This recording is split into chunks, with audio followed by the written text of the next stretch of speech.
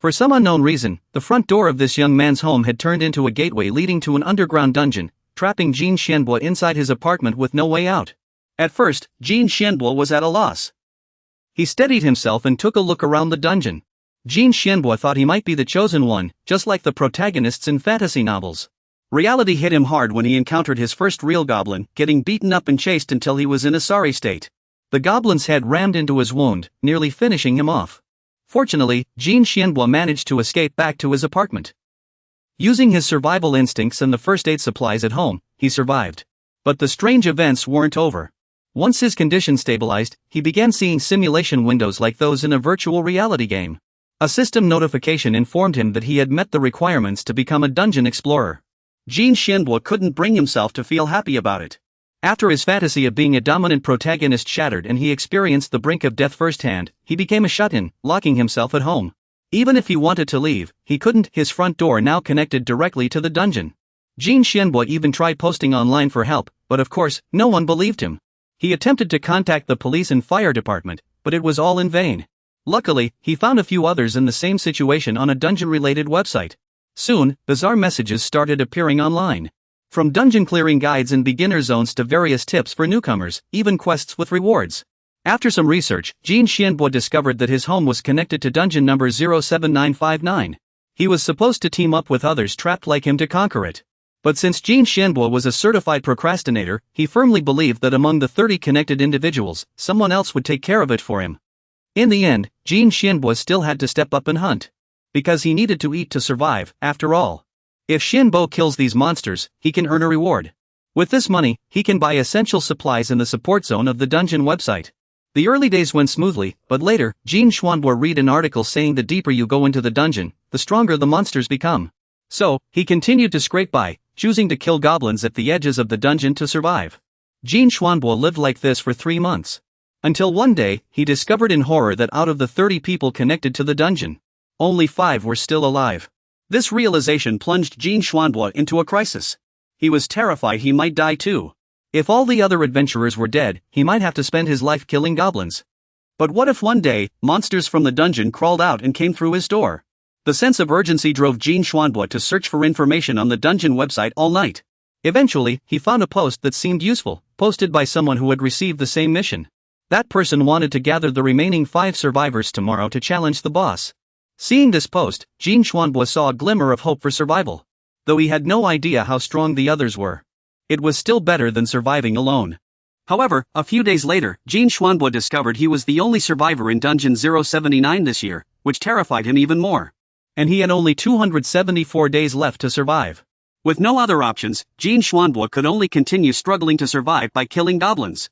He became more skilled at dealing with these low-level monsters, and the skin on his hands grew smoother. Though he knew he couldn't keep living like this, Jin Xianbo couldn't muster the courage to venture deeper into the dungeon. He tried to escape reality by sleeping but couldn't fall asleep. Jin Xianbo once desperately posted a cry for help, only to be harshly criticized by netizens for being too cowardly. Despite his frustration, Jin Xianbo was indeed timid, that was the truth. In the end, Jin Xianbo had to accept reality, he had no other choice. If he didn't want to be trapped in this dungeon forever, he had to challenge it alone now. Determined, Jin Xianbo resolved to meticulously prepare his subjugation plan. First, he began confirming what his abilities were.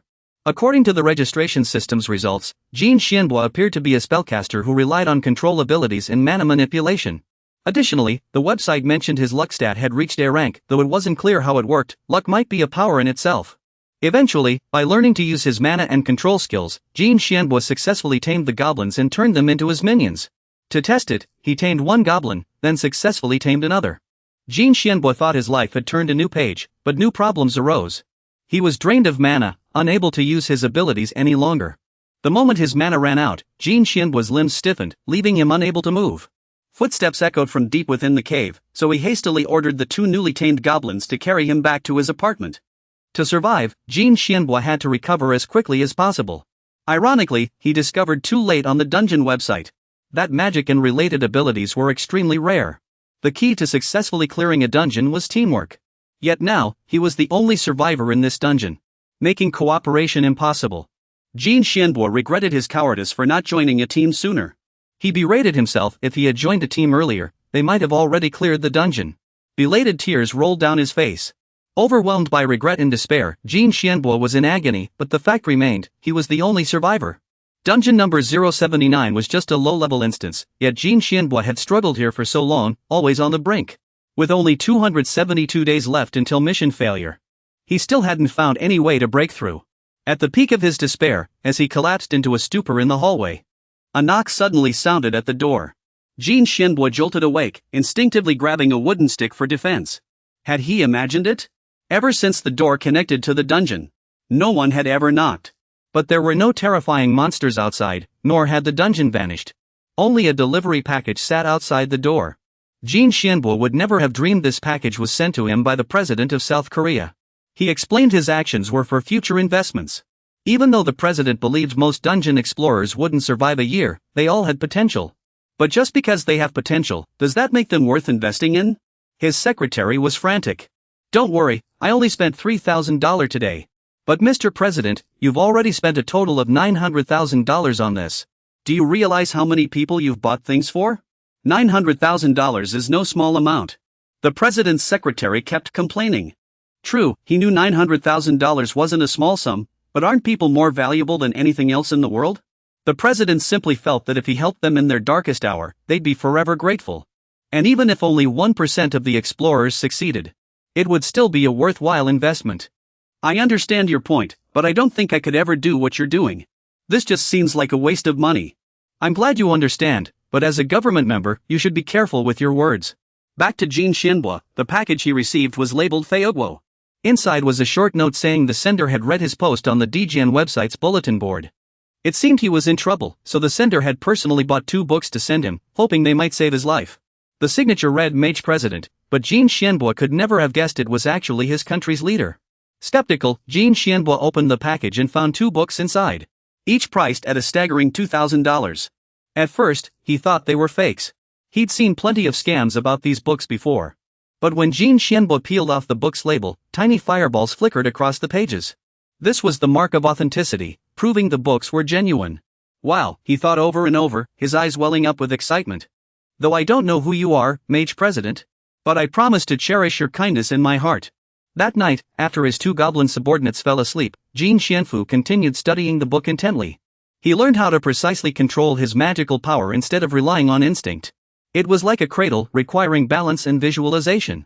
It sounded simple, but Jin Xianfu spent 30 minutes before successfully casting his first magic circle. Still, this was much faster than 4 days ago. Jin Xianfu began to rekindle his hope.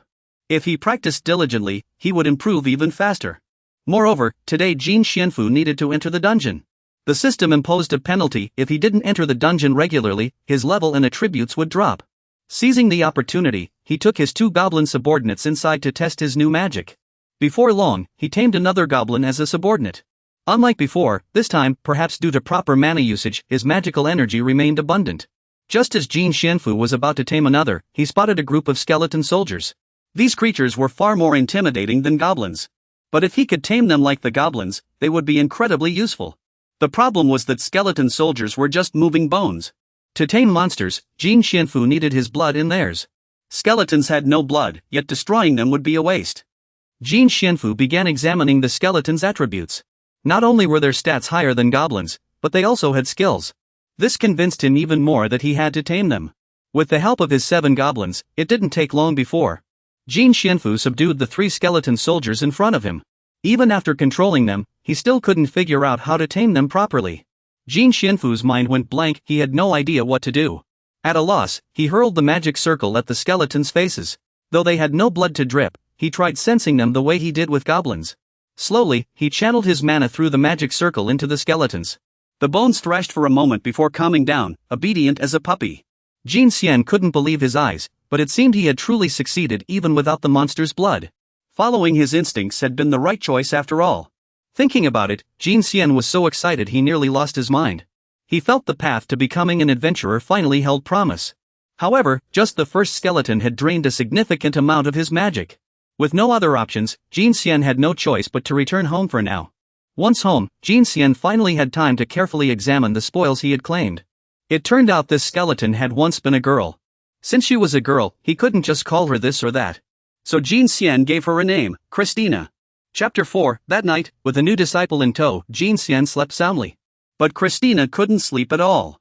After being subdued, her consciousness seemed to have returned. Christina began recalling fragments of her life as a human. Back then, she had been a dungeon adventurer too. But in the dungeon, Christina and her companions were ambushed by a dark force. She lost her life, and her body decayed into a skeleton. Eventually, she became the skeletal creature she was now. The next morning, Jin Xian was awakened by the racket of goblins. Seeing Christina lying on the floor, he realized he had brought home another complication last night. The moment Christina saw Jin Xian come downstairs, her skull wobbled precariously as if it might fall off. Jin Xian couldn't help but feel a little worried. "Christina, what's wrong?" Though he asked, he never expected this withered skeleton to actually speak. "Good morning, master." Jin Xian was so startled he nearly jumped out of his skin. Seeing his pale face, Christina quickly explained she was using magic to speak. Because her magic was limited, she couldn't sustain it for long. Only then did Jin Xian let out a sigh of relief, feeling like he had nearly had a heart attack. It seemed he had tamed a high-ranking skeleton. Christina kept thanking Jin Xian profusely. Because of his naming, she had regained her consciousness and could recall fragments of her past life. Jin Xian never expected a monster like a skeleton to have a past life. So he asked it to explain in more detail. "Christina, aren't you just an ordinary skeleton? You can use magic, speak, and even have emotions. What exactly is going on here? As I just told you, it's all thanks to a name." "A name? Just because of a name?" Jin Xian repeated mechanically. But his question seemed to flip a switch in Christina. It suddenly stood up sharply, slamming its rib-only chest. "How can you say it's just a name? A name is an extremely important thing that sets you apart on a collective level." Seeing Christina so worked up, Jin Xian could only offer a half-hearted apology. Only then did Christina realize how rude it had been to yell at its master. For someone like it, stripped of their name and turned into a monster, this new name truly meant everything. "Stripped of their name? Explain that again." Jin Xian pressed, stammering slightly. Christina began to explain that those who lose their sense of self, even their soul, end up as the lowest beings in the dungeon. It had remained in this form after death until yesterday, when Jin Xian tamed it and gave it a new name. Jin Xian nodded, beginning to understand. He asked Christina if it knew who had taken its name. But it only shook its head. Because Christina's memories hadn't fully returned yet. However, in those fragmented memories, one thing was clear. The one who took its name was an incredibly terrifying being. As Christina spoke, Jin Xian couldn't help but shudder too. This was because their emotions were linked, master and servant. Perhaps something truly horrifying lurked in that dungeon. Seeing Christina trembling so violently, Jin Xian grew nervous as well. He worried he wasn't strong enough to face such a terrifying force. But if he didn't fight to the end, he might suffer the same fate as Christina, reduced to a mere. So furious that he lost even his name, and his soul ceased to exist. Of course, you wouldn't want something like that to happen. This time, it was Jin Xianfu's turn to tremble in fear. Seeing her master so distressed, Christina stepped forward and tightly grasped Jin Xianfu's hand with her bony fingers to reassure him. The three goblins behind her, though unable to speak, mimicked her solemnly in agreement. Only then did Jin Xianfu relax slightly. But in the meantime, what should they do? This was the first time he felt he wasn't alone. After calming down, Jin Xianfu asked Christina to recount the memory she had just recalled in detail. But Christina had barely spoken a few words before her throat went hoarse. She flailed her arms and legs, trying to express herself, but Jin Xianfu couldn't understand a thing. After a while, he realized Christina had exhausted her magic and could no longer speak. That was troublesome, he'd have to wait until her magic recovered. But in the meantime, what should we do? Jin Xianfu had only said it casually, but Christina actually found something to pass the time, surfing the internet. This was the most bizarre scene he had witnessed in over 20 years. While the skeletal girl fiddled with the computer, Jin Xianfu studied her attributes again. Christina's attributes were quite impressive, even including abilities he had never seen before. Christina's magic skills had reached C+ rank. Jin Xianfu began to envision a bright future. If he could learn magic from Christina, the two of them could fight from a distance, while a few skeleton soldiers held the front line. This plan was nothing short of a dream. After finalizing the plan, Jin Xianfu immediately took the first step. He begged Christina to teach him magic. After all, she had been a sorceress in her past life. Christina had no reason to refuse. Thus, the two began one-on-one magic lessons. Christina's magical knowledge far exceeded Jin Xianfu's expectations. She helped him grasp the theoretical knowledge in the books with ease. They exchanged ideas at any time. Christina also explained how to gather magic power and set up formations. The reason behind spells and why Jin Xianfu still cannot construct a magic array to this day. It also improved many of his own shortcomings. He couldn't wait to enter the dungeon once he could construct a magic array on his own. But in the end, Jin Xianfu still had to leave home early due to the punishment of entering the dungeon periodically. Before entering the dungeon, Christina reminded Jin Xianfu to subdue as many goblins as possible. Jin Xianfu didn't ask much, he just focused on subduing goblins until Christina said it was enough. It did this to test its own condition. Previously, Christina had gathered magic power with Jin Xianfu to prepare for entering the dungeon. Though the magic array had no flaws and Jin Xianfu absorbed a large amount of magic power, Christina's magic power remained unchanged. Thus, it suspected it had encountered some issue preventing its magic power from growing. Jin Xianfu hadn't yet figured out how Christina planned to use those goblins for testing when it suddenly grabbed the goblin by the neck and squeezed hard. The goblin shrieked in pain, but Christina showed no mercy. This action made Jin Xianfu's hair stand on end. After a moment, Christina let out a self-deprecating smile. So that's it, I'm an undead creature. Jin Xianfu wasn't familiar with the concept of undead. Christina explained to him that it was a monster that had already died. Because it had long since perished, its desire for rebirth was stronger than anyone else's. The reason Christina couldn't absorb magic power was because it was a lifeless entity. The only way for an undead to grow stronger is by continuously destroying and absorbing the life force of other beings. Since Christina and Jin Xianfu could share emotions to some extent, he clearly felt it trembling violently at that moment. Skylar had originally been a monster, but Christina had never considered itself one after being named. Yet now, if it wanted to grow stronger, it had no choice but to resort to monstrous methods. Though sacrificing others for self-preservation is a law of nature, Jin Xianfu was certain this clever girl despised such actions more than anyone.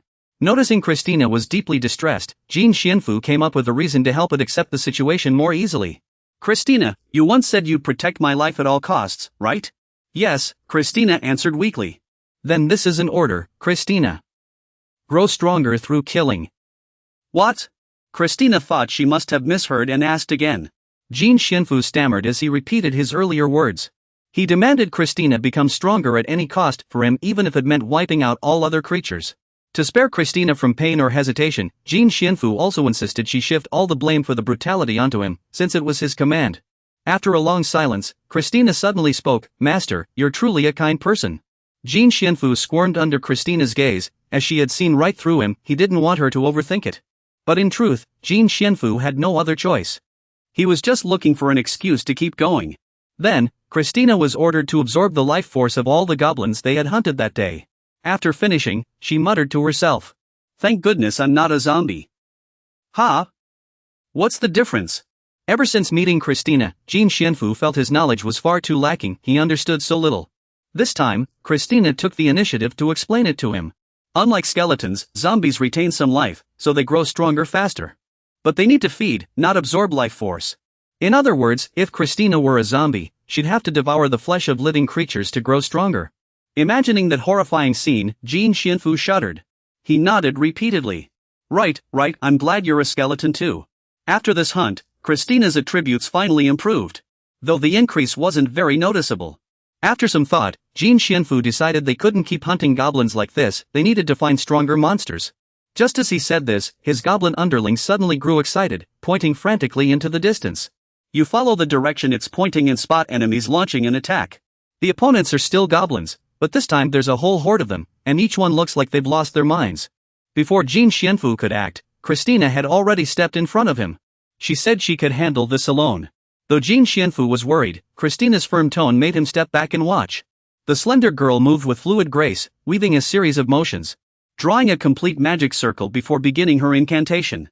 Magic arrows, just that one spell wiped out half the goblin horde. But in doing so, she exhausted her magical energy. Jin Xianfu couldn't just stand by and do nothing. So, he and his goblin minions took care of the rest. Even though they were all goblins, the battle was fierce. Jin Xianfu fought valiantly, shield in one hand and spear in the other. After a while, the enemy goblins turned and fled when they couldn't win. But Jin Xianfu wasn't about to let them escape so easily. He immediately ordered his tamed goblins to chase after them. He thought victory was within reach. But these dim-witted creatures had tricked him. Their retreat wasn't out of fear, it was a trap to lure him in. When he and his goblins arrived, they walked right into the enemy's true stronghold, where ambushers were already waiting. As a result, all of Jin Xianfu's tamed goblins were wiped out. He stood there, at a loss, unsure of what to do next. It had taken so much time to tame that goblin army. Jin Xianfu had no idea how long it would take to rebuild. Master, please don't be so upset. Christina's voice suddenly came from behind him. After all, they're just goblins. We would have had to deal with them eventually. Think of this as something unavoidable. Christina gently comforted Jin Xianfu, urging him to return and tend to his wounds instead of dwelling on regret. After calming down, Jin Xianfu realized Christina was right. If he panicked over something like this, how could he ever achieve great things? So the two of them returned home. Christina treated Jin Xianfu's wounds and then used magic. This is a spell that can help heal those wounds. What are you doing? Jin Xianfu was taken aback. Don't worry, master. This is called hair thread healing. It's the best spell for treating minor injuries. Since I'd become undead, I thought I wouldn't be able to use this spell anymore. But thankfully, it still works. The sight is quite unsettling, though. Jin Xianfu examined himself for a moment and saw that his wounds had indeed healed. Christina took the chance to urge him to get some protective gear. After all, they would face even stronger enemies in the future. And fighting barehanded was far too dangerous. The problem is, your financial situation doesn't allow for careless spending. While not completely broke, Jin Xianfu wasn't exactly well off either.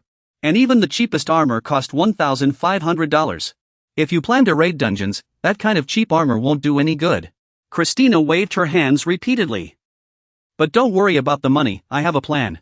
Ever since Christina arrived, Jin Xianfu's life had become much easier, as she handled all the troublesome matters. Christina decided to write a dungeon raiding guide and post it on the forum. If the article attracted enough views, Jin Xianfu would earn some money from it. The only issue was, Christina herself wasn't sure what to write. I'm thinking of compiling a list of practical spells. That should be a hit. Is that really okay? Jin Xianfu looked hesitant. Isn't magical knowledge as precious as gold? Christina had considered this, so she planned to include only minor, unimportant spells, but Jin Xianfu still felt it was a waste. Whether high level or low level, all spells come from real mages and are incredibly valuable. Instead of selling knowledge, you should find another way to make money. In the end, Christina insisted on earning money through writing. To Jin Xianfu's surprise, the articles not only earned him money but a lot of it. Because shortly after being posted, the read count had already exceeded 50,000. With this money, we could even relocate an entire city. Relocate? Is that really possible? Jin Xianfu continued staring in shock, his eyes wide. Alright, after reviewing it, as long as you pay the relocation fee, you just need to enter your current address and destination. After that, you only need to go to the dungeon to subjugate for about half a day. By the time you return, the relocation process will already be complete. Meanwhile, Christina also said that if Jinfu Xin ranks first on the forum, the corresponding viewing rewards will be transferred to his account soon. Normally, authors have to wait about 5 months to receive this money. But Christina said she has connections with the administrators and has arranged for Jinfu Xin to receive the money in advance. In summary, they can move to a much better place. After digesting all this information, Jinfu Xin handed over all decision-making power to Christina and asked her to move to a more populated area, as he was tired of this lonely life, feeling as if he were the only one left in the world. 4 days later, Jinfu Xin returned from the dungeon and stepped into his new home. It was a 4-bedroom apartment with a separate living room and kitchen. Christina helped him sign a 1-year lease. This place was far more comfortable than his previous residence. Moreover, standing on the balcony, Jinfu Xin could see the entire bustling neighborhood. After much deliberation, Jinfu Xin still felt this move was too bizarre. He had no idea how Christina managed it, nor what extraordinary abilities the administrator she mentioned possessed, or if they could help him escape this place. Master, Christina's urgent voice came from the corner of the room, startling Jinfu Xin. Control yourself.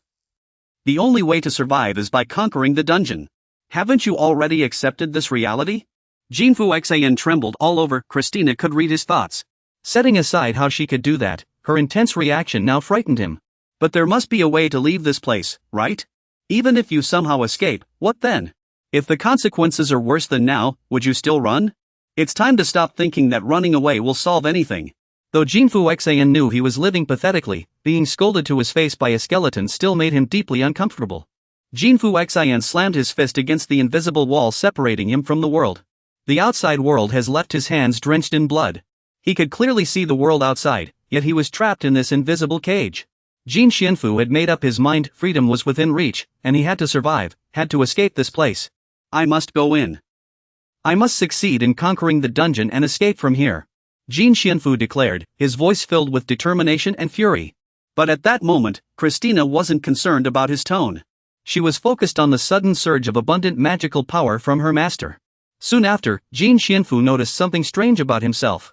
He stared at the energy flowing from his hands, unsure of what it was. Christina was overjoyed because her master had overcome despair and anger, rediscovering his resolve. Through spiritual awakening, Jin Xianfu activated the abundant flow of magic within him. This proved that Jin Xianfu had truly become a mage, even if his rank was still low. Jin Xianfu was both surprised and skeptical. He never expected becoming a mage would be as simple as overcoming his own despair.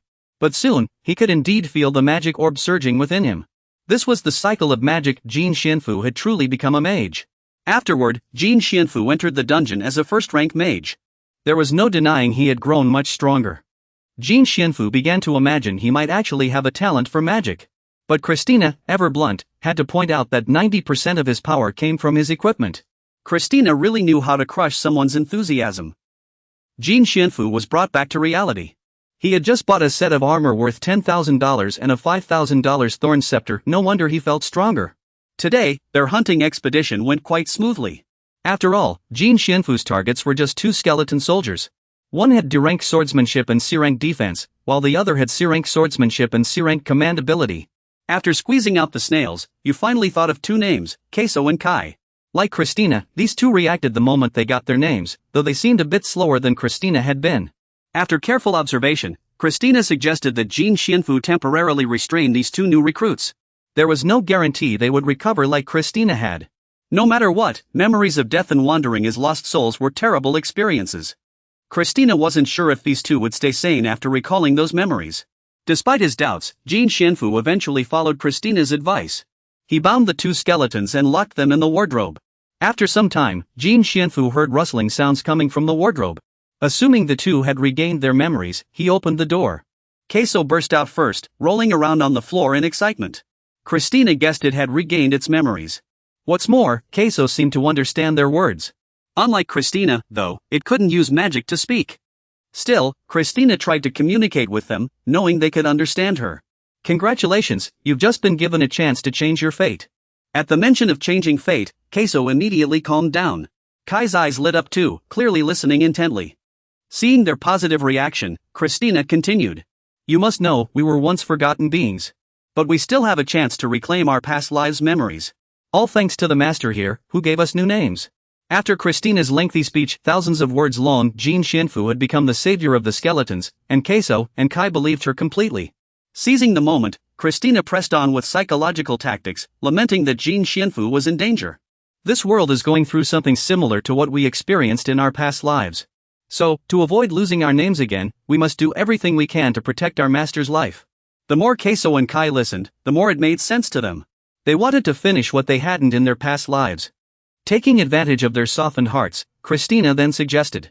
Both pledged their loyalty to Jin Xianfu. And it naturally led by example. I swear by my soul and the name bestowed by my master. As long as you allow me to live for magic, I vow to serve you forever. Jin Xianfu felt uneasy with Christina's serious demeanor. But he knew this step was necessary to fully win over Chiesi and Guy. After the oath, Christina demanded the 2 do the same. At the same time, it drew a magic circle, warning them that refusal would mean being forced to sell salt again. After a moment of hesitation, the 2 finally relented.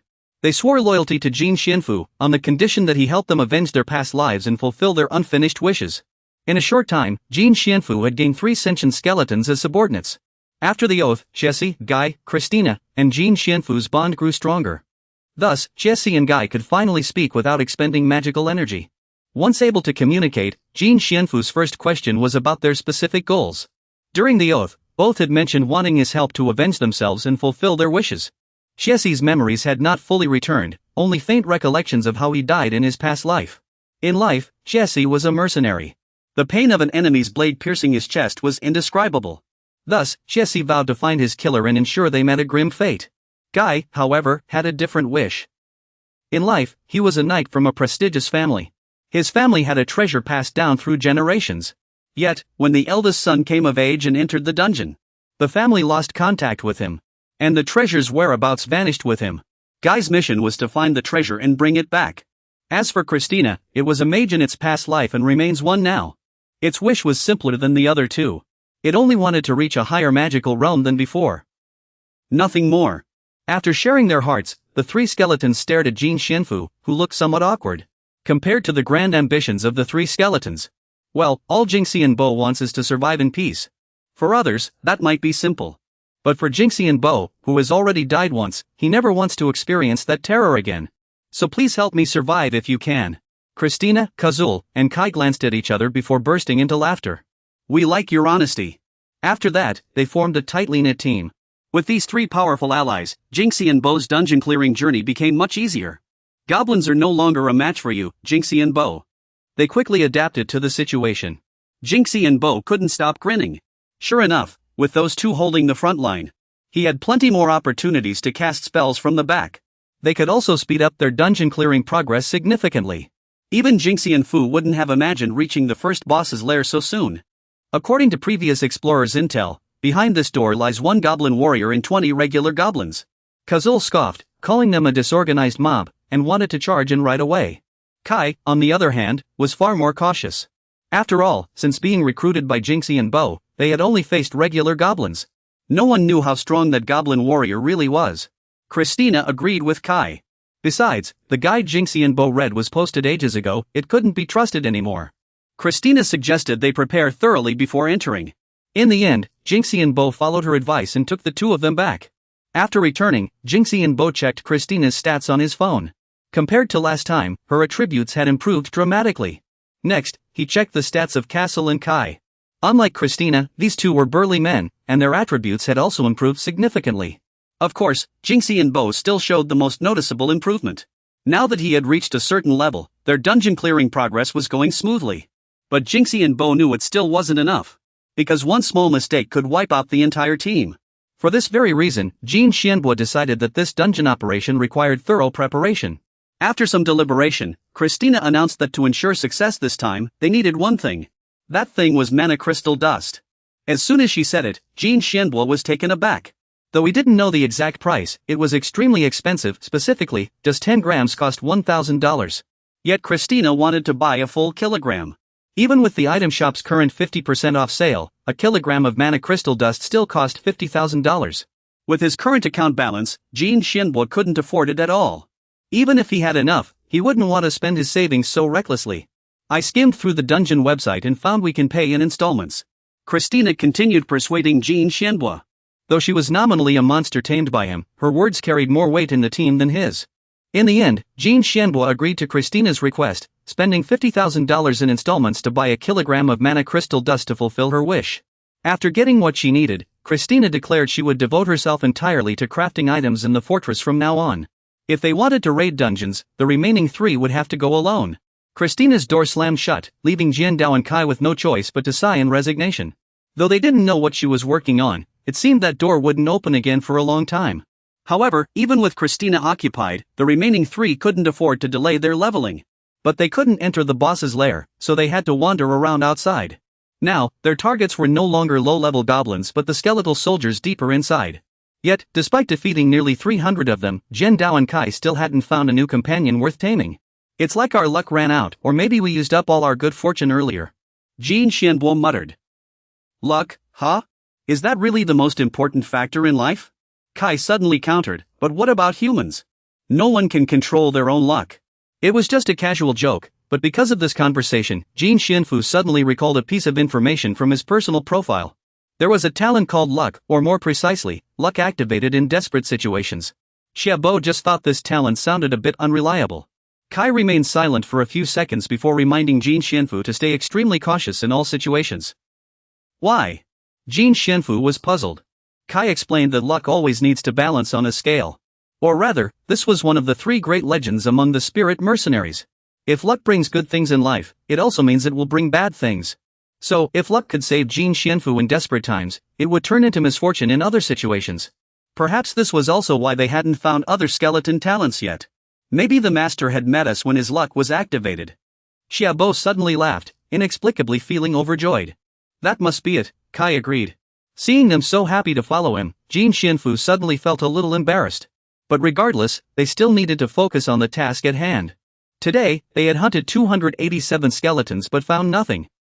Jin Xianfu thought it was time to head home. When they returned, Christina was sprawled on the floor. It looked like she had expended a lot of energy trying to craft something she wanted. And since she hadn't succeeded yet, Christina was clearly in a bad mood. According to her, this item was usually very simple to make. But Christina couldn't understand why she had failed 3 times out of 5 attempts today. So she was lying on the floor, waiting for her frustration to pass before trying again. Wow, that's some bad luck. Jin Xianfu forced a laugh, secretly wondering if it was because of his luck. Of course, he didn't dare say it out loud, afraid Christina might lose her temper.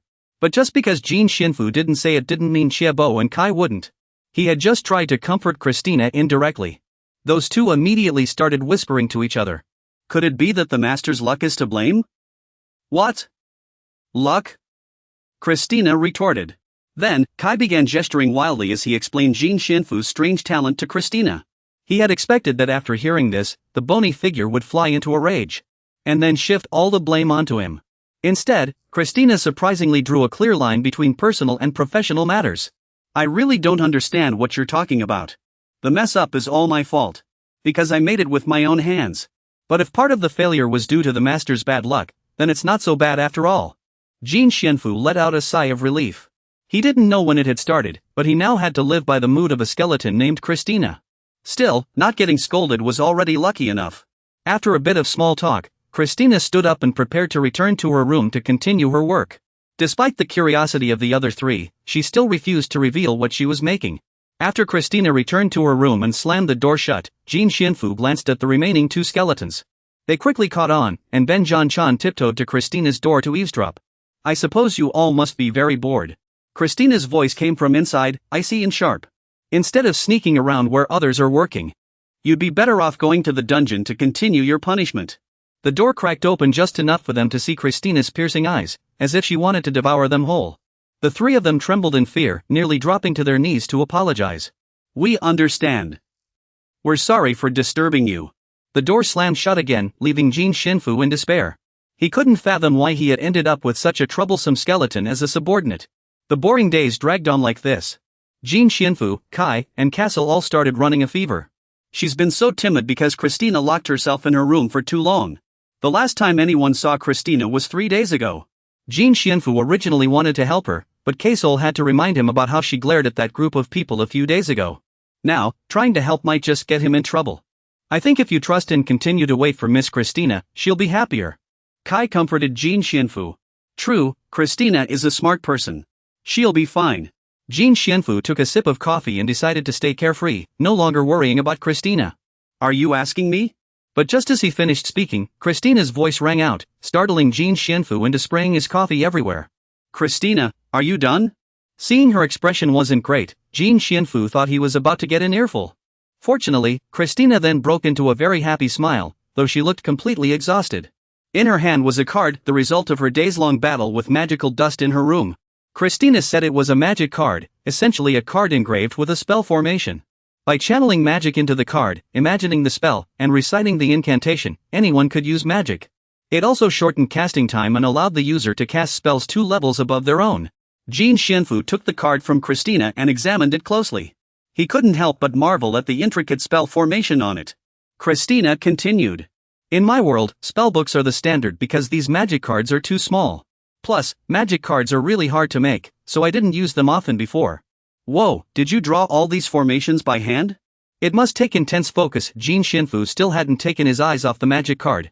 Most of it comes down to the precision of the technique. In this world, Christina giggled. Because in reality, you use Photoshop to design a sample array, freely adjust the size, and then print as many copies as you want with a printer.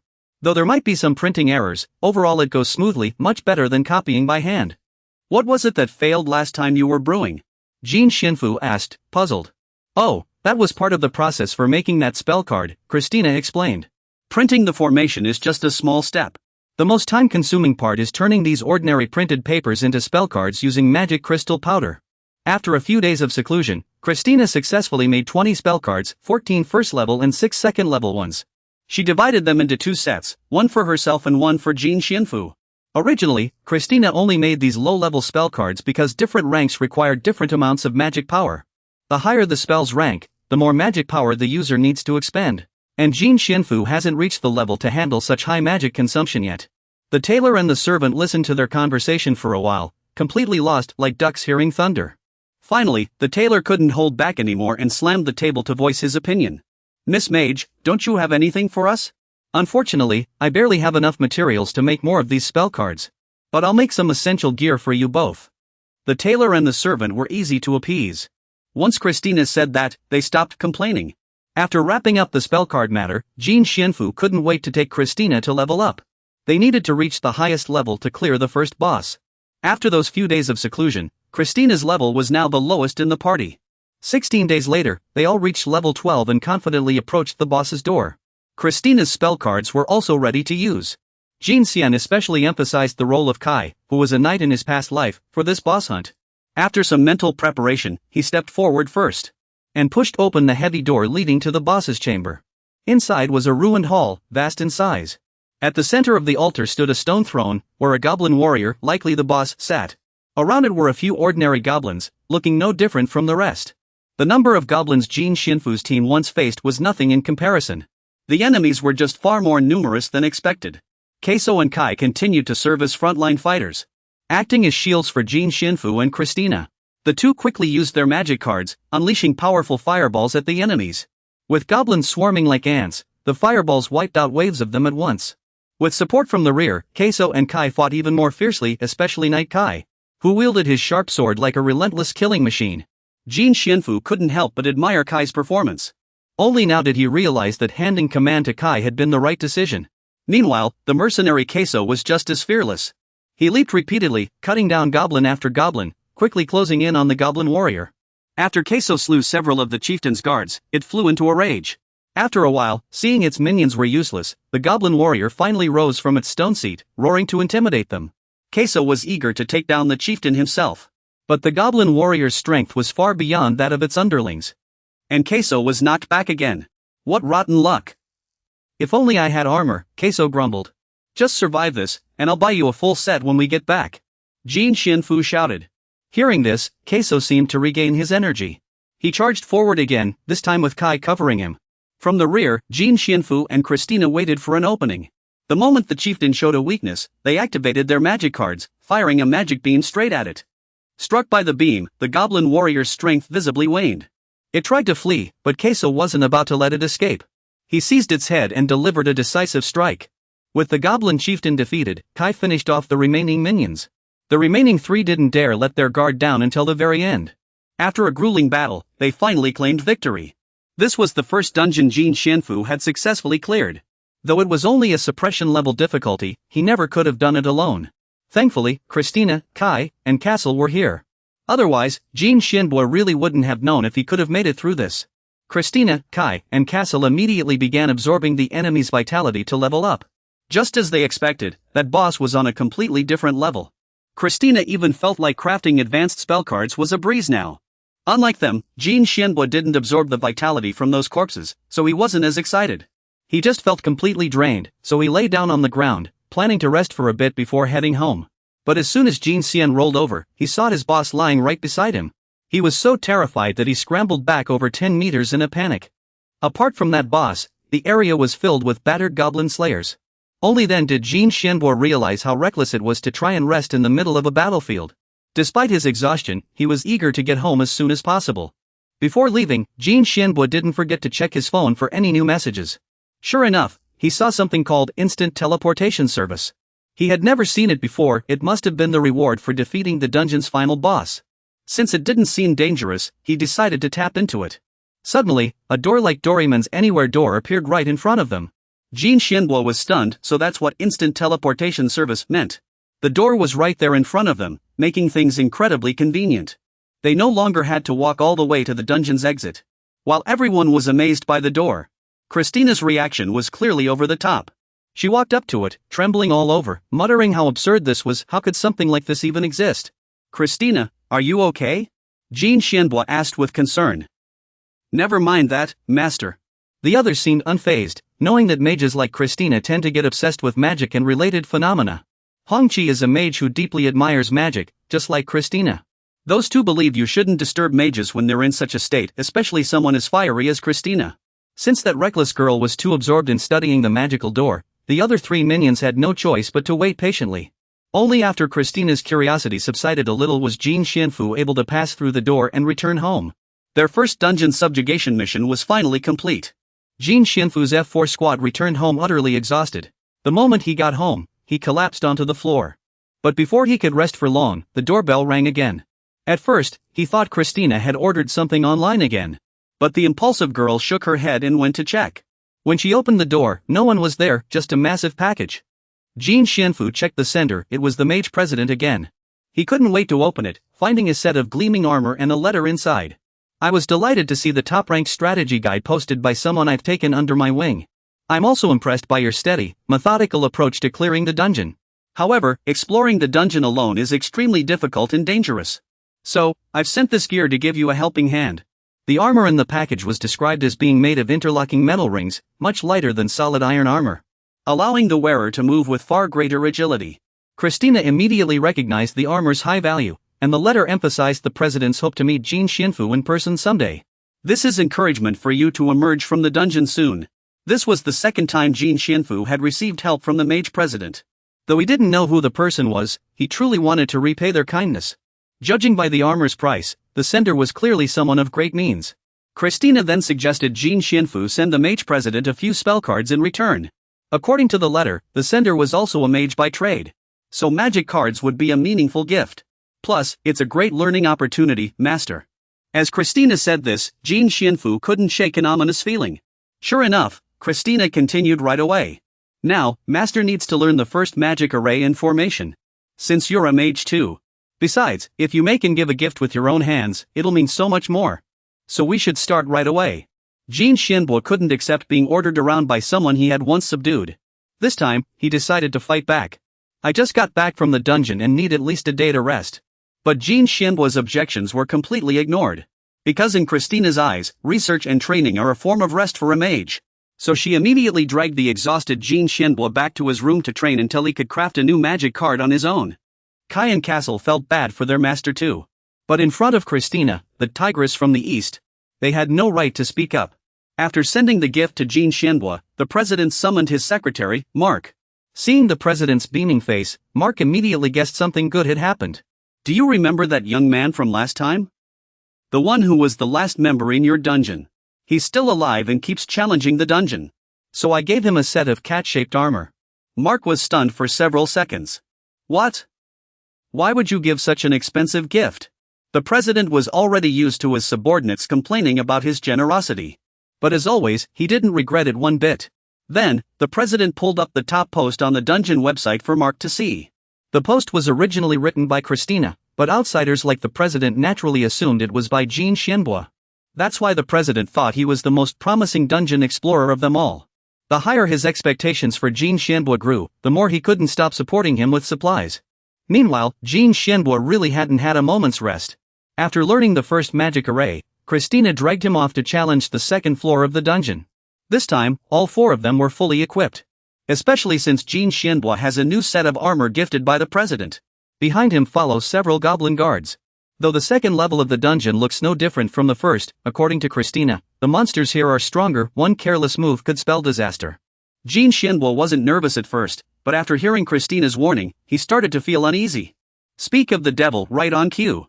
Nearly 10 goblins suddenly appeared from nowhere, one of them noticeably larger. A closer look revealed it was an ogre. Seeing its ferocity, Jin Xianbo dared not underestimate it. He deployed the formation they had previously discussed. His goblin guards, Kai and Castle, charged forward to clear the path. Before entering the second level, Jin Xianbo had already upgraded his goblin minions. But the situation didn't look promising, they were being overpowered by the enemy. Even the fierce skeletal warrior Castle was forced back by the ogre. Before they could finish off these monsters, another identical group appeared from behind. Jin Xianbo's hair stood on end from sheer tension. But Christina reassured him to stay calm, as the bony beauty already had a plan. Castle, Kai, retreat immediately once I give the signal. Christina shouted, then pulled a magic card from her chest. Christina said she needed to borrow some of Jin Xianbo's magic power. But Jin Xianbo felt like his magic was nearly drained. After a moment, Christina shouted the retreat signal. Castle and Kai followed the order without hesitation. After they dispersed, Christina conjured a massive fireball. Fireball spells weren't anything special to Jin Xianbo. But this was the first time he'd seen one this large. Once Christina launched the fireball, it instantly turned an entire area into a sea of flames. The goblins and the leading ogre had no chance to escape. Jin Xianbo watched the scene in awe. No wonder it's a third-rank spell, its power was far beyond what he imagined. Just as Jin Xianbo turned to congratulate Christina, he saw her collapse to the ground. He was so startled that he let out a terrified scream. "I'm fine, master." Christina spoke up to reassure him, saying she just suffered a bit of magic backlash. "But because I'm a skeleton soldier, that's why I ended up like this." "Interesting, right? Interesting, my foot. You scared the life out of me." Jin Xianbo had barely relaxed for a second before Queso's scream nearly stopped his heart. "Hey, you mage.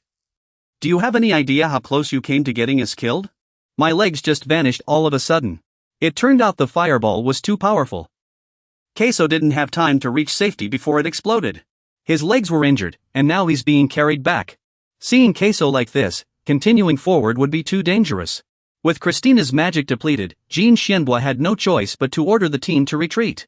Once home, Christina recovered quickly, but Jin Xianbo's magic was completely drained.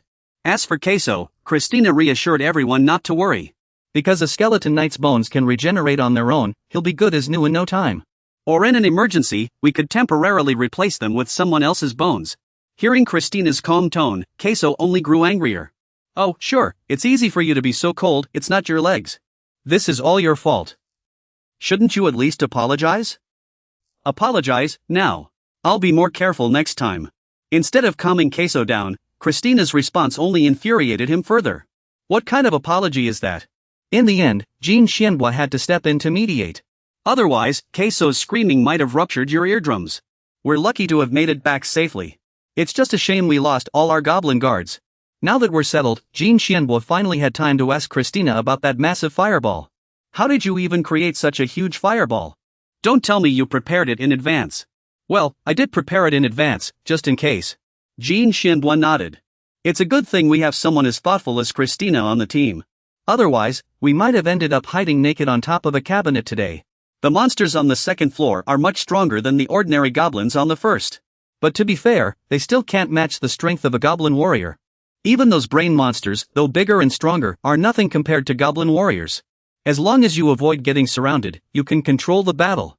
So, they sat down to discuss a new battle plan. The others took the chance to tease Jin Xianbo into buying them new gear. There was actually some logic to it. According to Kai, they were skeleton soldiers, so their bodies were very light. That's why they couldn't resist strong forces and were easily blown away. But with armor to add weight, they'd be able to stand their ground better against enemies. The more Jin Xianbo listened, the more it made sense. He had already planned to spend money on these two, but Christina stopped him again. Christina believed that instead of using equipment, they should create a core. A core? What's that? No sooner had Jin Xianbo spoken than Christina's expression darkened. "I already taught you this last time. Looks like someone's been slacking off. Guess I'll have to be stricter with you, huh?" Seeing Christina's sour face, Jin Xianbo knew his future was going to be rough. The core Christina mentioned is something commonly found in undead creatures. It functions like a heart. No matter how powerful an undead is, once its core is destroyed, it will crumble instantly. "Oh, so the core is their weak point? Can we make one?" Jin Xianbo asked curiously. "You really don't remember anything, do you?" Christina's voice was colder than a winter wind in the northeast.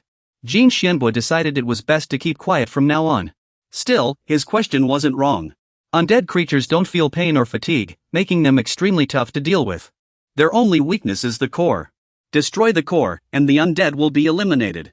That's why when facing undead, people always aim for where the core is hidden, like the head or chest. But the undead creatures I encountered before didn't have cores. Jin Xianfu's 100,000 Y segment is back in session. Christina explained that low-level undead lack cores.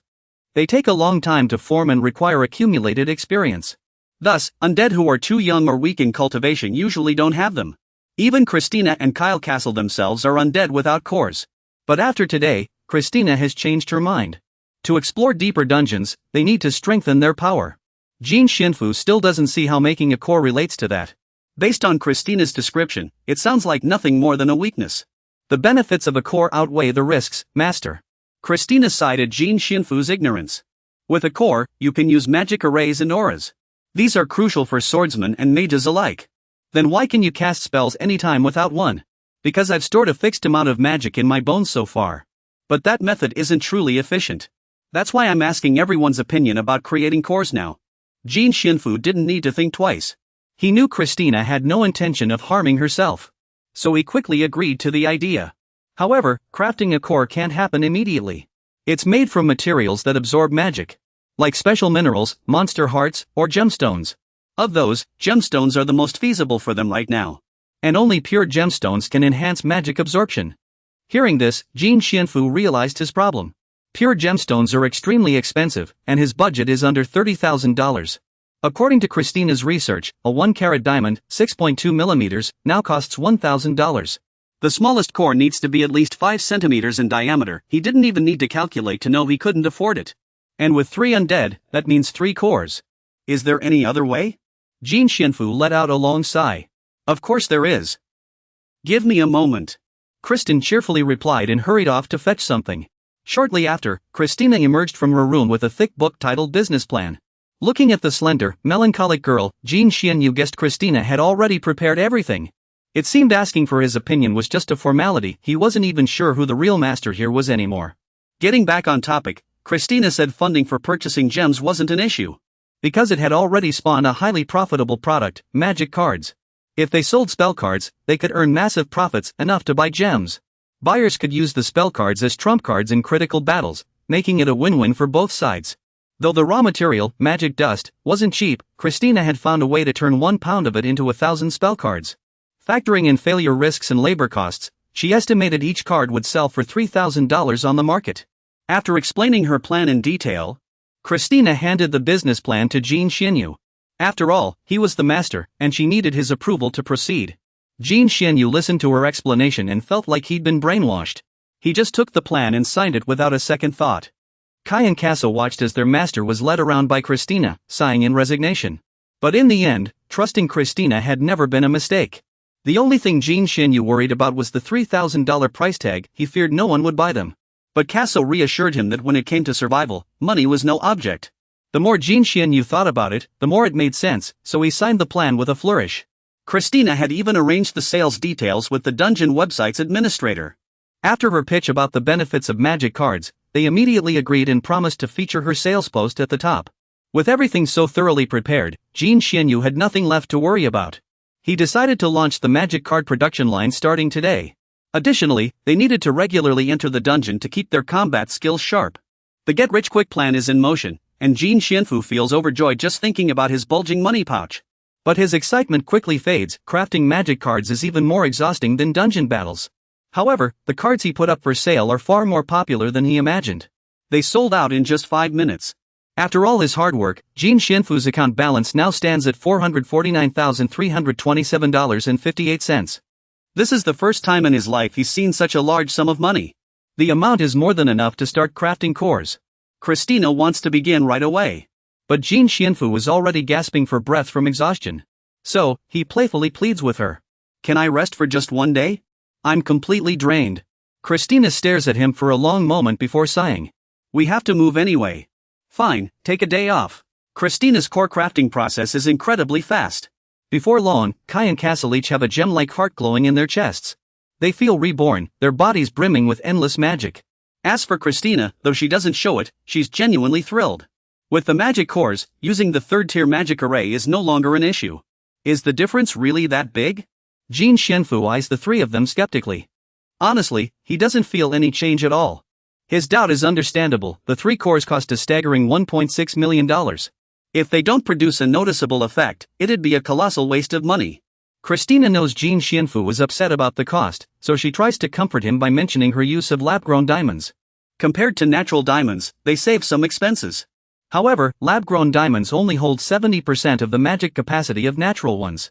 That's why Christina implanted 5 in herself, to make up for quality with quantity. Jin Xianfu doesn't fully grasp what she means. All he knows is that the 3 cores are genuinely useful for them. So, he decides to check their new stats using the dungeon app. The results are truly shocking. All metrics have improved, especially magical power, which increased by 36 points. As long as the core remains healthy, other changes can continue to occur. So we must check our data every day to prepare for the future, Christina added. Seeing their stats skyrocket, Jin Xianbo finally felt a bit relieved, thinking his efforts and money hadn't been wasted. The group was eager to start the dungeon exploration right away. But Christina strictly forbade it. We need to confirm the core is installed correctly and that mana usage is functioning properly first. If something happens to the master because of an accident, could you take responsibility? The Fire Affinity sorceress's tone and gaze sent a chill down their spines. The group immediately shrank back. Fine, I'll practice at home first. After several days of self-training at home, the next dungeon exploration finally arrived. As soon as they arrived, the group couldn't wait to show Jin Shinbwa their signature technique. This move is called Sword Aura, only A-rank mercenaries can use it. Kai wasn't about to be outdone by his teammate. After all, he was a proper knight, far more skilled than the group. Kai could even use Sword Aura multiple times in a row, while the group could only manage one strike. Not wanting to lose face in front of Jin Shinbwa, the group tried to mimic Kai by using Sword Aura repeatedly. After casting the technique, he collapsed to the ground, completely drained of mana, just like Christina earlier. Hey, didn't we gather a lot of mana before coming? How did you use it all up so fast? Are you sure you're okay? Kai and Christina could only sigh in exasperation. The group's competitive streak was impossible to curb. Sword Aura, a wide-range attack, typically consumes a massive amount of mana. And usually, no one would use it in a one-on-one fight. But to show off in front of Jin Shinbwa, the group kept using Sword Aura repeatedly just to take down a single goblin. It's because I'm using this body. I never had a problem with it before. The group shouted. Regardless, in this state, they couldn't venture deeper into the dungeon. While this time was clearly his fault, Christina couldn't help but ponder the mana issue. I think the real problem is our mana recovery is too weak. I'll try testing the core with a mana absorption formation. That sounds great, but how do we do it? After selling 2 dual ring magic scrolls, we've exhausted our energy and spent all our money. Jin Shinfu couldn't help but remind Christina. You don't want to work overtime making magic scrolls again so soon, do you? The main issue now is that they need to get back before more monsters appear. In this state, Casper definitely can't fight anymore. Jin Shinfu was eager to return. But the more you fear something, the more likely it is to happen. Before he could finish collecting Casper's sorrowful due and open the fantasy portal, enemies appeared. This time, it wasn't goblins or ogres, it was a pack of werewolves. They were half-human, half-spirit beasts, extremely ferocious. Jin Shinfu hadn't even reacted yet, and cold sweat was already forming on his forehead. Casper was out of commission. How were they supposed to deal with these monsters? Master, stay calm, Christina soothed, raising her staff to cast her lightning recovery spell. A bolt of lightning struck down, instantly taking out one werewolf. Then, Christina used her frost breath spell to slow the others down. Seizing the opportunity, Kai showcased a flawless sword technique, swiftly cutting down the remaining werewolves. Even without Casper, the two worked together seamlessly, so smoothly that Jin Shinfu didn't even realize they'd defeated the monsters until moments later. Seeing her master in such a flustered state, Christina couldn't help but remind him. Master, as a mage, you must always stay calm. If you panic, you won't be able to perform at your best. And in the worst case, it could cost you your life. Christina's words weren't harsh, but they still made Jin Shinfu feel ashamed. She's right, I still have a lot to improve. Seeing Jin Shinfu hanging his head in disappointment, Chet called out loudly. Master, you didn't do too badly. Please don't be so down. Kai and Christina quickly added. She's right, Master. Just a few months ago, you were still an ordinary person. Yes, you've grown at an astonishing pace, Master. Though there are still many shortcomings due to your rapid growth, with us here, there's no need to worry. The embarrassing feeling from earlier with Jin Shinfu has faded away. Instead, he felt a different kind of shame, like being protected as if he were a baby. To be honest, ever since the dungeon suddenly appeared, Jin Shinfu had been living in constant unease and exhaustion. But ever since these 3 undead appeared, his life hasn't been so bad after all. That night, Jin Shinfu finally relaxed and fell into a deep sleep. He had a strange dream. In it, he found himself in a bizarre space, endless pure white all around him. He tried taking a few steps, fully aware he was dreaming. Jin Shinfu wanted to wake up but couldn't find a way. At the same time, he felt a sudden warmth in his left chest. His magic surged violently, then poured out like a waterfall. Jin Shinfu began to feel uneasy. He didn't know if this would be dangerous, but he couldn't stop the magic from spilling out.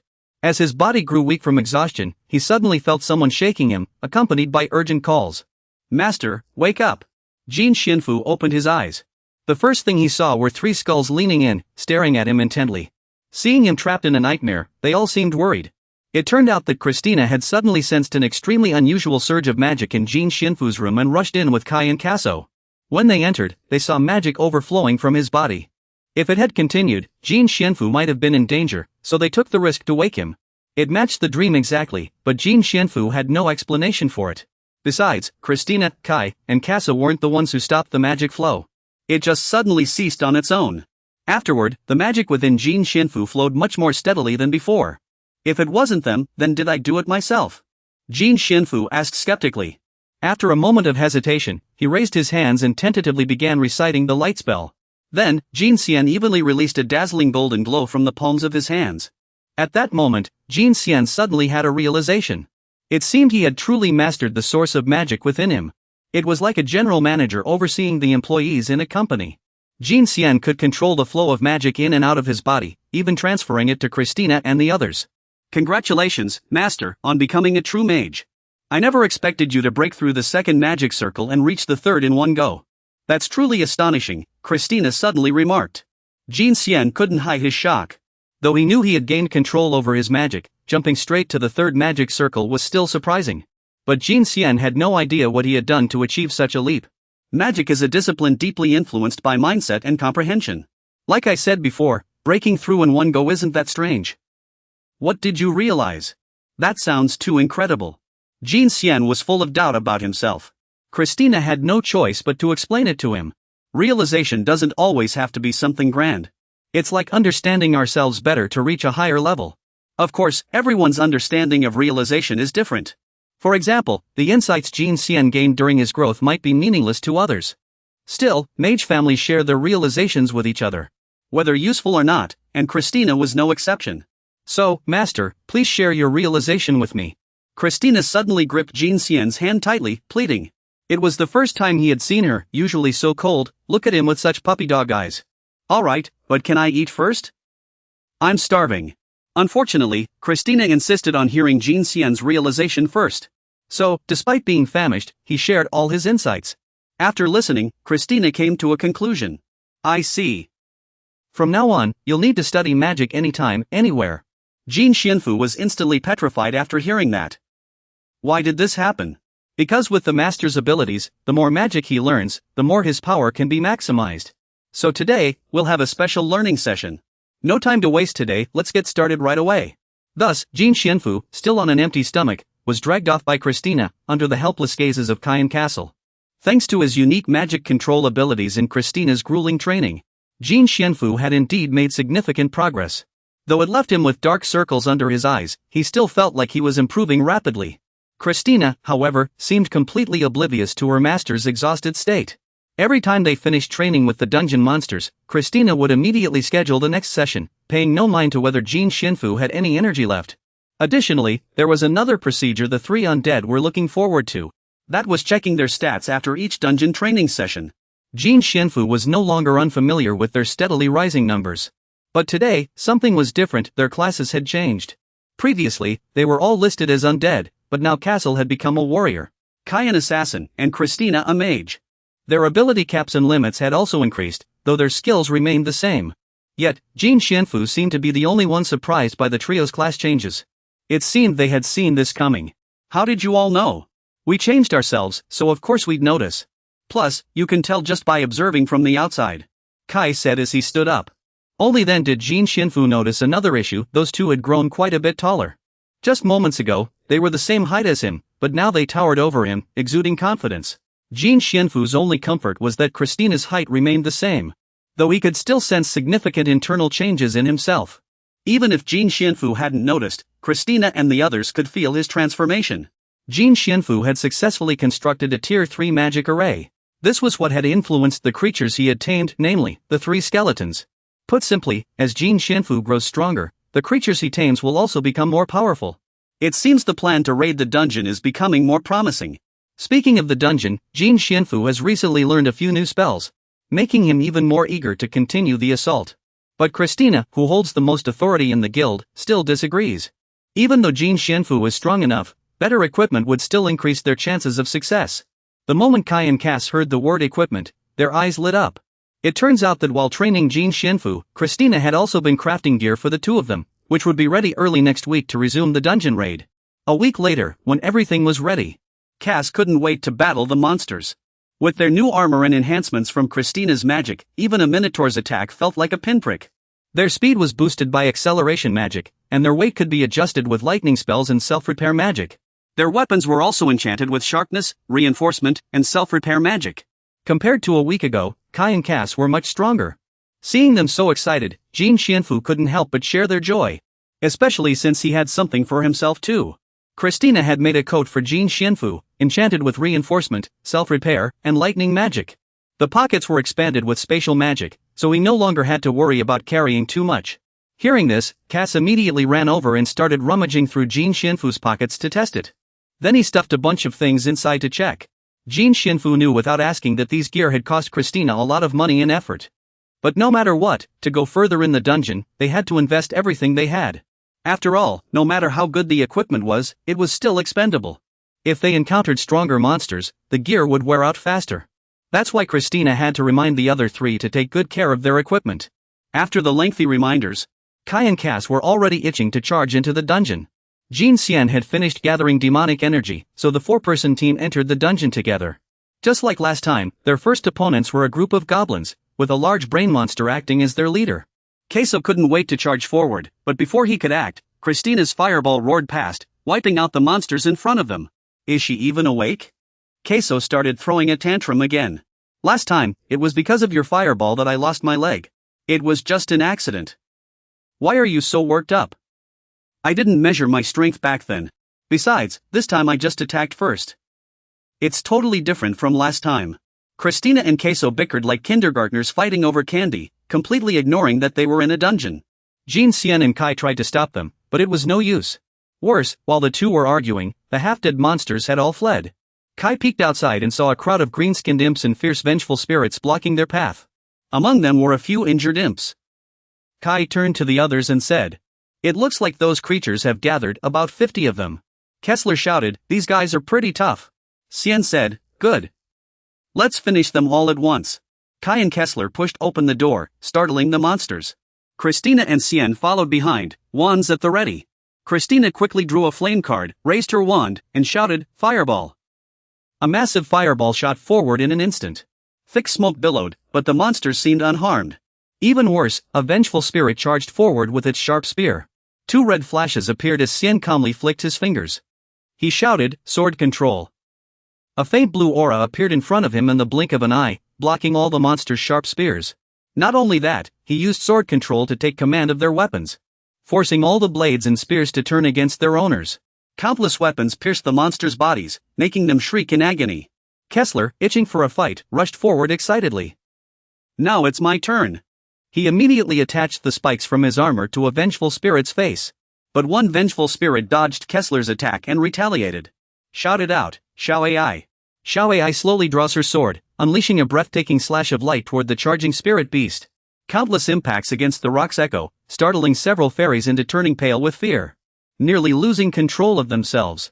They decide the best course of action is to flee, but Chris has already noticed. He quickly warns, "Master," Shiyun Bo responds, "I know earthquake technique." He slams his staff into the ground, and sharp, massive rocks erupt from beneath, blocking the fairy's escape route. Shiyun Bo declares, "The exit is sealed." Chris then raises his staff, casting ice arrow technique. Razor-sharp shards of ice fly forth, piercing the fairies' backs and sending them collapsing to the ground. He cheers, "Perfect." Chris adds, "This side is taken care of." Shiyun Bo continues, "Now we just need to help Kessler." Just then, Kessler walks over and says, "No need." Wiping purple blood from his armor, he adds, "This side is already settled." Xiao Ai sheathes her sword and agrees, "Indeed." The four gather in a corner, and Shiyun Bo sighs in relief, "This went smoothly." Chris asks, "How's the gear?" Kessler gives a thumbs up and says confidently, "Flawless. It's top tier. I love the horns on this armor." The horns on his armor are stained with blood, showing he's already dealt with quite a few foes. He adds, "More than just one or two." He laughs heartily, "My whole body feels enhanced." Xiao Ai grins and says, "I'm really happy with the gear." "Thanks, babe." Chris chimes in with a laugh, "Great." Suddenly, Kessler's bony face scrunches up as he says, "But there's a problem." Xiao Ai agrees, "Yeah, a problem." Chris nods, "Looks like we're all on the same page." Three skeletons turn in unison to stare at Xianbua, making him stammer. "Problem? What problem?" Chris answers immediately, "Not enough people." "The monsters are dealt with," he says, confused. Chris clarifies, "I mean, not enough hands." Xianbua waves it off, saying vaguely, "We'll grow eventually." It's no big deal. Chris falls silent for a moment before saying seriously, about this issue, I have a few things to say. But let's talk after we get back, he replies. Alright, let's go home. Back at home, Chris pushes open the door, and Xiao Ai. After he spoke, let's just wait in the living room. Kyler didn't go in either, saying knowingly, this is a private matter between teacher and student. Xianfu was surprised to see the two of them just standing outside without entering. Turning his head before blurting out, huh? What's going on? Then, Chris cautiously prefaced before getting to the point, literally speaking. Since the master and I are both mages, what I'm about to say is very important. After a moment of silence, Xianfu scratched his head and asked bluntly, what's this about? Chris calmly raised his hand and pointed at the bed. Let's sit down first, even if it is a bed. Xianfu obediently sat down and suddenly asked, Master, I taught you many kinds of magic before, right? You admit it, don't you? Chris followed up, was there any magic among them that was particularly easy to use? Xianfu answered without hesitation, yeah, but why do you ask? Oh wait, don't tell me. Xianfu recalled a past scene where he lay on the ground eating. Exhausted, was it really necessary to learn so many spells? Chris patiently explained, one day in a mage's life, they must decide which school they belong to. By then, to make the right choice, you must have learned all kinds of magic. The more, the better. Then he coaxed, come on, get up. Let's continue the lesson, it's all for your success. Xianfu got up reluctantly and replied, fine. Back in the present, he told Chris, now I understand, it was for choosing a school. Chris added, yes, it's normal to follow your teacher's school, but I'm not exactly a formal teacher, since the master and I have different skills. After a brief thought, Chris suggested, if you consider the master's abilities, you could choose your school. Oh wait, maybe you've already decided. Xianfu said, yes, I made my choice long ago. I thought about it for a long time and believe this is the best path. He placed one hand on his thigh and the other on his chest. Xianfu declared firmly, I choose the Warlock Fox School. Then, his eyes gleamed with a dazzling golden light. Xianfu boasted, I will become a true Warlock Fox through a magic pact. The Warlock Fox School, based on summoning and creating undead beings. The Puppet or Chimejia sect is a school dedicated to the study of poisons, primitive toxins, and all kinds of experimental potions. In terms of offensive capability, it ranks among the top 5, and due to the nature of its magic, it is considered a despicable and dangerous existence. First is intuition. Every time I study the spells of the Spirit Master sect, I always feel that if I choose the sect, I'll become stronger. Chris asked again, I see. What's the second reason? Xianfu gave a goofy smile and scratched his head. After a few seconds, he finally confessed, because of all of you, Chris, Kessler, Guy. Having you all around isn't a coincidence. If I learn the Spirit Master sect spells in the future, maybe I can help everyone. Xianfu grinned happily. Sorry, but having all of you around helps me too. Xianfu grinned even wider, even cracking a joke. People say mages can be impulsive. Looks like that's true now. Chris still looked concerned and reminded him again, it's going to be tough. Xianfu replied calmly. I know, he continued. I might be hated by a lot of people. Xianfu joked, the harder part is, my mental resilience isn't great. He tilted his head, clenched his fists, and said firmly, but I won't change my choice. Xianfu trusted Chris and said, if I ever have regrets or feel exhausted, please help me. If I become corrupted and do things I shouldn't, please stop me. Xianfu was interrupted mid-sentence, too shocked to speak. It turned out to be Kyler and Kai. Kyler pointed at himself and shouted loudly, since the master has made such a request, there's no other choice, just leave everything to us. Kai's reaction was even more exaggerated. He bowed politely and said, as the divine protector, it's only natural to advise and stop the ruler. So please, don't worry. You're listening, right? In the end, Krite stopped stubbornly objecting and gave in. I understand the master's intentions now. I won't try to persuade you anymore, Xianfu called out to Krite. Then, clenching his fist, a small blue magical ring quickly appeared over his heart. Alright, then, Xianfu said. He solemnly recited his oath, I, Xianfu, hereby swear upon my magic. I shall walk the path of the summoner. An autumn-like blue light bloomed in front of his chest. Xianfu shouted, I swear. Instantly, a starry purple ring of light swirled around him. This made Krite gasp in surprise. A purple glow burst from Xianfu's chest. The light transformed into ribbons that wrapped around him. Krite immediately congratulated him, you've become a summoner now. I hope you'll become a successful mage in the future. Xianfu patted his chest and replied, thank you, Krite. Then he scratched his head, confused, and asked, but how do I get the summoner school's spellbook? Krite reassured him, don't worry about that. They sell them on the Labyrinth website, he added, sounding doubtful. Really? Krite hesitated before warning, though they're expensive. A first-level magic ring costs 500 million. A second-level one is 1 billion, and a third-level one is 2 billion. Xianfu asked hesitantly, is that even possible? Kyler and Kai both turned to Krite, who guessed. Maybe we can afford a second-level spellbook. Xianfu's forehead broke out in sweat as he asked again, how much is left in the account? Krite immediately replied, Master, it's like this. He raised his hands dramatically and declared, from nothing to something, and from something back to nothing.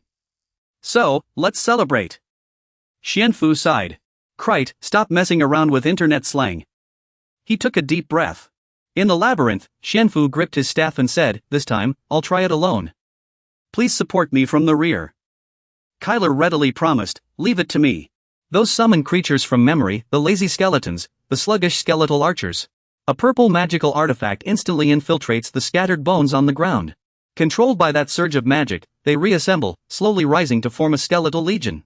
Keylight blurts out in surprise, so many. This must be your specialty, you could probably summon about 15 more. Kessler and Kai stand in the back, discussing, to get stronger, you have to rely on summons. They're definitely not as strong as the ones on the first floor. Hopefully, one won't go too far. Let's give it a try. Enemies are here, a pack of hyenas is approaching.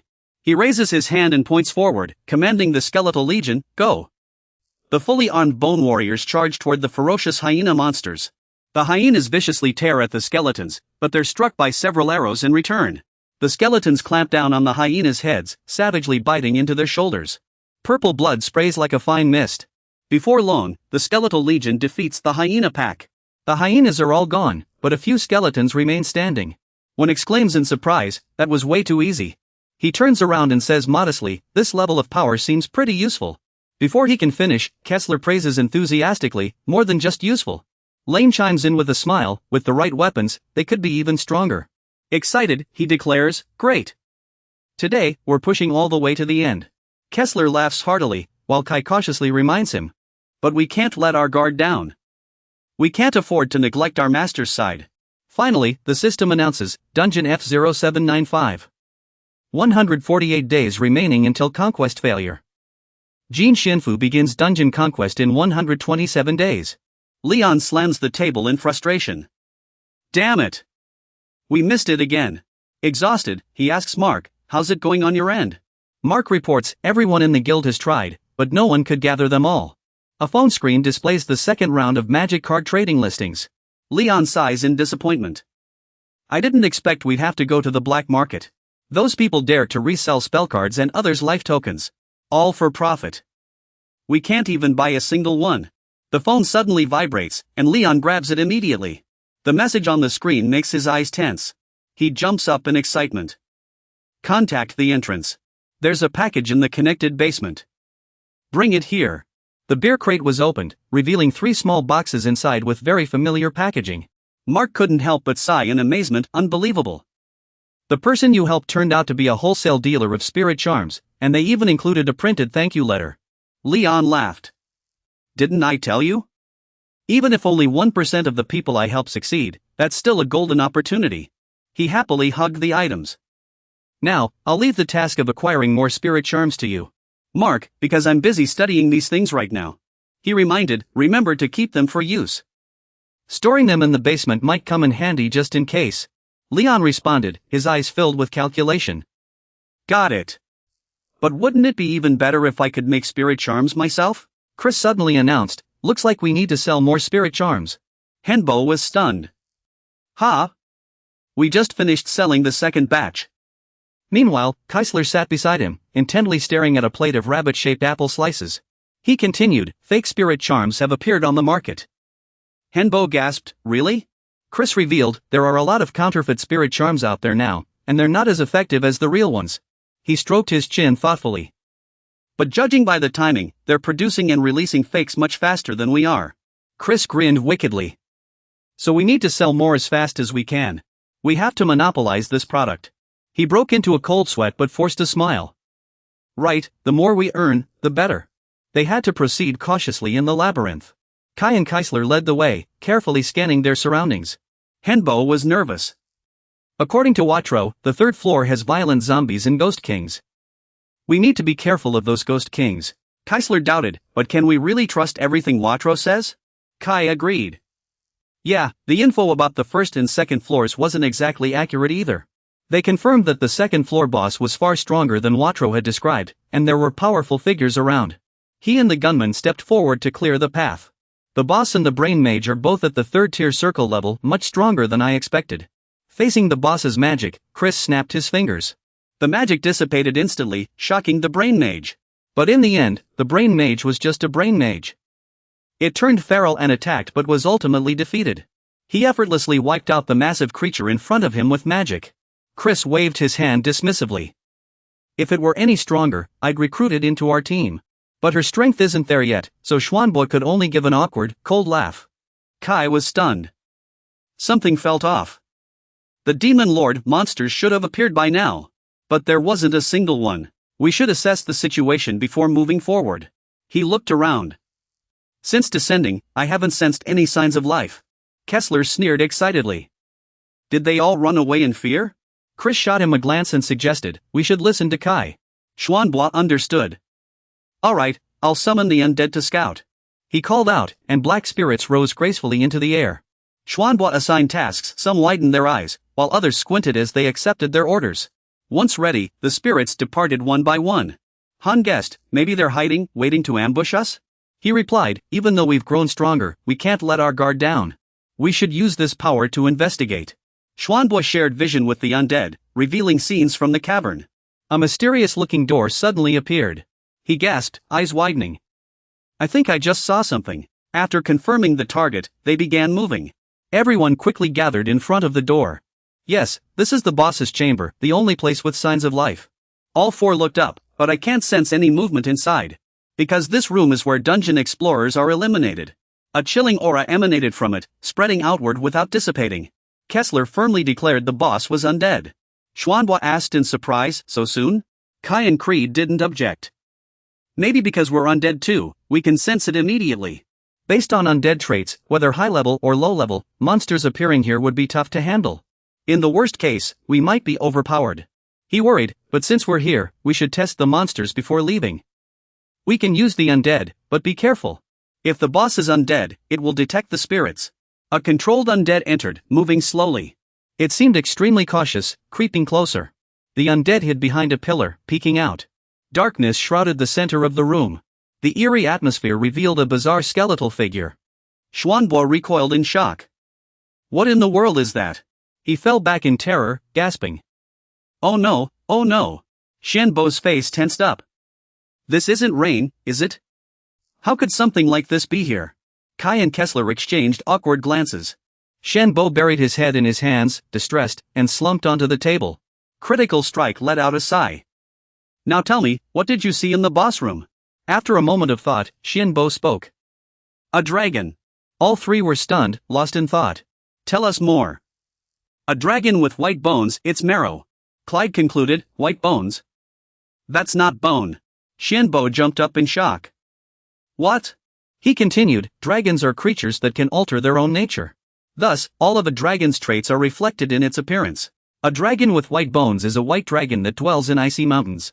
Its bones emit a freezing aura that can turn everything around it to ice. He nodded. But I didn't see any ice or snow in the boss room. I'm certain of it. Clyde ruled out that possibility. Then this dragon can only be one thing. A monster wearing dragon skin, its bones made from other creatures, abnormal marrow. Shenbo's eyes widened as he muttered, a monster? Abnormal marrow? He confirmed, yes. Abnormal marrow takes a very long time to form. So the dragon you saw hasn't fully taken shape yet. Also, I just came up with an interesting hypothesis after descending into the dungeon. You ask, what hypothesis? Clyde said excitedly, this hypothesis is called dungeon capacity. Dungeons have different tiers, and monster ranks are arranged according to those tiers. Thus, both the rank and number of monsters are limited by the predetermined tier range. Based on this, we can understand why the third floor had no monsters. The abnormal dragon had already occupied the entire capacity of the third floor. If this hypothesis is correct, then that dragon's strength would be equivalent to the combined power of all monsters on the third floor. But regardless, it's still within the limits of a rank F dungeon. We still have a chance to win. Xianbo asked tentatively, do you really think so? Clyde sighed. Yes, don't worry.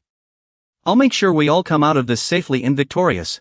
For our master, and for ourselves. Hearing this, he was too moved to speak. Xianbo thought to himself, ultimately, it's for herself too. He smiled and said, make sure we win. Clyde, she's very reliable. Of course, she replied. Then, they all burst into laughter together. Kessler shouted impatiently, hey, you two, did you forget something? Damage control. And us, we're still here, Overlord. Ingwa quickly made an excuse, I know, I was counting on you too. I didn't forget. From that day on, we continued our individual training, and 3 months had passed. They encouraged each other. Phew, I'm still worried. We're ready, Overlord, be confident. Right, at least this is the final floor. Ingwa reminded them, I know everyone's ready, but we won't get a second chance. We have to win. He placed his hand on the door leading to the final floor. A crushing pressure surged forth, nearly overwhelming him. I'm sure of it, it's gotten stronger. The bone dragon coiled amidst countless pale, wailing bones, letting out a frenzied roar. With a violent stomp, the dormant skeletal remains awoke. Ingwa assessed. But it's still within control. Grit raised an eyebrow and signaled, Master, follow the plan we discussed earlier. Understood. Summon the Skotan warriors. Several skeletons appeared, far fiercer and stronger than the bone dragon's minions. Ingwa pleaded, they're under your command now, K. He replied, trust me. The bone dragon let out another maddened roar. He flinched and spun around that dragon. A crimson surge of power rushed toward them. Ingwa realized it was trying to seize control of his Skotan army. He retaliated instantly, no way. I won't hand it over. A shield materialized, blocking the dark energy entirely. Seeing its plan fail, the bone dragon roared, commanding its forces to attack. Ingwa shouted, Kessler. He responded immediately, ready. Power swirled around him like a black hole. The bone dragon exploded. Kessler laughed mockingly, how's that feel, sadness demon? That expensive gem bomb was specially prepared for you. Too bad it didn't even scratch it. And it wiped out our Skotan army. Kay said, we need more Skotan, Master. He sneered, got it. Every time this dragon gets hurt, its minions multiply. We can't drag this out. He muttered, wait, Kessler snapped, no choice left, K. He immediately shifted into battle mode. Alright, Kessler. He grumbled, ugh, our silver gear is great against undead, but it blocks mana absorption. K shot back, if you've got time to complain, attack, Kessler. He struck wildly, got it, ow. My weapon. My scepter's scratched. Kessler gripped his weapon tightly, trembling with fury. Enraged, he hurled it straight at the bone dragon's skull. Why won't you just die already? It struck right between the eyes, killing it instantly. The bone dragon let out a furious roar, sending a powerful wind blade slashing toward Kessler, who barely dodged. Kai was furious at nearly getting caught in the crossfire. He was standing right there. Damn it, Kessler. Xian's staff glowed as he summoned an earth elemental golem. The ground bulged, forming several sticky, leaping creatures. The bone dragon charged forward in a frenzy, letting out a maddened howl. In just a few strikes, all the goblins were knocked down. But due to their nature, they were immediately stuck fast by the earth elemental golems. This is exactly what we worked for, he shouted. Crit. The powerful magic circle was complete, radiating brilliant light. It's ready, he declared resolutely. Here I come. Magic gradually enveloped the mud binding the bone dragon as it thrashed wildly. Crit roared, and explosions erupted from 3 angles, ensuring the bone dragon's destruction. As the dust settled, its neck was empty. The headless bone dragon stood motionless, and they cheered in triumph. Perfect. Its core must have been in its head. Shen let out a weary sigh, his face exhausted. We did it, we won. Suddenly, a cold voice rang out. It exploded. Kai panicked. We're done for. Shen was too stunned to react, looking around in confusion. The air was sheer chaos. What in the world just happened? We need to get out of here, now. The bone dragon they had barely managed to trap was still writhing. No head? This can't be happening. A bone dragon wasn't meant to appear in a low-level dungeon. Its presence here was clearly a gift from the goddess of fate. The default boss of the 3rd floor was just a summon. But that summoner had nearly been killed by previous dungeon adventurers. In desperation, it had formed into a bone dragon. However, the summoner couldn't control it. It was too powerful. The summoner watched in terror as the bone dragon stomped on its own head. After breaking free, the bone dragon devoured everything around it, including the dungeon adventurers and the summoner that created it. Even the summoner, no matter how many monsters the dungeon regenerated. Since it wasn't fully formed, its head lacked a core. That explained why it could still move after losing its head. It stirred, bones grinding as it spoke. I will kill you. Its shattered skull began to regenerate. I will kill you. Crimson eyes gleamed with cruel intent. Xian jolted in alarm, the pressure was overwhelming. Calm down quickly, Chris, use your strongest divine spell now. We'll buy you time, it flinched, and I understand now. Shiyun calculated silently, he had already poured all his magic into the previous attack, and Chris likely had too. Suddenly, Kyler shouted, look, my lord. Quick, absorb my magic. Damn it, I'm trapped here. Take them now. Alright, Kyler, I'll borrow your magic. Han laughed heartily. Take it all. A surge of burning energy began to flow between them. But the bad news was, even absorbing Kyler's magic wasn't enough. Shiyun hesitated. The only way left was that method. He closed his eyes, steadying his breath, as calm magic enveloped him. Shiyun sighed. So this was what it felt like to be drained of life. He muttered to himself, as if something precious had slipped away. Though his magic still roared, he felt hollow inside. Keelite seemed to sense his unease and turned to ask, Master? Shiyun reassured him, it's alright, Keelite. As long as we survive today, there's hope for tomorrow. A few goblins reappeared. As long as we escape alive, that's all that matters. Kyler swiftly tossed a bomb. I can still use my hands. Take this. Scattered explosions echoed in succession. The bone dragon glared, signaling to focus on the target. Soon, the bone dragon spotted Keelite and Shiyun. Over there, my lord. Watch out.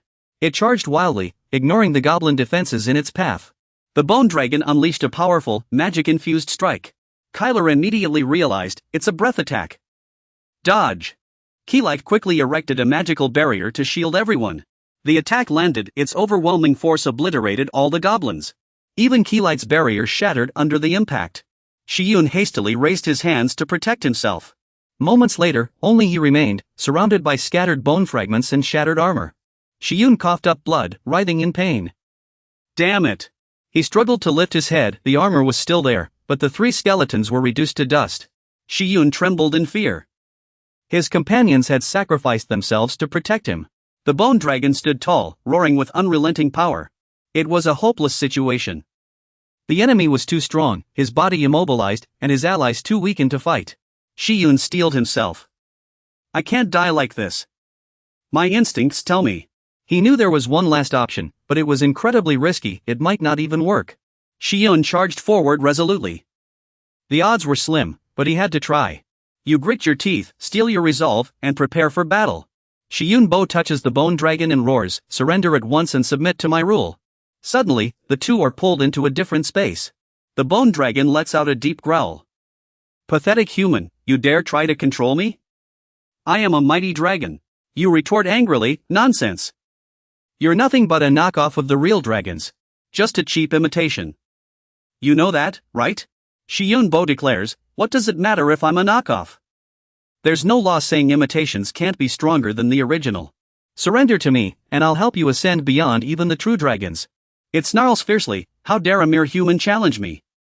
You counter, it's because I'm human that I speak this way. Humans always face endless trials. You know full well that you won't go far on your own. But if you join me, you'll reach greater heights. The proof is undeniable, just look at Chris, Kessler, and Kai. They've achieved incredible growth. Shiyun Bo urges passionately, come to my side, and we'll progress together. If you refuse, then we'll both perish. I am your master. The space falls silent before you finally manage to touch the bone dragon's skull. Shiyun Bo finally exhales in relief, relaxing at last. Exhausted, you slowly close your eyes and collapse. A massive, pale hand catches Shiyun Bo. You chuckle weakly, letting out a sigh of relief. You survived. The bone dragon's eyes glow purple, signaling its submission. Dungeon F0795, 329 days after the raid began. The assault is complete. Shiyun Bo's promise echoes in your mind, I will grow stronger, step by step, until I become the mightiest dragon of all. Stronger than the true dragons, it thinks to itself. You must keep your word, no going back now. A high-rise in the southern district looks like any ordinary office building. Yet this is the headquarters of the underground dungeon supporters. Those who secretly back the raiders. In the director's office, a neatly dressed secretary reports, "I'm here to brief you on the breakthrough of Dungeon F0795. The director, seated across the desk, seems preoccupied. An F-rank dungeon? If it's just an ordinary one, no need to report it to me. The secretary adds, but this case is special. It would be faster if you reviewed it yourself. Hearing this, he took the documents handed to him by the secretary. Holding a stack of crumpled files, he flipped through them and asked, "What happened here? What on earth went wrong?" No sooner had he spoken than his face turned pale, his brows furrowing in confusion. Then, he slammed the files onto the desk, looking utterly stunned and disbelieving. Few could infiltrate the dungeon alone without being detected, but what followed was even more bizarre. An F-rank dungeon had produced dragon bones, and they had even been tamed. The one who tamed it was the same person who crafted divine spell cards, a third circle summoner. He was accompanied by Master Skorton, a grandmaster swordsman, and Skorton the mage, suspected to be a fourth circle spellcaster, who also possessed a highly unusual class talent. After saying this, he slapped the table and stood up abruptly. His tone severe. "Why am I only hearing about this talent now?" Under his superior's questioning gaze, the secretary hurriedly explained, "The dungeon raid was nearly a failure, so the staff didn't pay much attention to it. I'll discipline all those involved," he said sternly. "Take action immediately. It's already late, but this matter must be tightly controlled. Reinforcements need to be sent at once." The secretary hastily replied, "Yes, sir." He sat back down, letting out a long sigh, his expression full of frustration. Sending help after the flood has receded, who would be satisfied? This is a headache. Waking from unconsciousness, Xianhua's thoughts lingered on the battle. He was alive, yet it felt as if he had been defeated. What if the dragon bones had used their breath attack on him? Lying in bed, he wore a dejected look. Ugh, this is ridiculous.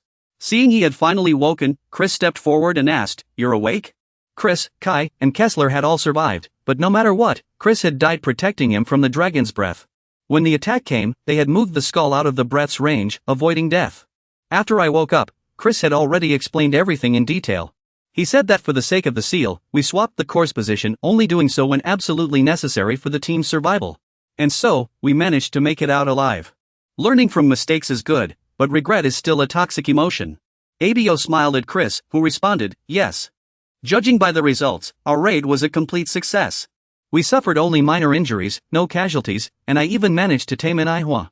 Hearing this, an Manhwa looked displeased. It immediately countered his words. "It wasn't you who tamed me, it was me who allowed you to tame me." After it spoke, he lazily replied, "Got it." Chris began, "Those who are bestowed a name by their master develop self-awareness and the chance to grow stronger. Don't forget you still owe your master a debt. And you remain under your master's control, remember that until your dying day." A dark power surged within Xianbo, and upon hearing his words, an Manhwa gasped in alarm and warned him. "Don't forget your promise. If you betray your word and fail to make me the strongest dragon, I'll end you and use your remains to climb higher." Hearing its threat, he showed no fear and responded confidently. "I value my life too much, so I'll keep my promise." This answer seemed to satisfy it. Good. Sunlight streamed through the window, glaring into Xianbo's eyes and forcing him to squint uncomfortably.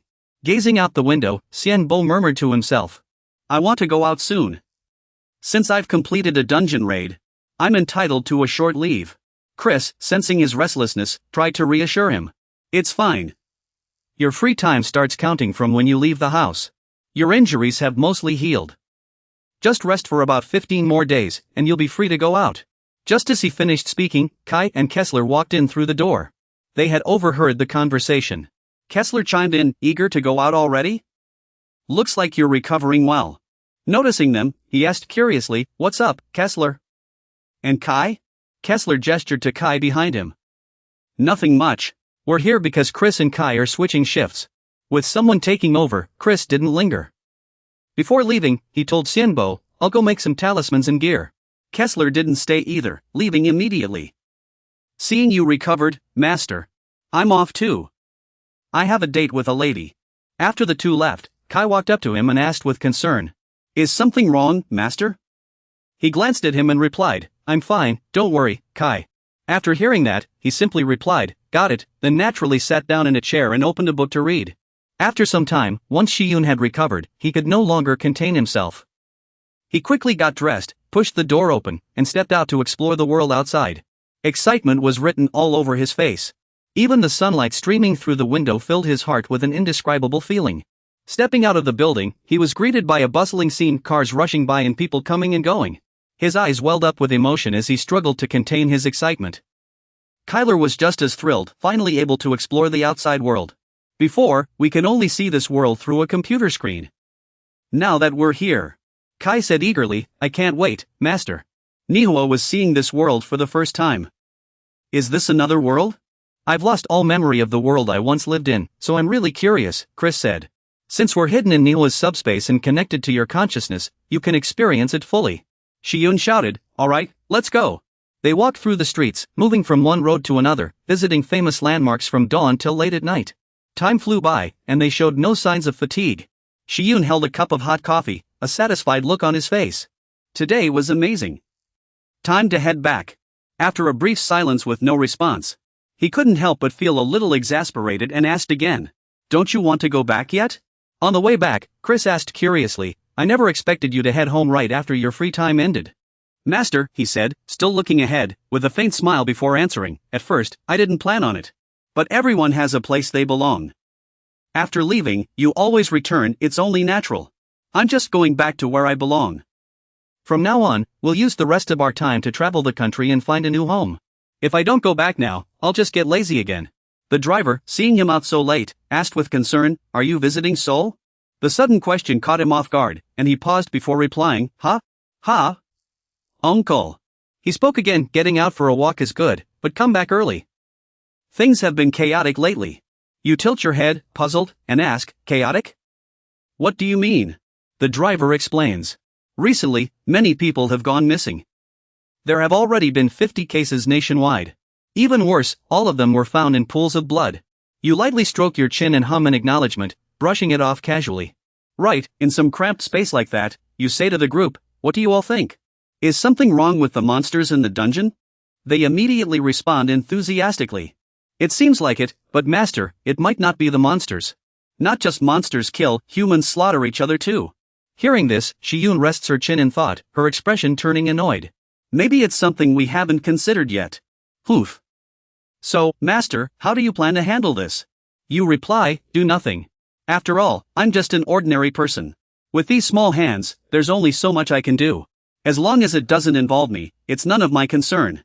I don't want to get into danger over something beyond my abilities. The moment you finish speaking, they immediately praise your wise decision. A wise choice, Master. A mage must know their limits, adventuring is just asking for death. Many have lost their lives meddling in others' business. Luckily, you're not like that.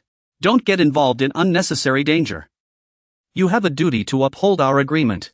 We all follow your decision, Master.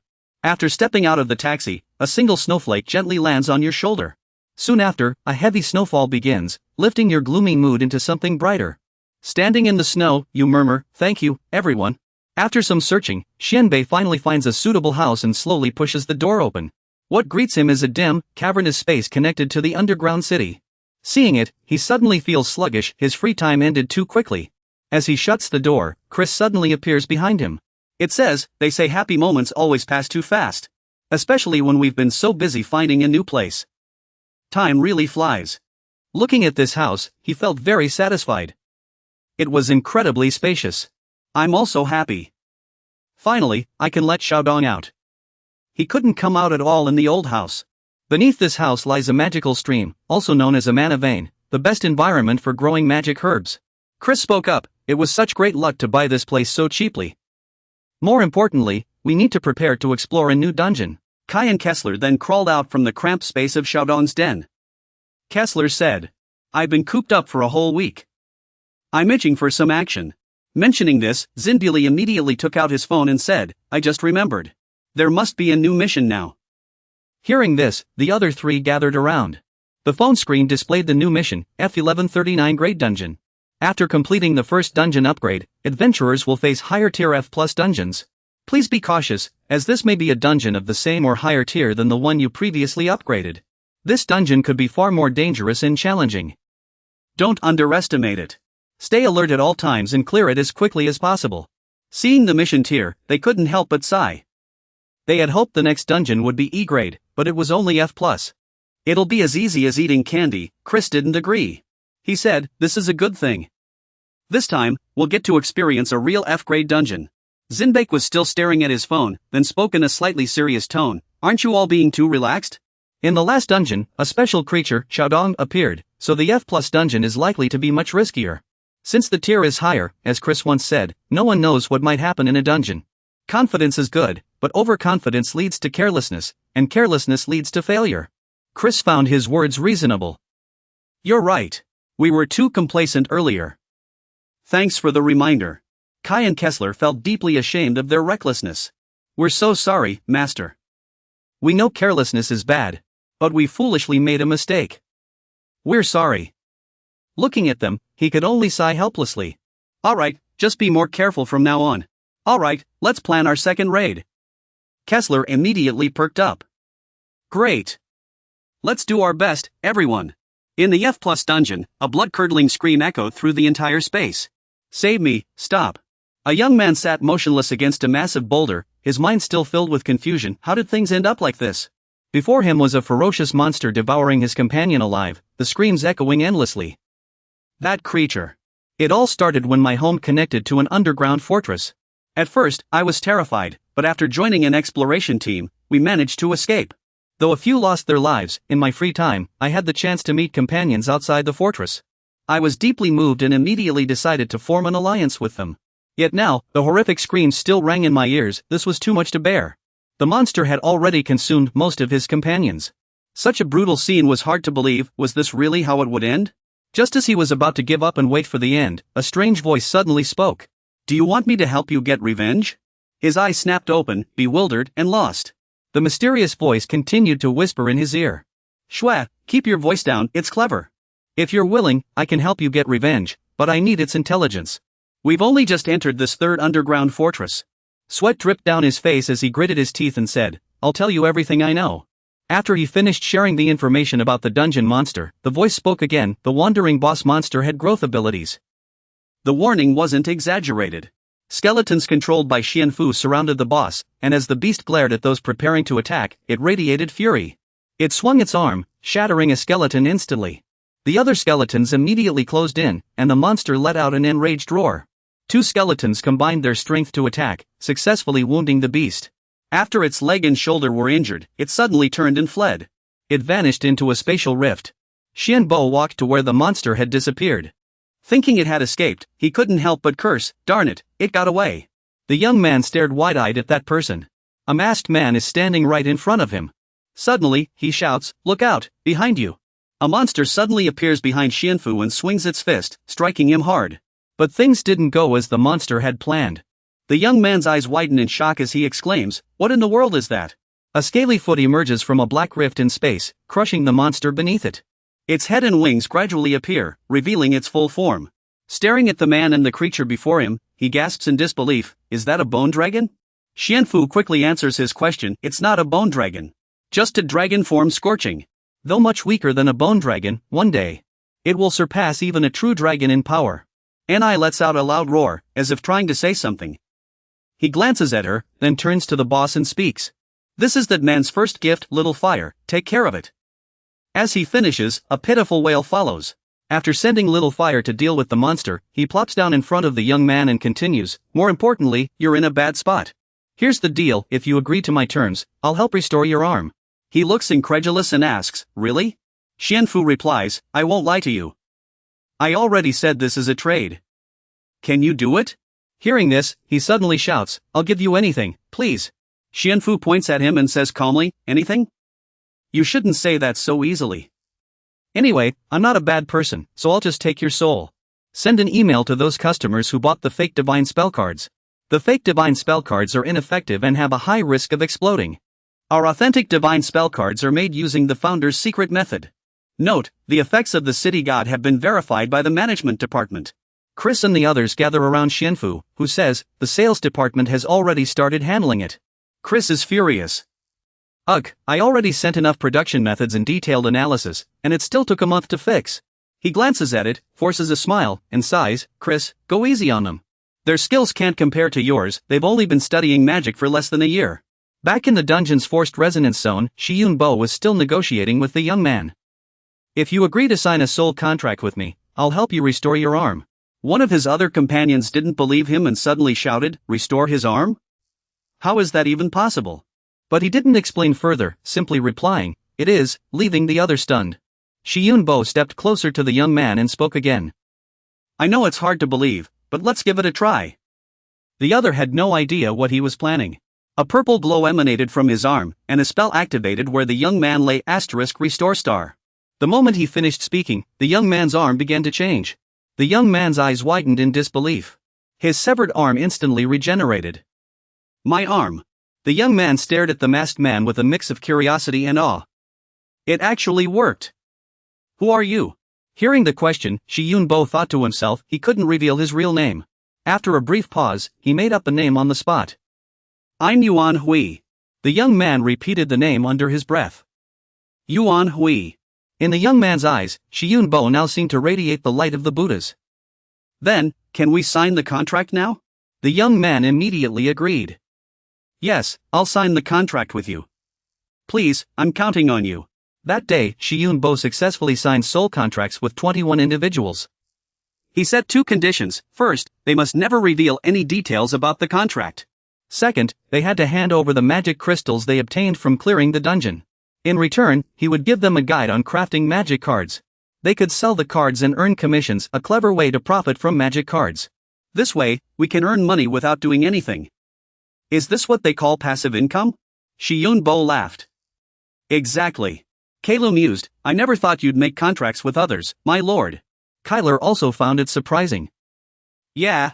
Didn't you say you didn't want to expand your influence anymore?" Hearing the topic, he habitually brushed his neck and answered calmly, "I did say that. Messing with graveyards and managing factions is a hassle, but after careful consideration, I really need a faction to protect myself." A soul contract is similar to a magical oath, it's a binding agreement. Under normal circumstances, they can act freely. But when needed, I can call upon them, and they must keep the contract's secrets. That way, no one will know about our connection. After further thought, Kai said that a master-servant relationship only involves the parties involved, even if you've become the hidden mastermind in a story. Hearing such an exaggerated description, Xianfu was stunned for a moment. When he snapped back to reality, he covered his face in embarrassment and quickly denied it. Slur laughed heartily, teasing, "Oh, come on, don't be shy." Flustered by the teasing, he blurted out, "Stop making fun of me, Slur." Just as they were deep in conversation, a phone on the table buzzed with a new message. Picking up the phone, he said gravely, "It's time. Ugh, I hope we don't run into those weirdos again this time," he muttered, already bringing it up before even entering the dungeon. Chris immediately groaned, clearly annoyed, Hey, don't jinx it." Their next mission was Dungeon E1313. After completing the Z-grade dungeon challenge, you've earned the right to become a true contender capable of handling any task. But never let your guard down, or the dungeon will consume you, demanding your life as payment. Current members, 90/90ths.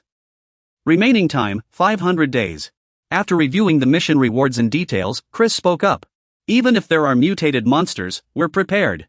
You don't need to worry, but caution is still key."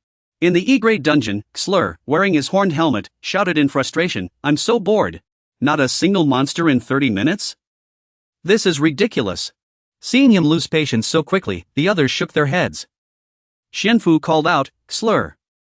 Still fuming, he snapped, "I wanted to test my new gear, damn it." Just as he was about to say more, Xianfu suddenly sensed something. He widened his eyes and said, "Wait, everyone, stop." Slur froze, then grinned excitedly. "Finally. What is it this time?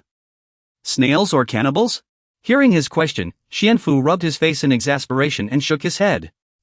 "No, it's people, other dungeon explorers."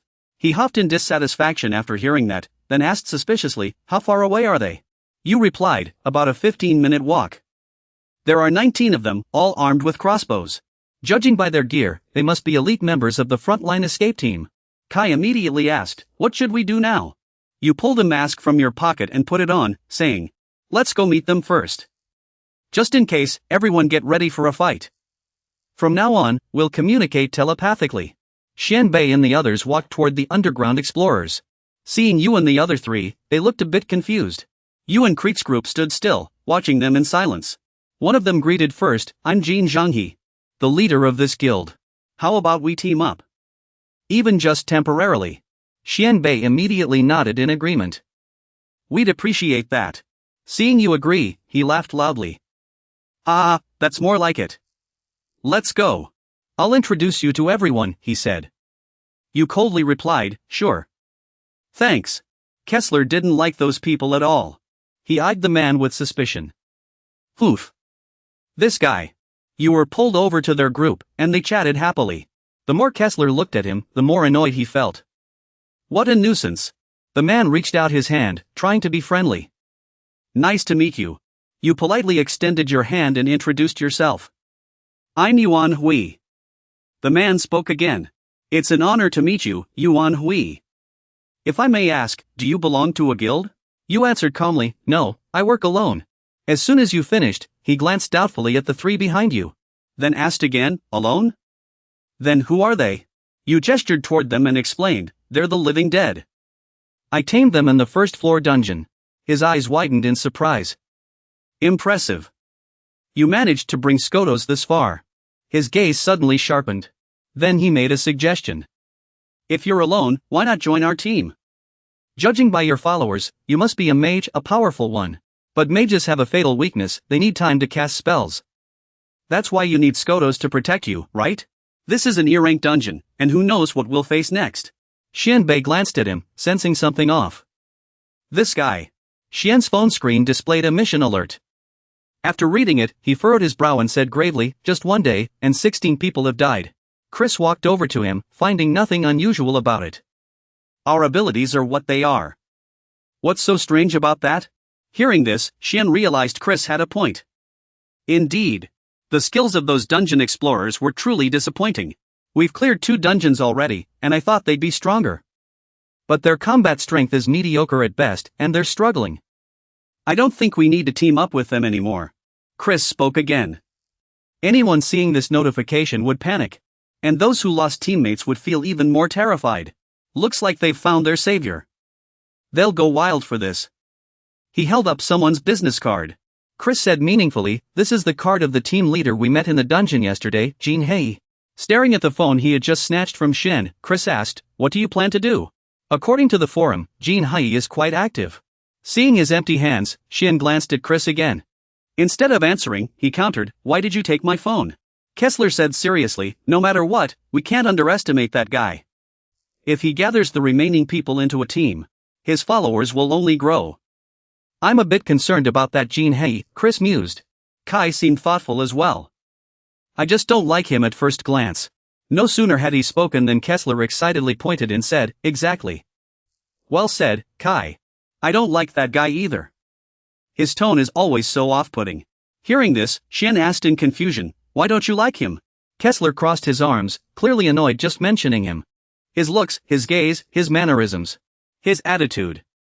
I hate all of it. Xian could only sigh and say, that's just your personal feeling. Kai spoke up again. What worries me is his guild members. I bet you didn't notice because you only focused on Jin Hei, but in the dungeon, they were all so quiet. When they looked at Jin Hei or talked about him, their mouths were smiling, but their eyes were completely different. I'm sure that's hatred. That's just how I see it. You have no basis for that, Chris said. It's just a bad feeling, Kai. Intuition isn't evidence. Hearing this, he suddenly felt angry, but he couldn't dismiss his instincts. Because humans easily hold grudges over small things. Like when something Meng Snake had been saving for a long time was taken by someone else. Chris added that instincts shouldn't be ignored, but they couldn't be used as evidence either.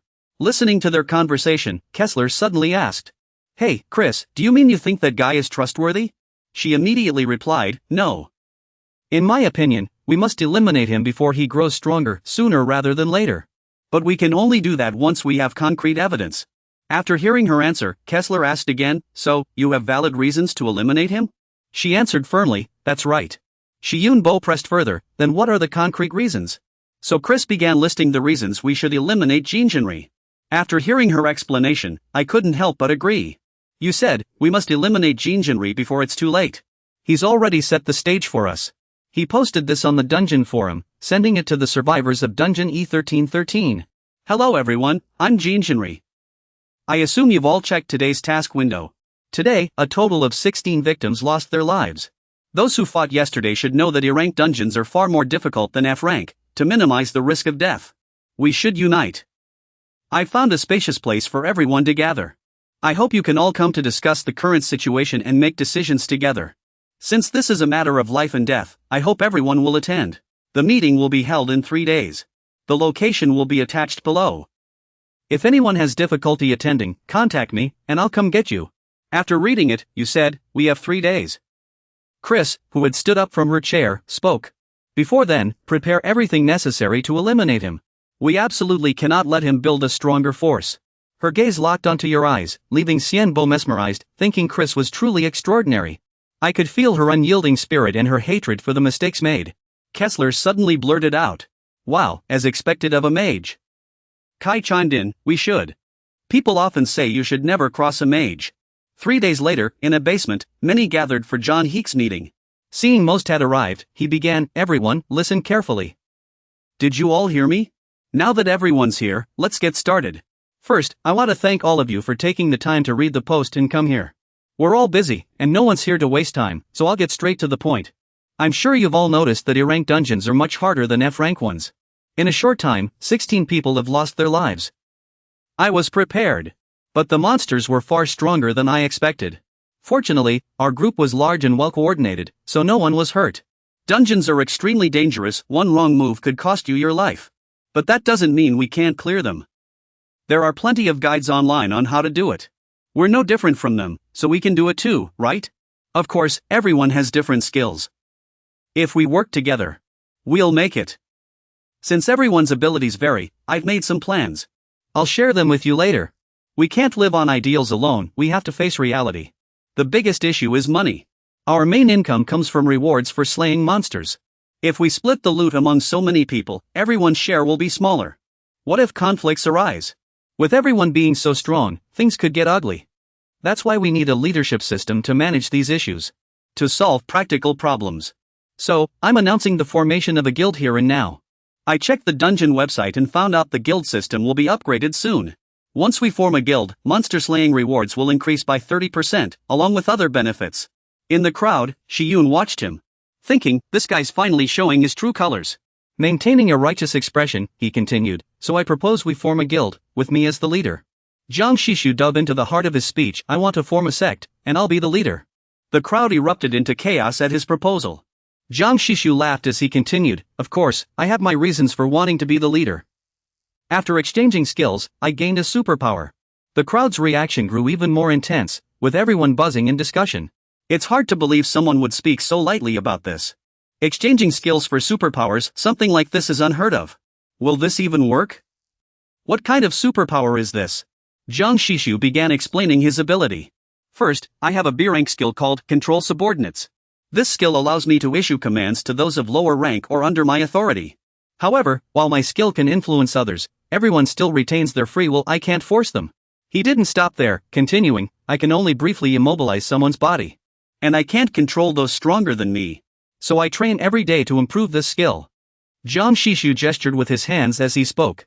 Through all this effort, I've finally reached the realm of superpowers. This superpower is called Elevate the skills of those under my leadership. As soon as he finished speaking, everyone's gaze shifted to the 3 explorers standing below. His words left them even more stunned, their eyes locking onto Shishu. What? Elevate skills? Is this for real? Grinning excitedly, he continued boasting about his ability. I call this superpower Blessing in Disguise, and it lives up to the name. It can raise the skill rank of those under my control by 1 level. If you're willing to ally with me and stand under my banner, I can elevate your skills. To make his point more convincing, Jiang Shishu casually pointed at a man and made a suggestion. Seeing is believing, could you come over here for a moment? He guided the man, taking his hand. And said, just say, I pledge my allegiance to you. The man immediately complied, I pledge my allegiance to you. But nothing unusual happened. Jiang Shishu patted his shoulder and joked as he explained further. Alright, now this man is under my command. He quickly got to the point, demonstrating his power. The man's thief skill instantly jumped from C rank to B rank. Now, I'll show you my superpower, I've really grown stronger. He quickly opened his status panel and gasped in surprise. It's true, my skill has leveled up. Wow, this superpower is amazing. The crowd stirred again, nearly convinced by what they had just witnessed. Just a simple contract can upgrade your skills. This is incredible. With a power like this, clearing the dungeon won't be a problem anymore. John Shishu used the vivid example to continue his speech and draw in the crowd. With this power, the higher my status, the stronger I'll become. That's why I want to be the guild leader. He said with a friendly smile, though his eyes betrayed nothing. All of this is to improve everyone's survival rate. Even if just a little, I want to give as many people as possible this chance. John Shishu placed a hand over his chest, making a solemn gesture. I'll have greater control over my subordinates. He declared loudly, so to prevent any potential risks. I willingly swear a magical oath here and now. A magical oath is an unbreakable vow. If broken, the oathbreaker will not only lose all their magical power but also be consumed by it, perishing in despair. A blue light flickered where John Shishu had placed his hand and began to move. It glowed brighter, resonating with his clear words. As someone with magical power, I swear I will never issue unreasonable commands. The onlookers were stirred by John Shishu's actions. He had sworn a magical oath. John Shishu is perfect for guild leader. Let's join forces and clear this dungeon together. Hearing this, he smiled warmly at the crowd, thanking them for their understanding. But in an instant, John Shishu revealed his true self, a face twisted with a cunning grin, ending the act. A round of applause interrupted the noise between him and the crowd. It was Shiyun, accompanied by his lackeys, clapping as he spoke to grab everyone's attention. That was impressive. I knew you'd ask to form a guild. Shiyun continued, surprised you had a superpower that could upgrade everyone's skills. John Shishu kept his fake smile in place after hearing those words. Thank you, Shiyun Bo. I never expected a high-ranking mage like you to compliment me. As you continue, you make a request that shifts everyone's and his attention toward Shiyun Bo. I have a question. Can you answer it? John Shishu immediately replies, of course, go ahead. Shiyun Bo gives him a sharp look before repeating his earlier description of the ability. If someone is affected by the fortune and misfortune skill, the skill can level up. At the same time, your ability to control others becomes stronger, right? John Shishu admits, yes. But if they're stronger than me, higher level, or have a more resilient will, they can resist. Hearing this, Shiyun Bo strokes his chin thoughtfully, listening carefully to his words. You said they can resist. He drops his playful expression, turning serious as he declares.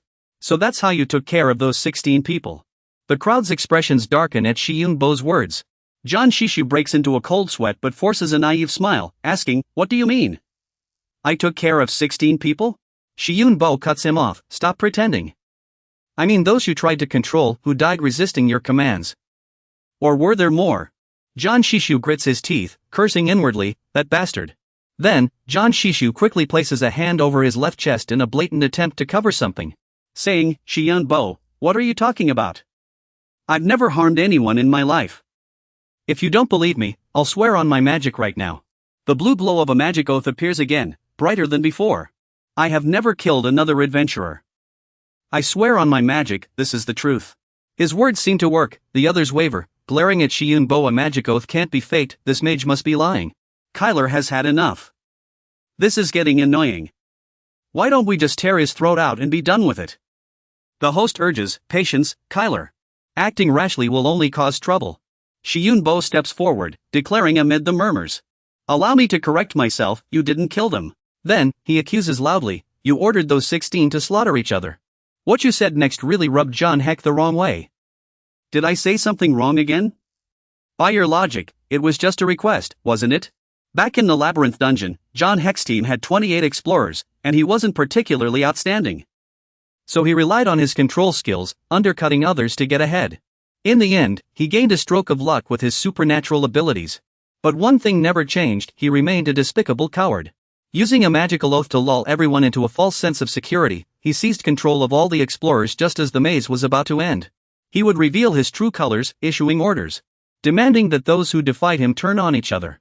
Those unable to resist his commands would kill the rebels, so John Heck never had to lift a finger himself. In reality, he was just pulling the strings from the shadows. Being exposed in the past made him lose his composure, and he shouted, "Stop spouting nonsense! Do you have any proof? Proof that I did those things? How dare you accuse me without evidence?" John Heck shifted the blame onto Shiyun Bo because of his appearance. You never show your face, doesn't that make you the suspicious one? Don't think my respect for you gives you the right to say whatever you want. Yet, he replied calmly, evidence? Say whatever you want. You wouldn't believe me anyway. John Heck burst into laughter. This is ridiculous. What game are you playing? But inwardly, he was thinking. He couldn't possibly have evidence, the bodies of those explorers had vanished with the maze. John Heck, acting like a madman, had everything under control. Besides, I've already influenced the surviving members quite a bit. Xianhua, standing in the middle, suddenly spoke up. Enough of this. She and the man beside her, under his control, loudly defended him. John Heck is completely trustworthy. Thanks to John Heck, we're alive. You don't know what you're talking about. Xianbo raised his staff, still speaking. How pitiful. Wait, I'll free everyone. A magic circle unfolded beneath his feet. Eyes of the dead, ears of the dead. The spirits of the explorers rose from the ground. They quickly stood up, glaring at him with hatred before lunging forward. After making all the arrangements, Xianbo began introducing himself. My name is Xianbo. I'm a mage who studied spells at the Soul Summoning Institute. The crowd, upon hearing this, immediately grew suspicious and pressed him for answers. What is the Soul Summoning Institute? Are you a necromancer? Xianbo continued explaining his identity while the spirits still lingered around him. As I said, I am a necromancer. The spells I learned at the Soul Summoning Institute have many uses and come in various types. There are spells for summoning the dead and puppets, as well as curses and poisons. Under everyone's gaze, Xianbo continued, among which, I believe the most unified field is the realm of the dead. Johnny listened with growing unease, his lips tightening as Xianbo went on. Because of this, I can hear and see things that ordinary people cannot. To be honest, even if you, John try something, it won't affect me. It has nothing to do with me. Then he turned his gaze to the spirits before him. Ever since I met them, they've been clinging to me, which is why I had to show myself. Han Shunju instantly lost his composure and shouted, there's no such thing as ghosts. This is just a trick, childish nonsense. John hadn't even finished speaking when a sudden call forced him to stop mid-sentence, leaving him stunned. A spirit stretched out its finger, pointing at someone under Johnny's control, and commanded, release this child at once. The crowd gasped as they saw a girl's spirit point at Ian Hannah. Please, let my sister go. Several people turned their gaze toward her, and Ian Hannah's eyes were already red and brimming with tears. But he still refused to yield, shouting back, don't believe him. This is just his scheme. He's jealous I became the leader. The controlled people trembled, trying to resist, but under the influence, they forced smiles to defend Zhonghe. Their words became stuttered. Yes. Zhonghe did nothing wrong. She pleaded through tears, please, trust him. Ian Hannah's tearful anguish revealed the truth, leaving the crowd in an uproar. Someone couldn't help but grit their teeth in anger, exclaiming, how could anyone do such a thing? They glared at him with hatred, demanding, get down here. Confess honestly. Are you planning to control us like this forever? Let them go. Zhonghe could only helplessly drip with sweat, clenching his teeth without a word. They kept attacking him, shouting, don't take away our friend's freedom. You scum. You don't deserve to be the leader. Zhonghe grew flustered, spiraling into frustration. His body trembled with rage. Damn it. This is bad. His gaze shifted to Xianfu, and he cursed, it's all that dog's fault. Zhonghe could no longer stay calm. He charged forward from a distance, roaring, you. Without hesitation, he swung his sword at the boy, determined to take Xianfu's life. I'll kill you. Yet, the boy stood firm, unmoved by the approaching blade. Kyler suddenly appeared, blocking the strike for Xianfu. Sparks flew as metal clashed. He even sent Zhonghe stumbling back several meters, forcing him to brace himself with his hands to stop. Zhonghe gritted his teeth and snarled, you bastard. He glared at Kyler and the boy, continuing, you're just a bluffing fool. Why are you interfering in my business? But Kyler didn't give Zhonghe a chance to speak further, charging forward again with astonishing speed. Zhonghe quickly retreated a step, simultaneously ordering the controlled people, stop him. Kyler swung his sword relentlessly, forcing Zhonghe to dodge with a frustrated growl. His short sword was knocked away in an instant, clashing with the opponent's greatsword. He wants to kill me. The blades met, sending sparks flying. Zhonghe shouted again, you useless idiots. Attack now. Under his overwhelming influence, the controlled people reluctantly took stance, becoming his human shields. The three quickly charged at Kyler, launching their assault. Seeing this, they had no choice but to use their divine power, saying, there's no other way. We'll have to disable them.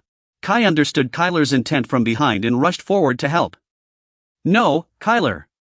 They haven't done anything wrong. Minimize their injuries. Then, everyone attacked with their own strength, clashing with Yuan Hannah. Seeing the power radiating from her, Kai immediately thought her defense is incredible.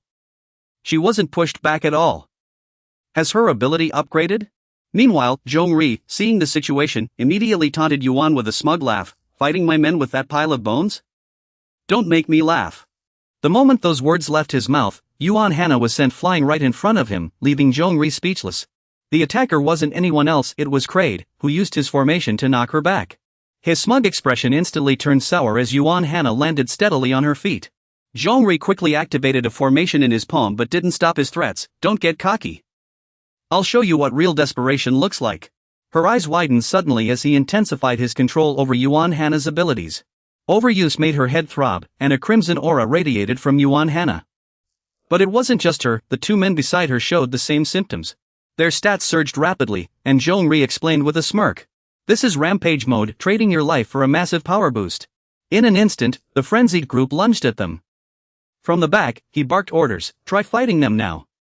You've got no way out, kid." One sword clashed with Kessler's greatsword, while another locked against Kai's. Everyone was battling one of Zhongri's controlled men. Kraid didn't join the fight, instead, he supported them from behind with his formations. But before the strike could land, Yun Hana intercepted him first.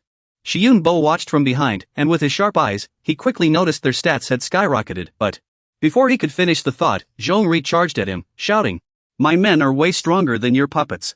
Zhongri closed in, swinging his sword, "You're finished, kid." In response, Shiyun Bo remained calm. His expression unchanged as he thought, he moved too soon. Suddenly, a black hole appeared in the sky, hurtling straight toward him. Zhongri cursed, "Damn it, what's this brat up to now?" But his shock didn't last long, he quickly turned to look behind him in alarm. The bone dragon loomed over Zhongri, its eyes filled with murderous intent, making him tremble uncontrollably as he stammered. "The bone dragon." Shiyunbu no longer hesitated and immediately gave the order, "Skeleton warriors." The warriors beneath the ground swiftly rose and, following his command, grabbed her legs. A hand slowly reached out, striking toward Hina's nape. Kyler, Kai, and Crit successfully knocked out the three controlled individuals without any casualties. Zhongri's face turned ashen in an instant, his expression pale and cold as paper. Shiyunbu slowly approached him and said, "You nearly succeeded." He twirled his staff and continued, "If I hadn't been wandering here, even if you had succeeded, I wouldn't have known. Then you would have grown stronger and stronger." Seeing Shiyunbu raise his staff to strike, he immediately shouted a threat. His confusion turned to pleading. "Wait, what are you doing? I understand. I'll never dare again. I was wrong." Jongshiku straightened up, racking his brain to beg for his life. "Spare me. I'll never do it again." "You're not a bloodthirsty person." Hearing this, he didn't lower his staff. Instead, he asked, "Did you ever spare those who begged you for mercy?" Though terrified, Jongshiku hurriedly replied, Yes, I did." His words sounded unconvincing, making Shiyunbu pause before fixing him with a sharp glare. Without waiting any longer, he struck fiercely. Blood splattered. Lying isn't a good thing. Jonshiku's blood splashed onto his mask. Snapping out of his memories, Shiyunbu rushed into the bathroom and vomited. He couldn't help but feel disgusted with himself as retching and ragged breaths filled the air. Shiyunbu clenched his eyes shut, berating himself, "I killed someone." That memory lingers, the sensation of cleaving into someone's skull, their brains erupting like a volcano. That feeling couldn't be forgotten. Suddenly, a voice rang out, "You've done well, Master." The voice echoed around him, "Master, you killed an evil man. If you hadn't, even more innocent people would have died by his hand. Master, what you did was right." These words left him lost in doubt. Was this really the right thing to do? There must be a way to lock him up without killing him. Perhaps there's no need to kill him. Suddenly, Xianfu's thoughts sank deeper than ever before. That voice quickly surfaced in his mind, "You were the one who brought those skeletons, so why stop me?" He recalled his own thoughts. If he had been treated that way, he couldn't have argued, not for any of the friends he cherished. Kyler, Kai, and Bright, every memory of them flooded back, forcing Xianfu to close his eyes in despair. "Don't you support your master's actions?" The people outside quickly seized the moment, exploiting his emotions. "Have you forgotten, Master? This has been our choice ever since we swore our oath to magic. If we don't eliminate Jian He, who knows what greater disaster he might cause?" The voice echoed in Xianfu's ears, forcing him to grit his teeth. "There will be more victims. Even we can't predict the consequences, Master. You must overcome this guilt." Unable to bear it any longer, Xianfu stepped forward and opened the door. "Stop this." The door swung open, and standing before him were the three of them. "Don't say another word to me today. I just want to be alone right now." Hearing this, the three of them ordered everyone to step aside and let Xianfu leave. Sensing the sudden tension, they said nothing, silently watching his figure fade into the distance. After leaving, Xianfu immediately collapsed onto his pillow, clutching it tightly. He didn't know what to do, lying helplessly on the bed in silence. Yet even with his eyes closed, Xianfu's mind refused to settle. I know if Jiang He were left alive, he might have killed me too. For survival, this had to be done. His eyes flickered open, but killing is killing, there's no denying that. I'll never forget what happened this time. Xianfu lacked the courage to face it, so from now on, I must steel myself. For survival, even if I commit a crime, I must never forget it. A blue aura instantly swirled around him, everything is a debt. This only strengthened his resolve to survive at all costs and atone for his actions. After some time, Xianfu finally drifted into a deep sleep. The pitch-black sky had somehow been illuminated by a dazzling light. Sunlight streamed into his eyes, forcing Xianfu to wake. But first thing in the morning, he was startled by those three. They were standing by his bed, setting off celebratory fireworks. Congratulations, Master, Master. Xian couldn't help but ask in confusion. He slowly turned around and asked, what's going on? They immediately replied cheerfully, congratulations on reaching the 4th circle, Master. We always believed in you. You're truly amazing, Master. However, Xian ignored the rest and directly asked about what he didn't understand. Reached the 4th circle? What are you talking about? He quickly explained, we can all clearly feel it. Then Chris tapped himself, released a blue aura, and continued. Master, your oath yesterday shook the magic forces. You've stepped into the 4th magic circle. Hearing this, he looked surprised and asked, really? To confirm, Xian immediately took out his phone to check. The screen displayed his information, Xian, human lineage. Strength 26 plus 5, agility 25, total 57, stamina 25 plus 5, magic 85, total 112. Dexterity 45, total 78, with 40 points remaining. Xian couldn't help but mutter, it's true, it's really true. Suddenly, he felt a weight lift, blaming himself and vowing to treat it as a debt while striving to improve his mindset, but his mood didn't seem to lighten. In contrast, the other guy excitedly said, but this growth is definitely worth celebrating. He added, getting stronger is always a good thing. Suddenly, a hand reached out and grabbed his, calling, Master. Chris knelt before Xian and said, almost no one becomes a 4th circle mage in such a short time. Repeating, this is truly something to be proud of. Hearing this, a faint smile gradually appeared on his weary face. Thank you so much. He straightened up, steeling himself, and said, reached the 4th circle. There's definitely a mountain of things to do next. Chris immediately reassured him, it's okay.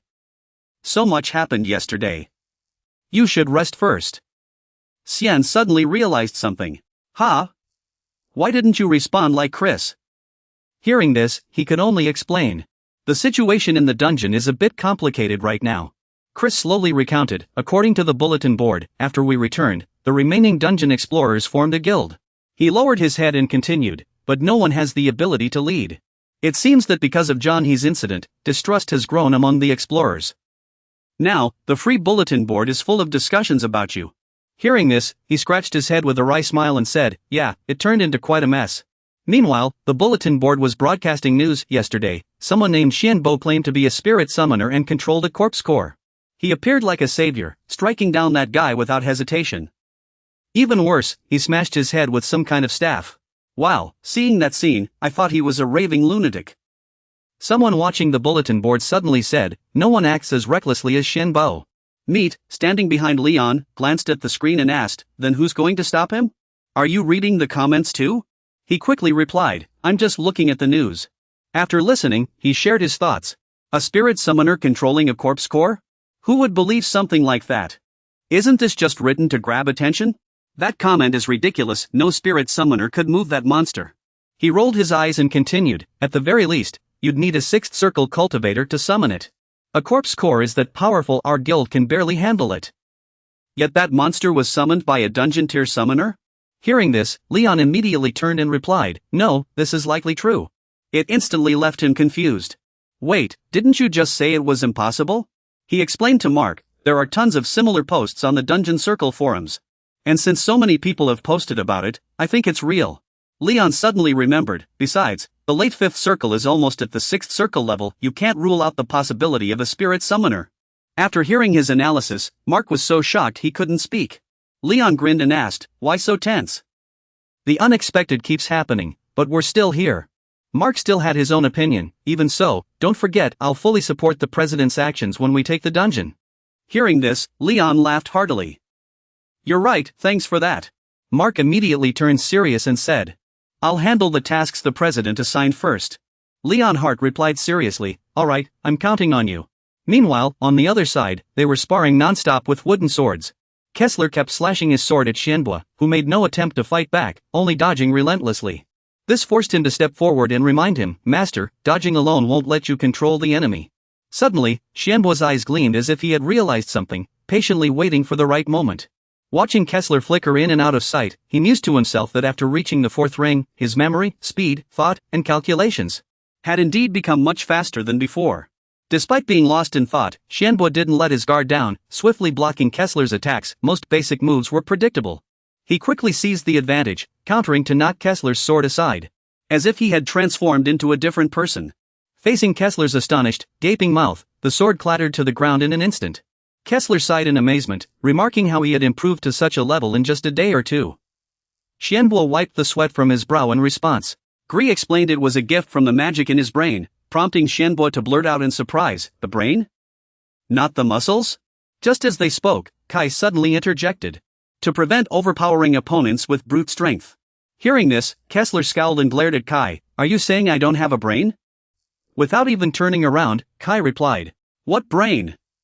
It's all just bone in there." The moment Kai finished, Kessler exploded in anger. "What?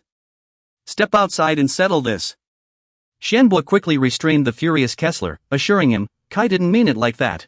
Don't take it so seriously." Seeing him calm down, Xianbo let out a relieved sigh. "Kai, even you?" But instead of standing up to fight, Kai said, "Master, it seems 13 more adventurers have fallen." In an instant, the two fell silent, turning to listen to the distant sounds.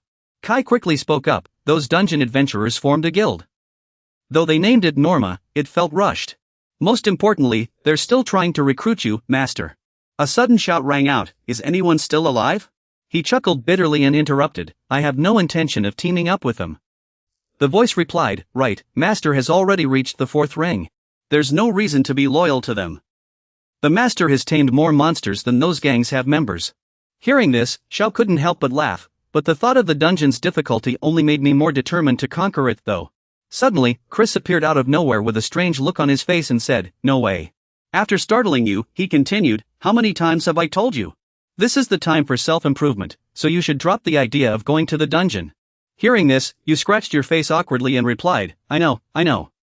I didn't even plan on it at first. But is there something else? Isn't cultivation over?" As soon as Xiao finished speaking, Chris clapped his hands excitedly and said, "Exactly." The atmosphere instantly lightened because of him. And finally, the most important plan had been completed. Night fell quickly, and just like Xiao, who had just killed Zhang Yi, Inona was suffering. She gritted her teeth in agony, trapped in a nightmare, muttering to herself, No, please, you have to kill them." Flashes of past memories flooded Inona's mind, and she jolted awake with her mouth wide open. The space fell eerily silent, leaving only the sound of ragged breathing. Inona rubbed her forehead in frustration, another nightmare. His face appeared in her mind once more. How could this be? Zhang He was already dead, wasn't he? The scene of Inona being knocked unconscious replayed in her mind, accompanied by a voice. "Sorry, all I remember is being knocked out and collapsing to the ground." After a moment, Inona gradually regained her senses, but a strange sound echoed in her ears. "I've already killed Zhang He. You don't have to worry. From now on, that man's hell is only just beginning." The moment the voice faded, Inona woke up in terror. The sight of him being dragged out, screaming in agony, replayed in her mind. Zhang He begged desperately, "Stop." But Xiao showed no mercy, flinging him aside. "Let's do as everyone wishes." The moment Zhang He hit the ground, his nightmare began. Countless spirits rushed toward him, tearing at his flesh.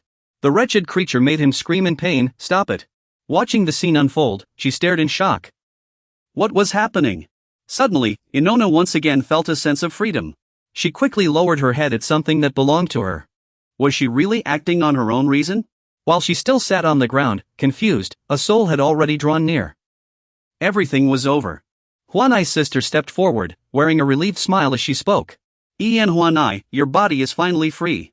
You must have suffered a lot during this time, right? It's all over now." As she approached, tears immediately welled up in her eyes, and she called out with reluctance, "Sister, I'm sorry. I'm really sorry. It's all my fault." But before she could finish speaking, her sister stepped forward and gently patted Ian Huanai's shoulder to comfort her. "It's okay. You did nothing wrong. Will you be able to handle things on your own from now on? Then, in the glow of parting, her sister gave a final smile and said goodbye.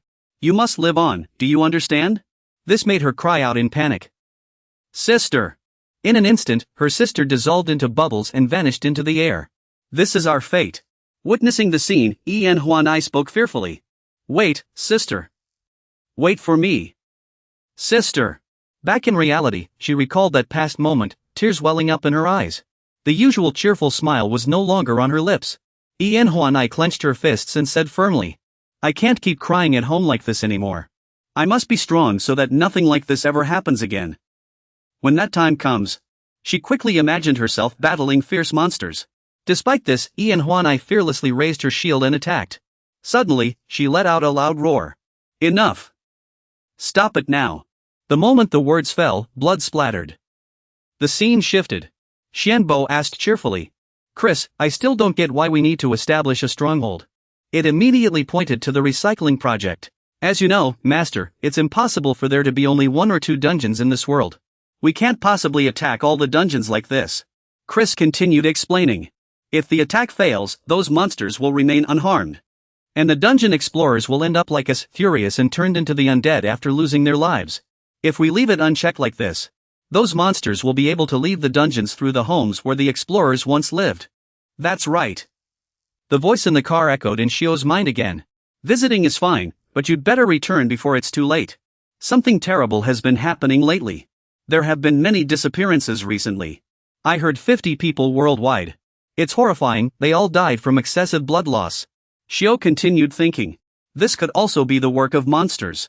Chris understood Shio's thoughts and adjusted his glasses before continuing. That's why we need a long time to improve survival rates and establish a base that everyone can use.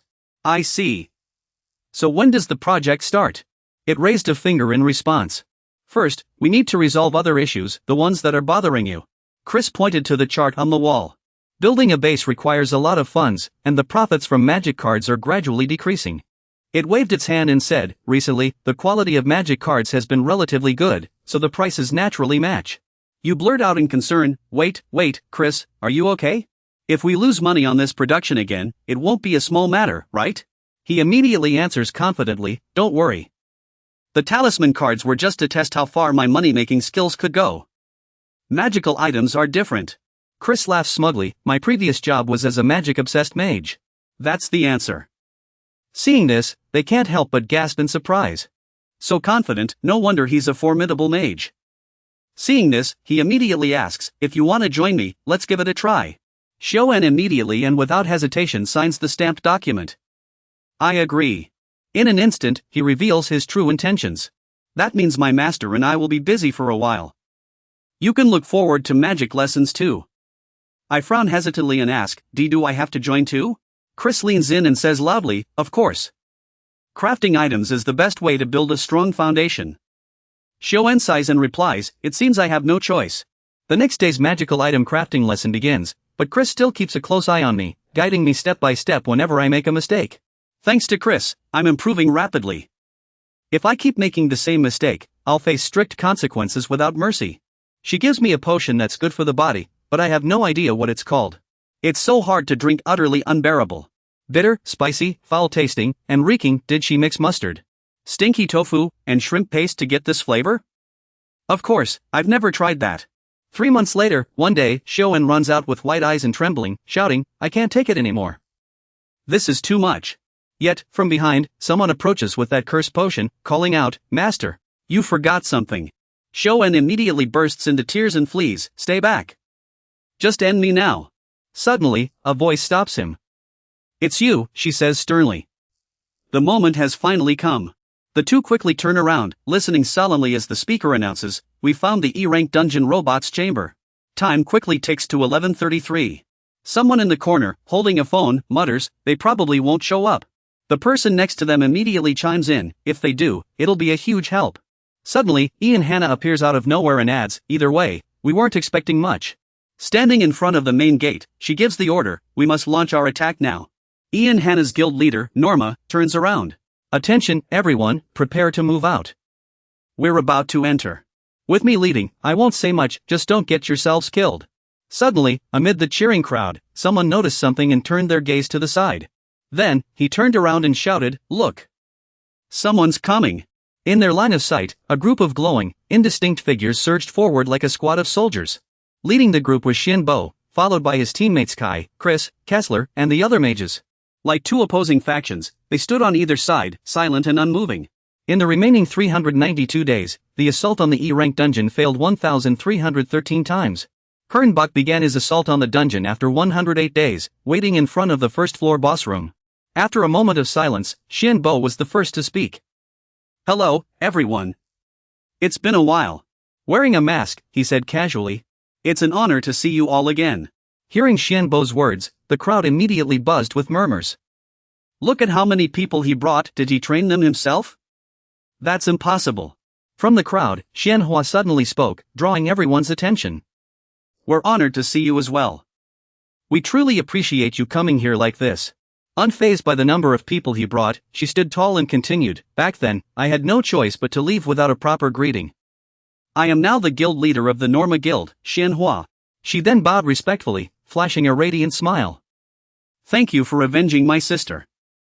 One day, I will repay this debt." Shinbo, however, brushed it off calmly. "It was nothing. That name from the theater was only because the prophecy said he'd become my future enemy." Shenhua's eyes lit up with interest as she looked up and asked, "Oh, really?" She slowly stood up and asked, "Then this time, could we join forces to take down the boss and secure our own interests?" Hearing this, Shenbo seemed slightly surprised. "Not just helping, but joining forces?" Shenhua replied calmly, "Yes, joining forces. No matter how strong you are, Mr. Shenbo, there are limits." Before she could finish, he interjected, "Guild leader, I'm not someone who struggles when eliminating monsters." Her expression faltered slightly at his words. She hesitated, unsure how to respond. Soon, Shenhina thought of another approach. "What if I pay you?" Shenbo immediately shot back, "Payment?" To make her point clearer, she pulled out a briefcase full of cash and 5 magic gemstones, hoping to secure his agreement. Pointing at the items with a smile, Shenhina said, 100 million in cash and 5 magic gemstones. If you succeed in destroying it, I'll pay even more. Seeing this, Krite immediately relayed his thoughts to Shenbo. Master, cash plus 5 magic gemstones isn't bad, but 100 million isn't a huge sum for us. Still, Shenbo asked for confirmation, if I succeed, how will you pay the reward? Hearing this, she put her hands on her hips and laughed, after we destroy that robot, I'll hand over the items to you. To show her sincerity, Shenhina placed her hand over her heart and added, and 5 members of the Norma Guild, including myself, will sign a magical contract to grant you one request. Sensing her sincerity, a flicker of hesitation crossed his eyes. After a few seconds, Shenbo decided to shake on it. Alright, let's team up. For now, at least, and maybe in the future too. Seeing this, Shenhina immediately reached out and shook his hand happily. Thank you. Now, to destroy them, I hope you'll help us devise a plan. After accepting the proposal, Shenhina began explaining her plan. The Dungeon Adventurers Guild also brought shields. I don't know how that boss exists. It should have been simple, but no matter what, I had to pick a direction and the plan fell apart immediately. A massive wolf appeared in Shenbo's line of sight, making him realize. That's the wolf pack's boss monster, over 100 of them. Hearing this, she gasped, if it's wolves. Seeing Shenhina's worried expression, he quickly reassured her, don't worry. I've got a plan. Then they devised a new strategy, and once preparations were complete, the boss room opened. They lined up as planned, ready for battle. Their group stood on the right, armed with shields and swords, while Shenbo stood on the left with a variety of weapons. The crowd couldn't stay silent for long. Someone spoke up, this isn't as simple as I thought. Before them stood wolves and other creatures, serving as its combat soldiers. The wolf quickly raised its head and let out a howl that echoed in all directions. The giant rat pack understood this as a command and swiftly charged forward to attack. She hastily gave the order, shield troops, charge. Following Hina's orders and the pre-arranged tactics, they quickly formed a protective wall of shields. According to the plan, they climbed the hill under the cover of their shields and tossed out a large sack. First row, second row, throw. The giant rats, confused, let out a few pained shrieks. But these giant rats were no pushovers. They instantly shielded their vitals with their own defenses. Yet the assault didn't stop. Third row, fourth row fireballs suddenly rained from the sky, illuminating the entire battlefield. Instead of halting, the attack intensified, speeding up as they pressed toward the giant rats. After a deafening explosion, flames surrounded them, forcing them to defend desperately. Suddenly, a furious mad wolf roared out of the inferno. It and its companions raised their heads and charged forward together. Seeing this, she immediately turned and shouted, "Xian Fu, it's all up to you now." Then, with Xian Fu's skeletal support, countless bloodied figures materialized out of thin air, striking fear into all who saw them. Yet Xian Fu still managed to reassure Hung Hina, "Leave it to me, Bonefell." Just as Xian Fu predicted, the wolf pack repeatedly charged the shield wall. At the command, "Advance," the formation rose as one and marched forward in unison. At the cry of "Loose arrows," a hail of arrows rained down, felling countless beasts and forcing them to flee in agony. A soldier sheltering behind a shield let out a disbelieving chuckle. "That was easy? Looks like we've wiped them out." But things weren't that simple. A flying side spun out of nowhere. It landed right beside the man, instantly splitting the formation. A crimson and white glow burst outward, as if marking the boundary between the two armies. She spun around in terror and cried, "This is a strike from the heavens." The battle turned grim as the wolves refused to retreat, instead quickening their pace, with the monsters closing in behind them. Hina immediately barked a stern order, "Hold formation. Maintain distance. Volley fire." Under her command, arrows and fireballs poured down like a storm upon the enemy. To turn the tide, a monster grabbed a giant rat from the ground and hurled it far away. The continuous explosions and bursts of light made everyone doubt their eyes. How could he have blocked that attack? The battle shifts in an instant. The team cannot retreat, monsters are closing in. Run! Yun Hana suddenly took the lead. "Everyone, prepare for battle. Pair up and do everything you can to survive." On the surface, she seemed calm, but her mind was a tangled mess. Fighting like this would only lead to heavy losses. Maybe it was time to retreat. Just as Yun Hana hesitated, the group of sea bones slowly moved forward to take the lead, speaking in unison, "Everyone, fall back." Seeing Yin Bo hesitate, she immediately snapped at him, "These things are far stronger than those skeletons. They'll crumble soon enough." But he refused to back down, insisting on his own approach. This isn't over yet. In the blink of an eye, the fleshless creatures appeared all around them. Under Yun Bo's control, they quickly formed an impenetrable rectangular formation, sealing off all escape routes and surrounding the monsters. Yun Hana's jaw dropped in shock. How could he control so many skeletons in an instant? Not only that, but she also noticed a massive skeleton looming above her in Yun Bo. Once the formation was set, Yun Bo shouted, "Yin-yang energy surge." The ravine erupted with a swirling mix of dark purple and black energy, vaporizing the creatures in an instant. The sight left Yun Hana stunned, speechless. Her legs trembled as she gasped, Bo, they're gone, completely gone." The ravine's eyes glowed crimson as it unleashed another wave of yin-yang energy. The energy surged forward, lashing out like whips in all directions. Within moments, it carved deep furrows into the ground, filling the air with smoke and obscuring everything. Yun Hana stared at the scene, blurting out in disbelief, Bo, they're gone, completely gone." Suddenly, the sound of a staff striking the ground echoed. She turned to Yun Bo in alarm, seeing him panting, barely standing. "Lord Yun Bo, are you alright?" Despite his exhaustion, he replied, "I'm fine, but..." Yun Bo straightened up, his resolve unwavering as energy swirled around him. "This isn't over yet." Just as you said, the smoke beneath the village gradually cleared, revealing those massive figures. The monsters weren't dead after all. Without giving them a chance to react, the wolf pack emerged slowly, their fierce expressions radiating overwhelming dominance. It let out a swift roar, and the moment the sound faded, they charged as commanded.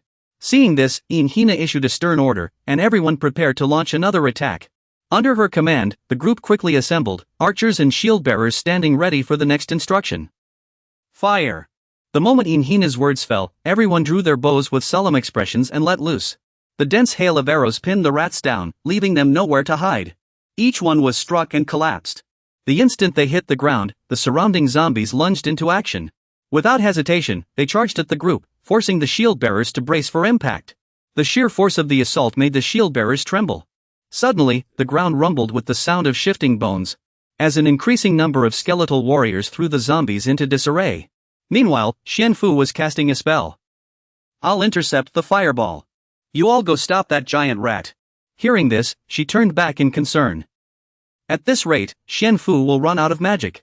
Just as Hina was about to say something, the rat seemed to sense something, its face twisting into a vicious snarl. Suddenly, a wolf appeared behind Xian Fu, its claws dripping with murderous intent as it lunged for his eyes. The claws closed in on Xian Fu's eyes in an instant, yet he stood frozen, unable to move. Blood sprayed, but it wasn't Xian Fu who was hurt, it was the wolf. Kai and Kessler suddenly appeared behind Xian Fu, driving their swords into the wolf's body. On the other side, a wand glowed with blue magical light as someone cast a spell. It was none other than Crit, who swung his wand without hesitation, unleashing a surge of power. The force shot toward the wolf, sending it crashing violently into the wall. Despite its injuries and the brutal attack, it immediately scrambled to its feet, eyes burning with killing intent as it locked onto them. He lets the wolf unleash a fierce roar on his body, instantly releasing a green demonic aura. Strangely, when this demonic aura touches the wounds, the injuries begin to heal gradually. Seeing this, he quickly steps forward and speaks again. This is an astonishing regenerative ability. Then, Xianbo leads them away, saying regretfully, I told you there was a way to defeat them. Though he acts this way on the surface, he is secretly overjoyed. The yin-yang demonic aura he used earlier wasn't his own power, it came from that little demon. That's why he pretended to be drained of power, luring them to his side. Thinking of this, Xianbo extends his hands seriously, ordering the next round of attacks. At his command, Kai and Kessler immediately end their rest, joining the others to launch an assault as Xianbo instructed. The giant wolf refuses to back down and charges forward to counterattack. Yet, as soon as its claws swing down, the two effortlessly dodge, as if nothing happened. Kai's longsword swiftly slices across the wolf's body, sending blood spraying. Kessler follows closely, seizing the moment to deliver a fatal strike, but the wolf dodges just in time, only a few drops of blood scattering. However, as soon as the blood sprays, the wolf's healing power activates, rapidly closing its wounds. Without hesitation, he rushes forward to strike again. He vaguely senses his strength has fully recovered and muses to himself. Yet, before Kessler can finish his thought, Kai swings his sword again, silently confirming, I must aim for its neck. His swordplay suddenly becomes unpredictable, swinging high and low to confuse his opponent. Let's end this quickly. The moment the thought crosses his mind, the wolf's body is already covered in bloodstains. As expected, though it dodges slightly, its wounds heal instantly, leaving it unscathed. Seeing this, he immediately signals to Kai, step back, Kai. Stay clear. Despite this, the wolf instantly sees through Kessler's attack pattern, its eyes widening with determination. Then, with a swift slash, the wolf ducks low to evade before leaping over his side with a powerful kick. The silent Crate finally moves, stepping forward and saying, let me handle this. As soon as he speaks, he casts a spell, and his staff begins to form a dazzling magical array. Like lightning, a dazzling golden chain suddenly appeared beneath the wolf's feet, binding its steps. Immediately after, not just its feet, but its hands were also bound by the chains, leaving the wolf completely immobilized. It stood in the center of the magic array, struggling relentlessly, only to realize it couldn't escape. The wolf tensed its muscles, trying to break free, even its hands trembling, but it remained trapped. Enraged, the wolf opened its massive jaws and roared, displaying its ferocity. But its roar only brought more trouble. Magic instantly sealed its mouth shut. Kyler seized the moment, leaping forward to strike. Stop barking, you mad beast. With that thought, a sharp crack echoed. The wolf's head fell to the ground in an instant. Dust swirled as the monster collapsed into a pool of blood, its eyes rolling back. Its jaws went slack as it met its end. Then, its body vanished into nothingness, leaving behind only a blue glowing crystal. Xian reached out and picked up the palm-sized crystal. From behind, Keylight transmitted, that stone is a moonstone.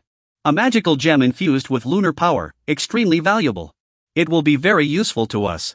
Meanwhile, on the other side, Hannah was fighting with all her might. She flipped a nightmare bull onto its back.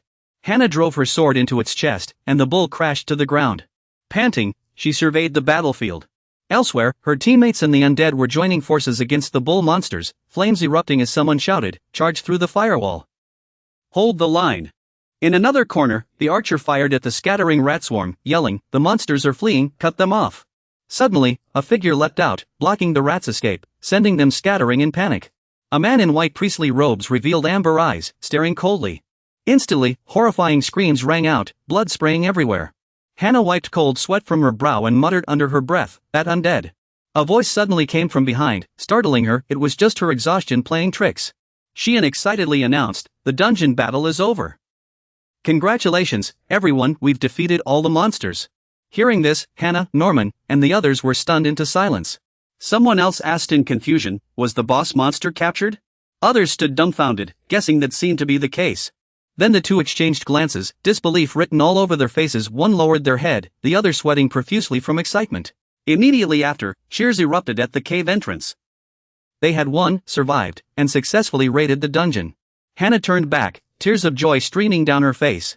Then she looked at Shiyun, filled with gratitude. Sir Shiyun, without you, we never could have defeated them.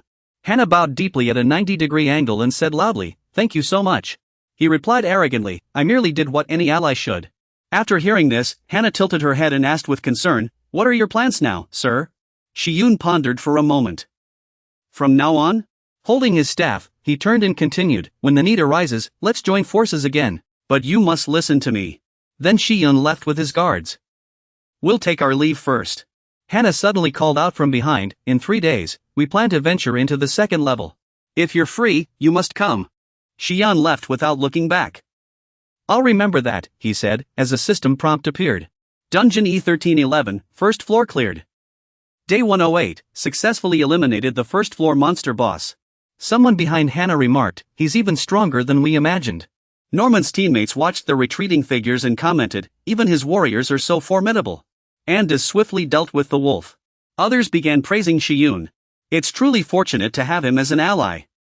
Yes, absolutely. Suddenly, someone broke into a cold sweat. If Jin Zhongxi is still alive, we'd have made an enemy of Sir Shi-yun. Another immediately chimed in, sounding disheartened, "Just thinking about it is terrifying." Hannah suddenly clapped to get her teammates' attention. "Norman." Then she smiled brightly. "Everyone, let's go home." Time flew by. Andis carefully examined the moonstone. Shi-yun, stepping out of the bath while drying his hair, asked, "Chris, this thing is powerful, right?" "This is our first spoil of war." He stroked the stone and replied, "In our world, the moon is seen as the eye of the gods shining in the darkness." Hearing this, Shi-yun frowned in confusion. The eye of the gods shining in the darkness? Chris thought of those monsters with gaping maws and terrifying fangs. Yes. When the moon turns blood red, the monsters. On the ideal continent, things are about to get even more exciting. And imagine those quiet monsters sitting under the trees, chatting.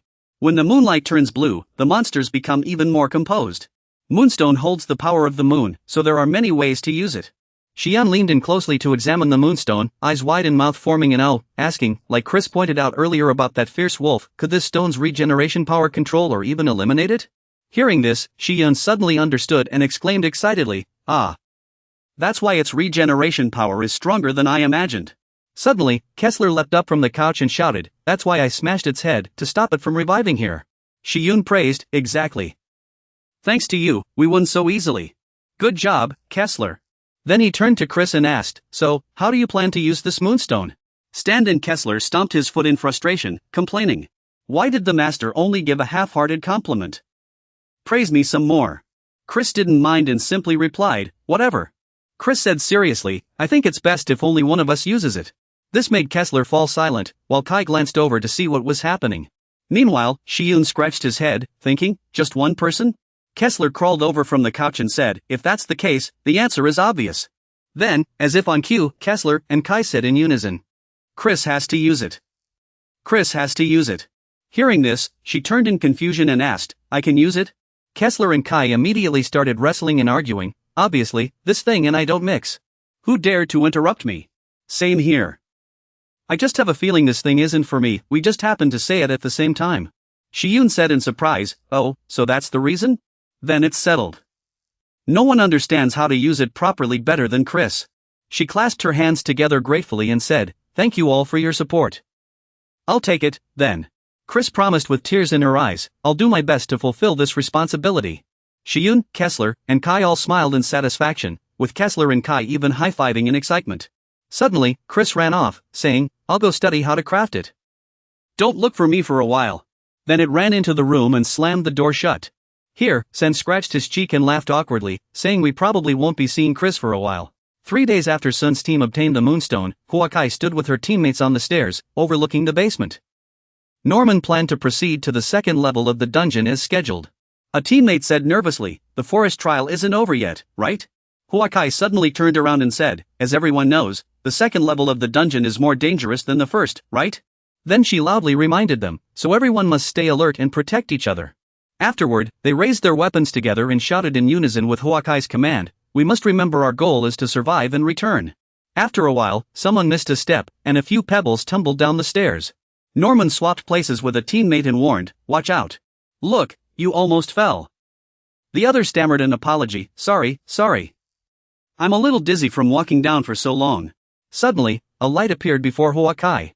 She turned to her exhausted teammates, their eyes dark with fatigue, and shouted, "The exit is right ahead. Keep pushing. We don't know what's out there, so don't stray from the group." Then, the sound of footsteps approached the dungeon entrance. When they reached the door, Huakai and her team were forced to shield their eyes from the blinding light. She let out a startled cry, while the others gasped in disbelief. Is this real? Everyone stared in shock at the clear blue sky before them. What's going on? How can there be a sky in a dungeon? Huakai tilted her head back in disbelief and shouted, this is impossible. There's a sky inside the dungeon. Meanwhile, Norman and his group had stepped out of the dungeon, gazing up at the sunlit sky. In another location, Sen stared at his phone thoughtfully. Kyler leaned in to look and asked, Master, is this real? Is it a forest? Son replied, they weren't lying to us. A nearby supervisor said in surprise, if there's such a space outside the dungeon, it means this place is higher than a rank E dungeon. Hearing this, he grew wary. If that's the case, something's not right. Then, the three of them looked up in the same direction. There was the door that Chris had kept tightly shut. Sun said, we'd better ask Chris about this. After flipping through Hen's phone for a while, the little mouse suddenly asked, what do you think? Keylight answered calmly, nothing special. This kind of situation has happened many times on the ideal continent. Hearing this, Hen asked in confusion, so it's nothing special, just like a normal dungeon, right? Then, Keylight thought of a monster hypothesis. No, there are clearly differences. There will definitely be a monster twice as strong as those in a normal dungeon. Though that doesn't mean the master can't handle it. Keylight added, this dungeon might be a forest-type dungeon. Unlike normal dungeons, this one isn't a single tier but a space with an entire ecosystem. On Hen's side, Kessler and Kai stared in shock, their eyes wide like saucers. The dungeon spans multiple tiers? Kessler clapped his hands and boldly guessed, yes, in simple terms. You could say this dungeon isn't connected to the lower tier but to other tiers on the sides. Keylight confirmed his words. As Kessler said, all tiers are merged into one, and the scale is enormous. Hearing Kessler gloat. Wow, I was right. But Keylight also warned, and there won't be a boss room. The boss will roam across different areas. This news made Hen worry. What? That makes it even more dangerous. They imagined sneaking into the sky dungeon, hiding behind a rock to observe two monsters. Lonnie, a boss monster, was wandering around, unfamiliar with the environment. Keylight suddenly spoke up. It's no different from what we've done before. Hunting down the boss monster and infiltrating the dungeon. Then, looking at the three of them, it said, so it's really nothing special. Hen responded, that's what you say, but Keylight brushed it off, opening the door and saying, I'll go back to my work then. With a slam of the door, Hen, Kessler, and Kai were left standing outside, staring at each other. Kessler suddenly asked, Master, what should we do? He smiled and replied, well, like Keylight said, it's no different. Then Hen left, saying, I'm going to train. After all, this is a critical moment.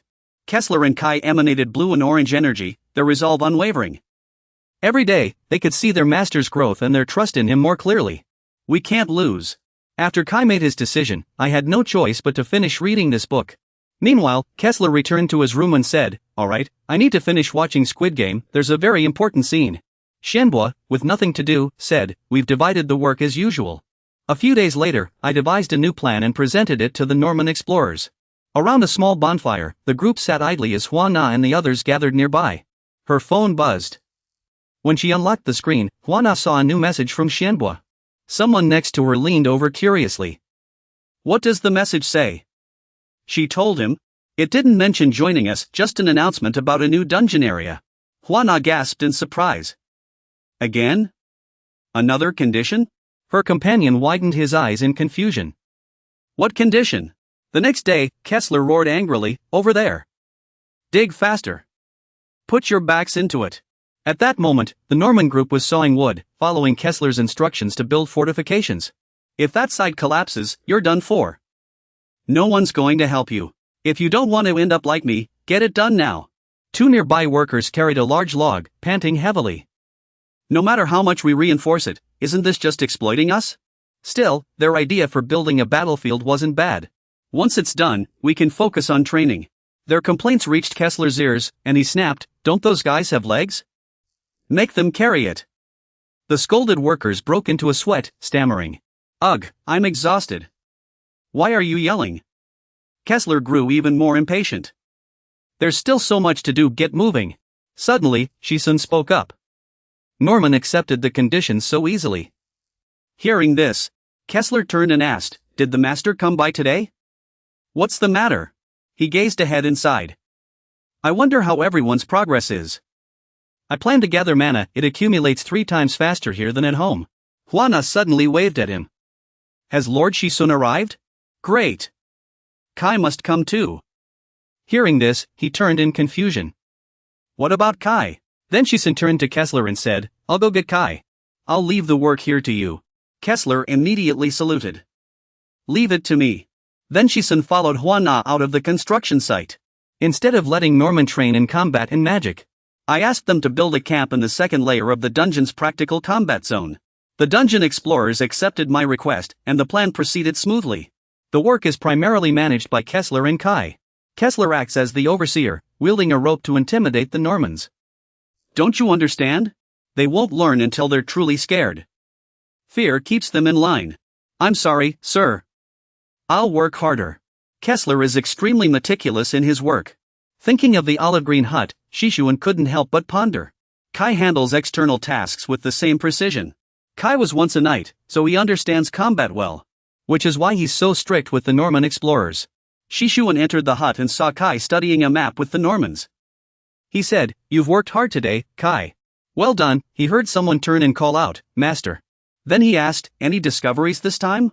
Kai thought of the ape and the mysterious creatures and replied, Besides the giant black ape we found earlier, there are red apes and oversized armored beetles.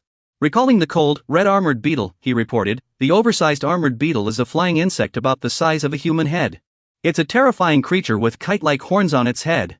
Hearing this, Xianchuan imagined a red-eyed beetle glowing ominously in the moonlight and asked, A horned carnivorous insect? Kai immediately confirmed, Yes, those creatures are lurking near the camp. This put Xianchuan on alert. Lurking near the camp? We don't have solid intel yet. Then he instructed, Gather as much information as possible. The more, the better, just don't push too hard. Kai bowed his head and accepted, Yes, leave it to me, master. Meanwhile, in another location, everyone was practicing their sword swings. The Norman team members shouted as they slashed. Taking Shishuan's place, he happily observed someone explaining, Fundamentals must be honed for a lifetime. Kessler paced in front of the group, addressing those training with swords, solid skills will never betray you. Everyone's time was spent meaningfully. Shishuan took on the role of instructor, teaching magic. I also want to fulfill my promise to Chris. A mage must repay what they receive. I'll teach them magic whenever I have the chance. Through this process, I've gained many insights, which also help with my experiments on 4th-level magic arrays. I saw everyone resting in their sleeping bags outdoors, and gradually, they grew accustomed to the dungeon's environment, determined to stay on the battlefield to harvest its abundant magical energy. In the sky, a winged creature circled under the moonlight. Someone, restless and anxious, asked, Did you see that? What if it attacks? Are we safe? Another reassured them, Master Xuanfu was here. That thing is nothing but an ant. But the person remained uneasy. Though Master Xuanfu was indeed powerful, if an attack came, someone nearby squinted and said, We're also training to handle situations like this. Suddenly, his composure vanished when a companion tapped him, making him shriek in alarm. Watching his soundly sleeping companion sprawled out, he sighed, Clearly, this isn't an enemy we can handle. Rumors of suspicious creatures led more and more people to give up. Xuanfu sat cross-legged, hands resting casually on his knees as he cultivated, thinking to himself. Apart from me, I focus only on gathering magical energy and practicing magic. Time flew by, and it took until the 8th day to set up the camp. Xuanfu suddenly opened his eyes and shouted in panic, Retreat! Run as far as you can! Hwana and her companion Norman ran ahead, while Kai covered their retreat, fleeing the forest in haste. Hwana turned back anxiously and shouted, Watch out! At the same time, a massive boulder flew over Norman's head. Soon after, a barrage of rocks rained down, blocking their escape route. Norman stammered, the path is blocked. At the same time, a roaring beast appeared behind them. It was a massive red-furred ape, its blood-red eyes glaring as it opened its mouth and howled. And it wasn't alone, dozens of red-furred apes surrounded them. The group of apes roared, warning the intruders to leave their territory. Norman shrieked in terror, Blast it! We were so careful, and we still got caught. Kai had already put on his helmet and readied his longsword for battle. At least 2 of us must escape to report to our master. Hearing this, Hwana cried out in shock, What? Kai drew his sword and charged forward, This is what scouts are for. Hwana shouted desperately, Wait, Kai. But Kai still charged alone into the pack of apes, dodging and striking. One ape raised its weapon and roared, then the entire group attacked Kai with a hail of blows. The man with slanted eyes and crimson pupils swiftly dodged the incoming arrows, then suddenly widened his eyes in terror. Because right before his eyes, a red-furred gorilla suddenly appeared. its gaze filled with murderous intent as it swung its fist at him. Its punch landed heavily on the man's head, shattering his helmet. The man was sent flying, skidding across the ground as debris scattered everywhere. He only stopped when he crashed into a boulder, his face battered and bloody. Mouth agape in shock. At the same time, the red-furred gorilla leaped again, raising its fists to deliver a fatal blow to the man still slumped by the boulder. Then, a massive surge of crimson energy erupted, causing a violent tremor. The red-furred gorilla roared in fury through the smoke and dust. Its fists had been blocked by Hwana's shield. Though her body trembled, she managed to hold the beast's attack just above the man's head. Hwana gritted her teeth, straining with all her might to withstand the monster's fists. Even as cracks began to form on her shield. Nearby, a man from the Norman squad loosed an arrow into the gorilla before collapsing with a shout. The beast howled in pain, clutching its chest where the arrow struck, rolling on the ground. The man struggled to his feet and thanked them. "I'd be dead if not for you." Hwana still stood protectively in front of him, saying, "We have to work together if we want to escape." The nearby Norman guild members, drenched in cold sweat, agreed, "The guild leader is right. We've been doing our best not to slow you down. Even this thing could pierce through armor." Suddenly, the red-furred gorilla yanked the arrow from its body, blood spraying everywhere. It flung the arrow aside, leading a pack of red-headed gorillas in a furious roar. The red-furred gorilla stood up, bellowing a command, and the red-headed gorillas charged as one at the three back-to-back fighters. The Norman squad man raised his crossbow and shouted, "Here they come!" At the same time, he fired an arrow, striking the lead red-headed gorilla. But the three behind it still charged forward. The Norman squad man raised his arm to block one of the lunging beasts. But Hwana swiftly bashed the creature's head with her shield, knocking it unconscious. On the other side, Kai fought two gorillas with his sword. Soon, several gorillas fell, but the three kept slashing wildly. Suddenly, a fireball landed above Kai's head, making him suspicious. Kai shouted a warning, "Fireballs again, watch out." Then the fireball landed on the explosion-proof field and burst apart. Kai turned back to assess the situation. This attack was completely different from before. This time, they're trying to block our vision and divide us. Are we surrounded? What exactly are they targeting? The undead and a red-furred ape charged forward to cut off Kai's retreat. The man's eyes flashed with irritation as he muttered, "This annoying monkey." Both sides engaged in brutal close combat, exchanging blows and strikes fiercely. But in just a few lightning-fast slashes, Kai left the red-furred ape bleeding heavily. This only enraged it further, sending it into a frenzied roar. After landing 3 more slashes, Kai darted behind the creature to escape. He turned to ask the two Normans, "Is everyone okay? We took down the red ape, can you two still hold on?" Suddenly, Kai looked back in alarm. Out of nowhere, a massive white-furred ape had appeared behind him. It was the white ape wandering boss. With a casual swing, it sent Hannah and her companion flying. Seeing them struggle to get up in pain, Kai gritted his teeth in panic. Hannah lay on the ground, wincing but still breathing. Kai quickly scanned the area, weighing his options. He studied the white ape boss's feet, sensing something was off. Because now it was raising 4 or 5 fists. Kai could now see the white ape boss's entire body. It stood like a human but had 4 arms. This left Kai speechless. His grip on the sword trembled slightly. Kai whispered an apology, "Master, I don't think I can keep fighting." Before he could finish, a voice echoed in his mind. "Stop talking and get down." Kai was stunned.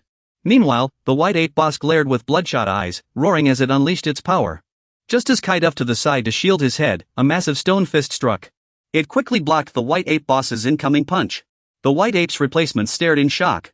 The one who blocked the attack was a level 4 summoning circle golem from the spirit hall. Seizing the moment the beast was stunned, the golem struck again. A single punch landed on the white ape boss's face, knocking out several of its teeth.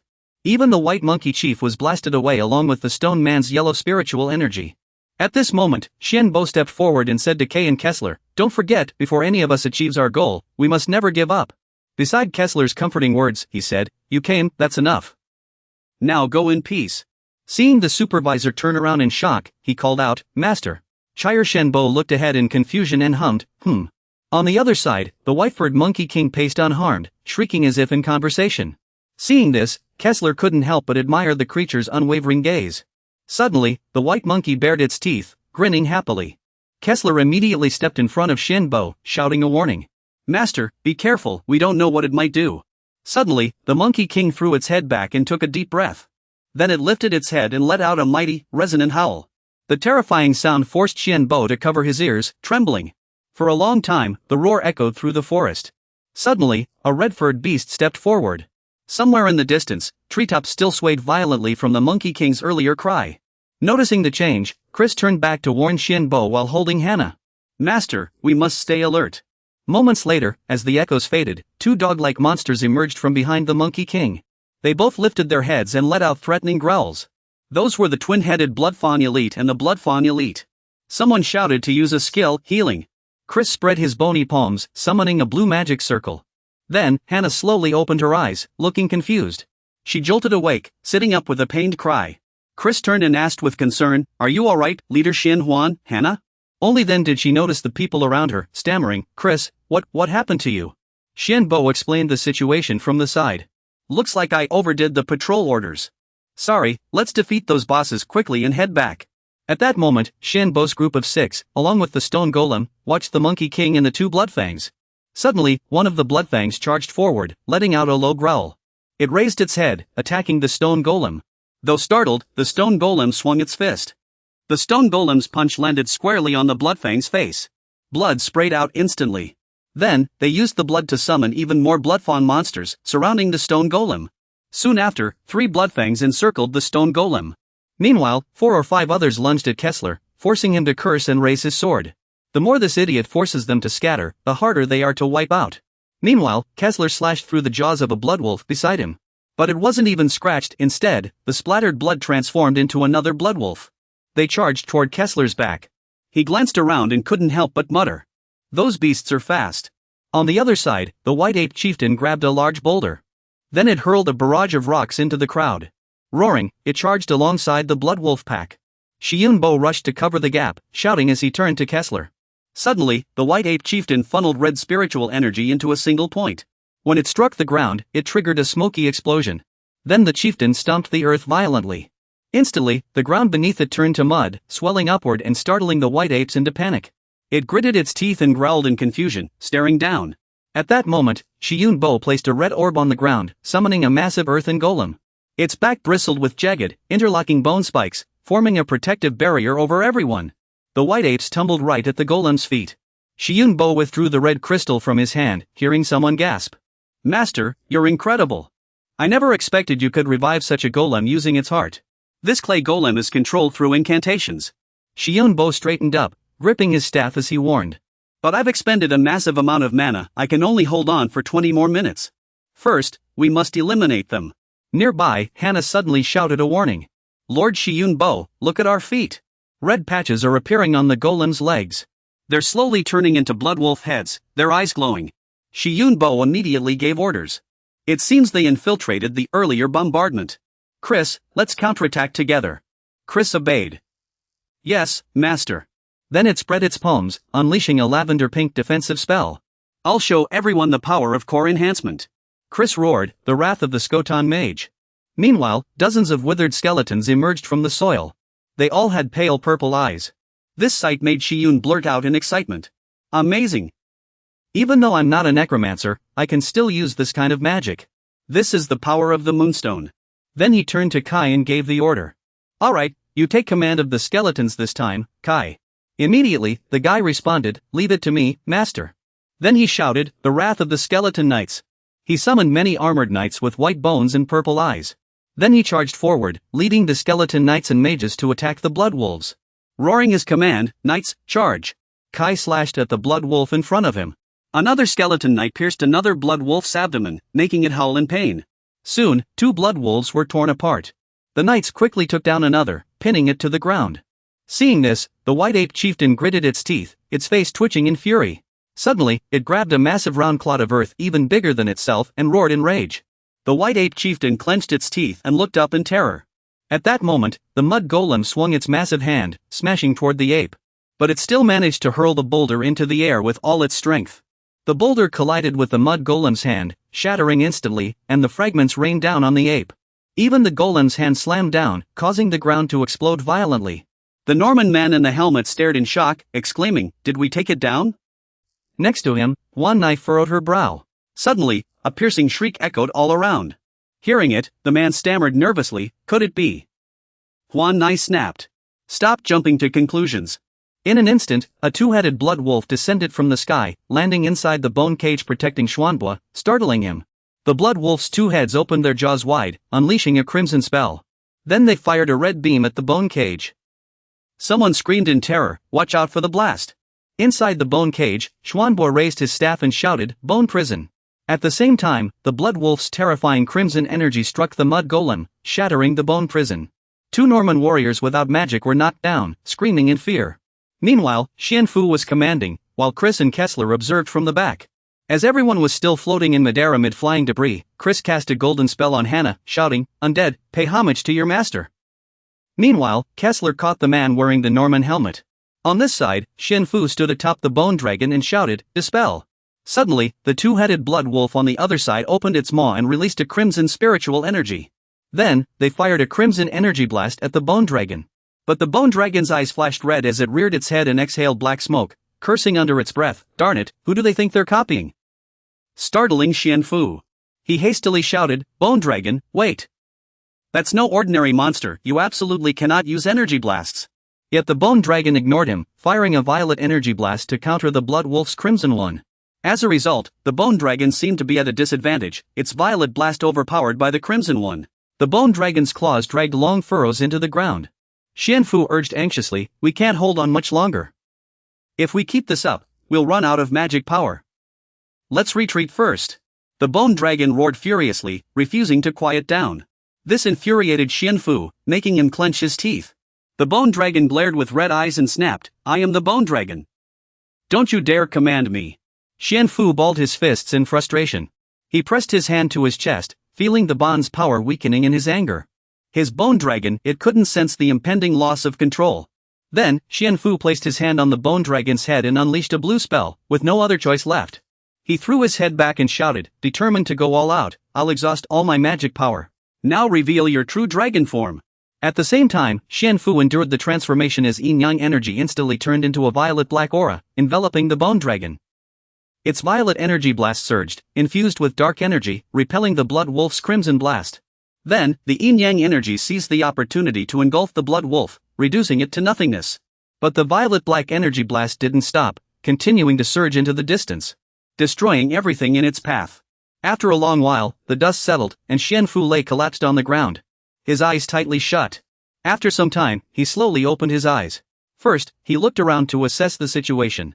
Through the haze, Xianfu saw a monstrous creature soaring in the sky under the scorching sun. Then, he felt it descending. But then, Xiaoan tightly shut his eyes again. Before him, a massive fissure had torn through the ground, leveling vast stretches of trees into mere stumps, stretching all the way toward distant mountains. After a while, a panicked voice called out, "Master! Can you hear me? Open your eyes, Master!" Slowly, Xiaoan opened his eyes to see Chris, Kessler, and Kai standing before him. Seeing him awake, Kessler and Kai exclaimed, "You're awake? Do you recognize us? Are you all right?" Chris, tears welling in his eyes, choked out, "Master, you scared us half to death." Lying in bed, Xiaoan asked, "How is everyone?" Kai explained, "Your magic is completely depleted. You need to rest." Kessler quickly added, "Yes, Master should go home immediately." Xiaoan sat up, concerned. "And then what? Is leader Xianhua safe? What about the others?" Kai looked up and reported, "Yes, thanks to the monarch, everyone is safe. They've all returned home." Hearing this, he let out a sigh of relief. Thank goodness. Sending out scouts was risky, but it nearly caused a disaster. Though Song Kai opposed it, his help allowed us to strike the boss monster.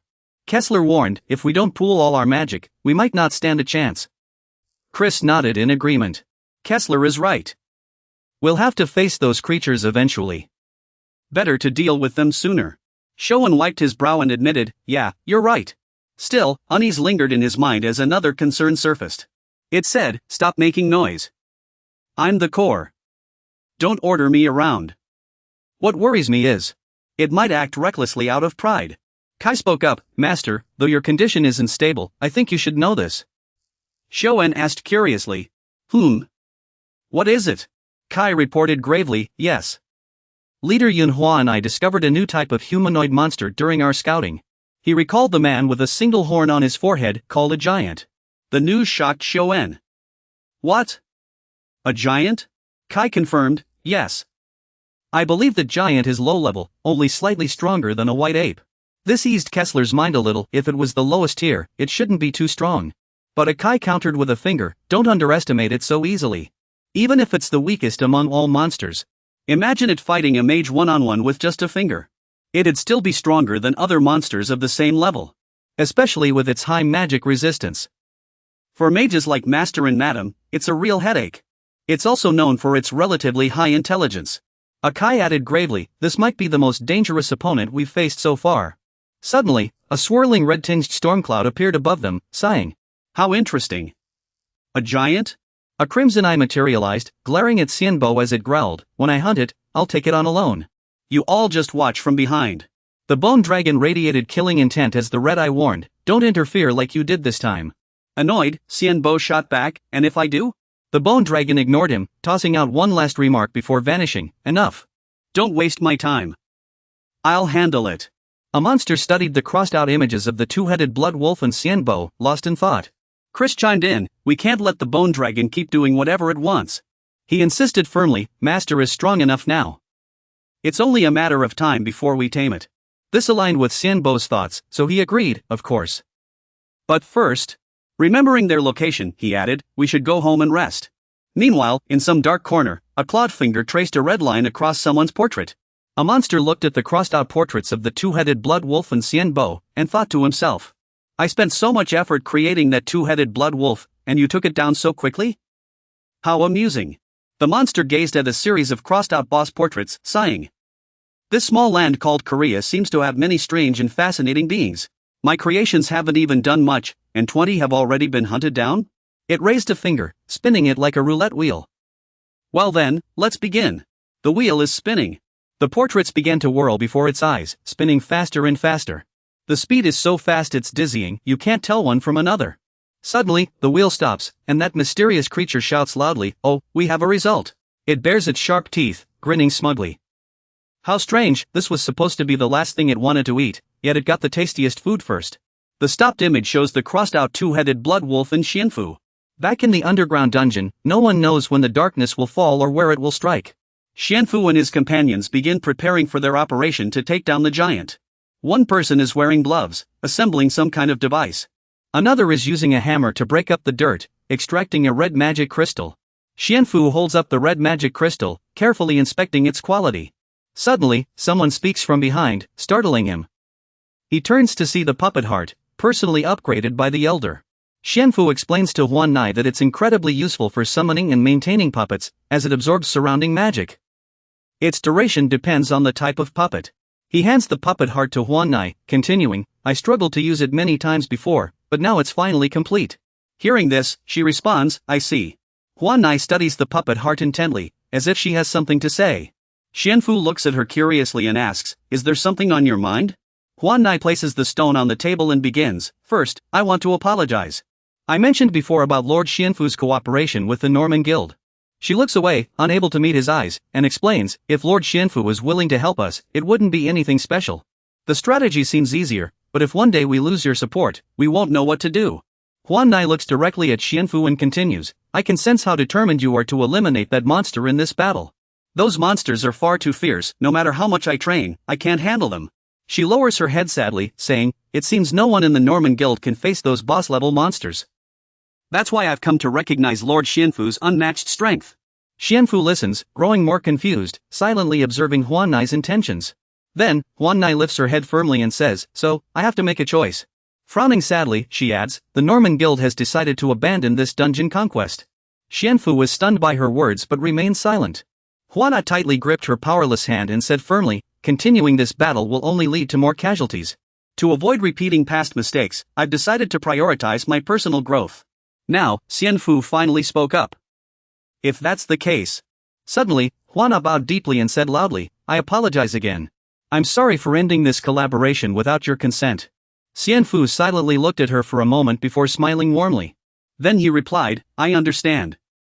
Lift your head, this decision must have been painful for you. Xianfu then announced, from today onward, our partnership ends. But even so, you're welcome to use the camp as much as you need. Hearing this, Huan Nai was stunned. She asked in disbelief, is that really okay? Xianfu confirmed frankly, of course it is. The camp was built through everyone's efforts. He then added solemnly, I hope everything goes well for you in the future. Huan Nai relaxed with a happy expression, smiling as she said, thank you so much, Lord Xianfu. Afterward, the two shook hands and said their goodbyes. By then, the sky in the dungeon was nearing dusk, and this brief bond had come to an end. Norman would leave that day. Though everyone's choices and wills differed, the goal of surviving and escaping the dungeon remained unchanged. They were simply striving to improve themselves. Finally, the system displayed a notification: cleared E-rank dungeon 1,313 times. Remaining time, 273 days. Before the failure, Xian Fu had cleared the dungeon for 227 days, parting ways with Norman. At the foot of the mountain in the dungeon, there was a narrow crevice. Kyler, Xian Fu, Kai, and Chris hid behind a large rock, with Kyler saying, "The dungeon within the dungeon is truly amazing."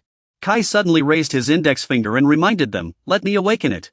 Across from them, a giant lay napping on a rock, with 4 of its minions standing before Xian Fu and the others. Suddenly, the bone dragon revealed a red eye and urged Xian Fu, "Begin." He squinted and whispered, "Do you really think you can handle it alone?" The bone dragon confidently assured him, "It's just a low-level giant. I don't need your little bones' help." Hearing this, Kyler asked with displeasure, "What? Those little skeletons?" Kai's barely holds back. Meanwhile, Chris shakes his head to signal his disapproval to Xianbo. Then he stands up and replies, "Understood. Let's prepare to leave." At that moment, the bone dragon transforms into a cloud of black smoke, crackling with purplish-red sparks, appearing in the air above the giant monsters and letting out a threatening roar. The bone dragon leaps forward with a deafening crash, startling the giants awake. It then lets out a long howl at the giants. The giants' underlings charge forward in fury. The bone dragon swings its long tail in a sweeping strike. The attack lands squarely on a blue monster, while a brown one rushes up and throws a punch. The bone dragon is immediately struck in the face, sending bone fragments flying. It clamps its jaws tightly onto the brown giant's arm. Then it flings the giant into the air, roaring, "Get lost!" The giant lands behind the group of ash giants. A substitute comments, "Is it out of its mind? This is too dangerous." The bone dragon glares at the 2 giants and the one that provoked it. "Leave those little pests to the skeletons. I only care about the main one." This catches the giant's attention. It widens its eyes, radiating an overwhelming aura. The bone dragon sneers in displeasure, "How dare you put on airs in front of me?" The giant suddenly charges at the bone dragon, catching it off guard. Before it can react, the bone dragon is sent flying by a hook punch, bone fragments scattering. That single strike sends the bone dragon crashing heavily to the ground, its back slamming into the earth. It trembles as it lifts its head, looking utterly stunned. Then it roars in fury, spewing dark purple mist from its mouth as its eyes burn with crimson rage. It releases a wave of dark miasma, snarling at the giant, "Perish!" The miasma pierces through the giant and shoots backward. But the giant remains unharmed, effortlessly controlling the miasma before appearing in front of the bone dragon with a sinister grin. The giant clenches its fists and brings them down on the bone dragon's head, crushing it into the ground. The bone dragon angrily lifts its head, its eyes glowing red, its skull already cracked. Shenhua, watching from the side, breaks into a cold sweat and shouts, "Bone dragon!" Chris also realizes the situation is dire. Beside them, the 2 giants loom menacingly over the scene below. It said our master must personally take action to defeat these guys. Kyler is fighting fiercely with his sword. Right, let him handle that monster. Meanwhile, the bone dragon just crushed a chieftain's skull with one bite, scattering bones everywhere. Then the giant landed another punch on its left eye, shattering more of the bone dragon's bones. Enraged, the bone dragon roared, "I cannot be pushed back by such a lowly creature." But no sooner had it spoken than the giant kicked it flying, sending it skidding far across the ground. The giant's clone sneered, "Pathetic." Those words cut deep, the bone dragon's eyes widened in shock. The giant loomed over it, laughing mockingly, "Pathetic," leaving the bone dragon speechless. Its eyes filled with despair as it muttered, "I am the strongest dragon. This can't be happening." Suddenly, Shiyun shattered its delusion with a sharp rebuke, "Do you even know what reality is, bone dragon?" His expression darkened as he said sternly, "You are not a dragon. You're just a fake mimicking the real thing."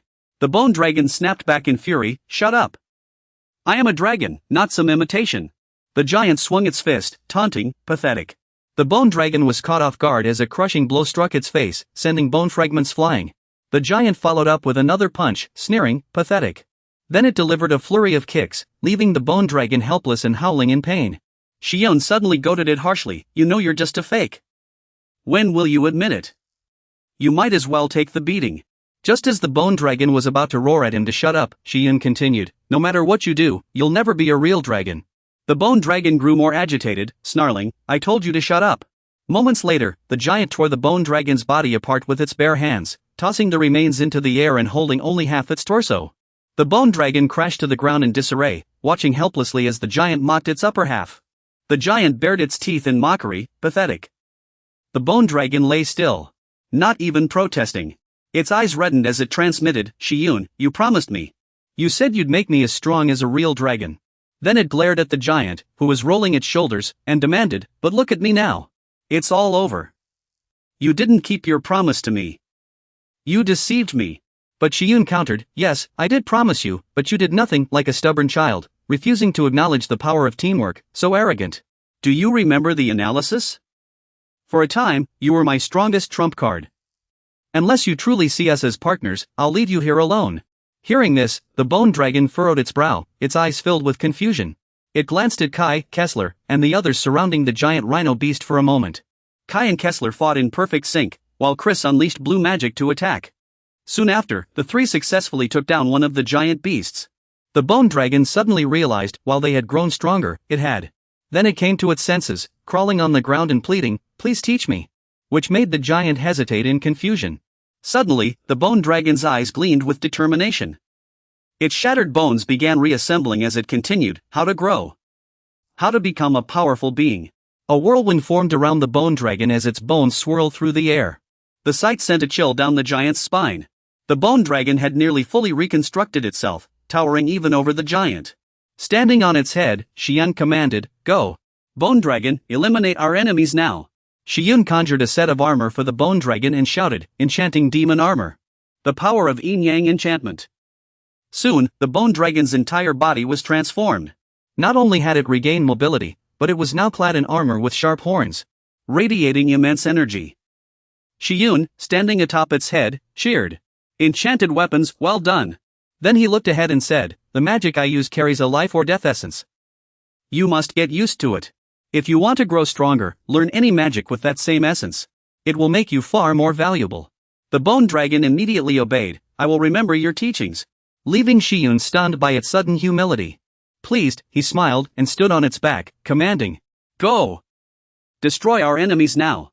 At the same time, the bone dragon charged toward the giant. Meanwhile, the dungeon echoed with the battle cries of the final showdown. The bone dragon was smashed into the earthen hill, wailing in agony. Soon, it leapt into the air, flinging the giant along with the debris. The bone dragon spread its wings, shaking off the falling rocks and dirt. With a deafening roar, the skeletal reaper's wind sent sharp stones hurtling downward, striking the floating giant. A rock struck the giant's abdomen, sending it crashing to the ground, where surrounding spikes impaled it.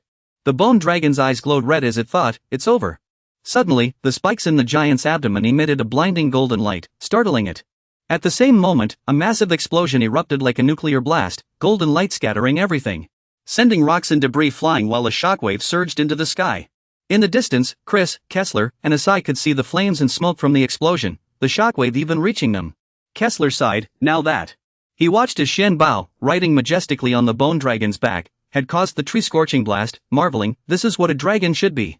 Suddenly, something made Kessler flinch, and he turned his head. He shouted a warning, "Master, watch out above." Shen Bao immediately looked up as a shadow loomed over him. The bone dragon let out a terrified shriek as it reared its head. It couldn't dodge or take flight, crashing heavily to the ground, the earth cracking beneath it. A white energy beam struck down with terrifying force. As dust rose, Chris, Kessler, and Asai rushed forward, shouting, "Master!" As they neared, they saw something pink rising from the ground.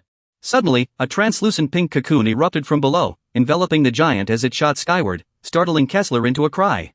"What's going on? That thing should be finished." Shen Bao warned, "Everyone, be careful. The energy around us feels unnatural." Chris gasped and asked, "Master, are you alright? What do you mean by that?" Shen Bao broke into a cold sweat, warily scanning their surroundings. Something was clearly there. It felt like they'd been watched since earlier. Suddenly, a loud crash echoed, and everyone turned toward the sound. A man with razor-sharp nails clapped, "Well done. You've won." A petite girl in black attire, with 5 sharp horns on her head, appeared and remarked, "Not bad." I was a little disappointed at first. Then, her eyes gleamed with malice as she sneered and threatened, "So, how should we begin?" The murderous aura made Xianbin break out in a cold sweat, his teeth clenched in fear. He then sent a voice transmission to his 3 companions, "Everyone, stay still. Don't provoke her." Seeing them silent and motionless, she dropped her smile, revealing an unpredictable, ruthless expression. She chuckled softly, hands clasped behind her back, and asked, "No one's going to do anything?" Usually, you'd be asking questions or rushing over by now, right? Hearing this, Xianbin mustered his courage and asked, "Will you answer me?" She laughed maniacally, "No. Stay silent for Kiesler and Chris instead." Xianbin stood his ground and said, "I knew it. Only the strong deserve what they want." This made her laugh cheerfully, "Ha ha." She tilted her head, raised a finger, and said, "You're quite good at reading the situation. Yes, only the strong get to choose what they want." She eyed Xianbin and his group warily and said, "Alright, I was originally going to eliminate you all. But I'll spare you. I appreciate someone who knows their place." Then, glancing at the bone dragon, she added, "I really hate those who don't know when to quit. Make it shut up." Xianbin noticed this and recalled the strange creature he saw in the sky while unconscious. "It doesn't have to be the bone dragon, could that thing be?" She let out a self-deprecating laugh and muttered, "No matter what, I should do something. I've tried my best, but it's all been for nothing." With a snap of her fingers, Xianbin and the bone dragon suddenly glowed with a green light. He looked at his hands in confusion, his body had recovered, and his magic was brimming. Suddenly, she rose into the air, holding a giant's egg, and looked down at them. "There, all better? Then let the duel begin." "Okay, everything has recovered? Then, let the duel begin." Xianbin was baffled. "What do you mean?" She burst into laughter. "It's nothing. I'm not going all out, just playing along. If you fight for your life, you have 5 minutes to settle this." Chris transmitted, "This is odd. Her words don't add up. She's testing us." Xianbin replied, "We have no other choice. We'll have to improvise." He turned to the bone dragon and ordered, "Focus all your magic. Bet everything on the bone dragon's attack. Activate it and let Kai handle the defense." After the bone dragon stopped its proud response, "Yes, I understand." Kyler obeys, "Master." "Leave it to me, Master," Kai replied, "Understood, Master." The girl glanced at them with disdain. "Stop stalling and hurry up. Let me see what you're made of." Helen immediately shouted, "Bone dragon." At the same time, it raised its maw and fired a deep purple-black high-energy magic orb, drawing her attention. Then Helen commanded, "Chris, channel all your magic into the bone dragon's energy stream." It responded with a burst of blue energy, "Yes, Master." Helen then roared, "Yin-Yang Surge."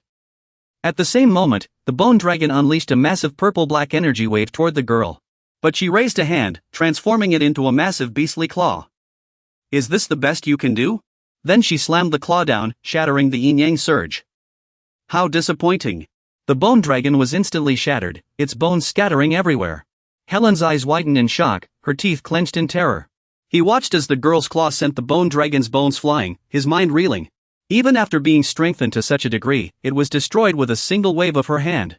The girl lifted her head and smirked. "Did I overestimate you? Or should I just finish you off now?" Helen trembled with rage at her words.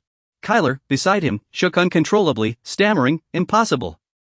Such a vast difference in power, how could she be this strong here?" Helen suddenly realized, from his words, such a vast difference in power, yes. Clearly, and earlier she had said she had done her best but achieved nothing. Then he raised his hand, releasing purple energy to restore the bone dragon, shouting, "Lend me your strength again, bone dragon." He lifted the pink giant egg, which sealed a giant inside, and commanded, "Capture that giant for me." This took the girl by surprise.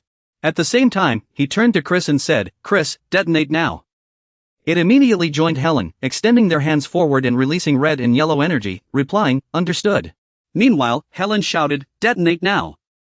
The bone dragon was already perched atop the giant egg. The girl glanced at it but didn't counterattack, merely smiling with amusement.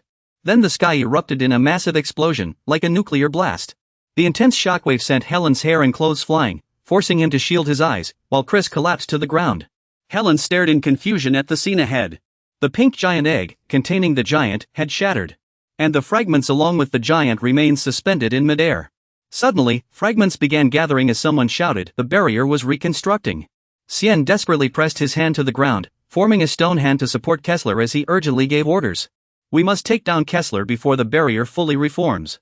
Standing on the stone hand with his long sword, he replied, "Don't worry. It's my turn now." Then the stone hand lifted high, hurling Kessler toward the giant. He landed on the egg's surface, slashing fiercely with his sword, unleashing waves of sword energy as the egg shattered again. The giant remained blind, falling along with the debris. At the same time, Xian gave the command reinforcements from behind. The ally channeled blue magic into his long sword, his eyes glowing orange. With all his might, he hurled the sword, now charged with blue energy, shouting, "Take this!" The sword flew straight toward the giant's chest. It pierced deep into the giant's torso, triggering a powerful shockwave that blasted the surrounding fragments away. Xian muttered a silent prayer, "Please, let it work as I planned," when a sudden laugh echoed. Xian looked up sharply to see a foot wreathed in red energy descending slowly before him. The mysterious girl smirked. "Did you really think focusing all your strength on the giant would be enough? How do you plan to deal with me?" Xian broke into a cold sweat. "I assume someone as powerful as you would appear in the dungeon. You must need some kind of medium, isn't that why you used the barrier to protect the giant?" She scoffed. "So that's it." In a flash, she dodged to the left, hissing through clenched teeth, "You're clearly different from the others." Glancing at the shattered mask and broken bones, she continued, "I came here with those boring things, but you figured out the medium." Then she looked at the row of people behind Xian and cheerfully waved. "Good. You passed. You all get to live." Grinning, she added, "Thanks to you, I'm not bored anymore. So I'll reward you." Xian stared in shock as she declared, "I want to claim you." He looked up and asked, "Claim? What do you mean?" "Of course," she replied. Then she laughed and explained, "As a soldier, or a subordinate." Xian furrowed his brow and murmured, just as she faded away like a wisp of smoke.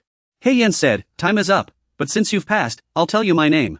When only a single red eye remained, she introduced herself as Gloria, an existence of malevolence. A harbinger of calamity, dragons, and demons, her title being the Calamity Demon Lord. Xian Fu and his companions remained still as they listened to her continue, "We will meet again, my soldiers, my subordinates." After Gloria left, Xian Fu finally murmured thoughtfully, "Demon Lord." And, looking at the ground completely shattered, he exclaimed, "Gloria." Meanwhile, the system announced, Dungeon Challenge E-Level, 1313th attempt. With 258 days remaining until the next dungeon failure, Xian Fu began his 242nd day of dungeon challenges, completing the trial. After a while, Xian Fu sighed deeply. Sitting on a single-seater sofa, he said, "Clearly, she claimed to own me. As her soldier, her subordinate." Chris chimed in from the side, "If that's true, then we're in trouble. We'll either face her as enemies or become her subordinates soon." Hearing this, Xian Fu looked anxiously at the floor, an enemy or a subordinate. And thought, those who can invade and conquer dungeons in this world are no ordinary foes. Imagining a demon with a single eye and a mouth like hellfire, he analyzed silently. Besides Gloria, there may be other forces at play. I wonder if these forces eventually invaded the Idean continent where Chris once lived, and then Earth. Recalling her eerie smile and the mysterious purple creature, he mused, but one thing is certain, they will first target the talented to expand their influence, turning them into subordinates or eliminating them. Kessler, arms crossed, sat on the ground and asked, "Master, what should we do from now on?" Xian Fu scanned the group and asked, "What do you all want to do?" He confidently lifted his head and replied, "Of course, we fight. Those forces killed me, I am their enemy. But fighting her would be suicide." Kessler then turned to Xian Fu, expressing his concern, "We were lucky to meet you and regain our memories, but no matter what, that being is gone now. But you are still alive, and you only have one life left." Xian Fu frowned as Kessler continued, "Even if I want to fight them, I can't let you be put in danger. And we will stay by your side until I can survive on my own." The adjutant on the other side chimed in, "I will always stand by your side, as a soldier and a knight. My duty is to help you walk the right path." Then he continued, saying that no matter what, staying by the master's side was ultimately his duty. Hearing Xian Fu's emotional call, he responded. Chris also said, "I will stay by your side too." Xian Fu turned his head in confusion. As Chris declared, "Even if I join hands with your enemy, what of it?" His eyes, as deep blue as the cosmos, held firm as he spoke, "As I said before. My goal is to reach a higher position. Revenge is just one of the things I desire, but if it's unattainable, I hope to gain a higher status by your side." Xian Fu nodded in resignation, muttering, "Just as I thought, a remnant of magic." Then he turned to the cloud of black smoke and asked, "Bone Dragon, what do you think?" Its red eyes gleamed as it replied, "My goal is to become more valuable in practice. No matter which side I stand on, as long as I grow stronger, that's enough for me." Hearing this, Kessler was furious. "Damn it! Am I the only one fighting alone here?" He then turned to Xian Fu and asked, "Well, the master's opinion is what matters most. What do you think?" After considering everyone's opinions, Xian Fu replied, "I don't know either. Maybe we can survive, but there aren't many choices. Even if it means becoming the subordinate of someone who threatens lives, it's not the right thing to do." Kessler asked curiously, "Then will you continue fighting them?" Xian Fu glanced at him and replied, "For now, yes," leaving Kessler even more confused. First, Xianfu thought of Gloria and explained, Gloria hasn't explicitly declared me as her subordinate, she just wants the upper hand. Soldiers, or subordinates, our choices are to flee or face them. There's no other option. Then, clenching his fist, he declared firmly, all I want is to grow stronger and take down Gloria. Kessler immediately exclaimed excitedly, Hector, as expected of you, master. Even with such forces against you, you still want to take her down? If that's what you want, I'll do everything in my power to help you. Chris, standing nearby, cautioned, but master, Gloria is a completely different kind of being. I said I'd stay by your side, but Kessler is still praising you excitedly, calling you master as always. Then Chris added, if you can't defeat her and your life is in danger, I might have to betray you. This left Xianfu speechless in shock. He then pondered carefully, if he stood no chance against Gloria, Chris would become his enemy. At that point, he'd have no choice but to obey orders, no longer a companion but merely a tool. Xian tightens her lips, pondering their current relationship, and how their mutual trust has brought her to this position. She must prepare and give her all to ensure that situation, fighting Gloria, doesn't happen. A sudden knock at the door startles everyone. Xian asks in confusion, what's going on? Who just knocked? Chris replies from the side, I think the dungeon raid mission has been confirmed complete, and we've reconnected with the outside world. Hearing this, he breaks into a cold sweat and asks skeptically, what? We're already reconnected? But who's here? No one ever visits this place. Then he says, let's assess the situation first. Wait a moment. Shen checks the surveillance screen and sees a girl with twin tails outside. She asks, may I ask who you are? The girl holds up her ID and replies, hello, Jin Xian. She introduces herself, I'm Zhang Huimei, the operator of the dungeon website, from an organization called the Management Bureau.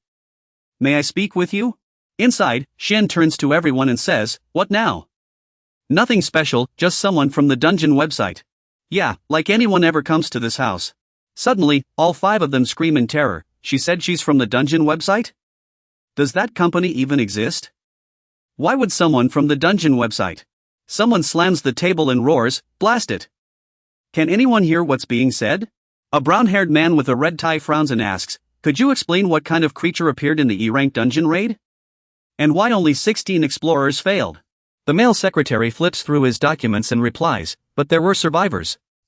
One of them is a powerful A-rank expert. The photo in the file is none other than Jin Xian. He suggests, let's send an agent to verify the failed raid, but the man with the red tie counters, no, we'll try a different approach. Then he instructs, prepare to contact the capable person I mentioned earlier. The assistant blurts out in panic, what? His reaction infuriates the man with the red tie, who shouts, contact Jin Xian immediately. Back at Xian's house, Huimei politely bows and says, thank you for letting me in.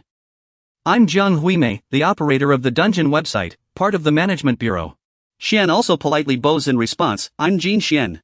Drawing lots? So someone still manages that underground dungeon website? Shimi explained from her single-seater sofa, saying that all we do is manage the website and use high-level technology to deliver pre-ordered items. Of course, this also includes managing the deposits and withdrawals of dungeon explorers' accounts. Hearing this, Keylight asked curiously, who are these high-level figures you mentioned? Gods? This made Shimi quickly correct him, talking skeletons. Keylight followed up, can the Management Bureau contact those beings when needed? Shimi forced a stiff smile, well, it's nothing serious, just skeletons. What kind of smile would they even have? Before answering, I'm not entirely sure, but it might include gods and demons. Keylight sighed in realization, while Shenyu looked utterly confused, still not grasping the situation and staying silent. Then, he turned to Shimi and asked, just get to the point, why did you suddenly come here? She cut straight to the chase. You're quite direct, so I'll be blunt. Our bureau can check explorers' information through the Danjian website. As a result, we screen and manage those with talents exceeding grade A. Shimi recalled the explorers who had already perished. Yet, not long ago, 16 explorers were lost in an E-grade dungeon attack. Shimi couldn't help but ask, so you're here to gather information? She admitted it. That's right. We need details about what happened in the E-grade dungeon. Then she added, more importantly, I'm here to extend an invitation to you, Jin Shimi. This made him suspicious. Shimi shot back, if that's the case, what do I get out of this? Shimi thought she misheard and asked again, huh? Shimi stated bluntly, if you want information, you'll have to pay a fair price. If it's money, I refuse, I already have enough. Hearing this, Shimi paused for a moment before responding. Then she sat up straight and said, all right.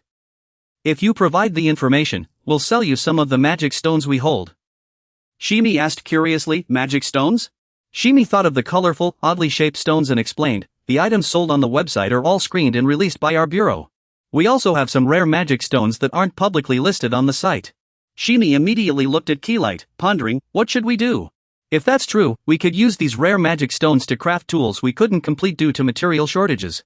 At the same time, Krite turned around to send him a message through telepathy, clearly hiding many things that couldn't be shared in the dungeon. Let's add a few more demands. Shoenbo nodded after listening, saying, I understand. Then he asked Shimi, I feel like something's still missing. Don't you have any other information? But she calmly countered, is Jin Shoenbo's information really that valuable? Shoenbo assured her, I can stake my life on the value of this information. This made Shimi fall into deep thought. Then she stood up and said, let's give it a try. As she walked away, she made a call, it's me, sir. I'm contacting you because there's been a situation. Behind her, Shoenbo and Krite stood up, curious about who she was contacting. But all they could hear was Shimi speaking in a low voice. Suddenly, she turned back to Shoenbo and handed him the phone, saying, my superior wants to speak with you directly. Shoenbo took the phone and said, hello. On the other end, a brown-haired man with a red tie said, nice to meet you. Jin Shoenbo. I'm the bureau director. We will prioritize selling herbs and metals as magical mediums at a fixed price, including magic stones. Then the director heard Shoenbo haggle, great. If you sell at 50% of the fixed price, I'll sign the contract. Shoenbo heard the director raise his voice, Mr. Shoenbo, you don't seem to understand the market. The minimum is 90%. But he interrupted, how about 55%? Hearing this, the director gritted his teeth and said, 85%. You're really pushing it. Shoenbo countered, 60%. The director replied, 80%. Shoenbo then said into the phone, 65%. Now the director was furious, veins bulging as he shouted. 75% is the lowest I can go. What more do you want? Shoenbo quickly sealed the deal, alright, let's agree on this price for 3 years. The director snapped, 3 years is too long. Do you know how much we'd lose if prices drop by 25% during that time? Shoenbo added a clause on his end, in exchange, I'll include a condition that I won't leave the country during the contract period. The director asked in confusion, what did you just say? Standing among the undead and a group of bone dragons, Shoenbo declared with overwhelming presence. One day, when those adventurers escape from the dungeon, won't they go to the bureau to recruit? That's the reason for gathering adventurer information. I've also received invitations from many other guilds. I just need something valuable that meets my conditions. And if not in Korea, then in other countries will do. Those words hit the bureau chief like a punch to the face. He stared at his phone, his expression dark and calculating. Then, Xianfu received the bureau chief's response, fine, I'll sign a 3-year contract with you. During this time, you'll act as a government-affiliated dungeon adventurer and carry out missions. The bureau chief, just rebuffed again, asked impatiently, what now? Xianfu thought of all the restrictions, like not being allowed to leave without their permission, which would cause trouble for the patrol department. What a pain. If I work for the government, my actions will be restricted, and my personal freedom will be interfered with. I don't take orders from others. Hearing this, the bureau chief had no choice but to compromise. Alright, I understand. Then 2 years. Instead of a fixed price over 70%, how about you operate as an external agent for the bureau? Xianfu was skeptical. If I'm an external agent, doesn't that just make me a mercenary? Of course, I can refuse. Kessler muttered beside him. If it's mercenary work, I'm not doing it. Xianfu agreed. Of course. But please provide clear mission requirements. If you ask me to do something unreasonable, I'll refuse. The bureau chief hung up, sighing in resignation. Fine. That's settled. Then he rubbed his temples, thinking, this guy is nothing like a normal adventurer. Keeping in touch with him is going to be exhausting. Xianfu closed his phone. Alright, the contract is settled. We'll prepare the contract and send it to you through Ms. Zhang Huimei. Then, his subordinates praised him. Amazing. Master always turns the tables. Chris was still excited. I want more, but this is enough for now. Hearing this, Xianfu scratched his head and smiled in response. Thanks, Kessler said confidently. Leave the mercenary management to me. Meanwhile, the bone dragon chimed in. Signing a contract on your own terms is truly commendable. Suddenly, another voice came from the phone. But before that, you'll need to take a test first. Xianfu asked, puzzled, a test? The bureau chief explained seriously, the bureau is a government-supported organization. Though I hold most of the authority, other factions would question any contract I sign on my own. The director then thought of the forces behind him and added, while I recognize Xuanfu's strength, if my faction weakens, opposing factions will try to restrict and control the dungeon explorers. Hearing this, Xuanfu grew suspicious. How could ordinary people control dungeon explorers? Just thinking about Gloria gives me a headache. There must be a lot to worry about. Xuanfu asked, let me hear it first, what do you plan to do? The director replied, attack the dungeon. More precisely, attack the sealed dungeon. Xuanfu blurted out, the dungeon is sealed?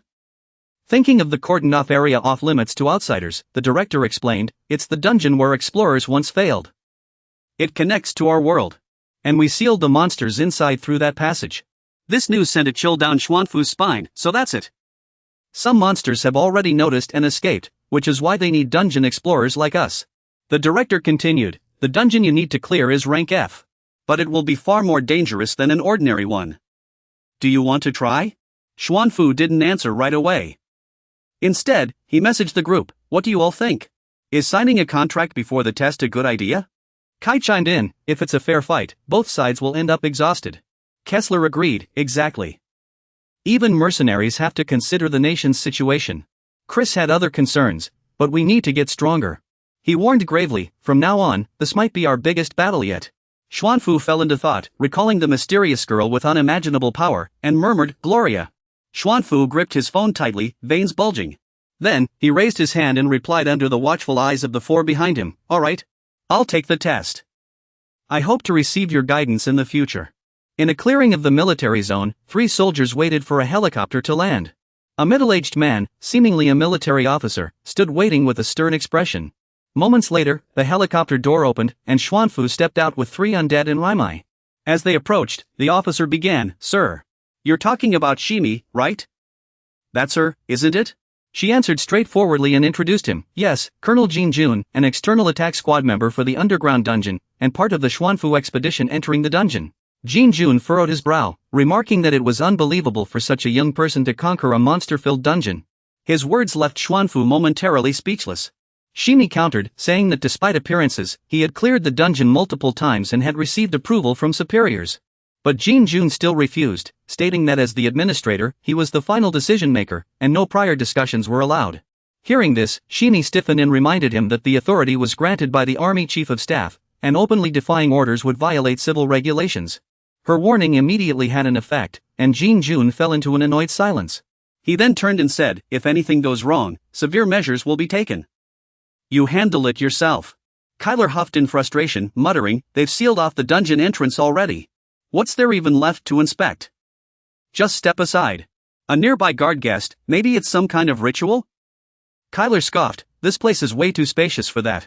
After a while, a machine gun appeared outside the military zone, aimed forward. A few armed soldiers stood guard ahead. They watched the group from Xuanfu, whispering, what are they cosplaying? Looking at the sky like that? One sneered, playing hero with masks on, while another mocked, not even as cool as Superman. Kyler sighed, ignoring them. Moments later, Jin Jun stood before a door and said, we're here. Wait a moment. He then ordered his subordinate, open it. The subordinate immediately replied, yes, sir. The door opened, revealing a brick wall standing in the center of the room. It was an old brick wall with only a wooden door. Jin Jun turned and reminded them, now you know what to do. Suddenly, the door in the brick wall swung open, releasing a gust of blue energy that made Jin Jun suspicious. At the same time, a group of blue imps with glowing red eyes and weapons emerged. One of them opened its jaws, filled with sharp teeth, and let out a menacing roar. They quickly lunged at the Xuanfu group. Seeing this, Jin Jun urgently commanded, seal the entrance. Destroy it. But when they tried to close the outer door, a soldier panicked and shouted. The door's jammed. Jin Jun raised his gun and ordered, assault team, advance.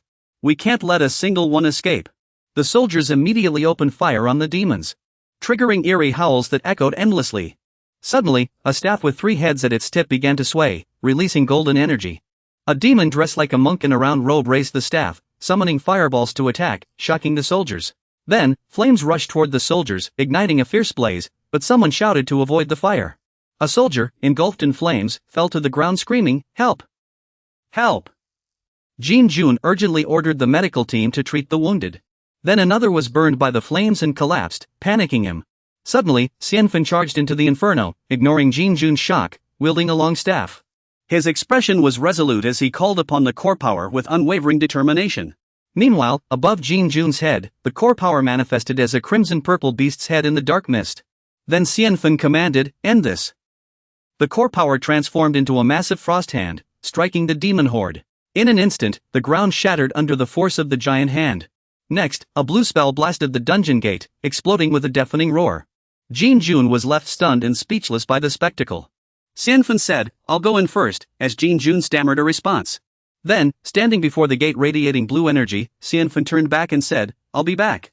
He reminded them, the maximum inspection time is 30 hours. At that moment, Kai led the Scottish Knights in a lightning-fast assault on the demons.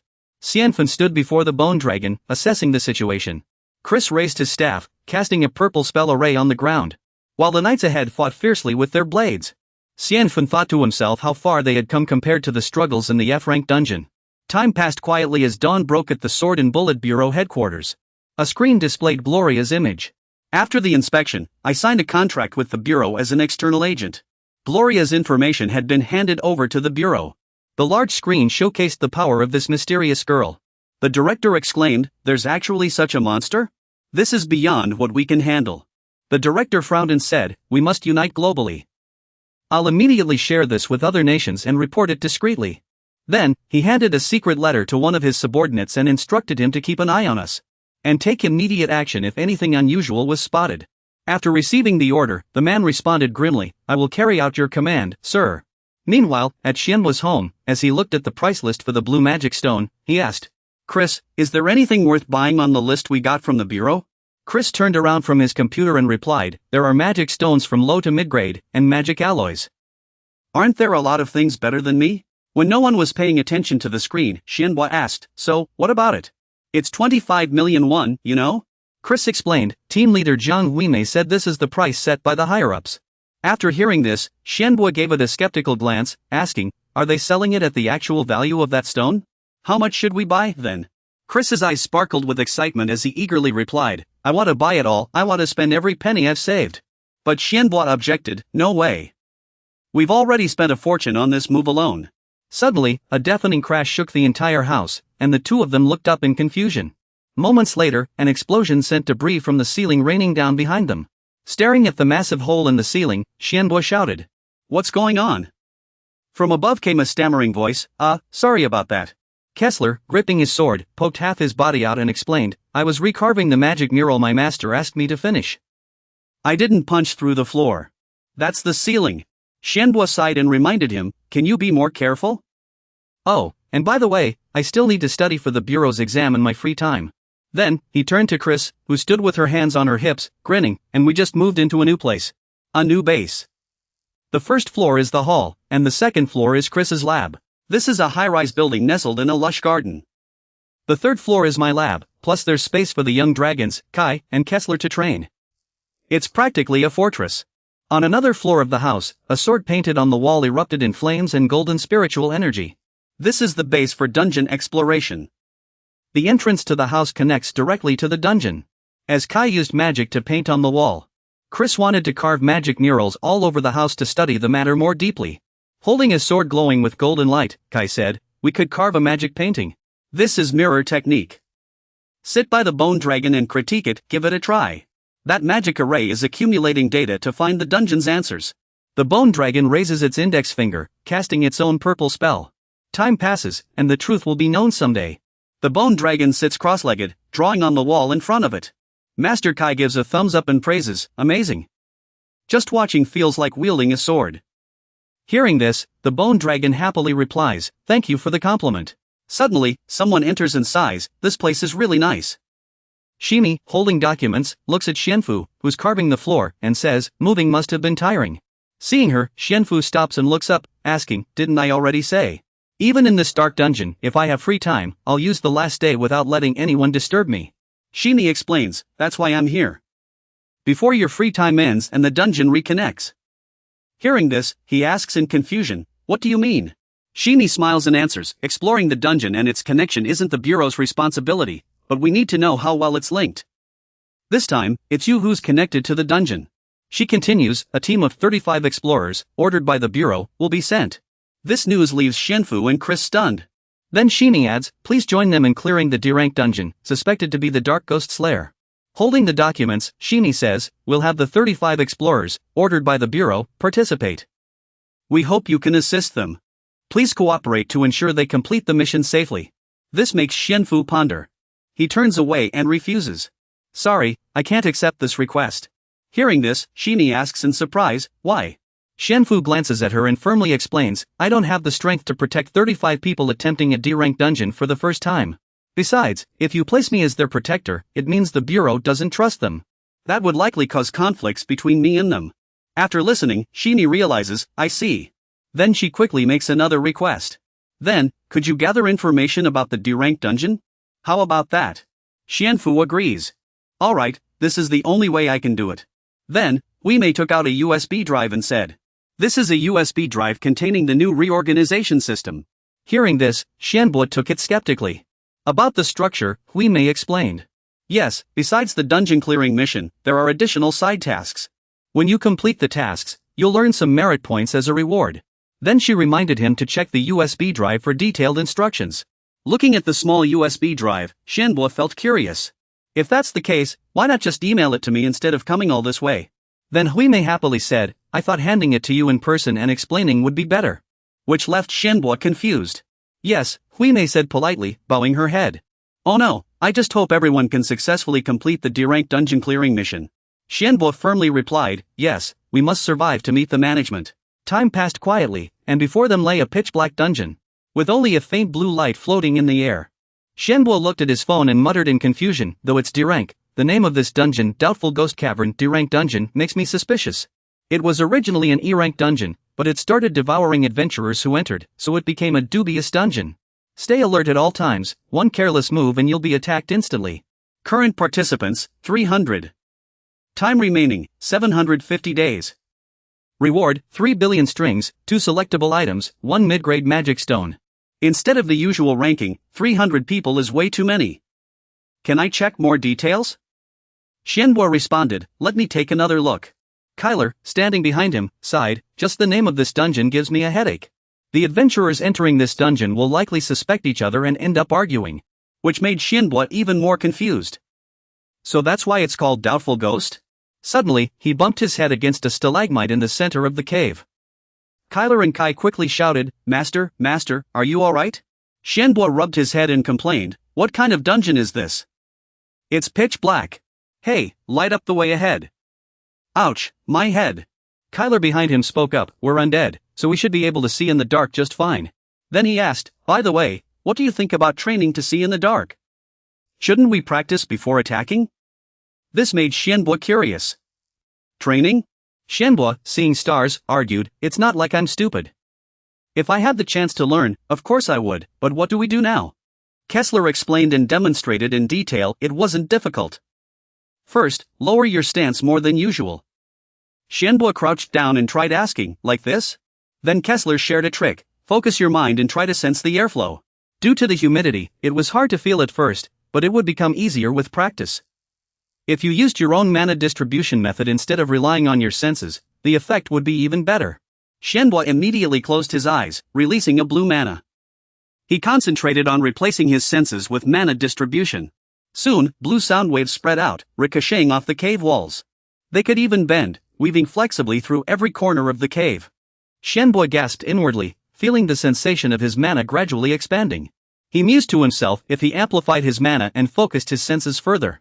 Suddenly, Chris's face appeared on the screen as she looked at her phone. Xianbo muttered, seeing that Chris was upset. At the same time, Chris exploded in anger, blaring at her phone and cursing, the administration is full of liars. Startled, Xianbo quickly asked, Chris, what's wrong? She turned the screen toward him, saying, look at this. I could have used my merit points to buy 24 hours of free time. The screen displayed, monthly limit of 30 users for 24-hour free time. Complete transactions using 24-hour free rights. Chris continued, this is also limited to 30 people per month. Then she shouted furiously, if the administration had announced the sale list earlier, I could have used my earned merit points to reserve and use it. All the chances are gone, ugh. Meanwhile, Kessler wiped his sweat and whispered, Master. This isn't just shopping addiction, is it? This is a big problem. He replied, it's not like this is the first time. Calm down, Chris. If you start collecting now, you can still get ahead. But she still grumbled, that might work, but I was planning to use my merit points to buy materials and save the rest to replenish my core crystal. The bone dragon will need a core crystal sooner or later, so we should prepare in advance. Hearing this, he asked in confusion, bone dragon? Chris recalled the bone dragon's bones and explained, I analyzed the bone dragon's body earlier, all the bones that make it up. Like us, it stores mana instead of a core. It doesn't have a mana storage ring and can't fully control itself. Suddenly, the bone dragon's red eyes glowed as it asked, what do you mean by that? Chris explained. For dragons, there's no such thing as a dragon heart. Then she thought of that disgusting pink giant dragon and said, if you want to prove you're better than a true dragon, bone dragon, you'll have to use even stronger magic. It's far more than that. To reach this level, creating a core is essential. The bone dragon immediately made a request, since that's the case, then let's create that thing. Chris recalled Xianhao's analysis when he reshaped the cactus, but even cores have their weaknesses. The current body is merely a vessel for the soul. Even if the flesh is destroyed, it can recover. But if you create a core, and it's destroyed, you might vanish. Even if you mimic a true dragon's heart to create that core, you still won't surpass a real dragon. The bone dragon answered frankly, I don't mind. From the start, I was fake. If that core is my artificial heart, I'll make it more valuable than a true dragon's. Xianhao smiled to himself, satisfied.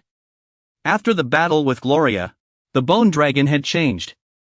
Now, it only wished to sincerely submit and strive to become a powerful dragon. Hearing this, Chris spoke up. I'll do my best. And let me remind you of one more thing. The bone dragon was curious, what is it? Chris widened his blue eyes seriously and said, simply put, a dragon's heart is just a high-quality magic stone, but its existence is extraordinary. The bone dragon listened intently, eyes wide. Because dragons themselves are extraordinary beings. This excited it, and it looked at everyone, promising, well said.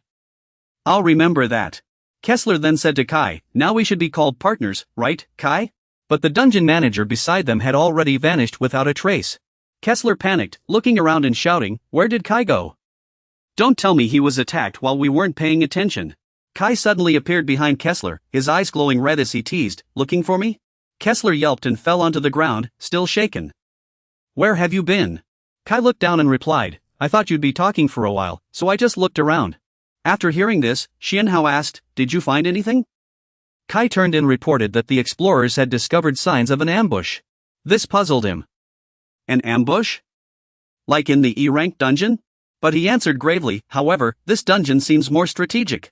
Xianhao widened his eyes in surprise as Kai continued, it appears the monsters are waging guerrilla warfare against humans. Long streaks of blood stained the cave walls.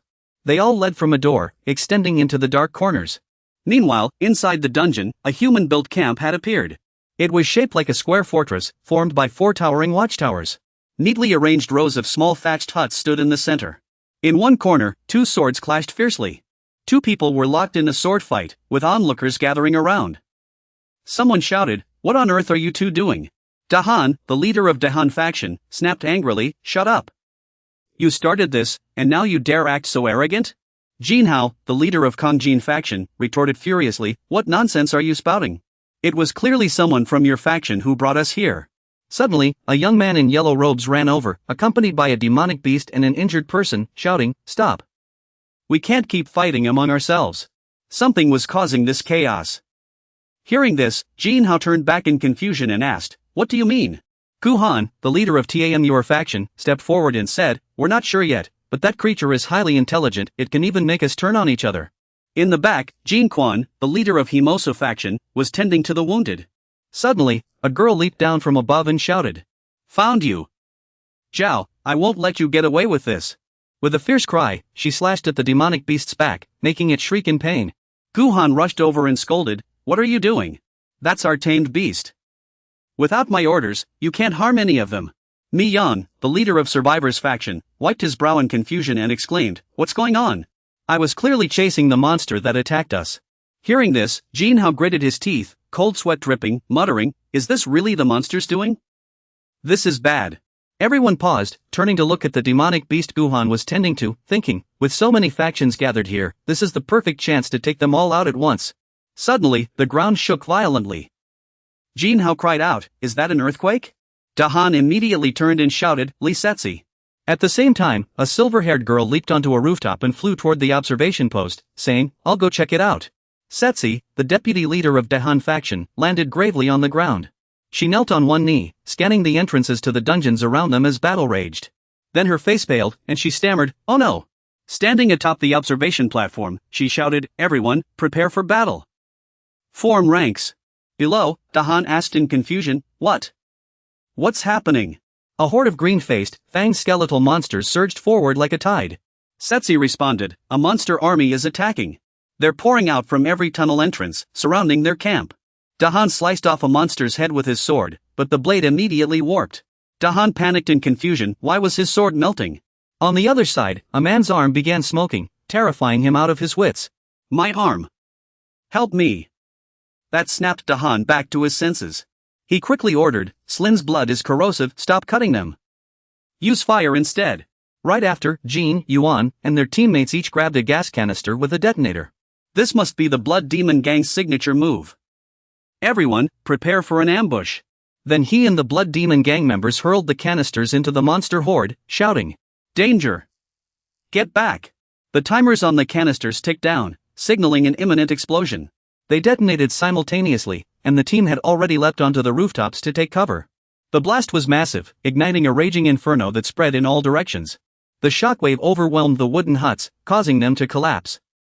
Jin Hao dodged while barking orders, "The buildings are coming down and move." Suddenly, a goddess with twin horns appeared, and at someone's command, she unleashed an icy mist ability, "Spirits, grant me strength." Frost erupted instantly, freezing everything behind Jin Hao. He turned to see himself trapped in ice, unable to move. Mei Yang, standing on the goddess's shoulder, shouted a warning. "Don't just stand there, toss the canisters. Burn them all." Jin Yuan grabbed another canister and told his teammates, "That's the plan, let's try to herd them together first." Meanwhile, Guhan directed his gang members. Hin Zhang, T6, quickly corral the enemies in one spot. Their tame sprites slammed hammers into the ground, cutting off Slin's escape route, while the white wolf herded them like chickens, trapping the blue monsters in the center. Suddenly, the Slin monsters began scattering. Guhan yelled, "They're trying to escape." He immediately ordered, "Block their retreat." Two members swung their swords, taking down the leading monsters.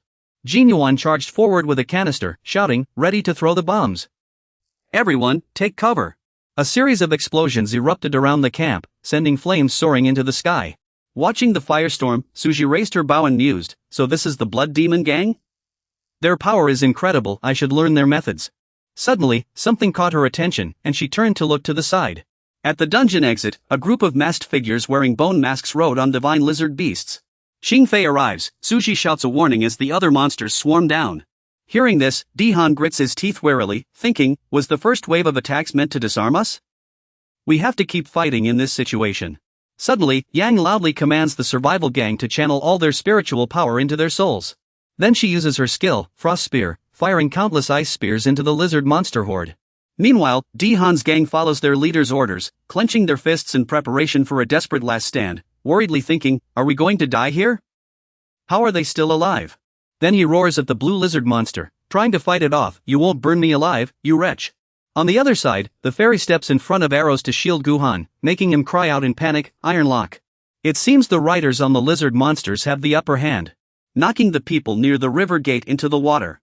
Someone shouts, "Coal vendor! There are too many enemies. Without weapons, we can't hold them off, we'll be wiped out at this rate." Suddenly, a swirling mass of dark purple energy appears in the sky, glowing with violet light. Someone looks up and gasps, "What in the world is that?" The purple energy suddenly slams into the ground, startling the onlooker into shielding their face. In the air, Soul Caller Shihuan Bo rides his bone dragon, unleashing yin-yang energy streams that carve a long barrier into the ground, blocking the lizard riders. He shouts commands. "Tend to the wounded first. Leave this to us."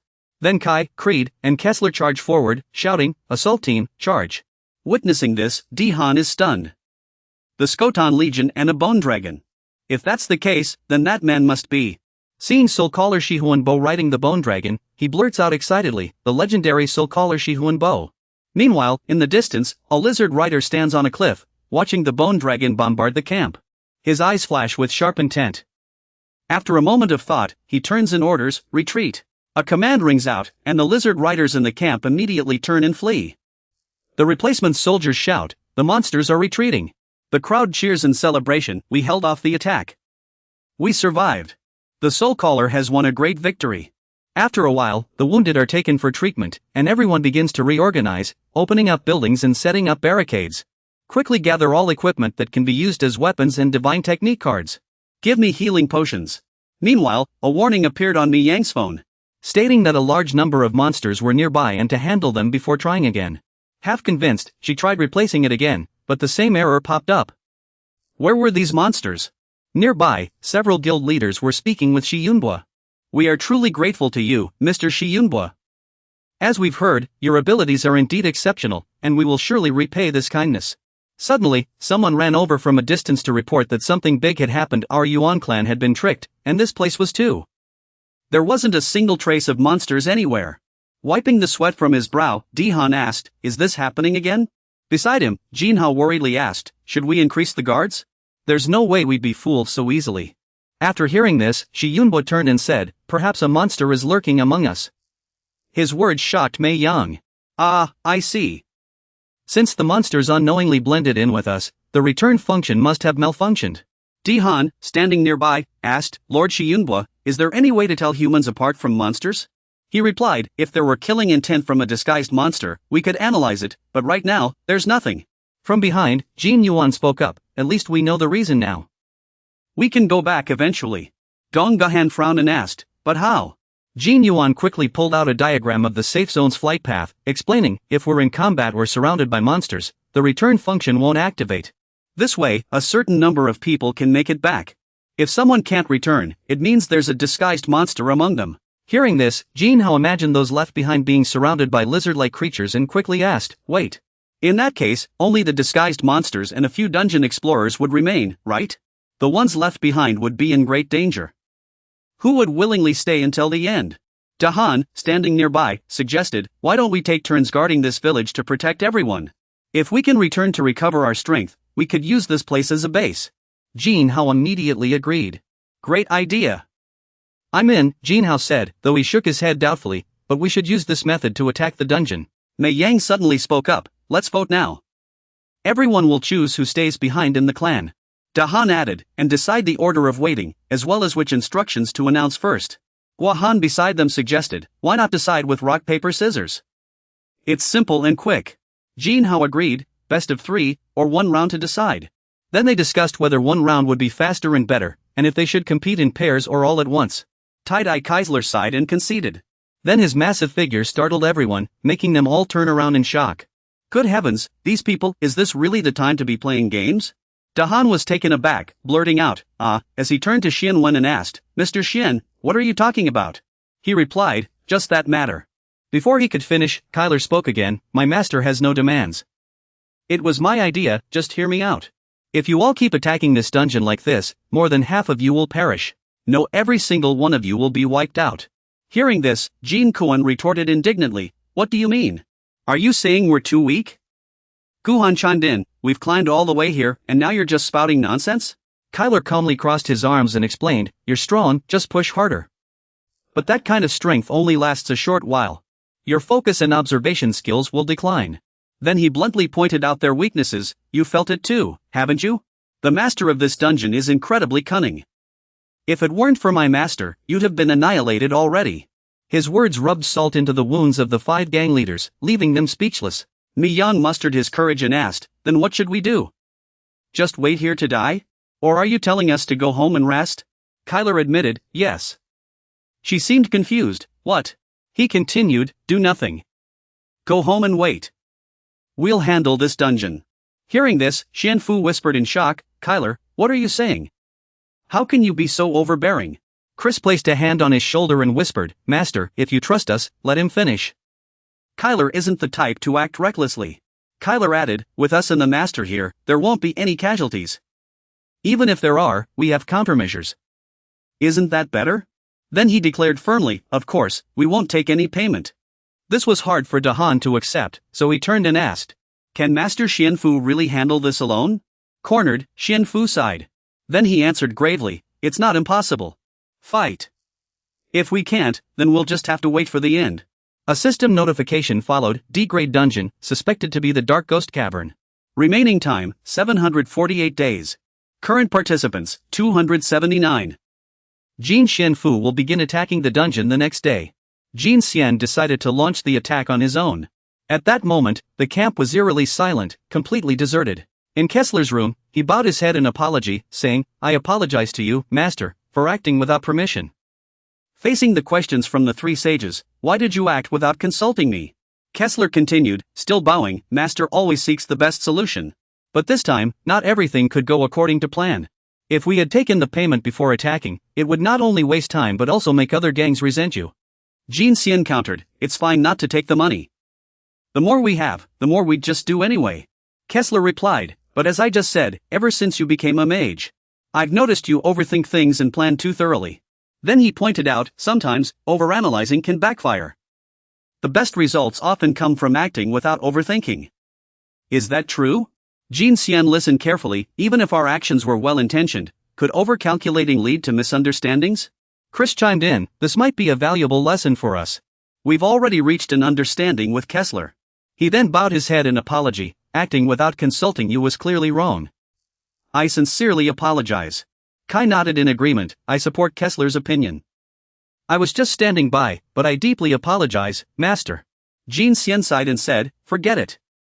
You were only trying to help." Then he concluded, "Let's leave the past behind, but if there's a next time without discussion, I won't let it slide so easily." The three immediately responded, "Understood. We will follow your orders, Master." Kessler agreed readily, "I'll obey, but if necessary, I'll act on my own again like this time." He then stated firmly, "I can only grow stronger if you do, Master." This made Jin Xian pause thoughtfully before replying, Then turning to leave, he said, "Then let's prepare to raid the dungeon."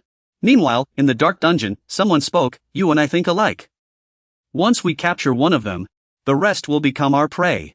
The leader in the blue hat, with glowing red eyes, ordered, "Wait until they move before striking." The damp, crowded cave made the man uneasy. The three loud bangs outside were what had caused the earlier tremors. Kessler hugged the gas tank smugly, saying he had wanted to try this last time. The guy next to him shouted excitedly, "I was thinking the same thing." Suddenly, a massive explosion echoed from the camp, startling the two outside into stunned silence. The guild leaders stood watching the wreckage, deeply impressed. "Really? Can we actually do this? What if we destroy all the bases?"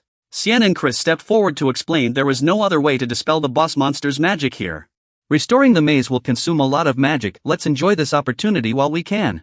Hearing this, Dahan gave an awkward chuckle, at a loss for words. Suddenly, a loud crash made him jump. "What's going on?" Then, someone crawled out from under a few houses. "Who's speaking? A stone golem? Did Xianbo summon it?" He denied it, "Not me. It might be a monster in disguise." Hearing this, someone screamed in fear, "A monster in disguise?" Meanwhile, the stone golem stood upright, raising its fists to smash into the crowd. "Dodge," someone shouted. They barely escaped as the stone golem struck, shattering the ground instantly. The commander immediately ordered, "Kessler, look over there. That massive stone golem, it looks more fun over there." He replied, "This place is pretty boring anyway." Suddenly, a group of people riding divine dragons appeared, and Kessler shouted a warning. "Enemies are swarming in. Activate the traps, set them up." He quickly grabbed the detonator and responded, "Got it." Then, glowing yellow magic circles appeared beneath the divine dragon rider's feet. A deafening series of explosions followed.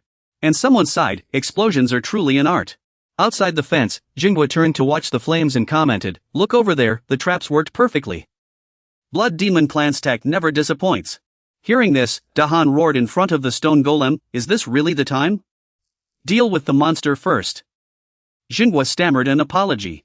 After a while, the divine dragon riders lay on the ground, groaning, "My food. How dare they ruin it like this?" Suddenly, a cloud of black smoke enveloped the fallen monsters.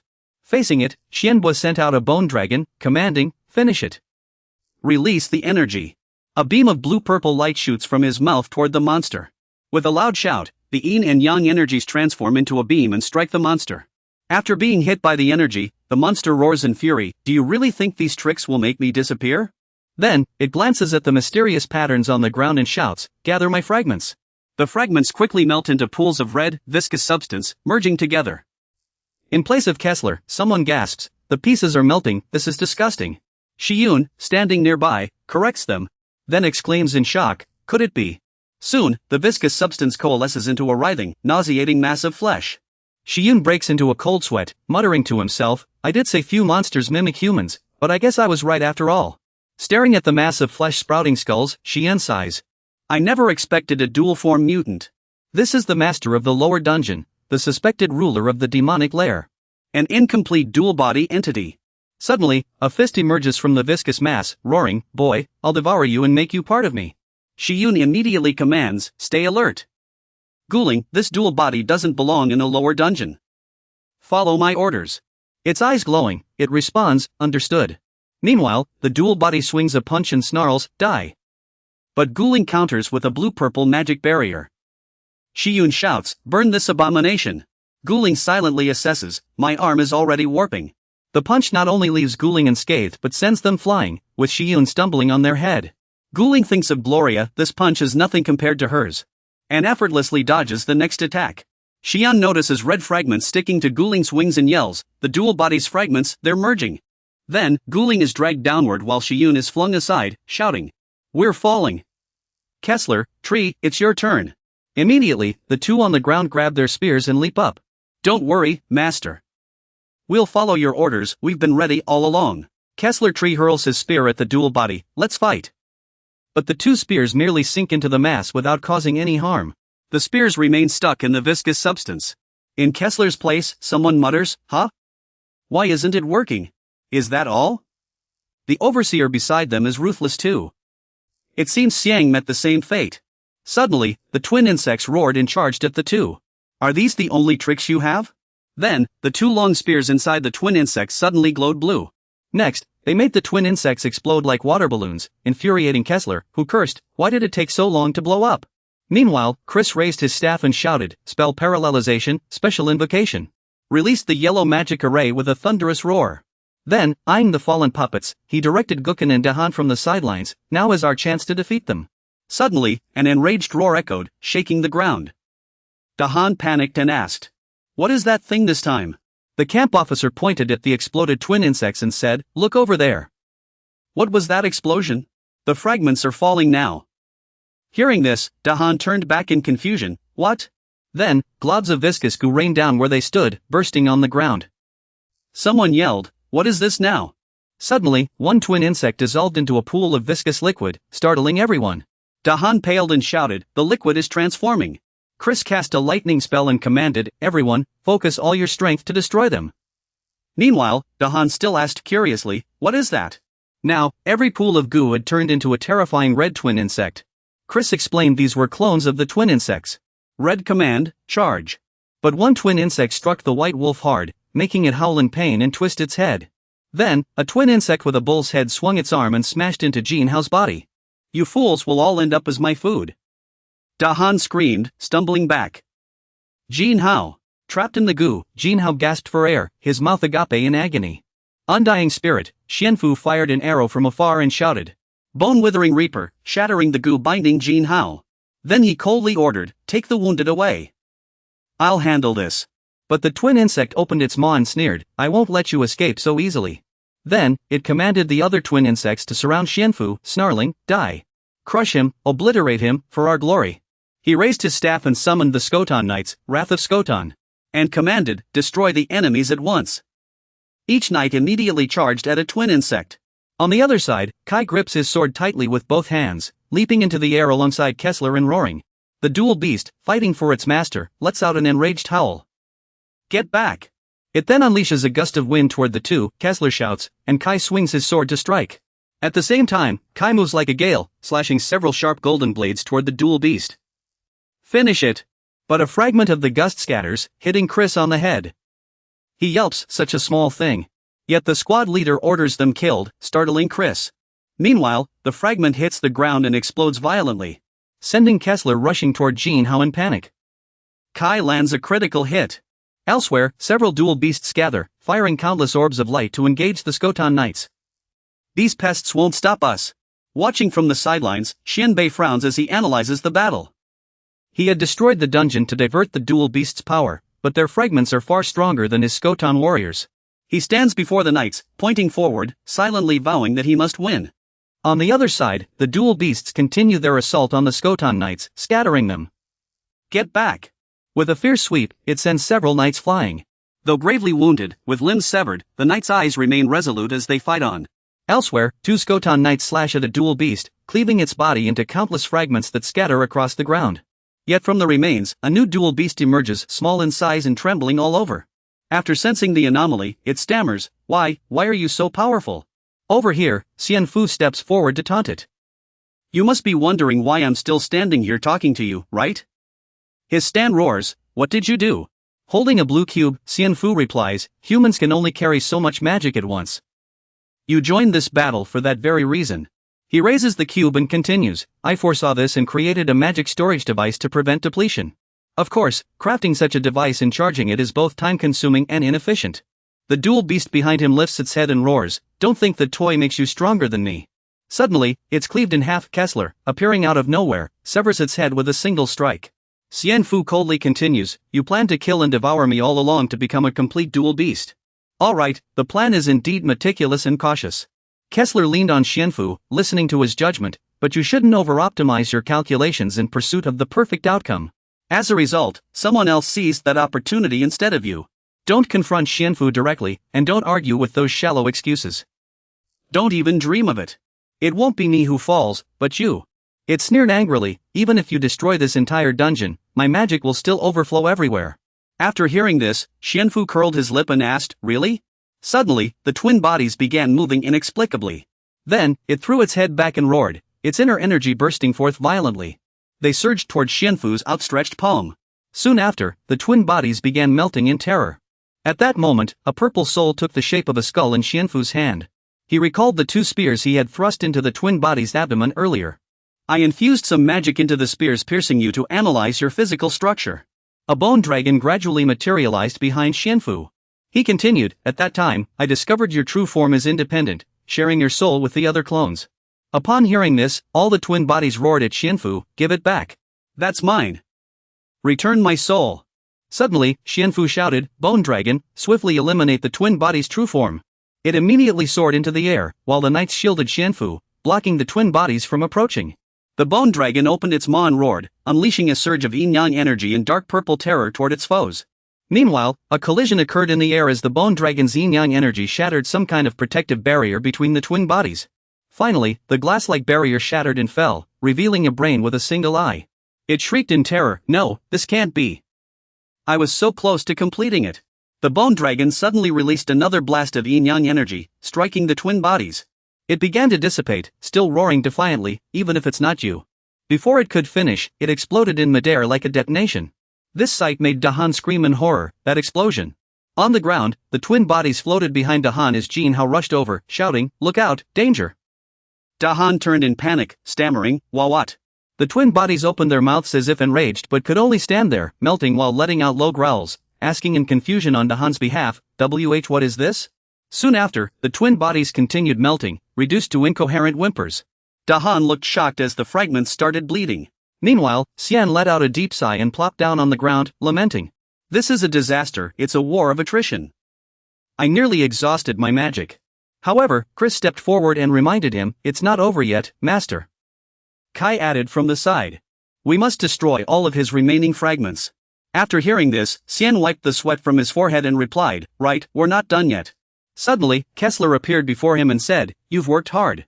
Then he praised, you did well this time, Master. Flustered by the compliment, Xian lowered his head and replied, thanks, Kessler. Then he took his hand and said, let's go finish them off. Finally, the system announced that the dungeon instance level for suspected demonic activity had increased, with 745 days remaining until the conquest fails.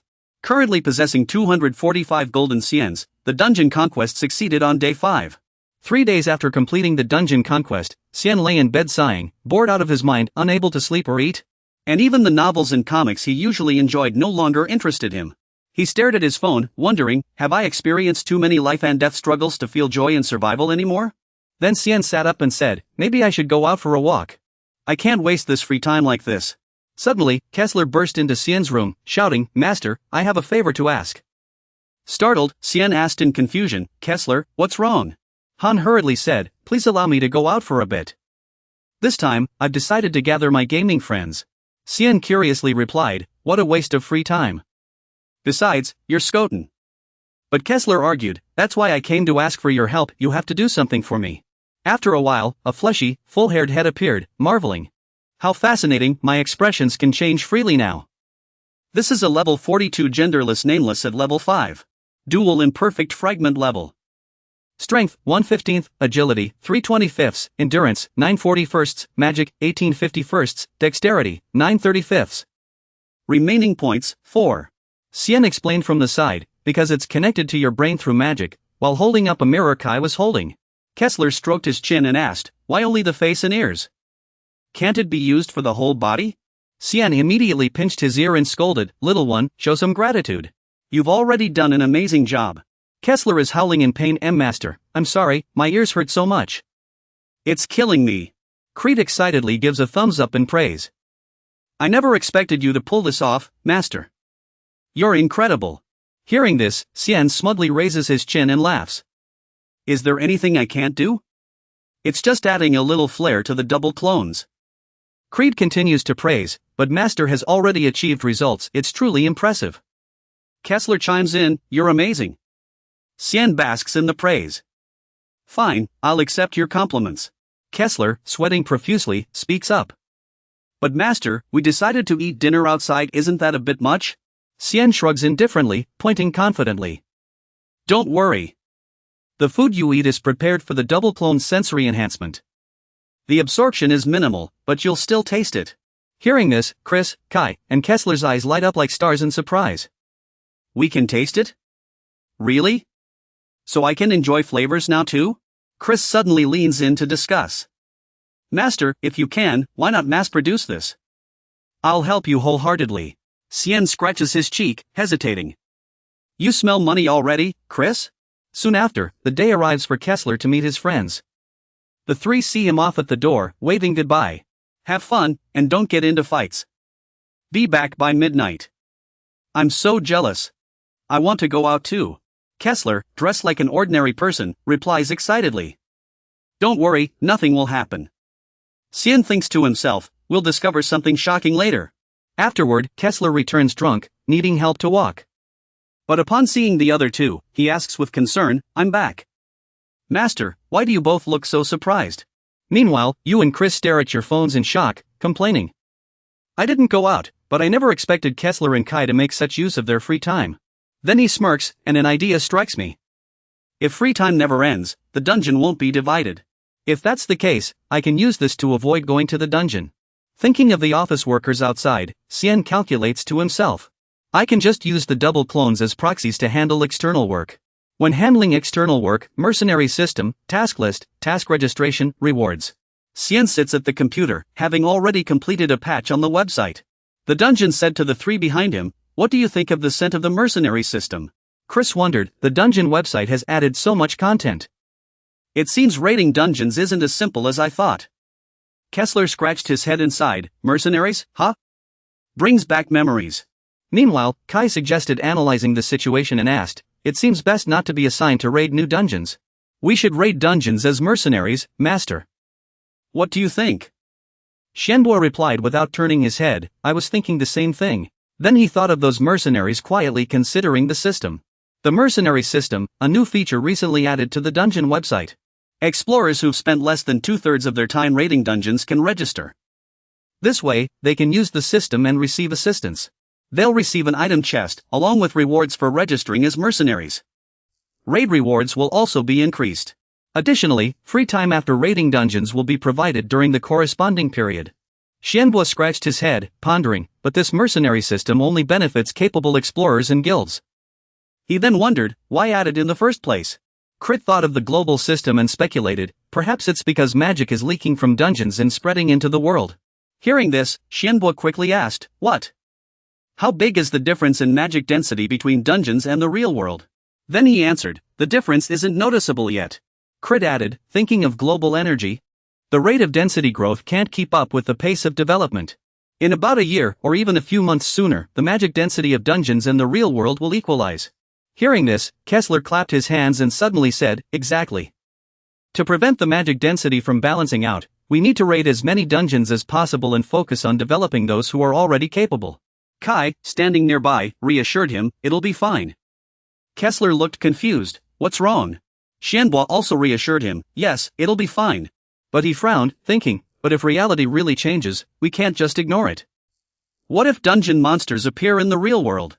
Xianbo recalled the days when he was wrapped in bandages, wielding a sword to slay monsters, and felt a pang of worry. Dungeon explorers might end up like him. If what was lost back then had happened, this world would be different. Beyond that, you have another reason to be uneasy, one that's even more important. Gloria's mad laughter flashed in Xianfu's mind again as he thought, holding the ghost dragon incense. Gloria, how can I be sure I'm the final copy? He pressed his lips together, uneasily wondering what if such a force truly existed in this world. Trembling all over, Xianfu thought to himself that many would bleed for this. It continued firmly, no matter what, they'd need to grow stronger to invade here. Despite that, Xianfu was still drenched in cold sweat. Right, he thought, then took a deep breath. Turning around, he said, then let's start hiring mercenaries. This made Kessler deeply concerned. The master should prepare properly before starting, unlike Jin Yonghe, who made Xianfu suspicious of him. Kessler recalled the red-haired man saying he'd used the mercenary system to dominate weaker dungeon explorers, or perhaps he wanted to eliminate a faction. But Xianfu answered with a smile, clearly resolute. He went on, those guys won't spare anyone. They're all unpredictable enemies. Hearing this, Chris excitedly shouted, right. We're only afraid because we're not strong enough. Kessler crossed his arms and muttered, what's the use of traitors being alive? Kai raised his hand in agreement, ready to take them out. Seeing their reactions, Xianfu joked, is this how all ambitious people welcome things? Then he looked at the mercenary recruitment screen and said, first, let's find ones that suit us. After a moment, the screen displayed many countries and a world map. Someone gasped, the list is longer than we imagined, Master. Chris stood behind Xianfu, examining it closely. It seemed mercenaries could be hired worldwide, like from the US, Russia, the UK, or China.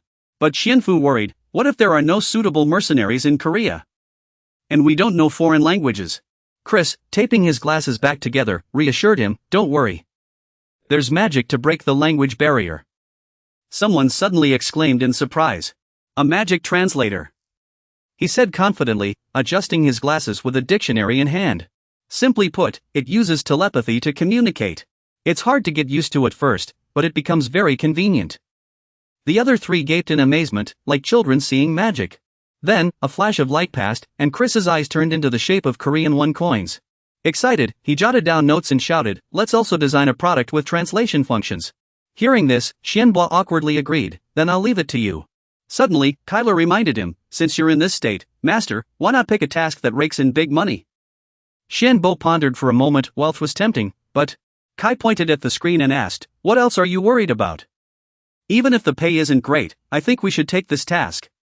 It looks urgent. Chris suddenly piped up excitedly, perfect. I need Sim's nuclear weapon. I want to take the high-pressure dungeon task, Master. Xianbo turned his head and teased, you're as logical as Kyler now. Then he moved the cursor and accepted it. After all, taking the task Kai picked was probably for the best. Kyler chimed in from behind, since it's your first task, Master, are you planning to do a good deed? I fully agree, Master, Kai said politely, placing his hand over his chest and bowing slightly. Thank you, Master, Chris echoed from the side, I understand, Master. But Xianbo seemed puzzled. A good deed? Then he explained, I chose this task for my own reasons. His words left the other three confused, his own reasons? Xianbo pointed at the screen and said, if it's available for purchase, I'll buy what you're asking for. Please, save me. Then he blinked and smiled. It's time to take on more contracts. Meanwhile, the internet was abuzz with a trending topic, sparking heated debates. Surely you've all heard, Xianbo, a million-soul master, has surpassed ordinary humans. He single-handedly cleared the dungeon of monsters and fought against a lone guild. How could a human possess such power to fight? I suspect he made a pact with our enemies, the demons. If hard work can get you to that level, then you could reach it too. Isn't it a good thing for humans to achieve such extraordinary growth? He cleared the dungeon and saved many people. We should be thanking him. We don't know if the news of our savior is true, but one thing's certain, we should all be grateful. At the same time, a man stroked his beard and sneered coldly. President Richard stood up from his desk, muttering to himself. Whether friend or foe, I'll need to meet them first to know for sure. There's still time to judge later. Then he walked to the water dispenser and called out, Steward, come here. Steward. But there was no response. He frowned. Why is it so quiet? Suddenly, footsteps sounded outside the door. Richard looked over curiously. The visitor spoke, "We finally meet." Richard was stunned, stammering, "Who are you? How did you get in here?" The other replied, "I'm just here to warn you." Hearing this, Richard asked warily, "What warning?" His expression darkened as he listened to the other person whisper, "You know, the time has come." Elsewhere, a monster roared with its gaping maw wide open, "The time has come." A group of people fought desperately against the monster, clearly outmatched, screaming in panic, "Save me!" A girl ran away in tears as an unseen disaster closed in. In the command center, everyone, including the director, was in chaos, scrambling in panic. Elsewhere, Hannah and her teammate Norman had just taken down a group of monsters and stood catching their breath. In some location, soldiers opened fire on a swarm of fairies, shouting, "Seal the entrance!" Despite the chaos outside, Gloria, unaware of her surroundings, remained menacing, waiting for her chance to strike. A scepter, its top crafted to resemble a dragon's skeletal wings, with a sharp purple crystal embedded in the center. This was Xianfu's new scepter. Clutching his mask, he murmured, "But I will keep moving forward." The room was tucked away in a corner, eerily silent. From behind the tightly shut door came pleading voices filled with anxiety and fear. "I don't want to die. I don't want to die." Meishin lay motionless on the bed, wrapped tightly in her blanket, trembling uncontrollably. "I don't want to die." She remembered everything had gone according to plan until they encountered the boss on the third floor. At least half of their teammates had been killed by Commander Gelling, and the survivors had locked themselves in a room, terrified. Just then, a system notification announced that only 1 month remained to clear the dungeon. Meishin paid no mind, too busy wrestling with her own fear. "There's still so much I want to do. I don't want to die." Suddenly, her phone lit up, its vibration shattering the silence as a message arrived. Meishin peeked out from under her blanket with one anxious eye, hesitating over whether to check it. Finally, she closed her eyes, reached out, and decisively grabbed her phone. A chat window popped up with a message: "The dungeon has been cleared via the mercenary system." Meishin's eyes widened in disbelief. "No way. This can't be real, right?" Overcome with emotion, she threw off her blanket and sat up, carefully opening the door. Meishin turned the doorknob gently, opening it just a crack to peer outside. Suddenly, an unknown force struck her, and she coughed up a strange substance. She froze completely, eyes wide with shock, exclaiming, "Oh my heavens!" Meijin finally snapped back to reality, boldly pushing the door open. Before her stood Xuanbua and the Bone Dragon, appearing out of nowhere. How did the Bone Dragon end up here? This shocking scene gathered the entire nation, sparking widespread discussion. "The Grandmaster Bone Dragon, the foremost spirit summoner. Are you the one called Xuanbua? Is that the great Xuanbua?" Meanwhile, faint cheers echoed in the distance. The dungeon had been cleared. "We're saved." Meijin still hadn't recovered, standing dazed as if waiting for her husband. After several minutes, she suddenly jolted awake, bowing deeply in excitement and thanking him sincerely. "Thank you, truly, thank you so much." The enigmatic Xuanbua, wearing a mask, responded coldly, "No need to thank me. I don't help for free." He cut straight to the point. "The mission clearly states you must do whatever it takes to survive." Though slightly confused, Meijin accepted reality. "Yes, of course. Nothing in this world comes without reason. What can I do for you?" Xuanbo was concise, pulling a paper from his robes and handing it to her. His presence was commanding as he ordered coldly, "Sign this contract." Meijin obediently took it, not even glancing at it before agreeing readily. "All right." Contract in hand, she signed her name without hesitation. Xuanbo was taken aback, remarking, "You're really bold, signing without even reading the terms." Meijin kept writing, not lifting her head as she explained, "I did read it." She didn't hold back, stating bluntly, "My soul will become your property, and this fact must never be revealed to anyone. No matter what, it cannot be leaked neither in writing nor by word of mouth. 5% of my winnings from every victory will belong to you. This contract isn't in my favor." Her calm demeanor puzzled him. Xuanbo emphasized again, "Yet you still signed it." Meijin just smiled lightly, replying cheerfully, "It wouldn't change my mind anyway, and I had no right to refuse." Pleased with her understanding, he didn't hesitate to praise her. "You catch on quickly. But nothing in this world is free. You've seized a once-in-a-lifetime opportunity. Humbly bowing in earnest, I ask in return, grant me power." Meijin shouted with all her might, "Please make me strong. I'll do. Everything I do is for you, even my life." This was Xian's first time encountering such a situation, and he was so startled that he couldn't react for a moment. He secretly observed her, thinking this was a once-in-a-lifetime opportunity that could completely change his life, and wondered how she would decide. Then, Xian finally spoke, "I've grown fond of you. I've noticed you have a talent for magic. Fine, I'll help you become stronger." Mei Xin immediately seized the opportunity, declaring firmly, "I'm the kind of person who treasures what belongs to me." The deal was successfully sealed, and he was very satisfied. Good. After returning home, Xian placed the contract on the table and stared at it intently, his mind racing with thoughts. He carefully planned every step, thinking no one had more potential than her, though he considered himself very lucky. Xian flipped through a stack of documents, delighted to find she also had a talent for spell analysis and related magic. Now she was leading everyone, which would also help him expand his forces. Just then, Kyler and Ahan returned cheerfully, reporting excitedly, "Master, we've finished training the newcomers. We're back." He casually asked Han, "How's the close combat training going?" The two obediently reported in turn, "Very satisfying. Everyone follows our guidance, and the training environment is excellent." Xian smiled in satisfaction and launched into a long lecture. "As long as people are present, even if everything is cleared out, the dungeon won't collapse. Which is why we have the perfect training ground." Kyler looked around curiously, his expression serious as he asked, "What is this?" Xian glanced thoughtfully at Mei Xin's photo and replied half-jokingly, "This should be considered an investment, right?" On a clear day, Mei Xin bowed her head in gratitude, saying, "Thank you, Mr. Xian." He recalled that on the final day of training, he had taught Mei Xin necromancy and how to make talisman cards. Almost all his subordinates tore off a piece of their clothing and set off, vowing, "I will survive. I hope we meet again." He firmly believed that those who had made demands had already shown absolute loyalty to him. They would become his right-hand supporters.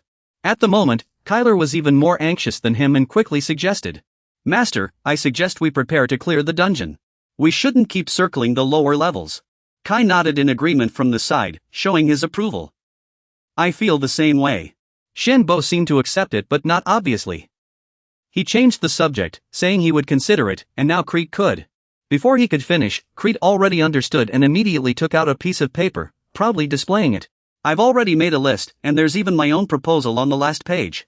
Shenbo quickly took the document, his expression serious as he racked his brain to calculate. The E-rank supplementary test requires mages to be at least level 3 and recruit 5 more people. Meanwhile, Crete was thrilled, talking non-stop. "This compensation is really generous. Besides the base pay, they're also giving us 5 of the lowest grade magic crystals unconditionally, plus 5% of all materials dropped by dungeon monsters. They also confirmed they would increase the compensation based on our contribution during the dungeon mutation process." Shenbo furrowed his brow and asked, "Isn't this too risky?" Without much thought, he voiced his opinion, "I guess this requirement is just to connect with powerful mages." Hearing him say that, Yu completely agreed. "That makes sense. And it's a good opportunity to bring them into our team." After some discussion, Shenbo finally decided, "Alright, we'll go with this, but we must prepare thoroughly." The other 3 had no objections and replied in unison, "Yes, Master." Then Yu remembered something and asked, "By the way, is this the guild's requirement? What's the guild's name?" The answer came immediately, it was Black Gold Cave, one of the top 10 guilds in the US. The next day, Shenbo set out with his subordinates. Before they even started, the 3 had already rushed into the stone marsh. You walked in front, blocking the way and raising your weapon to attack the monsters. A sudden burst of flames scorched a giant lizard, leaving it panting with its tongue out, its face twisted in pain. To end the battle, Shenbo ordered the 2-headed worms to attack. "Alright, Tia," they obey. They slither out from your wrist one by one. The red 2-headed worms took shape in front of you, waiting for their mission. Without hesitation, you waved your hand, sending them splitting into copies that rushed toward the enemy. They charged dangerously at the monster, tearing into it. Kessler looked puzzled. "Master, honestly, aren't those things kind of gross? I didn't expect you to use followers to create allies." Shenbo calmly corrected, "It's fine because it's warm, so I think it's great. And it's not that thing, it's a ray." After being scolded, he didn't dare talk nonsense anymore and kept nodding in agreement. "Got it, a ray." A servant beside him sternly reminded, "Master, we should keep moving, or we'll be late." Only then did he snap back to reality. "Alright, let's go." Everyone hurried forward, when suddenly a blinding light appeared ahead. Even Shenbo had no time to react, squeezing his eyes shut and grumbling, "What the heck is that?" After a long moment, he finally adjusted, only to find the opposing army had already formed ranks. They drew their bows, arrows nocked, waiting for the command to attack. At a disadvantage, Shenbo spoke first, trying to ease the tension. "I'm a mercenary here for the job, Shenbo. Could you turn down the lights?" Then, Leon waved his hand in apology. Sorry about that. It's part of our tactics, we'll dim the lights. The light gradually adjusted to a comfortable brightness, and everyone's faces became clearly visible. Leon acted as if nothing had happened, stepping forward with a smile to greet him. Welcome, brave Xian. He politely explained a rule. I'm the one who hired you, the president of the Black Gold Cave. Leon added. They often call me the leader of the magic remnants. Xianbo was stunned, his face turning as sour as a durian. The leader of the magic remnants? Seeing the other's blank expression with no response, Leon quickly introduced himself again. I'm Leon, the president of the Golden Black Hole's magic remnants, also known as the Spell President. Xianbo was still in a daze, suddenly realizing. The Spell President was the one who helped me when I was in trouble. It was years ago. Leon had sent him a few items with a note. I saw your post on the free forum. I sent these hoping they'd be of some help. At the time, he saw the sender's title, Spell President. Xianbo had tried the items Leon sent, and at the end of the letter, there was a request. I sincerely hope we can meet in person someday. The memory surfaced vividly, making him feel even more touched and surprised. He thought to himself, he's one of the reasons I'm still alive today. Meanwhile, Leon continued chatting warmly. Of course, now we're colleagues and in a superior-subordinate relationship. This will be your duty. Mark. Xianbo said sincerely, your Korean is very fluent. However, he had many calculations in mind and secretly breathed a sigh of relief. Thankfully, he was wearing a mask. I owe him a favor, but revealing my identity would be inconvenient. Besides, I already gave him an enchanted card as thanks. He felt a bit confused. Confirming Korean? Oh, I'm speaking English now. Xianbo finally realized and awkwardly smoothed things over. There must be an auto-translation system in the dungeon. Hearing this, Leon agreed heartily and laughed. Even if we don't understand the rules behind it, this makes communication much easier. Language barriers are indeed the biggest issue in cooperation. Facing him, I felt as if I were sealed, only able to give half-hearted responses. To save time, he cut straight to the point. Good. Since you've come from afar, let's talk as we walk. I'll brief you during your rest. At the reception desk, everyone's gaze focused in the same direction, full of curiosity and anticipation. Yunbo felt uneasy under the stairs, the pressure overwhelming. He fidgeted, his body stiff as stone. Finally, under everyone's watchful eyes, he slowly removed his mask, revealing his true face. To break the awkward silence, Leon laughed and joked, looks like that mask isn't just a magical item for hiding your face. Fortunately, the tea we prepared won't go to waste, Yunbo chimed in. Food should be cherished. He took charge of the meeting. He spoke assertively, seizing control. Let's begin. Everyone's here. I'm Leon, the one who hired you. Suddenly, his tone shifted, becoming serious. First, I need to make something clear. During this job, everyone answers to me. Yunbo responded excitedly, understood, while the others looked shocked and reluctant.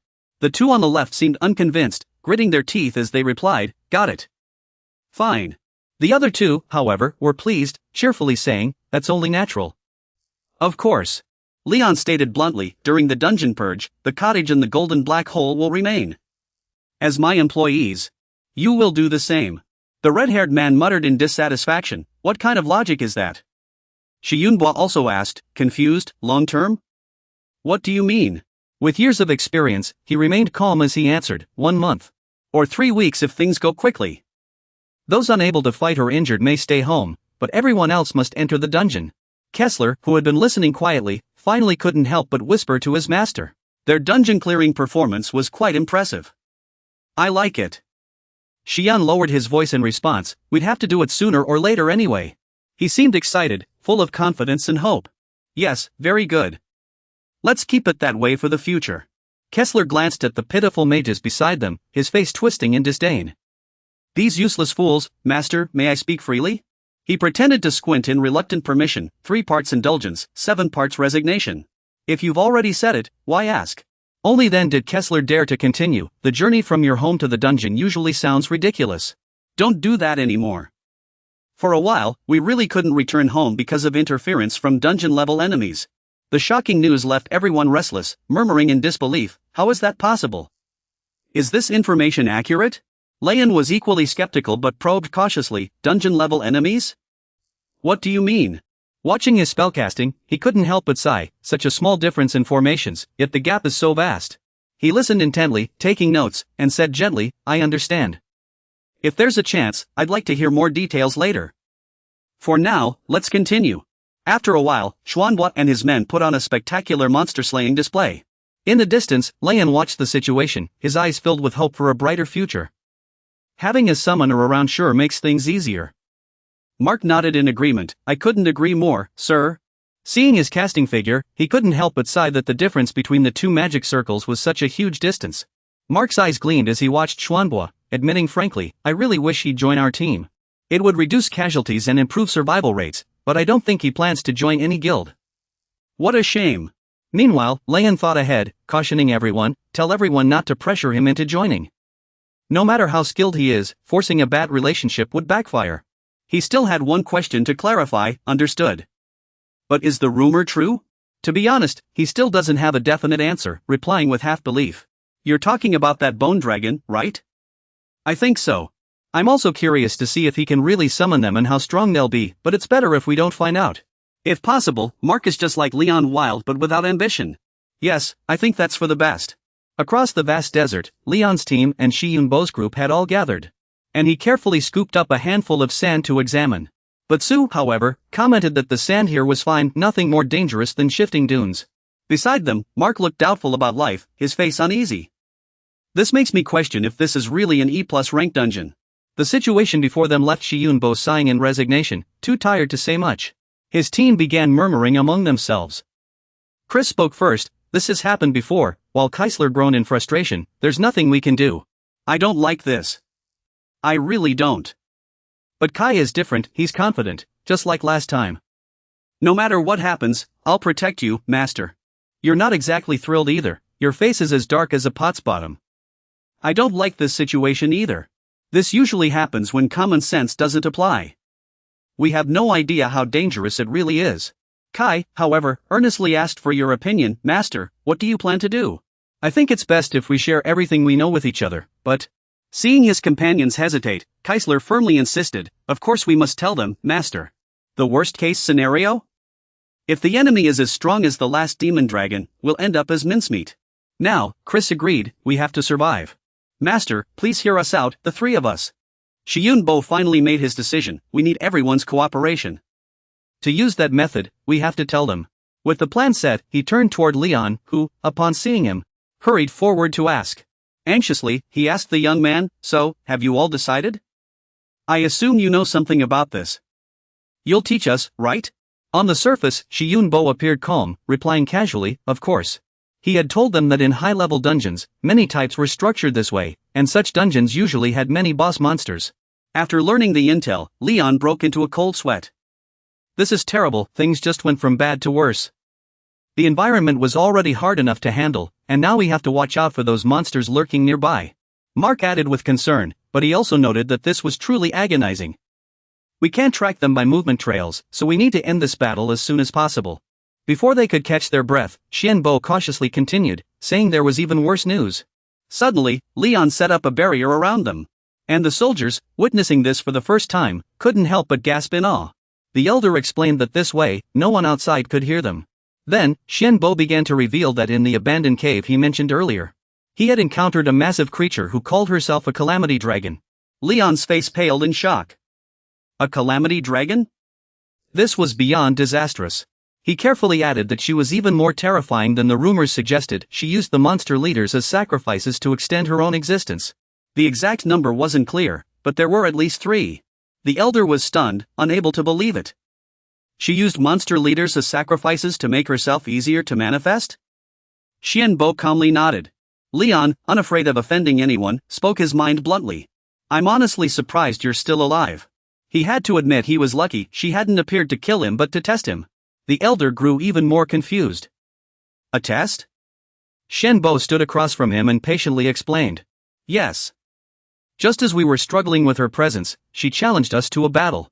Leon looked puzzled again and quickly asked, doesn't that just mean she's sending you to your doom? Xianbo hurriedly denied it and explained further. No, she made us hold out for 5 minutes and gave us 3 chances to attack. She wouldn't fight back during that time. The more he explained, the more other issues surfaced. The elder's curiosity was piqued, and he fired off questions in rapid succession. Did you last the full 5 minutes? No, you had to attack the monsters being used as sacrifices, right? Xianbo was taken aback, thinking to himself how quickly the elder had pieced it together. He quickly composed himself. He continued, yes. At the time, we never thought we'd last 5 minutes, we couldn't even withstand a single strike from her. In that desperate situation, our only way out was to attack the monster leaders.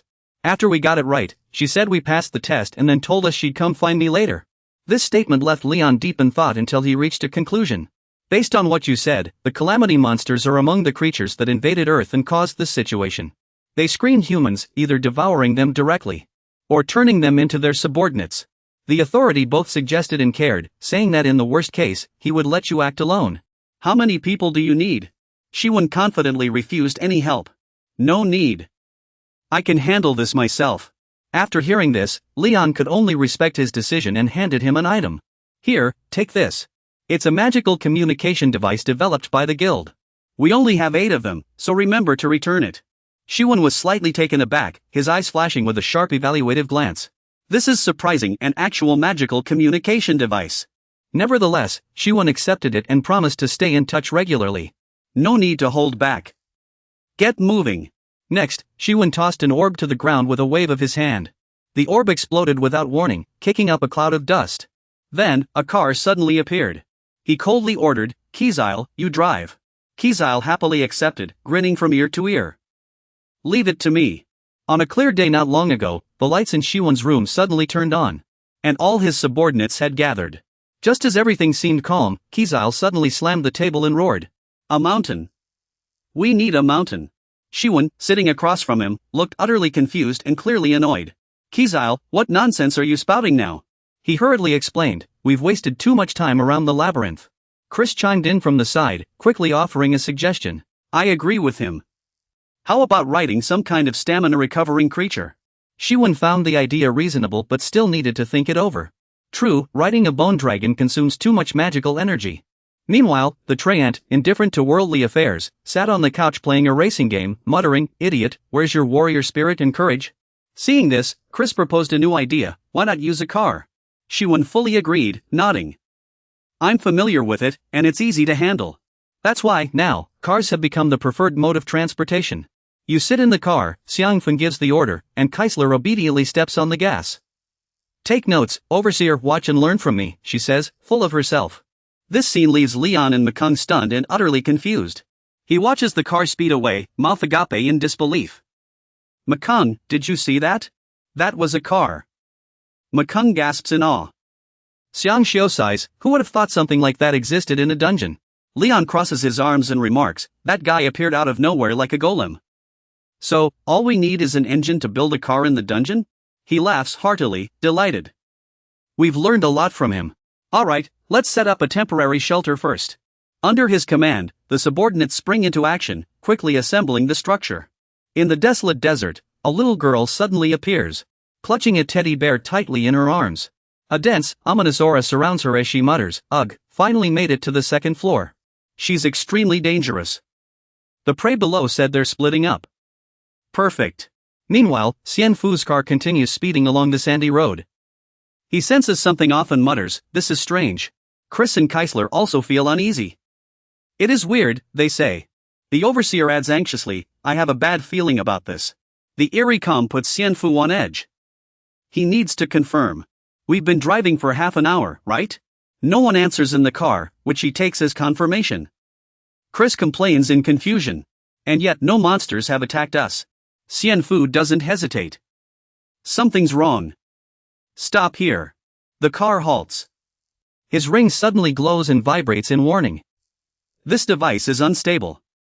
I need to stabilize it. Sensing danger, Xian Fu urgently orders, Keisler, turn around.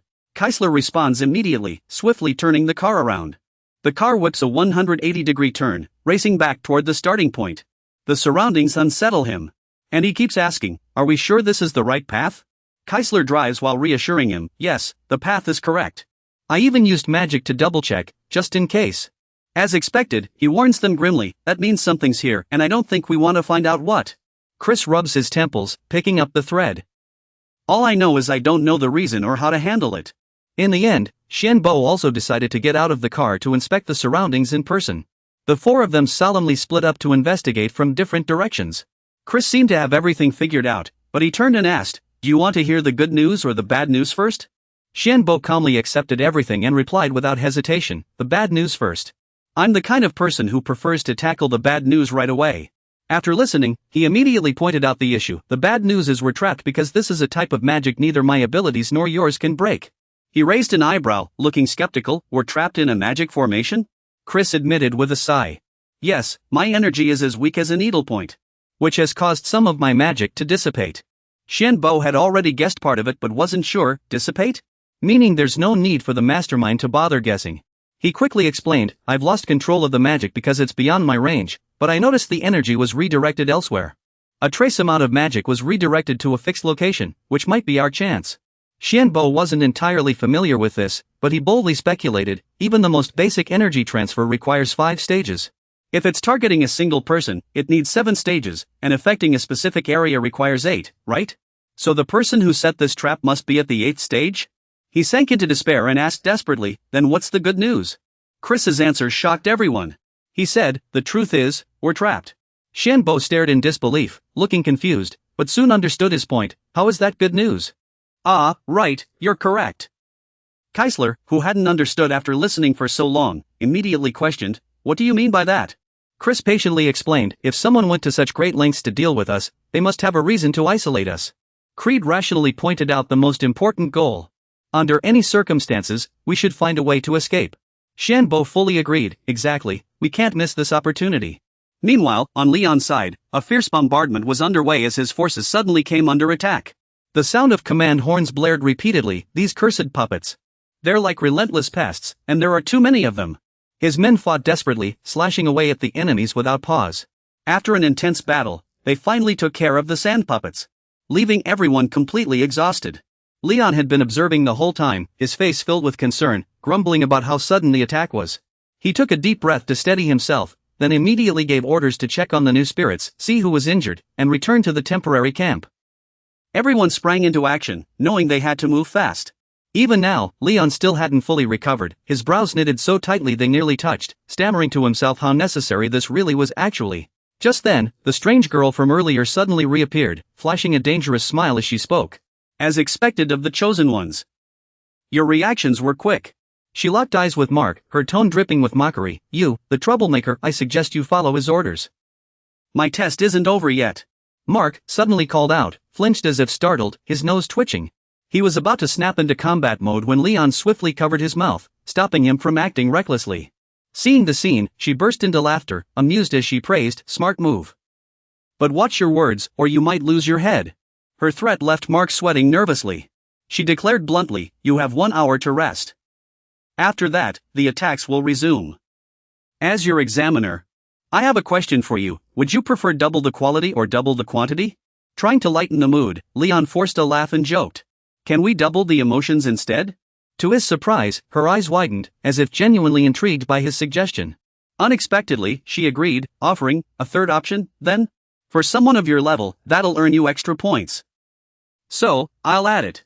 She raised her hand, signaling that the blocking monsters would now have double the emotions. "The next attack begins in an hour. Be fully prepared." With that, she didn't linger for even a second. Her figure vanished like a ghost into the bushes. Her words left Leon stunned, nearly paralyzed with shock. After a long moment, he finally snapped back to reality, shouting, "Everyone! We have 1 hour. We must prepare for anything." Truthfully, Leon's heart was racing.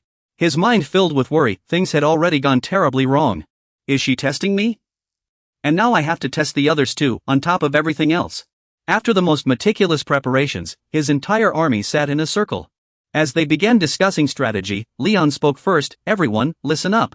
We will rest until then, so pay attention." He slowly explained the situation. "I suspect what we just saw was a member of an organization that has invaded Earth and is hiding behind the dungeon. I know this because Mage Xianbu, the one who has faced them, told me." Leon admitted honestly, "I once encountered a dragon-like entity." And this shocking news left the soldiers gaping in unison. He continued bluntly, "So they possess at least the strength of a dragon. And in the worst case, they could be even stronger. They want to test us, so during this trial, they won't launch a one-sided attack, and we don't need to counterattack either." The harsh reality forced Leon to admit, this trial will be extremely difficult. Some of us will not make it. A somber mood hung over the group as he sternly emphasized, I need to make this clear, right here and now. No matter who falls, do not forget if it's me, it's the same. Whoever survives must never forget the sacrifices of our comrades. To rally the troops, Leon commanded loudly, survive. And live to personally tell the mastermind behind this. The reason for their demise will be vengeance for today, and I will make sure of it. After his heartfelt words, the entire army's morale soared. And they roared in unison, pledging to fight to the end. Beneath the desert, countless pairs of crimson eyes belonging to giants appeared. The army's spirits rose again, ready to fight to the death. No matter what, they would survive. The second battle ended in victory. Thanks to thorough preparation, no one was harmed, and the troops cheered in celebration. Just as the battle ended, the girl reappeared, hugging her teddy bear and smiling. Quality, quantity, or emotions, which would you like doubled? When Richard answered that they needed equipment again, she grinned. Very well. I'll double the Desert Warrior's gear. The battle will last 2 hours. 2 hours later, the third battle began. By then, the Desert Warriors wielded cool breezes as weapons, but they still posed no threat to the human army. With a solid foundation and proper rest, they won again without any injuries. In the fourth and fifth battles, he continued to employ different strategies, engaging the enemy with precision. He also realized another rule of this match: both sides were directly questioning each other like this. Richard pondered her request. The break time had been doubled. She was adjusting the difficulty. But even he couldn't think of any other options after the 18th battle. In the end, they still went through 20 battles, just as the girl had wanted. By now, the soldiers were utterly exhausted, collapsing to the ground, gasping for breath. Richard and Mark were also heavily drained. Damn it, the equipment and their movements kept upgrading. They were getting stronger, recovering faster, and growing more ruthless. At this time, when she appeared, she greeted them with enthusiastic applause. With a radiant smile, she asked for their thoughts. You survived again. What's your next choice? It's the 20th time already. Still want to rest? Richard didn't hesitate. No. We want to reduce our numbers. She raised an eyebrow. Reduce your numbers? He spoke carefully. We want to keep half of our people. To be precise, I'm asking you to send half of them back. Is that allowed? The soldiers were stunned by the decision. A curious smile tugged at her lips. What's this about? Her expression turned eerie and unsettling. Fine, I'll send half of you back. But you'll have to decide who gets to leave. She left them with one last remark before vanishing into the sand. The next match begins in 21 days and 8 hours. Goodbye. He said firmly, I'll stay. Mark, you go back. He called out, guild leader. With a serious tone, he gave the order. I must stay, I'm in charge. You're second in command, so by order, you must return. That's the only way to. Richard stepped forward quickly. Even if I fall, you must ensure the guild survives. This is for the Golden Void Guild, for our survival, for our home, America, and even the whole world. He placed his hand on the other's shoulder, as if entrusting everything. I've calculated it. If I don't make it, the rest is up to you. Mark struggled to obey. Understood, guild leader. Then he turned to the other soldiers. I'm sorry to the rest of you, but we have to weigh our losses. They began arguing over who would stay and who would leave. Guild leader, I'll stay, I'm the oldest. Then I'll stay too. No, you have to leave. Your child was just born, wasn't it? Thanks. The mages nearby overheard their conversation and also. This is tough, but let's go. We can still make it out alive. Suddenly, the gates swung open wide, the light so bright it blinded them. Richard urged, take good care of the others, his eyes betraying his pain as he covered his face. Leader. He gave a reassuring smile. Don't worry. We're not doomed yet. He nodded silently, struggling to keep his composure. This was their final conversation before leaving the dungeon, leaving behind 62 people who sat waiting in silence.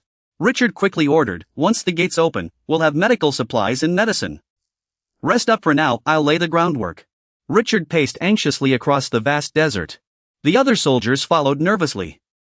Leader, where are you going alone? It's dangerous. He replied calmly, it's difficult. What monsters could still be out here? A young man asked worriedly, Leader, is there still hope? He smiled reassuringly. Have you ever seen me give up? That's where hope lies, even if it's slim. So they pressed on through the arid desert. Suddenly, Richard heard something. He turned to look, his steps halting. They stopped and looked down at the sand. Found it, so long, truly impressive. Is this what you were looking for? Beneath their feet stretched 2 long trails. He turned and ordered, set down the crystal bombs we brought. They complied without hesitation. A second later, a deafening blast lit up the sky in flames. The young man asked in confusion, "Leader, weren't these bombs meant for combat?" He answered, "This is crucial for our survival." He frowned. "I estimate we have 4 or 5 more battles ahead. Things will get harder to control." He admitted, "That's why I cling to hope, small as it is, it's still there." The young man seemed to understand. "At least this way, we can save half of us." He gazed at the billowing black smoke and confirmed, "Exactly. Let's go. We've done all we can." Night fell, and the soldiers were exhausted, barely keeping their eyes open. They forced themselves to stay alert as Richard announced, "Everyone! The battle is about to begin." They clenched their teeth, suppressing their fear. "Before we fight, let me say a few words." His words eased their tension slightly, and they managed faint smiles. "I'm sorry. And thank you." He rallied their spirits, "Never give up, there's still hope, do everything to survive." Just then, the giant warriors began to stir again, their eyes bloodshot and brimming with murderous intent. Richard gave the order, "Full assault, survive at all costs," and both sides charged at each other, weapons drawn. The soldiers hurled bombs at the sand creatures in rapid succession, setting off deafening explosions. Flames roared, thick smoke billowed, and the creatures shrieked in agony. Richard and his men stood aside, watching the fire consume them. He wondered if doubling down on their suffering was a mistake. He stared at the sand creatures still standing. "We haven't even taken out a third of them." They broke free from the flames and kept advancing. Only a few were charred black, the rest remained unscathed. They raised their spears to throw, but one after another, the spears plunged into the dunes. Spears kept flying toward them. Richard shouted the order, "Keep attacking, second wave." He gritted his teeth. "Our only hope is you, one sheer." A massive explosion erupted, sending a wave of scorching heat. Faced with such overwhelming destruction, the monsters hesitated for a moment. Seizing the chance, the soldiers surged forward. "Don't stop, if you do, you'll die." Both sides clashed fiercely as the soldiers swung their swords, trying to cut down the creatures. Richard followed his troops, calculating their next move. They were outnumbered, there was no avoiding that. But the guild members' skills were clearly superior. With a sharp gaze, he charged into battle. Richard sprinted, loosing arrows one after another, trying to inflict as much damage as possible. Then abandoned the stronghold and strike fast. Suddenly, a creature appeared from behind and drove its spear into a soldier's body, leaving a grievous wound. The cries of his comrades made him freeze in his tracks. Thomas saw Richard hesitate and quickly called out to stop the young soldier. "Don't stop, kid. Thank you for everything you've done for us." No sooner had he spoken than the soldier collapsed lifelessly before him. Witnessing this heartbreaking scene, Richard roared in fury. "You bastards! I'm right here, come and take me out." But all that answered him were farewells and the sound of falling bodies. "I'll go first."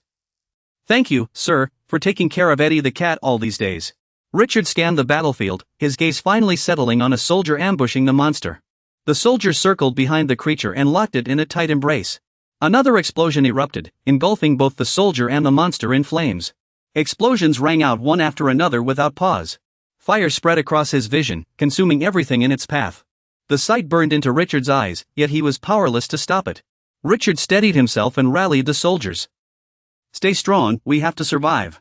After what felt like an eternity, the flames finally died down, leaving behind a sky of darkness. Now, the group was completely surrounded by monsters, with no escape in sight. Faced with certain doom, morale began to crumble. "I've done everything I could, but there are just too many of them." Pride faded, replaced by a chorus of blame. "Are you trying to get us all killed?" Resentful glares were thrown his way, one after another. Amid the tense atmosphere, he weighed his options carefully. "No, this can't go on." Suddenly, a strange voice echoed in Richard's mind. "If you keep this up, everyone will die because of you." NG appeared before him without warning. She gently caressed Richard's bewildered face. "As a commander, you've done more than enough. Your choices reduced casualties and saved many lives." NG smiled brightly, as if trying to comfort him. "You're a model commander. You truly value the lives of your men. You're a good commander, but you know you're not a winning one." Her expression shifted. "You understand that, don't you?" Victory requires a commander to be ruthless, not weak like a human. NG attempted to manipulate Richard. "You must see your men as numbers. Only then can you win. Otherwise, all your efforts will have been for nothing. The moment you fall, the only thing left is your worst defeat." Her voice continued to tempt him. Then, death would be the most terrifying outcome. Faced with Richard's irrefutable reasoning, he racked his brain, feeling utterly convinced. Recalling the sight of his fallen soldiers, Richard was overwhelmed with regret. Just as she said, if he failed, that moment would be the worst of his life. The result would be his soldiers and subordinates dying on this battlefield. He looked at NG's innocent face. At this moment, he had made the worst choice and could only watch his men perish. Seeing Richard trapped in her snare, she vanished without hesitation. His pupils had turned crimson, and his pale face was now drenched in sweat. In a daze, Richard blurted out, "Everyone, prepare, we're going back." His subconscious whispered, "No." The moment the order was given, the soldiers obeyed until he immediately stopped them. "We can't go back now."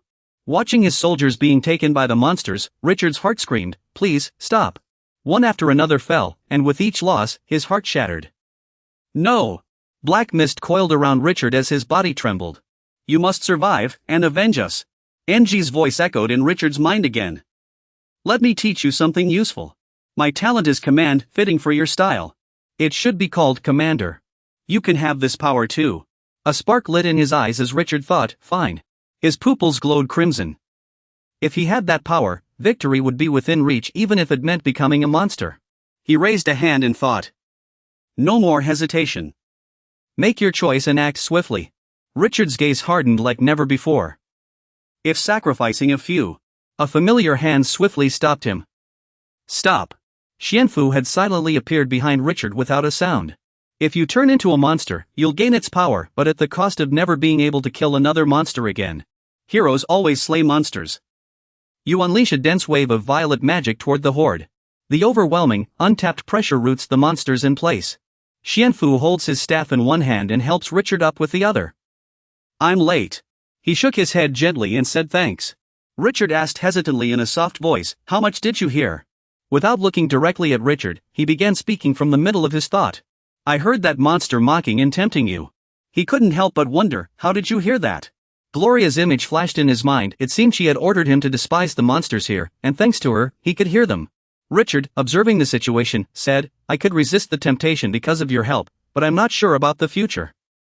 Power, I need to be stronger. After listening, Xianhan picked up the conversation. No matter how strong you become, it will never be enough. Especially when you have so much to protect. But this isn't something one person can do alone. Looking at the soldiers before him, he seemed to realize, yes, it's not something one can do alone. Because humans are fragile, we rely on each other. Sweat beaded on Richard's forehead. He was clever, he must have already guessed we need power to prevent such things from happening again. Lost in thought, Glenn slapped him and said sharply, power or petty distractions, I think I understand what's going on. But you deserve that hit. You just hit me, Glenn. No sooner had he spoken than the two young men gave Richard another playful punch. Then turned to me. Alright, your turn. Next is me. He offered no resistance and ended up looking rather worse for wear. Glenn smiled sincerely. Hold on to your humanity. Don't forget, we follow a man, not a monster. Open your eyes. He and his brothers stood in a line, exuding confidence. Don't become a monster, because we'll be stronger together. Your strength is ours. Only after hearing them did Richard realize how reckless he had been. He turned and said, I'm sorry, and thank you. The swollen-faced man seemed to sense something coming and looked back. It was Kessler, waving excitedly. Master, we've taken care of it. The others chimed in, let's go back, Master. Sir, we've cleaned everything up. He chuckled to himself. Alright, same here. The swollen-faced man walked toward them, lost in thought. Though he and Richard were different, they shared one thing, trustworthy companions by their side. Suddenly, a strange tremor came from underground. Injite gritted his teeth in anger. Enough. For the one who made me fail. She glared at him with resentment. The master's body will rule over my prey. His eyes regained their focus, flickering with emotion before the swollen-faced man simply said, this is what I must do. This made Injite even angrier. If it weren't for that kid's request, I would have dealt with you on the spot. Fine, you won, anyway. Humph. What will you choose this time? The boar remained unshaken, facing this blazing fury with nothing. Was all this shouting because she doubted her own strength? In that instant, his gaze turned razor-sharp. I won't choose anything because I don't need to. Injite was about to explode with rage, her wrinkles deepening. She was on the verge of losing control. Are you looking for trouble? Across the vast desert space, Injite's killing intent showed no signs of fading. The boar stayed silent, quietly observing how the situation would unfold. Facing Injite's questioning, he answered calmly. I don't want to die. She roared again. Don't tell me you believe in that divine kid. Do you think I let you live because I'm afraid of him? Injite spoke in a calm yet cutting tone. No, let's be honest, you can't handle me because you're powerless against me. Those words struck her pride, igniting her fury completely. You. Injite bared her sharp, grotesque teeth, this wretched thing. The boar and Richard were shocked by her sudden transformation. Her muscles swelled, tearing through her sleeves. Injite was no longer in her humanoid form. How dare you look down on me? You will die by my hand. The moment she finished speaking, she lunged like a wild beast, her claws striking swiftly. The boar's eyes widened as the claws stopped mere centimeters away. But her body was halted midair by a cloud of dark smoke. He remarked, You're strong. The source of your power must lie within this game. Gloria struggled just to maintain her existence, yet she could still control other soldiers. So I assume you control the soldiers by using the same power that sustains you. Gazing deep into Injite's eyes, a monster lurked beneath the fragile girl's appearance, weaker than Gloria's. Yet what couldn't be changed was the terrifying power it possessed. This monster's power differed from Gloria's, which was why the boar could find the answer thanks to 3 strokes of luck. First, the boar had broken through his limits and grown stronger. He had gained much from it and taken a step forward. The second stroke of luck was that the boar was a necromancer. The final one was that the monster's power resembled necromancy. This monster is controlling souls by taming them and making them part of itself. Thus, it has tapped into the primordial power of the dark purpose. By controlling souls and granting them form, its power rivals that of a necromancer. That's why Halbwa could find a way to defeat this monster. You just need to eliminate all the subordinate souls so it can no longer manipulate them. As a necromancer, Halbwa has the ability to extinguish a soul. 5th tier soul explosion. This is a spell that uses souls as a medium to trigger a massive explosion. Use this spell to destroy the souls of the sand puppet soldiers. Once the subordinate souls vanish, the monster will lose its power. Even its physical form will be injured. Injite became more chaotic than ever. I'll take care of you, just disappear. Her voice sounded increasingly dazed. You must die by my hand. Despite the threat, Halbwa remained calm. I don't know when something like that might happen. But I hope it never does. Injite gradually faded into the encroaching black smoke. Ugh, don't let me see you again. Before she could finish speaking, she vanished without a trace. Only then did Halbwa allow himself a moment of relief, dropping to his knees. His breathing grew ragged, his usual rhythm disrupted. Just then, a dazzling light erupted from behind him. Master Mark had returned, his eyes brimming with tears, overcome with emotion. He couldn't help but rush forward and embrace Richard tightly. Thank goodness, Master, it's really you. He reassured him, so glad to see you alive. Mark's tears now streamed down his face in waves of emotion. Richard's lips curled into a faint, relieved smile. Gazing at the newly opened door, he thought to himself, it's over. The outcome of the dungeon was highly favorable. The U.S. Special Anomaly Assessment Bureau's dungeon rating increased by 1.087, with 99 survivors and 25 casualties. The campaign was successfully activated after 219 days. After the battle, they returned to the medical base, where Zayunbu enjoyed a proper meal. Suddenly, a familiar voice called out. You're really enjoying your meal, huh? Richard entered, holding a water-infused magic wand. Lord Richard. You asked. How are you feeling, my lord? He chuckled heartily and glanced down at himself. To be honest, everything hurts. But that's fine. Because it's proof I'm still alive. Oh, and the dungeon is gone now. Xian nodded in understanding and tried to comfort him. I couldn't return sooner. So it's alright. I could have taken a flight. Or worked my way back with commissions. Richard sat on the edge of the bed and smiled gently. Don't worry. I'll make it up to you. No need. How's the situation in America now? You're always welcome to join our guild. I can guarantee we're the strongest guild in the world. Faced with such an offer, you remained firm. Thank you for the offer, my lord. But I won't join any guild.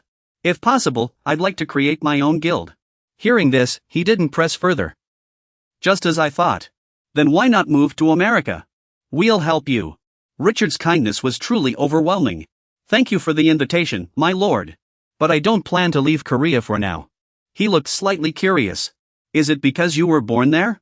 Xianfu laughed as he explained. Not quite. Everything I have now, I gained there. But if I leave now, I'd feel like it's such a waste. Richard decided to drop the subject. Alright. Well then, see you next time. It's a bit late now, but I still wanted to say this. He gave a sincere smile. Thank you. If it weren't for you, I wouldn't still be alive. I will definitely repay this debt. Yu replied seriously. I'll remember that. And don't forget my compensation. Because I did more than what was asked. His laughter echoed in the room. Don't worry, you'll get it. Go rest now. Kessler commented. That guy is really kind. Kai felt curious again. Why would that monster want to hurt him? Orange licked his lips as he recalled. If we had been any later, he would have turned into a monster himself. What a close call. Nighthawk nodded firmly. He's definitely going to grow stronger. Suddenly, Shishuan remembered something. Anyway, that monster. Come to think of it, it really did resemble a legendary rank 1. Orange immediately confirmed. That's right. When I first saw it, I thought it might be legendary rank 2. Kessler, however, didn't understand what legendary rank meant. It explained it to Kessler. You don't know that legendary rank is the highest tier among undying monsters? To be precise, a legendary rank can be called a monster collective. Usually, some predatory monsters gather into a group, centered around one predatory monster. When battle begins, they transform into an army. And if they have intelligence, they'll be extremely difficult to deal with. This is similar to that monster. It can manipulate souls and turn them into part of itself. But that monster doesn't seem to be bloodthirsty. Because it can grant souls a new body. Shi Yunbo's brow furrowed instantly. To be honest, I never want to encounter that monster again. Several dragons immediately agreed in unison. Shi Yunbo noticed Neha was unusually quiet. Neha, what's wrong? A wildly bold idea suddenly crossed his mind. I was just thinking if I could manipulate souls like that monster, I could become stronger. You were momentarily stunned. That's a good idea, but you're not a full dragon yet. You need to do something about it. If you keep improving yourself, you'll surely move in that direction. Neha jumped up excitedly. Thank you for the advice, Master. Not only that, Shi Yunbo took the opportunity to suggest. This is a great chance, let's go to America to collect souls. There must be more lost souls there than in our country. Of course, don't worry about the paperwork. Richard will help me with the visa. Soon, Richard happily agreed. Do you want to travel around America? Sure, let's go together. I'm so excited. Maybe you'll even fall in love with America after going there? But due to his excitement, his wounds started hurting again. Please don't move around. Seeing this, Shi Yunbo suggested, you should rest for a while. As for you, go to a room downstairs first. Richard said we can stay at his place temporarily until he recovers. He said this house is prepared for mages, and we can use it freely. Chris looked around, sighing in amazement. Thank you so much. Now we finally have a place to stay. Shi Yunbo didn't want to waste any more time. Let's start. Let's organize what we've learned there. Inside the monster's barrier, Shi Yunbo and his group found the first step to entering the 5th ring. Regarding the concept of coordinates and points of ring 1, as well as the coordinates of ring 5. Depending on the interpretation, this concept may be the same or different, it has returned to the origin. Shi Yunbo believes this fact is related to his command abilities. That his origin, his very starting point, is himself. But is Shi Yunbo truly mastering himself? If he could, he might break through his own limits. Shi Yunbo firmly believes this method suits him, so he focuses his consciousness on mastering himself. Shi Yunbo had nearly lost his life multiple times due to his body disobeying him, but he gradually overcame this barrier. Shi Yunbo had already reached the 5th ring but couldn't break through the barrier. Then, Gloria showed him how to escape. He recalled her posture. That unlucky fool couldn't do anything himself and was only causing more trouble.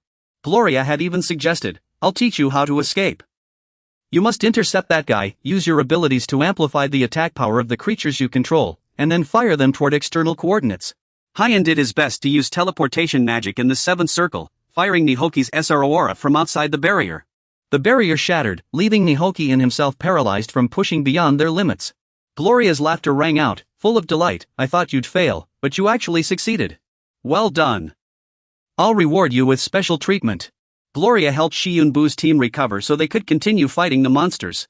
Crick lowered his head and reminded him, it might be tough, but you must grow stronger. The weak can't fight back even when trampled. He stared at the other with a serious expression. I know if I don't get stronger, I'll die. Back at Injite, she kept screaming. Gloria stood at a safe distance, taunting her. You look pathetic now, like an insect struggling to escape. Those insults only made Injite angrier. You broke the rules. Did you think I'd let you go? Gloria, however, didn't care at all. I just rewarded a kid because he did something I couldn't. It'd be embarrassing if he died like this. Injite could only grit his teeth and growl under his breath, provoked by her words. And you dare call me a lizard? Gloria's expression darkened instantly at the mention of this. You've got some nerve, insect. Then her tone softened considerably. But I'm in a good mood today, so I'll let you off. Gloria turned away, ignoring Injite behind her. So be smart and get lost. Injite couldn't help but mutter a few curses. Just wait, I'll take care of everything. You and that human you've chosen, I'll deal with both of you. After finishing the paperwork, Richard took Xianfu sightseeing. How do you like touring Washington? He sighed in admiration. This place is amazing. He nodded repeatedly in approval. It's truly wonderful. Just then, Richard noticed something. What else are you looking at? Xianfu admitted without hesitation. Yes. I can confirm Washington is a city filled with darkness. He paused. What do you mean by that? Xianfu's gaze swept around them. I'm a necromancer. I can see things ordinary people can't. If we go somewhere high, you'll see too. So Richard arranged a helicopter to let me show you. He used his skill to open his eyes' death sight. Richard's eyes could now see everything. Oh my goodness. Hundreds of spirits were drifting around before him. What's going on? What exactly happened here? Xianfu began to explain. Earlier at the National Cemetery, I saw what happens when people die. This made Richard very curious. What did he see? He lowered his voice as he recalled. I saw a person turn into a joyful spirit and then vanish.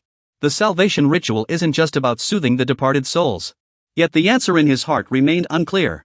Then, regarding the creatures in this city, Xianfu said directly. They are those who were not properly buried. This statement made Richard pause for a moment. His voice became somewhat distant. Now I understand. But if these wandering spirits are everywhere, why has America remained safe? Richard didn't even need Xianfu's answer to guess. Yes, it's because of magic. The answer in this context caught his attention. As expected, he's clever enough to figure it out himself. Xianfu nodded in confirmation. Yes, and these spirits aren't just struggling to maintain their existence, they're constantly growing stronger. They devour other spirits to strengthen themselves. And eventually, they become wandering spirits capable of physical force, like undead monsters. The more Richard learned, the more his head ached. If it were you, what would you do?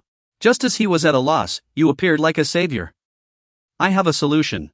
Soon, this information reached the President of the United States office. The US President read the report and furrowed his brow. This is frustrating, it's not even Halloween. Over the next year, the city's spirits attacked residents. Mr. Vice President, should we prepare holy water and crosses? The US Vice President responded seriously to his joke. We need to increase the defense budget. Bullets must be silver-plated. The US President sighed, leaning on his desk. I'll send exorcists there. Suddenly, something strange happened in his office. What's going on? As the Vice President was about to leave, the office window shattered. I'll go check what happened. Both of them looked in the same direction. The spirits appeared clearly before them. Oh no, ghosts, actual ghosts. Soon, the guards outside rushed in. Mr. Vice President, please stay away from it. He and the US Vice President sprint down the hallway, with those undead in pursuit. They had just made it outside the main door when they were blocked again. Darn it, those undead are attacking civilians. Shoot them. However, ordinary bullets had no effect on the undead. At that moment, the US President could only cover his head in defense. But after waiting for a while, nothing happened. Just then, a voice rang out as Xian began to subdue the undead. This is why I needed to report to you. Mr. President, the US President's face instantly turned pale. What just happened? What on earth is going on? Secretary of Defense. Upon being addressed, he began his report with a serious tone. A report alone isn't enough, I've also prepared a demonstration. Enraged, he shouted, is all of this just a show? The Secretary of Defense confirmed without hesitation. Yes, this is a reenactment of what the American people have faced over the past year. The US President quickly regained his composure. Who are those two behind you? He began introducing them one by one. This is Richard Leonhardt, the guild leader of the Golden Plow Guild. And this is the creator of this demonstration. He is known as the finest necromancer among dungeon explorers. The words dungeon explorer seemed to strike the US President's mind directly. Xian has spoke briefly, we have no time to lose. The power of the dungeon is growing stronger by the day. Meanwhile, the Secretary of Defense added, we've already convinced the other leaders. You two are the last. His gaze sharpened slightly. We must act quickly if you want to prepare for the potential disaster within the year. With the US President's approval, Xianhe began executing the plan. Richard let out a sigh of relief. That's great. I'll have to be more careful about my surroundings from now on. His tone grew somber. Now, I'll begin. Soon after, Nihik was summoned as well. After Hyun gave the order, Niwok began to act, obediently responding while his eyes reddened. In an instant, a magic circle appeared beneath his feet. And from it surged a strange vortex from the town. The wandering souls were drawn into it. Around Niwok, shrill screams echoed, "Give me your body! Give me your shell! That's mine! That's mine!" But as they touched the edge of the halo, they gradually dissipated. Necromancers always lack mana, so to overcome this, I need to develop large-scale magical rituals. This is a method to extract negative energy from the dead and infuse it into the living. But negative energy would be fatal to the living. Thus, he had Niwok absorb the mana instead. Wait, Niwok, are you just trying to get bigger? After absorbing so much, Niwok seemed to change. Hyun quickly noticed the abnormality. Absorbing more is good, but first, you must learn to harness power properly. He nodded as if deep in thought. I understand now. Those souls outside were scattered the moment they touched the pillar of light. In the blink of an eye, they vanished without a trace. It was over. Hyun hurriedly checked Niwok's condition. How was he? But when he reviewed the information, he was stunned. Niwok had undergone a massive change. Niwok, level 134-235, mutated bone race. Strength 181/359. Speed 56/279, Endurance 215/391, Mana 179 plus 150/351 plus 150. Climbing 91/169. Remaining points, 133. But what concerned Hyun most was the first line. Mutation. Was Niwok turning into something else? Suddenly, he spoke with gratitude. Thank you. Facing this polite remark, Hyun chuckled lightly. When you grow stronger, so do I. Don't try to create a heart just from energy again. Using the right object as a core would be easier. I've already asked Richard about a gem to serve as your core. So, just wait a little longer. Niwok nodded gently at these words. Thank you. After the battle, the sound of engines approached. And several vehicles stopped in front of Hyun. Richard immediately asked upon seeing him, did the ritual go smoothly? He nodded in response, very successfully. Hyun noticed the two people accompanying him, but why a priest and a nun? Richard glanced over and began to speak. Let me introduce you, this is Yuan Hao, the summoning necromancer. The man holding the Bible introduced himself, I'm Romeo. The woman beside him chimed in stiffly, and I am Sir Victoria. Their appearance left Shisun confused. What brings the two of you here? Romeo smiled slightly at the question. We came to handle an emergency. But it seems I was overthinking things. I sense no evil from Yuan Hao, and I've confirmed this is a purification ritual. You eyed him warily. I only took the power from the dead. The conversation suddenly hit a deadlock. Romeo's expression darkened, his eyes flickering with clear hostility. He no longer maintained his earlier friendliness. Are you referring to a power that defies the divine? Our methods differ, but the outcome is the same. You'll be heading to a city in America next, right? Shisun nodded. That's correct. Upon hearing this, Romeo suggested. Our brotherhood will be on standby then, just in case. Some individuals are more stubborn than you. Please forgive us. You pondered inwardly, finally understanding why they had come. It seemed someone among them might attack you, so they arrived first to prevent infighting. Shisun expressed goodwill. I'll do my best to restrain myself, but if my life is threatened, I can't make any promises. Romeo seemed satisfied. That's good enough. I'm glad you're willing to communicate with me. Before leaving, he added. Then let's do our best for this world. The group silently watched as the vehicle drove off into the distance.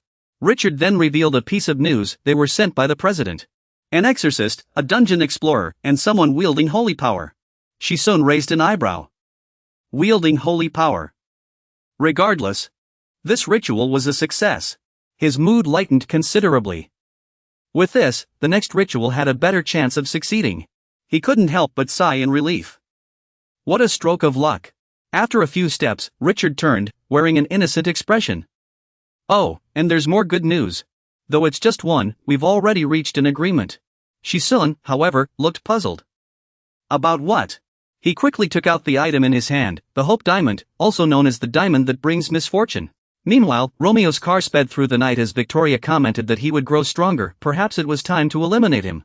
Romeo glanced at her and softly reminded her, "You're right, but now isn't the time.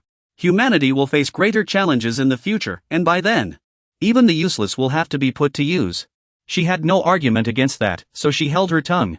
"Yes," Romeo said, looking back out the window, "but I don't like relying on such worthless things." He clasped his hands together as if in prayer, declaring that it was their duty to make the world aware of how dangerous and terrifying these worthless things could be. After saying this, the car fell silent once more. And so Romeo and Victoria spent the long night in quiet. Back on Xianfu's side, someone called out to him while he was working, "What are you doing?" Recognizing Richard, Xianfu immediately replied, "I'm creating slayers. Ones that can automatically replenish their magic power, fight continuously for over 3 hours, and wield more than 3 types of weapons. But it's not easy," he said, his eyes showing disbelief. "What's the current tier of slayers we can produce?" After checking, he listed a few names: Skeleton Swordsman, Ashman, and Archer. Richard was stunned. "Isn't that enough?" Xianfu paused his work and turned to him. "Not when you factor in production costs. That's why I'm researching how to improve their quality." Hearing this, Richard stroked his chin thoughtfully. "A few minutes later," he suggested, "you could try studying robotics or computer systems." Xianfu seemed surprised. "Why?" Richard began explaining his idea, "because their structures are similar: body design, behavioral programming. It could definitely help you." Xianfu hesitated but replied, "Thank you for the suggestion." With that, Richard changed the subject. "Well, anyway, do you want to take this?" Xianfu tilted his head in confusion. "What do you mean?" Richard picked up the glowing diamond in his hand and smiled, almost pleading, "Please oversee the next ritual." Afterward, Xianfu's team conducted 2 more large-scale magical rituals. And Nighthawk grew stronger by absorbing the negative magic of at least 1,000 spirits. Finally, a grand magical ritual was held at the big city chosen is Las Vegas. Many events are held here every day, and magical rituals can be disguised as national-scale spectacles. Soon, the cool parade day arrives, the atmosphere is electric, and the citizens are thrilled about the event. They've heard there's a massive parade, how exciting!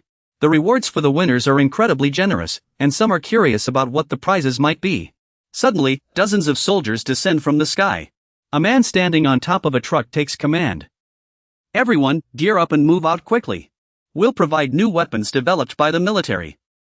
Use them to shoot and capture the enemy." No sooner had he spoken than he aimed the weapon at a young man. The young man looked bewildered as his soul was captured.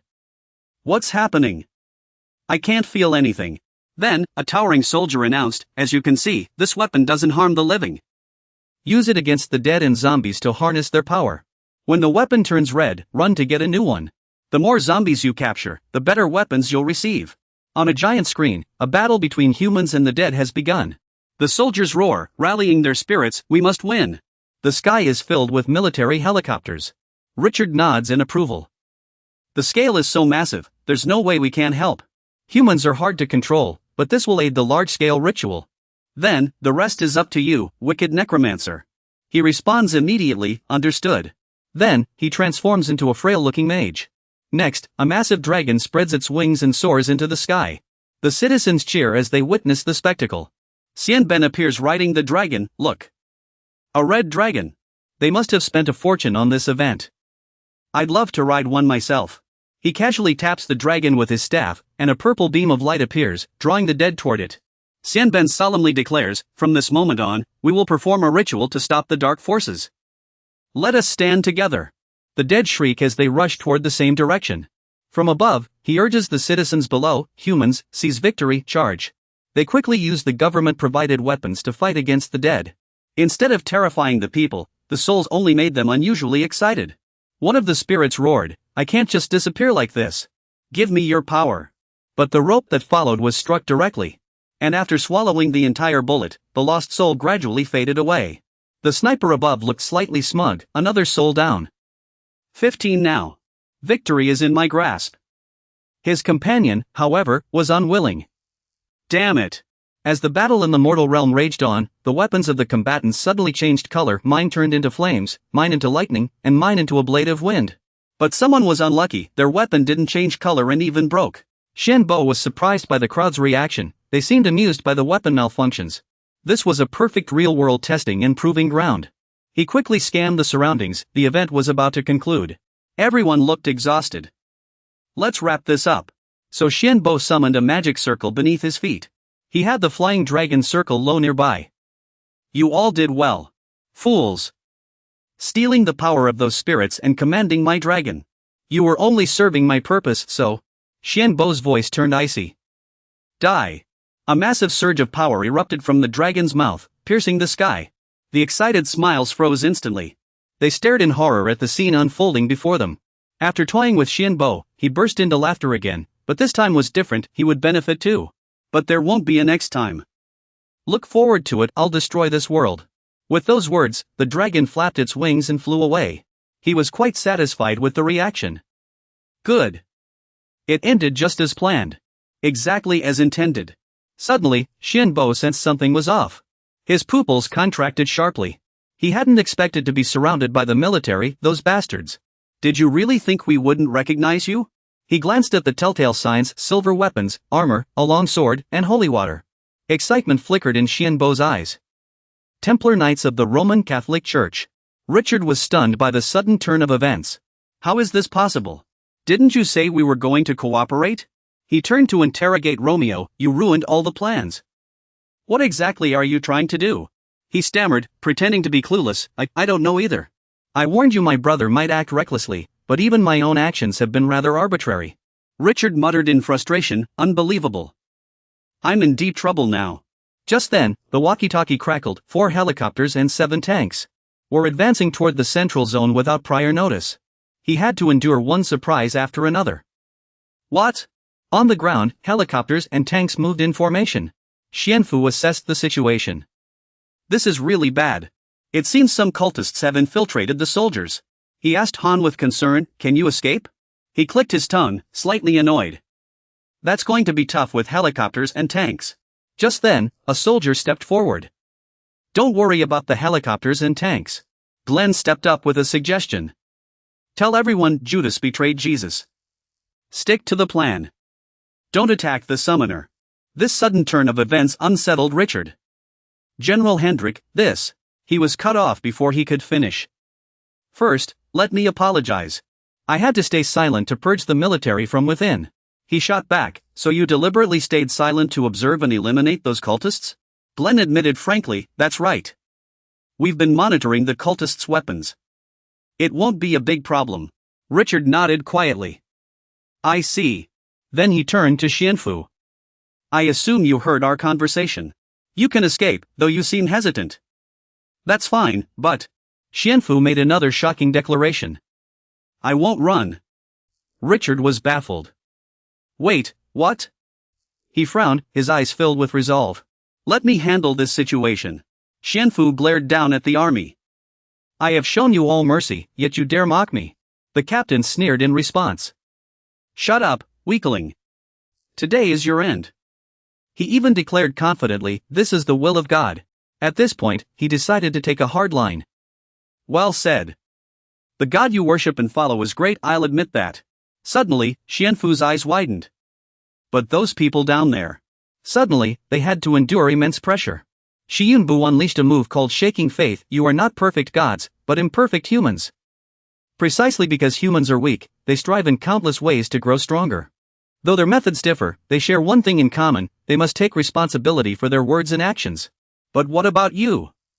You disregard lives without hesitation, yet always hide behind your Lord's name. Your furrowed brows reminded them that their oppressive actions might become a lasting burden for their Lord. After saying this, you immediately dispelled the oppressive force, allowing the others to finally stand upright again. Instead of fighting, they lowered their swords, and the entire army's gaze turned to Xiyunbu. You were slightly surprised by this revelation. They radiated even greater divine power after hearing your words, as if they had gained some enlightenment. One soldier spoke up, thank you for making me realize how foolish I've been.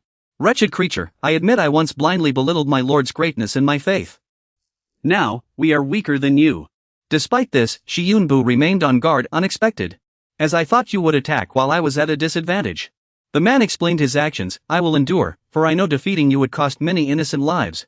This is what I must do in my faith and devotion to my Lord. Hearing this, the corner of your mouth curled slightly. The matter was finally resolved.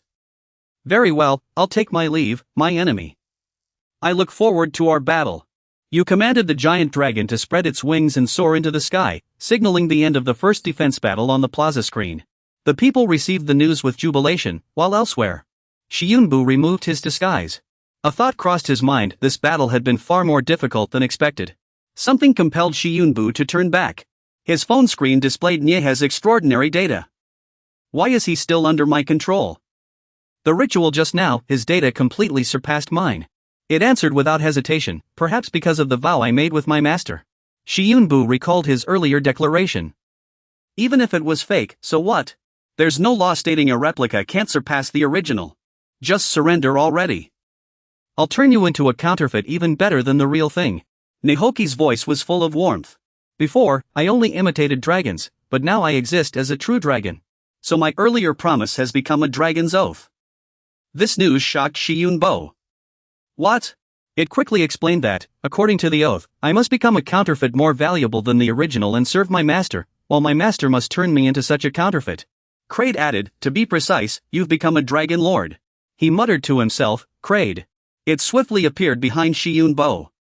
A dragon lord holds absolute command over any dragon that has sworn an oath to them. Nihoki added, however, I was originally a servant creature, so nothing changes for me. Kyler looked thrilled. Master, you're so lucky.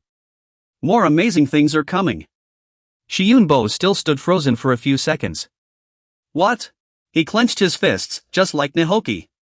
If our promises can become oaths, then can I become a death warrior? Or a champion? Kaisoya considered it.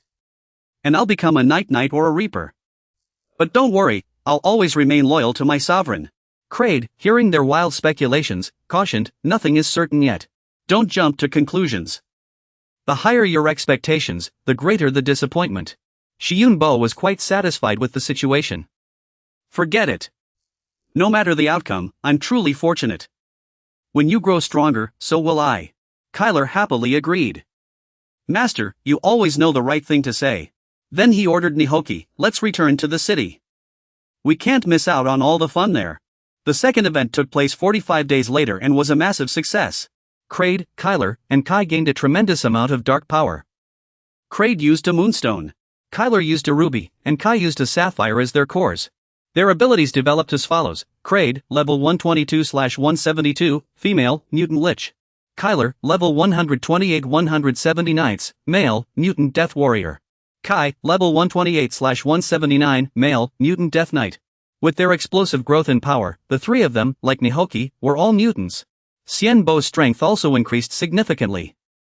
Jin Xianbo, level 109/119, human. Afterward, Xianfu's team was sent as mercenaries to clear out E-rank and F-rank underground dungeons whenever they had time. The third event concluded successfully, and they were now at the airport. Richard expressed his regret, saying he would definitely return, as he had grown accustomed to life here. Xianfu couldn't help but laugh upon hearing this. What a shame, but my base is in Korea. I have to go back. He didn't intend to insist further. Alright, but you're always welcome back. I truly appreciate the sentiment. I'll remember that. Thank you so much. Then, the plane back to Korea took off. Time passed, and the group finally landed at the international airport. Xianfu stretched wearily as he walked out of the terminal, noting how different the air felt. Suddenly, something caught his eye. Xianfu hadn't expected her to come pick him up in person. Zhang Huimei was here. She spoke first. You're back. Great, so I don't have to go there now? Xianfu looked puzzled. Didn't anything unusual happen? By the way, how did the thing I asked you to do go? Huimei reported, it's all ready. Is this enough? It's enough. She also shared some news. A replica of a low-ranking Aikido priest, crafted by Jin Zhanghao, had been sent to Xianfu's base. But Huimei suddenly glanced at the three people behind him. Kessler flew up to her and took her hand. Miss Huimei, what a shame. I don't believe you don't recognize me. We've met several times, and you even said I looked ridiculous. She was taken aback by his excessive enthusiasm. After a few seconds, Huimei finally realized, wait, you're Mr. Kessler? He smiled in confirmation. Kai, standing beside him, stepped forward. This is your first time seeing my true form, right? Huimei stammered skeptically, this isn't a disguise, is it? Kessler laughed boastfully. I became stronger after going to America, so now I can mimic humans. Chris spoke up. Master, should we head out now? He nodded in response. All right. Hui Mei handed Xianfu an envelope. This is a small token from the president for you. He took it, looking incredulous. This. Inside were a few items, a talisman and another charm. This is a talisman infused with the power of the mystic heavenly immortal emperor.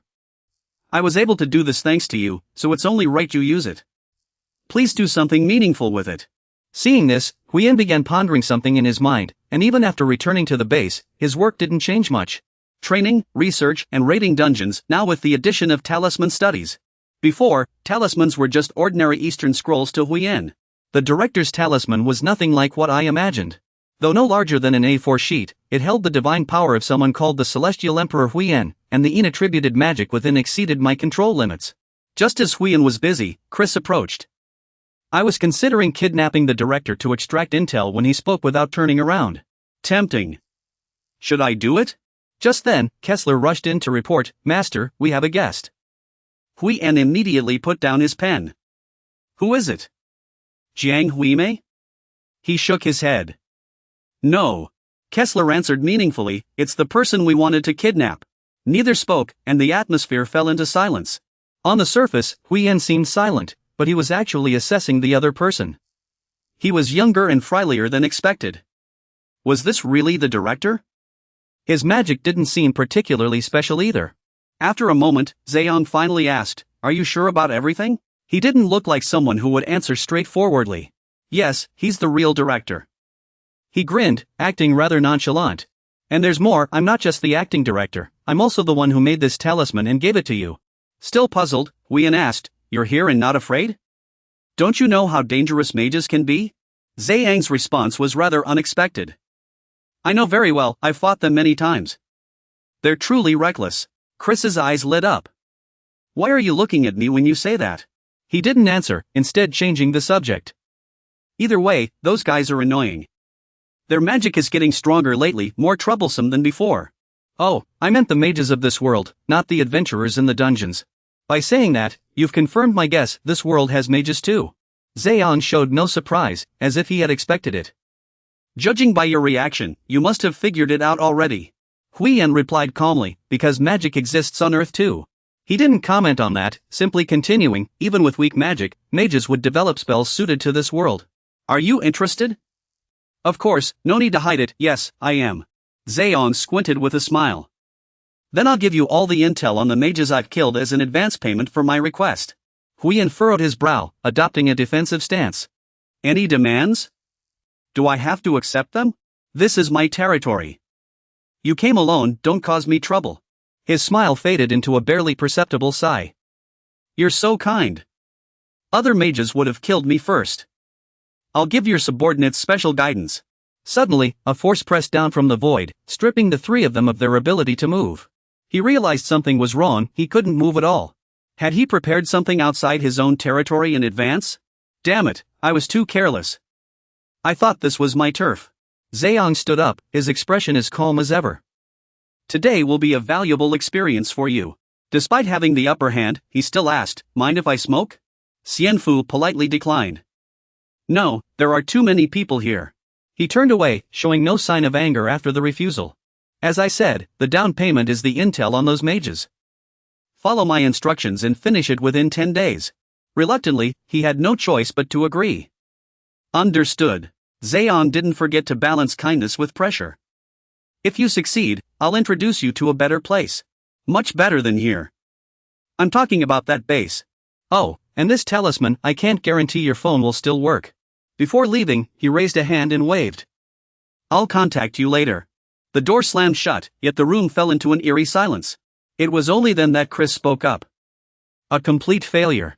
I didn't expect him to make a move in his own territory. Xianfu suddenly realized their oversight, they should have prepared beforehand. The two behind him regretted deeply. Forgive us, Master. We were deceived. We were deceived. He suddenly grasped the danger they just faced, a wide-range spell to paralyze targets, spreading numbness and pressure. Something wasn't right. Considering the worst-case scenario, could time itself be frozen? It also realized the current situation.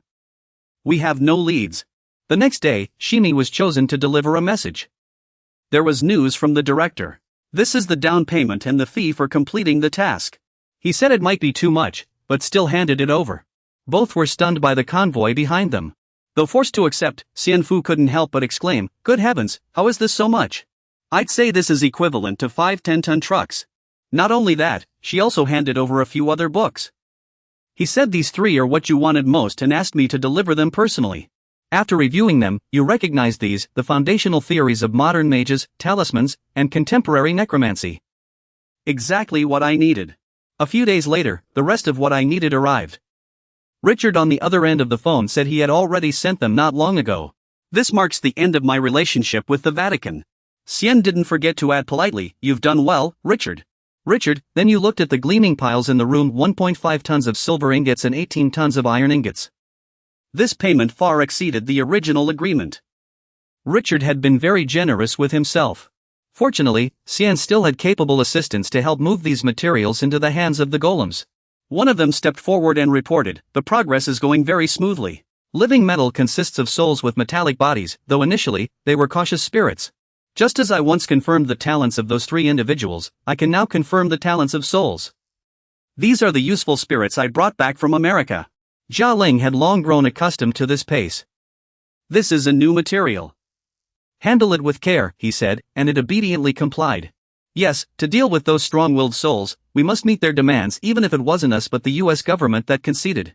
No matter what methods they used or how high a price they believed they paid, these souls must remain under my control. There's also an underground armory, stocked with everything from weapons to missiles and high-performance firearms, all provided by the US. These are equipped for the dead warriors in case of emergencies. Even in battles within the dark domains, it will serve as a tool to strengthen my power.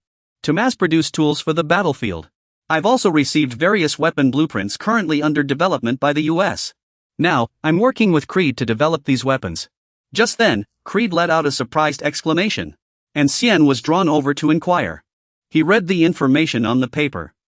"Progress is slow, but I'm trying to make minor improvements to firepower and production costs." You finally let out a sigh of relief, shedding a small part of your burden. "That's great. Keep up the good work. I'll come help you in a bit." Meanwhile, countless talisman cards and scrolls were being printed out. In exchange, I'll receive a large quantity of magic stones from the US. I've already handed over the production methods for the talismans and scrolls to them. This is the return the US has provided after some time.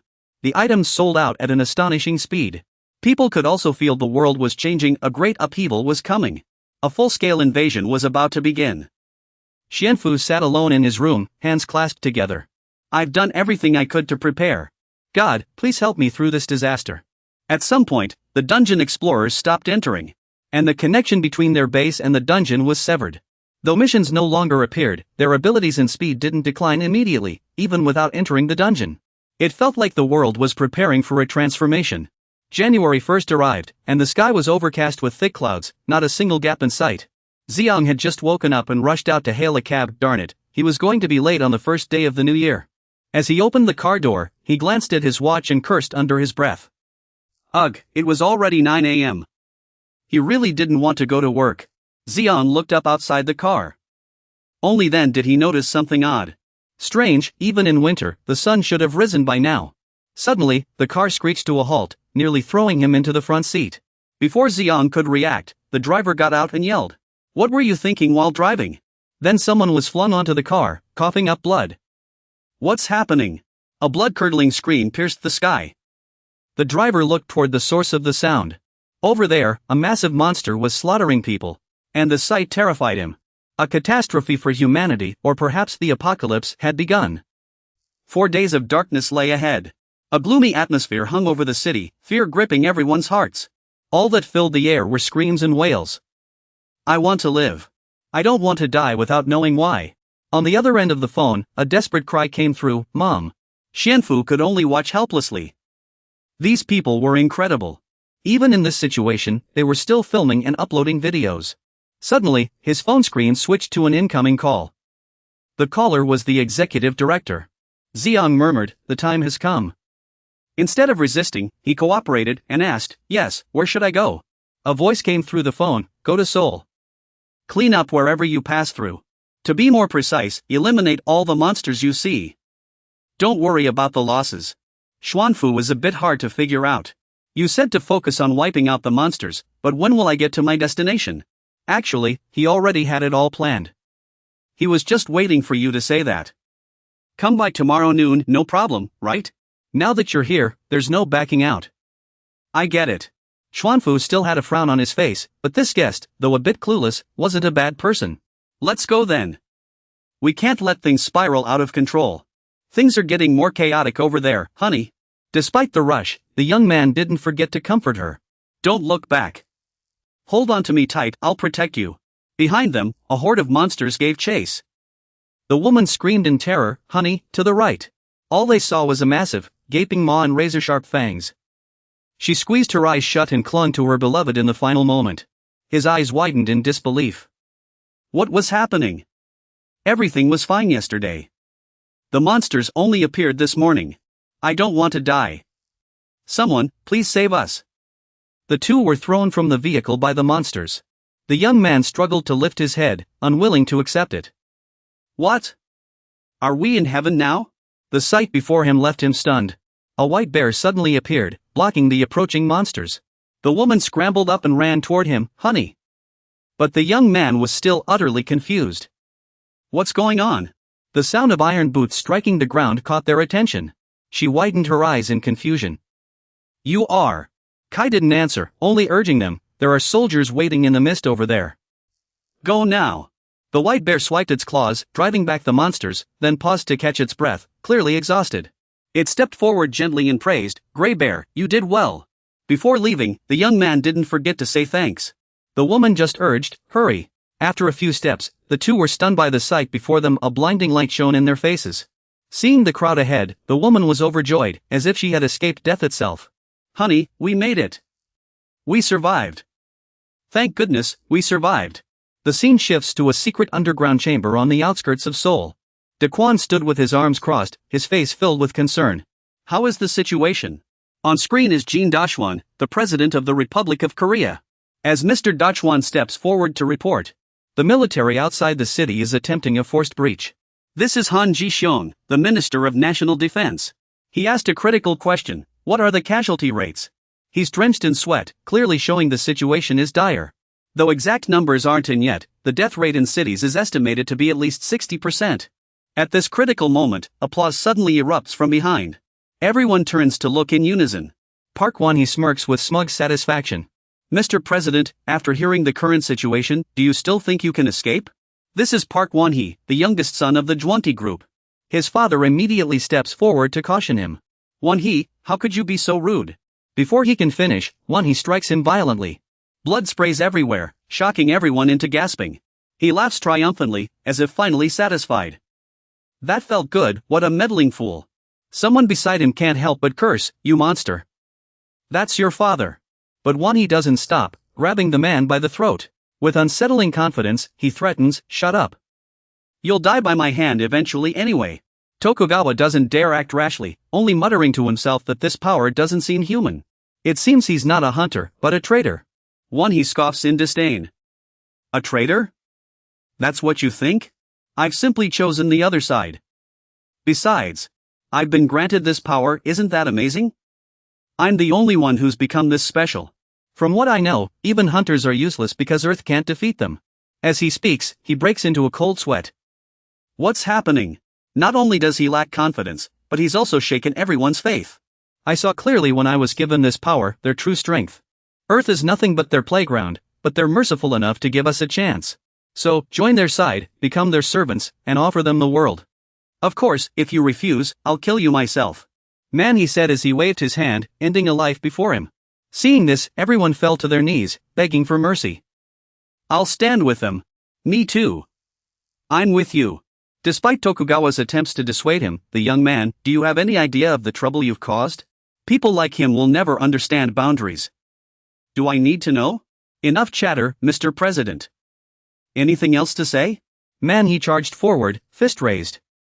If you don't want trouble, keep quiet. But his arrogance didn't last long, someone blocked his path.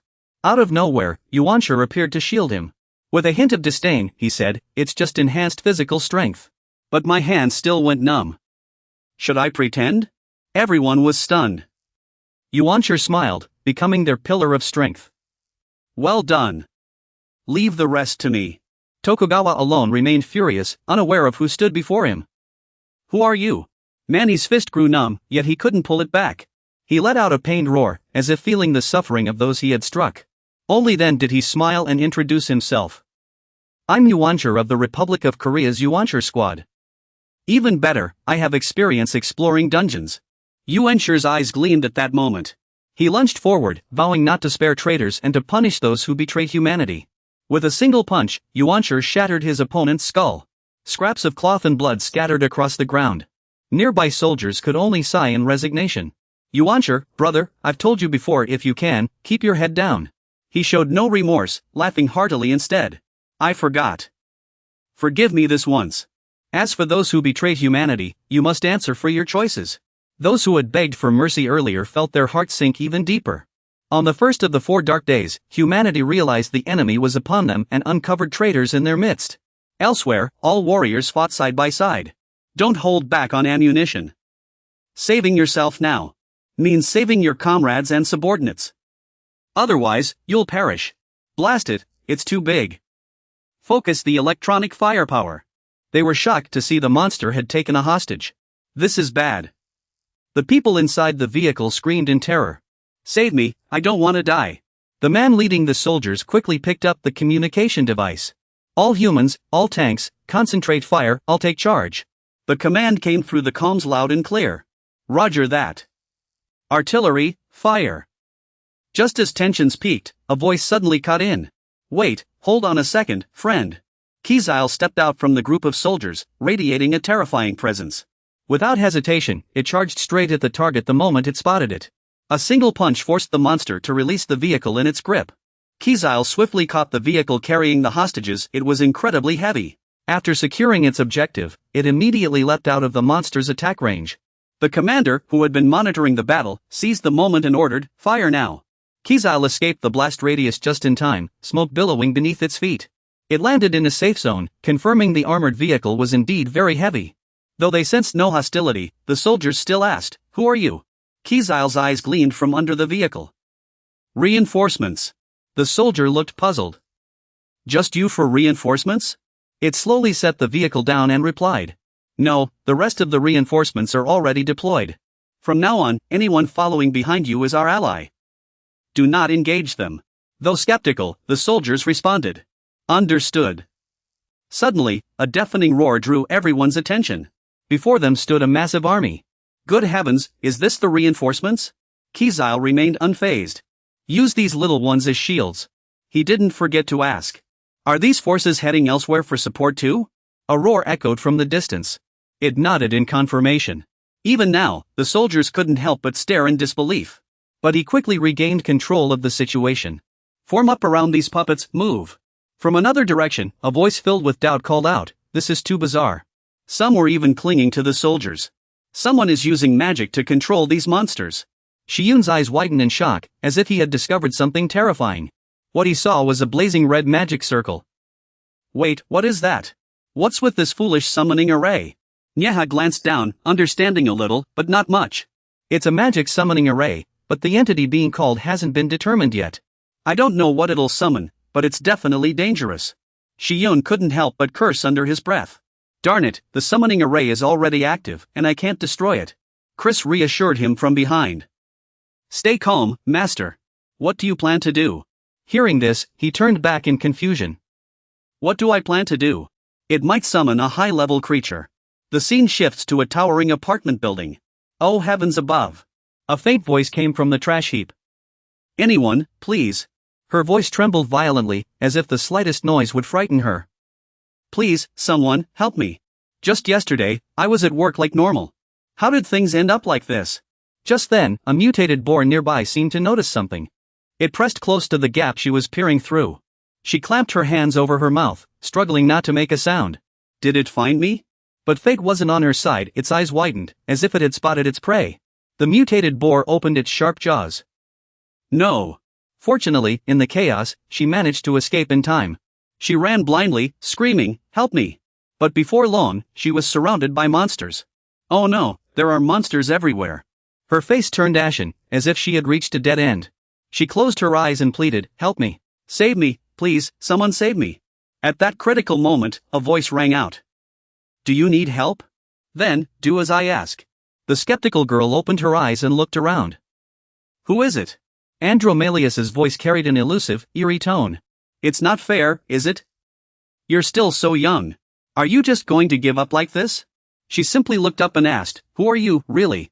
He candidly revealed his identity. We are demons, beings who fell after being defeated by the gods, but we are also the enemies of the gods, their equals. Unlike those gods who do nothing but watch. We can turn your desires and wishes into reality. We long to see those indifferent gods. As the monster lunged at her, the girl fought back with all her strength. Save me, even if you're a demon. A magic circle appeared nearby, accompanied by a familiar voice. Well done. The monsters seemed to be suppressed by a terrifying force. One by one, they were struck down. Andromalius calmly walked up to the girl. Next time, I hope you answer faster. Even then, she still asked with hesitation. He smiled and unabashedly stated his identity. I am a demon, and your guardian. The girl felt confused by these strange words. Guardian. Andromalius said no more, pulling her into an embrace. He even feigned politeness as he explained. Let's get you to a safe place first. You look exhausted. Tears welled up in her eyes.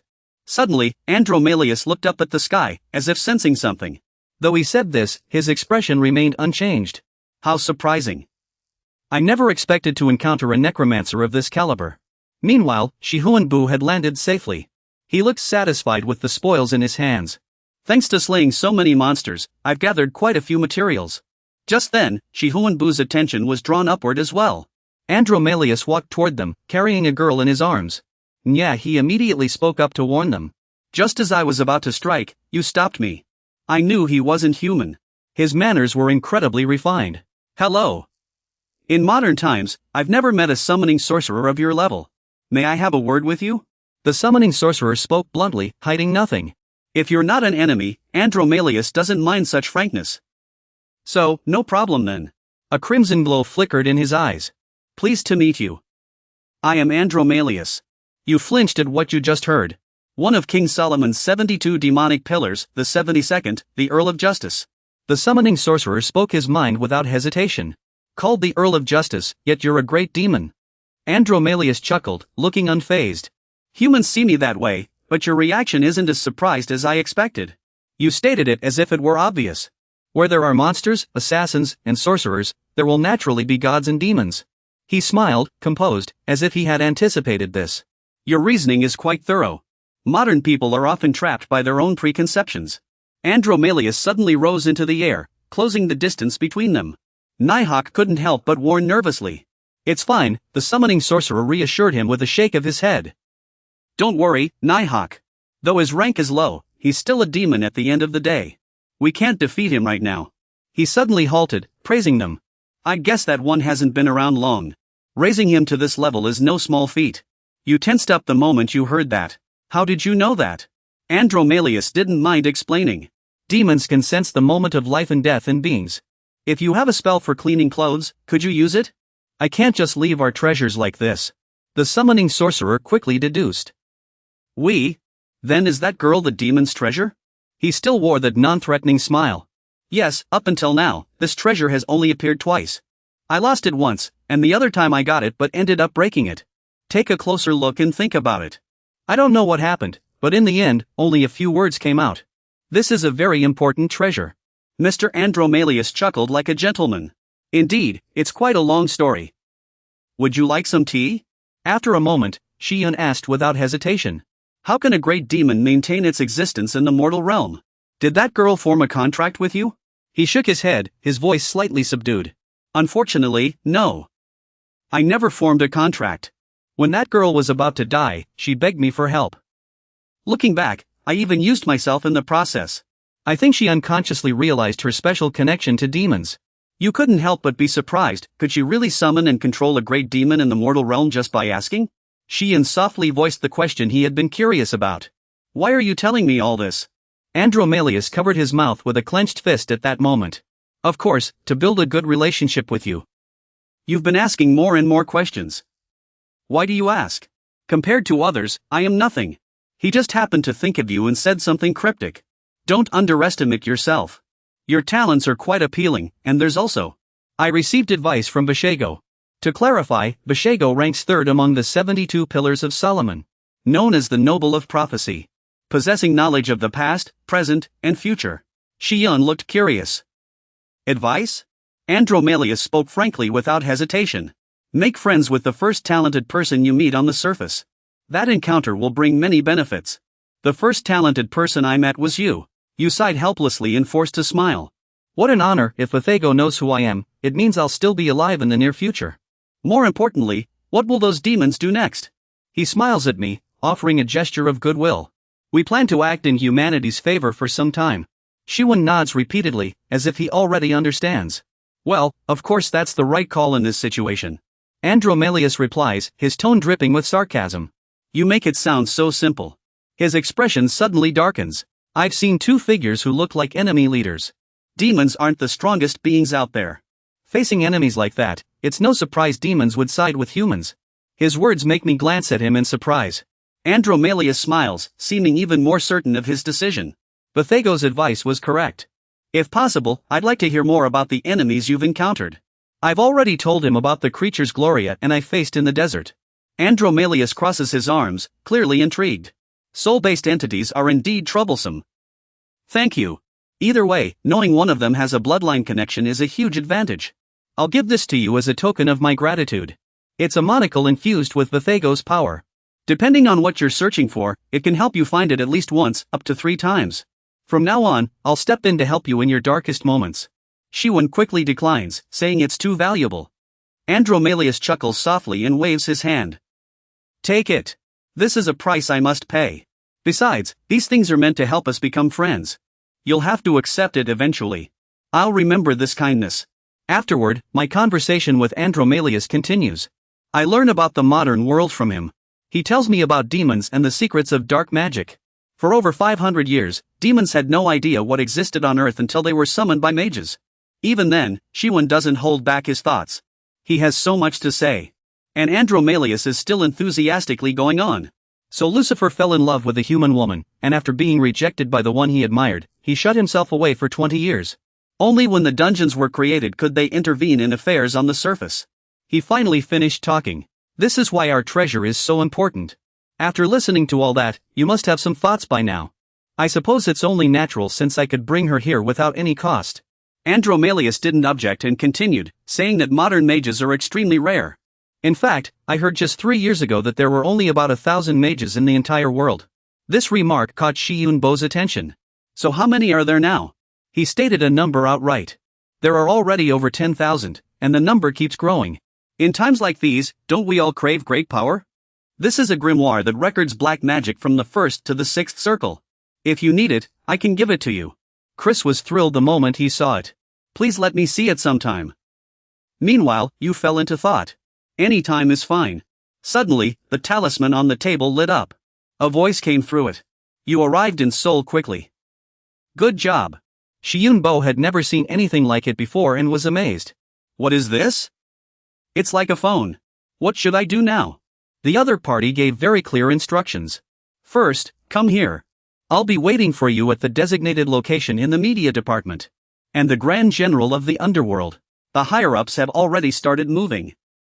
Be careful. Andromalius still smiled and asked. I see. You're a neutral party? I'll remember that. Shiyunbo couldn't help but feel puzzled. Did he know Andromalius? He was hard to read. He was a unique being who could communicate with both heavenly and underworld creatures for long periods. It's not strange that he knows me. Suddenly, Andromalius stood up. I'll be going now. After walking a short distance, he turned back for a glance. Oh, is that you? Are you married? Though he didn't understand the question, he answered honestly. Married? Not yet. Andromalius's face lit up with joy upon hearing this. I see. That's wonderful. We'll meet again someday. Shiwen was baffled by the sudden surge of anger. What kind of ridiculous deal is this? Meanwhile, the sky on the other side was shrouded in dark clouds. Zayon greeted everyone.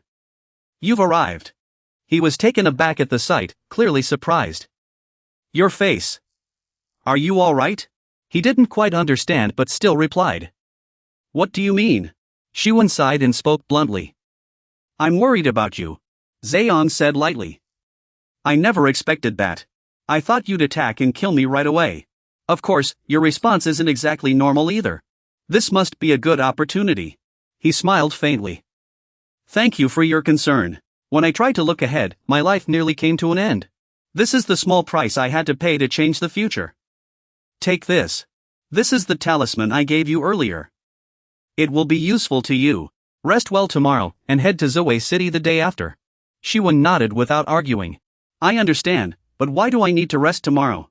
Zayang's expression turned serious. You'll understand tomorrow.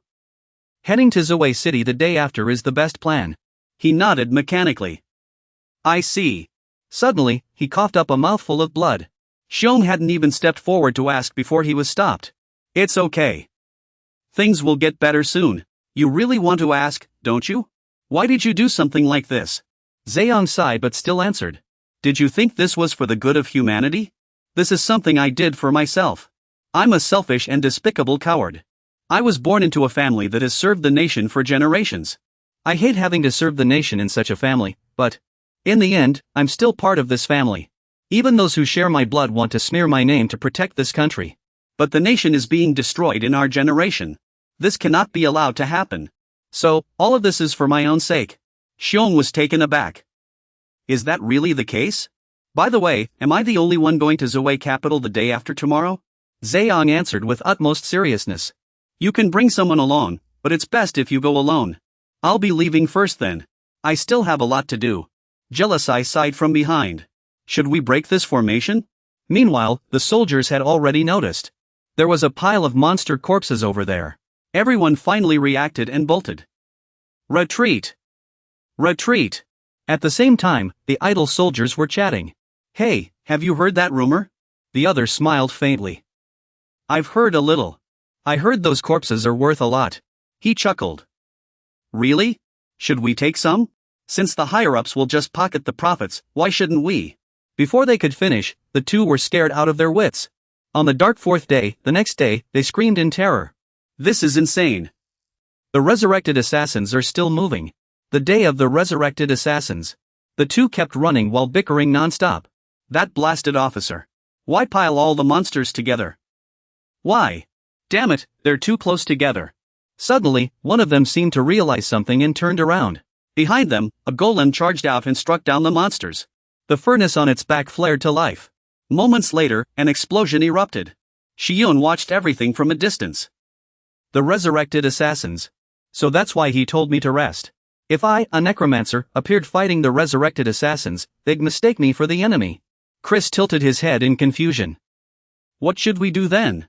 You gave a cold command. Use this chance to test them. While resting in the city, I formed a pact with a new race, the elves. This is an opportunity to learn about the powers of supernatural beings beyond angels and demons. A magic circle appeared in Shiyun's hands. Go, Agni. Agni was thrilled. The day of the pact, you finally summoned me. Now I can burn to my heart's content, as per the contract, right? This is Agni, the Fireborn. The Black God answered the summoner's wish. You carefully instructed. You can burn anything except humans. And anything related to me. He laughed heartily. Perfect. This time, I've got a good employer. Shiyun gave orders to the others. Those still alive should move toward the inner city. Agni's destructive power was truly extraordinary. Let's burn everything to the ground. This is our chance to burn it all down. Chris seemed uneasy. Will the master be all right? The entire city will be reduced to ashes. But you firmly reassured him. There's nothing to worry about. From the very beginning, Seoul was never going to return to normal. So it brought up another equally important matter. If people don't know about this, they'll try to put out the fires. Shiyun thought it over, found it reasonable, and immediately agreed. All right, I'd better leave this to the military leaders to evacuate the civilians. Tomorrow, we'll head to Zoe capital as the director instructed. Meanwhile, on the other side, a two-headed monstrosity emerged from the flames. It walked forward, completely unaware it had just stepped into a formation. A massive claw shot up from the ground. As expected, it was taken care of in an instant. The next day in Zoe capital, Shiyun only needed to observe, no action required. The assassins were holding the monsters at bay. Finally, the day has come. What's going to happen? The necromancers must have arrived safely by now. I thought of that girl. Yes, Jean Majan is leading them, awaiting the master's orders. You felt even more certain. Good. First, let's assess the situation. Adani crossed his arms and spoke to Shiyun in a slightly arrogant tone. Tired? I rather enjoy this. More importantly, look at that magic formation. I've discovered something. The formation may be crude, but it's enough to summon something. Even I don't know what kind of creature it will bring forth. But I do know when the summoning will happen. Shiyun stepped forward and asked. Everyone, get ready. When will the summoning take place? Adani said calmly. Now. You're in for quite a shock. What? Just then, all the magic formations. The city's formations lit up simultaneously. A massive monster was summoned from within those formations. It plummeted from the sky, crashing with a deafening roar. It looked like a mutated elephant, radiating a murderous aura. Adani laughed, showing no fear. I didn't expect that thing to show up. Shiwen turned to the only person who knew what was going on. What is that? He explained without hesitation. The king of the earth and all beasts. One of the two monsters created by the great existence and sent to the mortal world. Everyone's gaze shifted to the elephant, so that was Behemoth. The moment you heard the name, your eyes widened. Darn it, I've read about it in the Bible. They're regarded as angelic or demonic beings. But Adani wasn't worried at all. Instead, he reassured them. Don't worry, that behemoth is only half the size of a normal one. It's much weaker than the original. Let's see what it can do. The behemoth seemed to hear his angry shout. Damn it, Shiwen suddenly realized a terrifying truth. Oh no, it's really pissed off. Gris appeared to have dodged a beam of light. More beams of light appeared in the distance. After muttering a curse, he warned them. Darn it, everyone, use your talismans now. A surge of purple energy enveloped the group. It circled in the air, carrying them to safety. In this situation, Shiwen decided to take a risk. I'll hold it off. You prepare to enter Gris. The glasses Andromalius gave you. Take them out. You handed them over with complete trust. It's all yours. Gris nodded without hesitation. All right. Shiwen shouted. Naha! Power had already gathered in its mouth. The unleashed power seemed ready to destroy everything. A breath of negative energy. This attack naturally struck the behemoth below. Yet as the black smoke cleared, everyone saw the truth. There wasn't a single wound on its body. Ugh! This thing really is a beast. The behemoth refused to back down and lunged to grab Niwa. At the last moment, it hastily used Blink. Blin. Niwa was forced on the defensive, fleeing while calling for help. Blin. Blin. Shiyun gritted his teeth, struggling to think. Damn it! Though the heavenly immortal realm's amulet eased the burden, Blin had clearly consumed a massive amount of magic. His eyes widened as he suddenly spotted Kai. Kessler. The two leapt up together, standing side by side before it and shouting. Blin. Kessler poured his life's strength into this move. Take this. A mighty slash. Kai was no slouch either. Whirlwind shot. Fortunately, the two managed to injure the behemoth. The group could only sigh in despair. This is too tough. Is this only half its power? It was its turn to counterattack, sharp claws lashing out. Just then, Agni appeared and blocked the deadly strike. Behemoth. But he was bitten hard in return, suffering serious injuries. Let's settle this once and for all. The karma flames within Agni burned fiercely, filled with fighting spirit. His burly arms gripped a massive boulder. Then Agni charged forward, forcing the monster to let out a piercing shriek. Agnes looked puzzled. How do you plan to attack it? Agni shouted excitedly. Earth is protecting Behemoth. Nothing from Earth can harm him. He is supremely confident. Those non-human creatures. Break through your limits and strike. In an instant, Shiyun unleashed an overwhelming super technique. Boom! Within seconds, Behemoth was struck by dozens of agonizing attacks. Not only that, but his opponent kept amplifying their techniques. Boom! Yet Behemoth's power showed no signs of weakening, and Shiyun couldn't help but curse. Darn it, it's not working at all. A massive hand suddenly grabbed Agni's wrist. In that split second, he froze, unable to react. Then, Behemoth hurled Agni away with all its might. The force was so great that Agni's figure became a blur. Behemoth lifted its head again, searching for prey. The moment it locked onto a target, it leapt high into the air.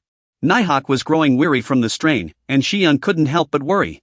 Seeing Agni consumed by rage, Nighthawk quickly urged him to calm down. Agni, snap out of it. Impatiently, he demanded, Contractor, I need fire, bigger fire.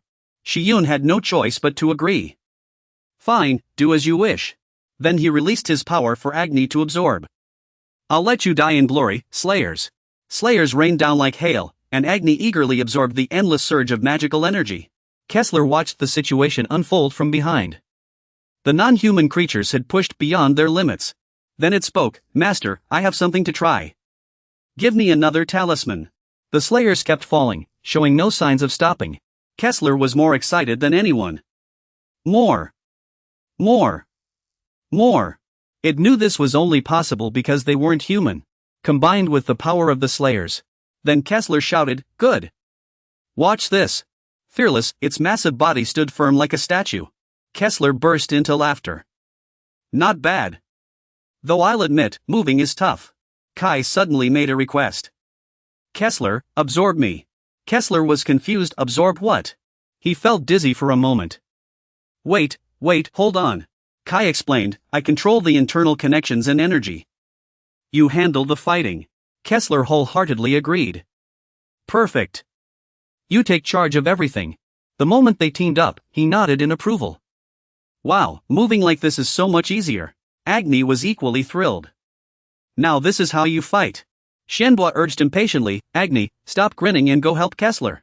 Meanwhile, he and Nighthawk were still circling in the air. Waiting for the right moment, Agni gave the signal. Nighthawk. A barrage of attacks rained down, striking Behemoth's position. Shenhua retaliated, NSRO Brett detonate. The fierce assault enraged Behemoth.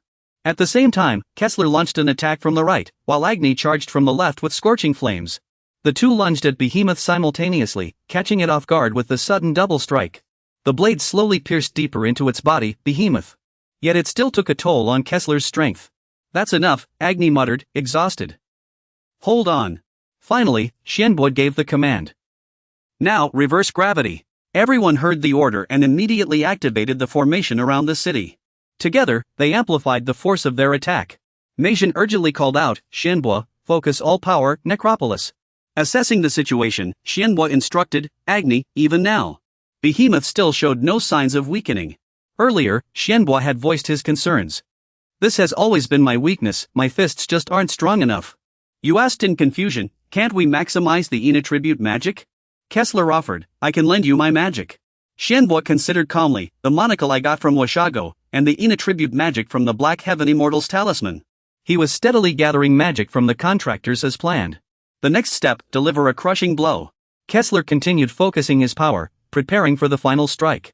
Shenhua and the others locked onto their target. Go to hell, fall back. At last, the ultimate explosive attack was unleashed. A blinding light illuminated the entire space. As the magic faded, only ruins remained on the ground. Agni had to admit, incredible, contractor. That move. This can even be used on higher-level creatures. Xianfu turned his head and was startled. Chris's body was no longer whole. He panicked even more, his limbs unresponsive, and replied, Fortunately, I am immortal, Master. Please restore me. Agni spoke, praising them, Wow, you passed the trial. It's time for rewards. Immediately, a surge of spiritual energy radiated from each member's body. System notification, your level has increased. Fire resistance has improved. And your affinity with fire has strengthened. Rank B, B+, and a magical beasts. Everyone was overjoyed. This was amazing. Xianfu felt the abundant energy surging into his body. This vitality, it's overwhelming. Agni excitedly ran off, saying, Contractors, I won't be back for a while. May the blessings of the great Allah be with you. Only then did Xianfu recall the true meaning of the blessing. Why should I miss out on this with you? Forget it. Why worry so much? Let's rest for now. Niwa asked in confusion, Master, you haven't restored me yet. Did you forget? While Xianfu battled Behemoth, humanity continued to fight. However, on the final day of the 4 days of darkness, humans discovered that after defeating the monsters, a new enemy called nature emerged. In that moment, everyone seemed to fall into despair. In their fear, humans began pleading to gods and demons. They cried out in anguish, Gods, are you abandoning us?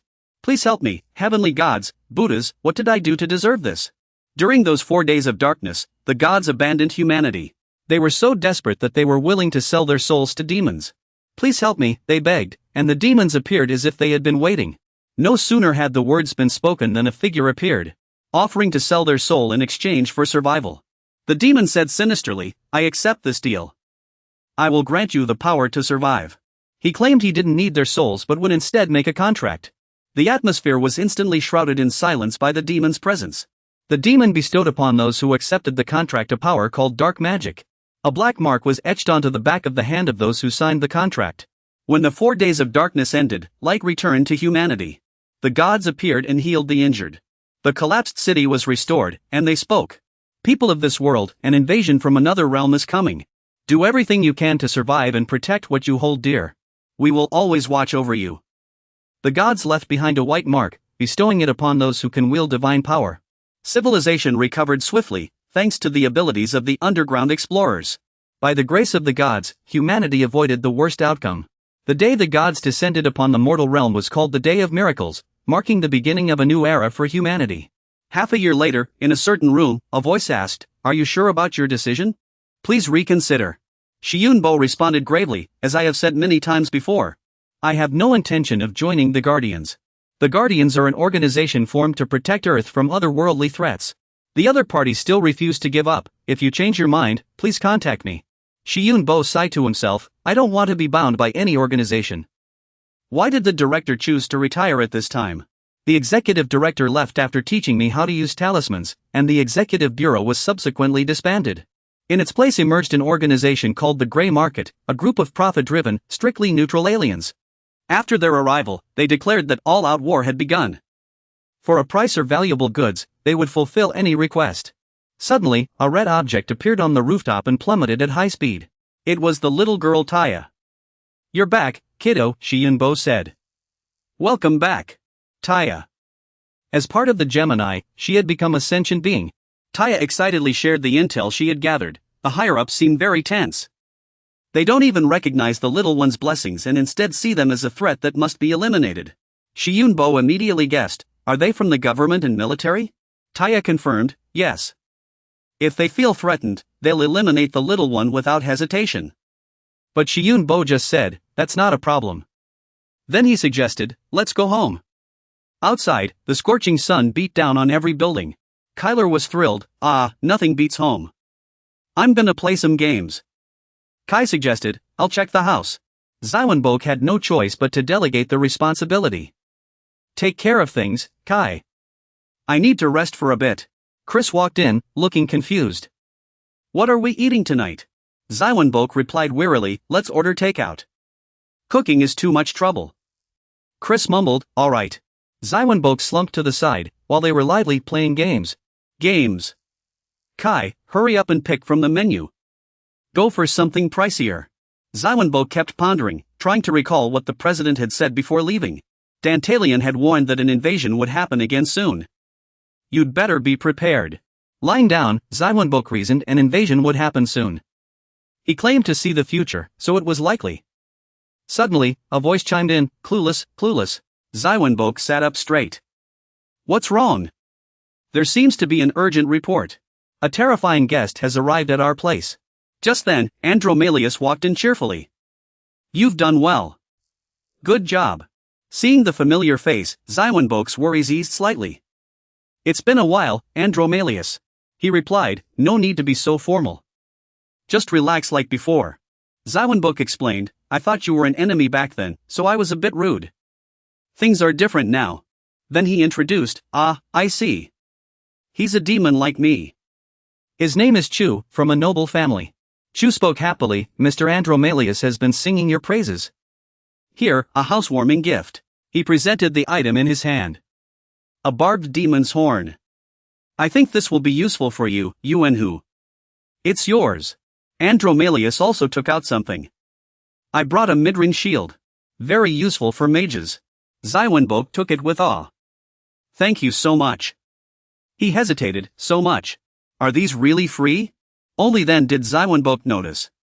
But who's that? Andromalius reassured the girl behind him.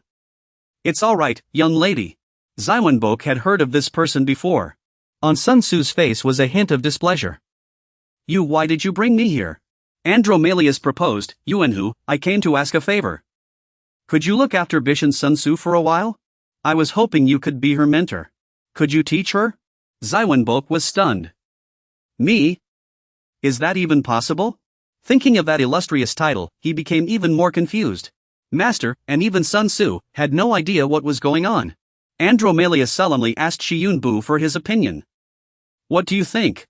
Then he revealed that we must head to the Asian Federation in China, as many people are searching for us. The Asian Alliance, a federation formed after China split into multiple nations. Xiyunbu realized the situation. It seemed many wanted to forge pacts with demons through war. Andromalius explained the current plan. Dantalion would stay in Korea but pass through Japan. He earnestly entrusted our intelligence outpost to you. Please take good care of Bai Chengsu. By now, Xiyunbu understood he was choosing me to protect Bai Chengsu and teach her to control her powers? Andromalius confirmed, that's correct. Xiyunbu replied, I agree, but I have a few conditions. Andromalius urged, go ahead. First, Xiyunbu stated that Bai Chengsu might get hurt during her power control training. Andromalius dismissed it, it's fine, no problem. Then he asked Xuanxiu, no power comes for free. Are you willing to give up this opportunity? Despite her fear, Xuanxiu firmly answered, I understand. I'll give it a try.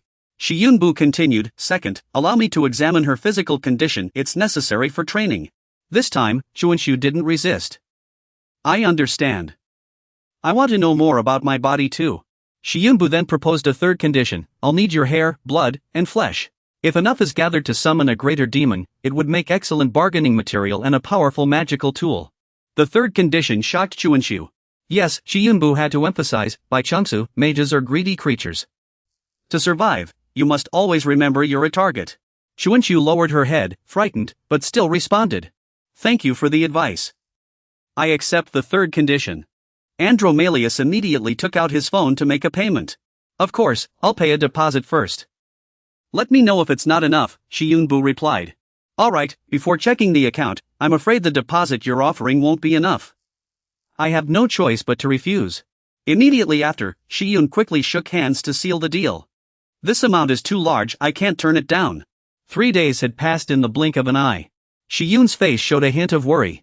Chris, looking at the person before him, asked, isn't that Bai Xuan? Yes, Chris confirmed. That's her, no doubt. Xiyun spoke bluntly. Hasn't she been living too comfortably? Chunju immediately countered. I'm also worried about some things, Xiyun muttered to himself. Really worried? Chunju complained, clearly displeased. It's been 3 days, and he still hasn't shown up. Are you ready? Xiyun got straight to the point.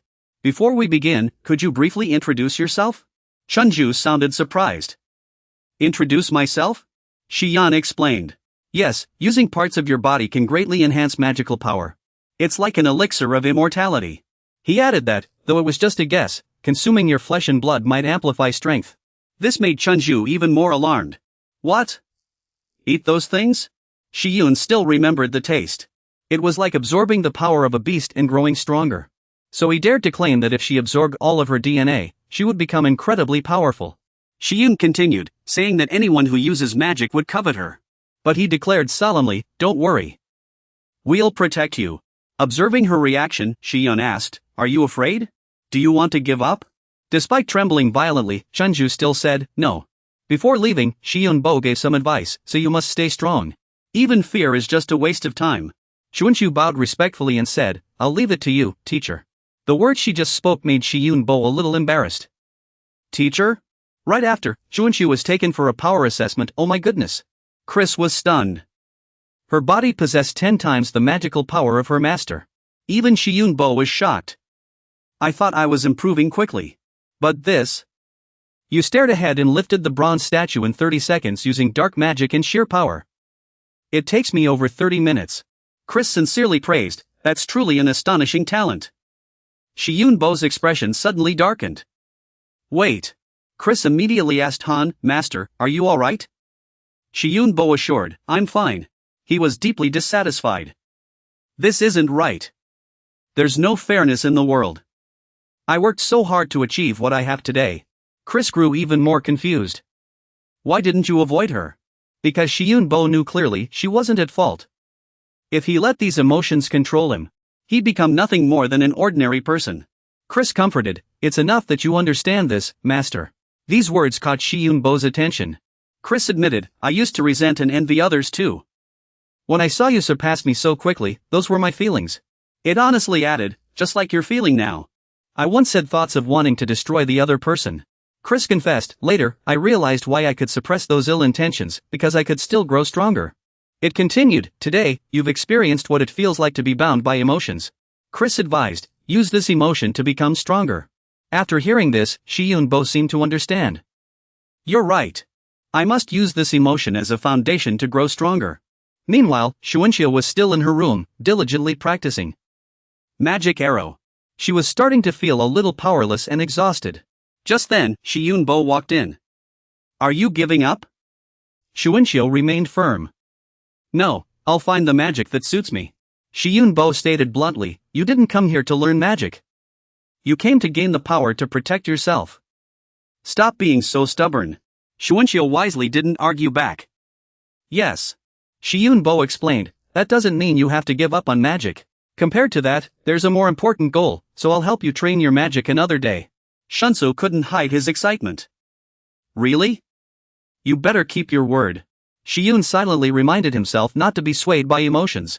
To survive in any situation, he had to become stronger. Meanwhile, a group of people were using dark magic at the Abyss headquarters.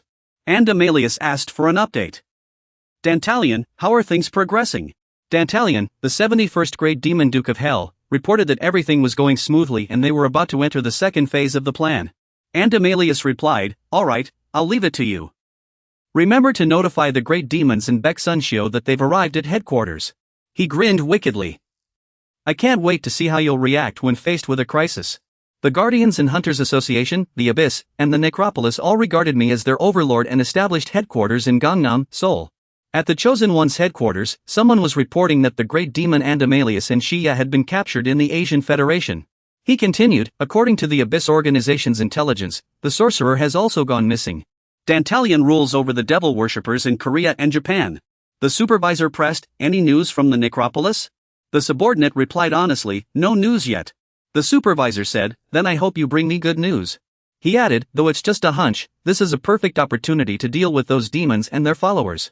The subordinate answered firmly, understood. All those loyal to those monsters must disappear. The supervisor then asked, what about the Wraith Sorcerer? The subordinate replied, he's hard to find because he's gone missing. The supervisor ordered, you must do your best to locate him. Yuan Hao must not underestimate that man and his companions. The subordinate bowed respectfully after receiving the order. Meanwhile, at Xianfu's apartment. He was currently training with Shunsu. She suddenly laughed. You just told me not to jump up there. Xianfu said seriously, let me give you another piece of advice. He reminded her, using magic is also important. The moment Shunsu made her move, Xianfu dodged it. She was surprised by his quick reflexes. This.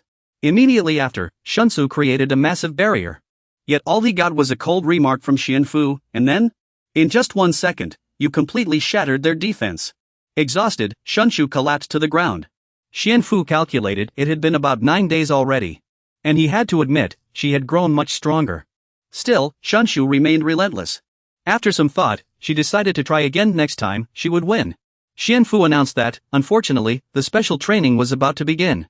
Before Shunsu could process what was happening, the session started. Then, Xianfu summoned a glowing little demon. He ordered her to destroy the creature with her own hands. On top of that, he set a rule, no black magic or mana, she had to defeat it barehanded.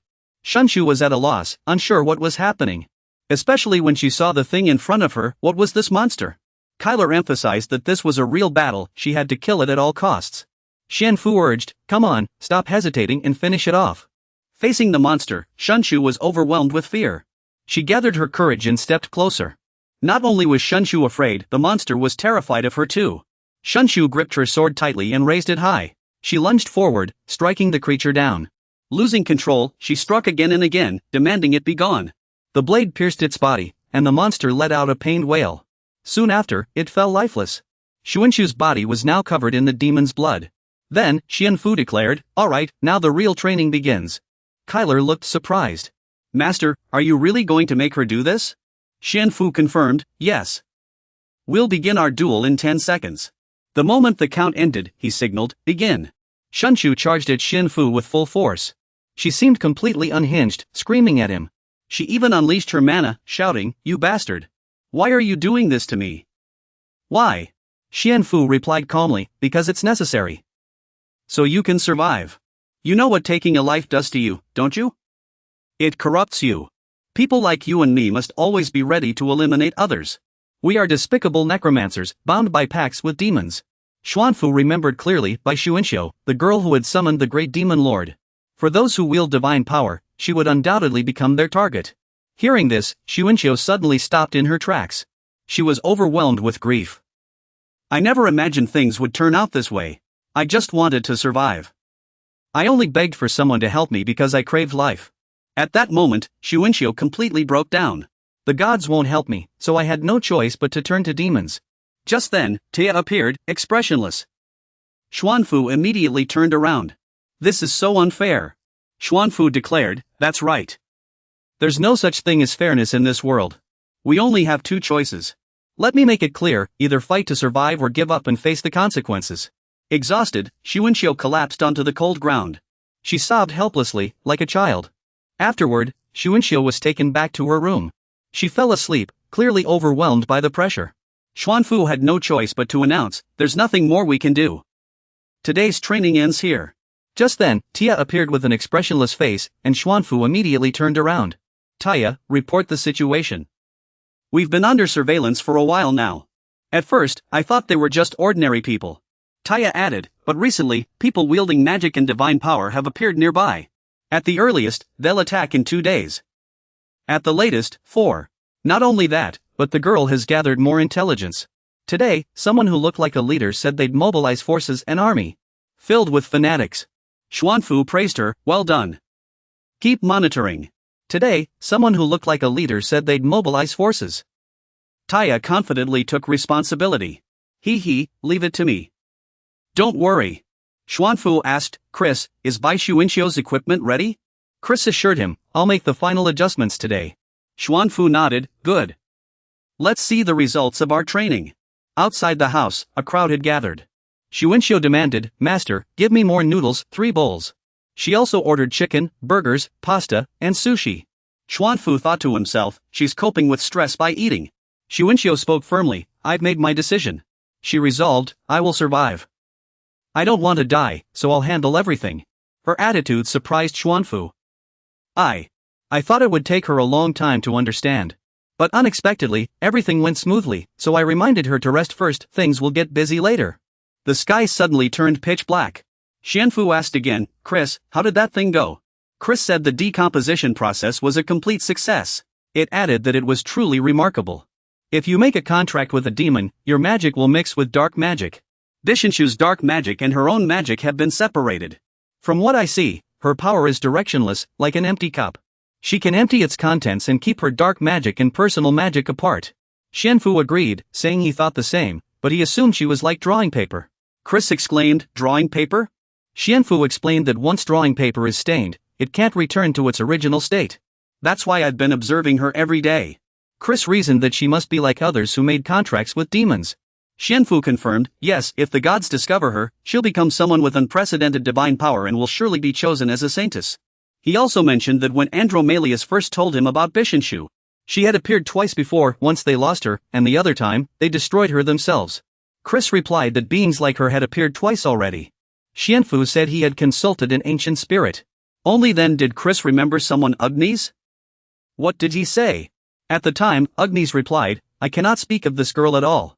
Xuanfu deduced that even though he said nothing, she must be extraordinary. When he received her skin and hair, he excitedly said he could become even stronger. Chris couldn't help but marvel that something like that could make someone as transcendent as Agnes even stronger.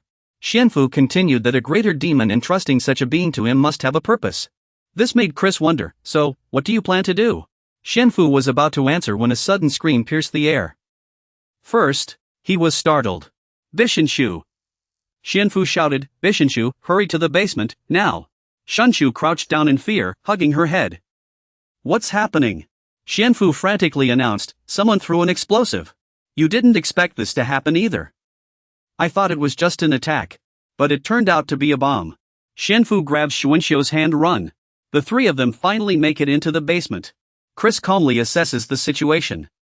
According to the crystal ball, many people are wielding divine power right now. And it detected that they're all fanatics. Xuanfu speaks calmly. You understand the situation, right? Xuanxiu replies, yes. So, Xianfu warns gravely, prepare for battle. Immediately, a surge of power radiates outward. Xuanxiu transforms into her combat form. Xianfu takes out a staff. This is a weapon specially prepared for Bai Shengxiu. She takes it quickly. Thanks.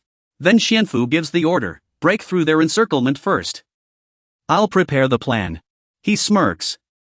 I can't hold back anymore. Outside, the leader commands, the enemy is a terrifying necromancer and a warlock bound to a great demon. Stay alert, attack. They tried to stay calm, it was the undead and they had to deal with it calmly. Xianfu's undead begin to emerge. The sight sends fear through the enemy ranks. Not only that, the undead let out bone-chilling roars. The enemy opens fire, blasting them apart. The battle has barely begun, yet it's already this brutal. Unbelievable. They're summoning them faster than they can be destroyed. The chaos deepens. Great heavens, unleash the power of grace. They begin a ritual, calling upon the divine. A blinding beam of light strikes the undead.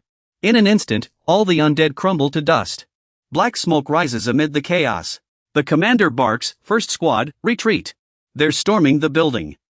We'll deploy the reinforced ice crystals. Their aircraft circle overhead, triggering a massive explosion on the ground. The commander reminds them, maintain formation. Watch for fleeing enemies. His subordinates reply, understood. Meanwhile, Xianfu was pulling Xuanxiu along as they flee. Just then, Xianfu drags Xuanxiu forward, running for their lives. She made a mistake, her constitution is even weaker than I imagined. Before the battle, Xianfu reminded, by Xuanxiu, we need to move in secret first. But I can't sacrifice my life just to protect Bai Xuanxiu. No, I'll do everything I can to protect you, Xuanxiu. Those words made Xuanxiu tremble in fear. Are you planning to abandon me? Xianfu replied, no, I'll do everything I can to protect you, but I only have one life. Xuanxiu cried out in terror, please don't leave me. I don't want to die. Xianfu tried to calm her. Bai Xuanxiu, stay calm. He said firmly, don't do anything reckless. I'm not the one who's supposed to protect you. Xianfu stated resolutely, the only person who can protect your life is you. You must fight to survive. He was certain of one thing, if she didn't, she would surely perish. Xianfu looked at the stunned Xuanxiu and said, you can't turn back time. The divine power wielders in this world see you as the one who summoned the great demon. She nodded helplessly. I understand. Facing the disaster behind them, you can only rely on Chris, Kai, and Kessler to stall for time, but we're the ones they're after. Then Xianfu continued, also, if they discover your abnormal body, they'll find ways to get close to you. So you have 3 choices. With every word, Xuanxiu grew more terrified, become a test subject, kill, or be killed. No, 4. You could also choose to end things yourself. She gritted her teeth. I don't want this. I hate this reality. Xianfu just watched silently as she vented her anger. I hate that you told me this harsh truth, and I hate this world even more. Xianfu turned away.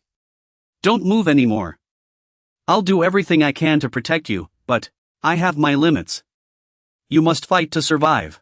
After running for some distance, they were surrounded by pursuers. Found them. Call for backup. Xianfu pulled Xuanxiu forward and set up a barrier to keep them back. Behind us. He glanced back and urged her, don't just stand there, attack too. Xuanxiu was shaking in fear as she turned to look. A large group was closing in, shouting, die, demon spawn. You're filth in this world, accursed spawn of evil. Kill her now. The helicopter's spotlight illuminated them and their pursuers. The soldiers above are relentlessly firing cannons during the chase. She gritted her teeth, utterly baffled as to why they were so determined to kill her. Xianfu kept chanting spells from behind, supporting and protecting them with bone shields and golden shields. Summoning bone paths. But before long, enemy reinforcements blocked their way. The men in white round-collared robes viciously pointed at the 2 in the center. Great sorcerer, and you, the omen of doom, today will be your death anniversary. The leader beside them raised his hand to signal a halt. Holding a walkie-talkie, he declared, I will send this witch and the omen of doom to the crematorium. I'll say it again, I will send. Xianfu wasn't surprised, but Xuanxiu beside him was horrified. Burn them alive? Why? Clutching her staff tightly, her voice trembled with grievance. Why do you have to kill us so cruelly? Xuanxiu's question startled them. I haven't killed anyone. And I don't want anyone to die. I just want to survive. I only accepted help from the first demon who responded to me. The leader furrowed his brow, lowering his voice as if showing sympathy. I know many have perished in the disaster over the past 4 days, and I know you're one of the few survivors. Xuanxiu's face lit up with hope. Then please understand. But he immediately fixed her with a merciless gaze. Repent and make amends. Stretch out your neck, and I'll make your death painless. You don't have to die when you were meant to. Xuanxiu's eyes reddened, her face pale. He continued smugly, wouldn't that be better? I'm giving you a chance to redeem yourself. Xianfu, standing beside Xuanxiu, calmly whispered, see? You can't expect them to be reasonable. If they were rational, they wouldn't be fanatics. The cult leader raised his arm and shouted to everyone, brothers, let us pass judgment. Divine grace shall descend upon them. Everyone roared in unison, divine grace shall descend upon them. Xuanxiu squeezed her eyes shut, trembling as she protested loudly, no. No. But she accidentally unleashed her power, striking someone in front. She froze in shock as the robed figures viciously pointed ahead. Die, witch. Face your judgment. Xuanxiu's power erupted violently, sending many flying and crashing to the ground. With her eyes still shut, her face filled with terror, she begged, please, stay away from me. She looked at the people lying on the ground, confused. Why would they fight so desperately to kill themselves when they were all human? After all, she and they were clearly the same species. A voice filled with shock echoed in her mind, human. Sun Tzu suddenly burst into wild laughter, ha! Sheen stared at Sun Tzu in stunned disbelief, unable to comprehend. She glared coldly at the crowd, sneering, thanks to all of you, I've come to a conclusion, you're not human. You're just a pack of beasts, wild dogs obeying your master's commands. Those who heard this were stunned and outraged. What? Sun Tzu declared firmly, all life exists because of me, yet you all try so hard to deny everything. Watching the crowd, she thought to herself, they call my existence a sin, say I have no right to live. All because I made a pact with a demon, because I allied with evil, they forced those people to repent. She grinned, nearly laughing until tears formed in her eyes. In that case, I have no reason to feel guilty or hesitate. They're no different from demons. They're monsters. Sun Tzu kept knocking away anyone who came near her or Xianfu, sending enemies flying in a storm of magic, their cries filling the air. She watched with grim satisfaction as her foes were drained of their life force. The leader, furious, pointed at Sun Tzu and shouted, so this is your true nature, you witch. She tilted her head slightly, smirking. True nature? I've only seen you clearly and accepted who I really am. Sun Tzu turned to remind Xianfu, I'll protect myself, master. Xianfu replied blankly, I understand. Then, she suddenly raised her index finger upward before slamming it down toward the crowd. Everyone collapsed instantly. Xianfu stood aside, stunned as he watched. It was the technique he had taught her. During their training, Xianfu had warned Sun Tzu that this was an extremely dangerous skill, meant to suppress weaker opponents. Sun Tzu chuckled softly, then coldly pointed at everyone. It's over now. The leader, along with his followers, faced Sun Tzu with a complicated expression. He struggled to sit up, declaring, I offer everything to prove my faith. Then he stood, releasing all his life force. Xianfu shouted in horror, those fanatics, it's that ritual. The one where they surrender their will to their god. Xuanfu watched them thoughtfully, having prepared for Xuanxiu to awaken all her power and for these people to sacrifice their lives without hesitation. Blinding golden light erupted everywhere as Xuanfu raised his staff and shouted, summon the power of sin. Xuanxiu screamed in terror, master. Xuanfu removed his mask, turned around, and said urgently, from now on, listen carefully. He warned gravely, they are using a self-sacrificial spell. It will fulfill the user's will.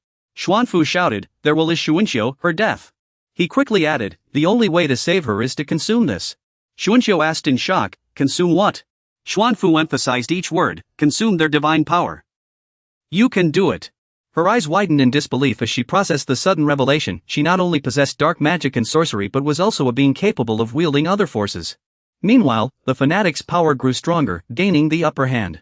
Seeing the situation become increasingly dire, Xuanfu urgently relayed, defense alone won't hold for long. Hurry, I'll help you. Golden light and violet energy intertwined, erupting across the space. As spiritual energy gradually shattered their defensive barrier. Xuanxiu cried out in pain, but Xuanfu remained composed, guiding her, listen carefully. I'll do my best to stabilize your body. From now on, your body will be linked to mine. We live or die together. Xuanfu gritted his teeth and reminded her, so if you die, I die too. He shouted, snap out of it. Xuanxiu trembled and replied, yes. Xuanfu commanded, consume them. The enemy of divine power is dark magic. Absorb the divine power and strengthen your dark magic. Then, Xuanxiu suddenly remembered something. Andromeda had politely smiled and asked her, if light and darkness meet, which side will prevail? Xuanxiu answered firmly, light will prevail, for darkness vanishes when light appears. He shook his head gently, smiling, wrong. The answer is whichever side is stronger will prevail. She recalled his words, always remember, whichever side is stronger will prevail. It doesn't matter if it's light or darkness. The two forces collided, exploding violently in the space as the energy clash intensified, the impact echoing all around. Xuanfu smirked inwardly. Everything was going according to plan, but he shuddered as he realized she had already surpassed her limits. Xuanxiu continued pushing beyond her limits. If this went on, both of them would. Everyone felt an overwhelming pressure, their bodies stretched to the breaking point. And cries of agony echoed in the midst of unbearable pain. A dazzling golden light erupted in the sky above the city, with holy rays beaming down. Xianfu tightly embraced Xuanxiu, and the two collapsed onto the brick ground. The soldiers kept firing, falling one by one, while the sorcerers and demons met the same fate. They shouted that they had to be eliminated. A barrage of bullets struck the purple energy shield, producing deafening explosions. Xianfu struggled to his feet. You really came prepared. The uniformed men stared at him in terror. The two had regained consciousness. This was far too dangerous. Xianfu wasn't too worried. He had secretly leaked information to those fanatics, even encouraging them to hold a sacrificial ritual. He hadn't expected 200 people to sacrifice themselves at once, but either way, they'd use the ritual to offer Xuanxiu. Xianfu knew Xuanxiu had converted divine power into dark magic and absorbed it. Her body restructured to contain even greater strength, a process called physical rebirth. He recalled with ease that through his bond with Xuanxiu, his own body had benefited. It was a risky choice, but fortunately, it worked. Xianfu grinned and said, let's begin, but before he could finish, a surge of energy struck, sending their enemies into screams of agony. Xuanxiu and Xianfu turned to look. We're too late. 3 men descended from the sky. The leader, Andromalius, said, leave the rest to us. Well done. They swiftly dealt with the remaining enemies in moments. Andromalius turned to Xianfu. Thank you. I never expected you to protect Xuanxiu so fiercely. The others echoed their gratitude. Andromalius continued, it's unfortunate your base was so badly damaged. Don't worry, we'll fully compensate you. Would you like to join us? Xianfu refused. No need. This is where we part ways. He knew all too well that going with them now would be too dangerous. Andromalius nodded gently. I understand. Until we meet again. He turned to Xuanxiu. Let's go. With that, he and his companions turned and left, leaving Xianfu alone on the deserted street. Xianfu murmured softly, Nighthawk. A massive cactus skeleton appeared. Its eye sockets burning with intense red light, radiating an oppressive weight. You stop in your tracks, staring at the colossal figure, and leave the rest to you. No sooner had the words left his mouth than Xian collapsed into the arms of his withered subordinate. They rushed forward, lifting him onto the dragon's back before vanishing in an instant. In the sky, a cactus immortal soared upward, carrying the unconscious Xian away. Watching this, Sua couldn't help but wonder, Andromalius, are we really just letting them go? This violates the pact. He turned back, asking, why don't we just eliminate him? Andromalius reminded him. Sua, don't forget it was those men who granted Shushu her divine power. Though Washago once doubted whether this would ever come to pass. He believed that while Washago's prophecy wasn't set in stone, it was still too soon to remove him. If we maintain this relationship, they'll likely choose to side with us. Sua nodded. Yes, I understand. At that moment, the three of them departed once more, disappearing from the rooftop. After they left, the rooftop fell silent again. Yet, from this seemingly quiet place, a pinkish liquid began to seep out. It gathered together, revealing Taya's figure. The mission to assassinate Shushu ended in catastrophic failure. The battlefield was left in ruins, littered with bodies. All the believers who took part in the operation were completely wiped out. Even the soldiers who merely cooperated with them had only a handful of survivors. During the surveillance of these believers, a video was recorded. While Xian was unconscious, the video was distributed to investigation teams from various major factions, with each organization receiving a copy. Attached to it was a complete list of the few who survived the brutal battle. Chris said, I will relay Master Yu Wenxiao's instructions to everyone. My top priority is survival. And that depends on the fate of this planet, so I'm willing to cooperate with any organization.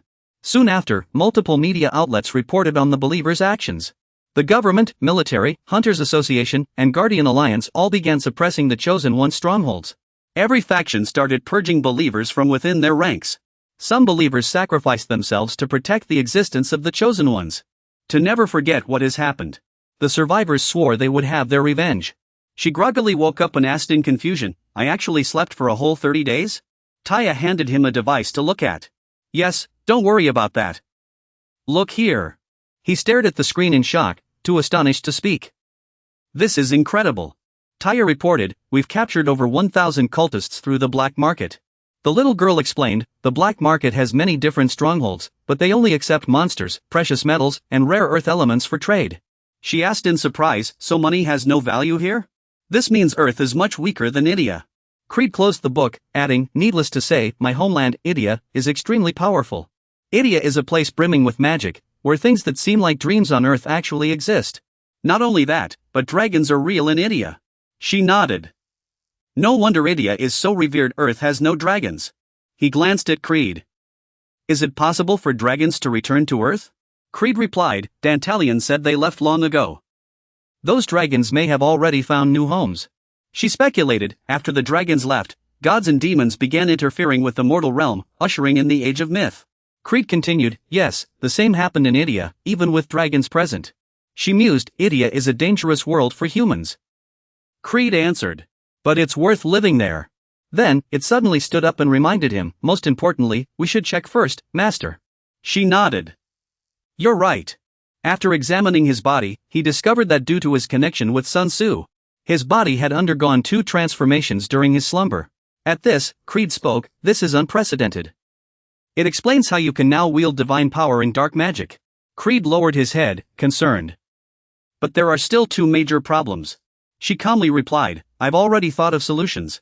First, we'll go to the abyss to get funds to sustain ourselves. Creed bowed his head. Yes, Master. Soon after, they set out together. Before them stood an ancient mansion, its unique architecture standing out against the clear sky. As soon as Sun Tzu arrived, she cheered, my master is here. Kessler looked at her curiously and asked, but why did they send you? If we wander around like this, a lot of people will be after her. She smiled as she took out a mask and said, so I prepared an essence spirit. Something that can make me look like someone else. Thus, Xianfu and Shunxiu disguised themselves, while Kessler's group also dressed as humans, and they all went shopping together. Xianfu looked at Shunxiu, pondering why she had become so confident. He asked her with concern if she was really alright, and she answered seriously. Yes, I owe you my life. Xianfu laughed and said, since that's the case, don't refuse. Kessler, standing nearby, told them that their female mage had already made a shopping list. Shunxiu chuckled and said, just buy whatever, it's not my money anyway. Mr. Kessler, feel free to get what you want. Standing in front of Grey Supermarket, Xianfu remarked that it looked no different from an ordinary building. When the doors opened, everyone was stunned. Shunxiu couldn't help but blurt out, wow. She turned to Xianfu in surprise and said, Master, the people here are all different races. Shunxiu commented that this place was indeed run by beings from another world. He laughed and agreed. A supermarket employee looked at Xianfu in confusion, stammering mid-sentence. Yo, before suddenly falling silent. Xianfu guessed that she might have sensed he was a spirit summoner, as he had heard that fairies look down on those who took lives. Anna's colleague quickly bowed in apology, saying they sincerely regretted their employee's rudeness. He turned and shouted at her, Anna, apologize to the guests now. Anna lowered her head and sincerely apologized, saying she had been very rude to the customers. Xianfu didn't mind, saying it was fine, but still, be careful. We will definitely pay for what we take. Verilyn replied softly, we will be careful. He sincerely added that to make up for it, they would give them vouchers usable in the black market, and a staff member would personally assist them. The man introduced himself as the manager of Grey Market's Korean branch, saying, I'm Verilyn. He looked at Xianfu and said the Golden Spirit Summoner had surprised him greatly. Xianfu asked, so you know about us? He laughed and replied, because you're all quite famous. While Yuren added, besides, that young lady over there is very special. Please follow me. Lord Guan will surely be pleased. Xian picked up the magic stone and praised, this magic stone is amazing. While Yuren complimented, no wonder a mage has such sharp eyes. This is a top-tier magic stone, only 5 exist in the world. Xian asked, where else can we find these? While Yuren replied, the black market has over 10,000 high-grade magic stones. Chris told Hyun, boss, even in the EDA. It's always been classified as a national strategic resource. I heard the Empire and the Mages Guild only have about 2,000. Xian looked at Wal Yuren and asked, how much does this cost? He said, since this is a set of 5, We require 50 kilograms of specially refined midolin. Xian glanced at Shunju, signaling her to open the midolin case and hand it to him for confirmation. No problem, right, Xian, she replied casually. Alright, give it to me. I'll pay this amount. While Yurin stared at them in shock, thinking, there are very few people in Korea who possess midolin. Most have no more than 10 kilograms. He quickly said, thank you for your patronage. After finishing their shopping, they exchanged impressions. Wow, this looks incredible. And the lady reporter too, she looks great. Though embarrassed, while Yurin forced a smile and thanked them for their business. Xian humbly smiled, I only bought it because the product was good and the price was fair. But inwardly, he smirked, this guy tried to push bad stuff on me. Just wait. Meanwhile, while Yurin sneaked off to tell someone, this is a service only for our top contributing customers. He handed over a letter, saying, I suggest you don't read it here. Open it at home. Xian replied, whatever. As they left, Kessler burst into laughter. Did you see that guy's face? Every time we buy something, he looks like he's in pain. Shunju curiously opened the envelope. What's inside, anyway? The moment she opened it, she was too stunned to speak. Xian, opening his own letter, asked, what's wrong? The letter read, a full-scale invasion will begin tomorrow. Using the same method as the previous 4 days of darkness. Good luck. Xian stared at the letter, his face clouded with worry, murmuring, full-scale invasion. After a moment, he held up the letter and told his teammates, Chris, Kessler, Kai. Let's head to the base immediately. Hearing this, a young girl approached him and said, Master, I knew Master would refuse, but can I still join? Hearing this proposal, Xuanfu's mind flashed with images of a few people before politely declining. As you expected, I'll refuse. I can't trust them. And I have my own plans. After hearing this, she stopped trying to persuade him. Then I'll accept that. Farewell, Master, he replied. Goodbye. Soon after, the four boarded the giant beast and flew away. Jealous Eye finally spoke up to remind him, they said this isn't the first time the black market has offered message delivery services. Xuanfu responded, I need to learn more about them. Xuanfu arrived in this unfamiliar land. Before him stretched a desolate scene, this nation had now become a monster's domain, Shaoxian. Xuanfu crouched down, feeling the power beneath the earth with his hands. Spirit veins are channels for magical energy to flow. Blood veins are where spirit veins intertwine. One must clearly understand both spirit veins and blood veins while analyzing geographical features. A memory from the past surfaced in his mind. Someone had once explained these things to him. We can find the source of earth veins and blood veins. I once heard about earth veins from the former executive director. Returning to the present, Xuanfu still stood on that barren land. Once they find the earth vein, they'll establish a base on it. He walked into a building on the land, delving deeper into the base. He then asked, nothing bad has happened, right? In the darkness before Xuanfu, two red eyes gleamed brightly. Yes, everything's fine except for my condition. He sounded surprised. Condition? The room lit up, and Nieha appeared before Xuanfu. You'd be startled if you saw me, Nieha said, piquing his curiosity even more. What's wrong? Nieha then revealed the abnormality in his body. Scales have grown on me. Xuanfu examined Nieha's unusual condition, musing to himself that he had thought the earth vein would benefit Nieha. He studied Nieha's body closely. Just as he had suspected. After a moment of thought, Xuanfu spoke. This is astonishing, an undying creature growing scales. Before he could finish, Nieha interrupted. My power has also grown stronger. Xuanfu exclaimed in surprise, your power has grown stronger? He confirmed again, yes, check Nieha's power parameters on your phone. Chris, standing to the side, couldn't help but gasp at the data. Incredible, he remarked. Xuanfu remained calm, any other changes? Nieha bowed slightly and replied, now I can sleep. You were taken aback. Sleep? How can you sleep at a time like this? His eyes no longer glowed red as they had before. Yes, when I fall into a deep sleep, things appear in my mind. But when I wake up, I remember nothing. Xuanfu fell into thought after hearing this. This is unusual, but tomorrow we begin the battle. It's said the fight will start from the dungeon's connection point. Nieha looked surprised upon hearing this. Finally, Xuanfu began to explain. I want to focus on investigating your condition, but I can't right now. I'll observe until the scales spread across your entire body. Just then, you saw Chris about to touch Nieha and quickly stopped him. Chris, don't touch him. Chris jumped in surprise. Ah, okay. Xuanfu placed his hand on the floor, releasing a surge of faith-based power. Let's check the magic array first. Suddenly, the ground shook violently. A soft, water-like blue energy stream surged forth. The energy formed a massive container. Seeing the moment was right, Xuanfu shouted. Chris understood immediately, grabbing his staff and rushing forward. Got it. The water flowed into the giant container. The flow stopped instantly. This is the treasure.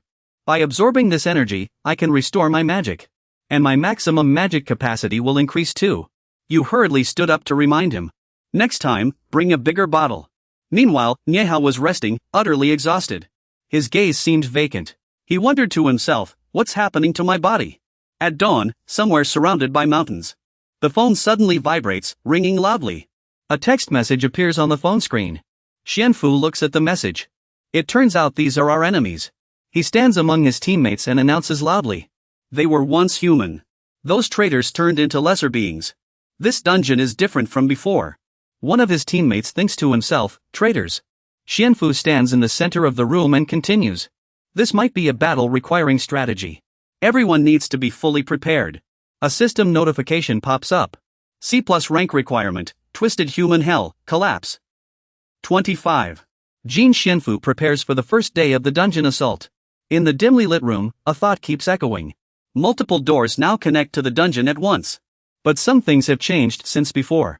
A couple's room descends into chaos. Even ordinary homes are now linked to the dungeon. Fortunately, with a second exit, the chance of escape is higher. A person's legs tremble uncontrollably. The weakened penalty for failing to complete the dungeon has also disappeared.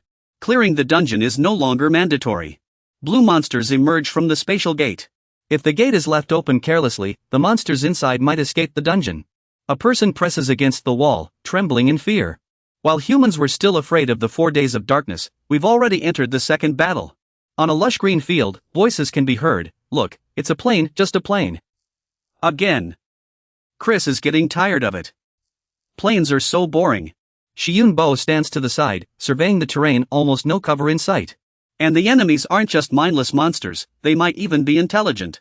Kyler whispers beside him, Master, I have more bad news. He startles. What is it? He points to a nearby gate, it hasn't disappeared. He sighs in frustration. This is the worst possible situation.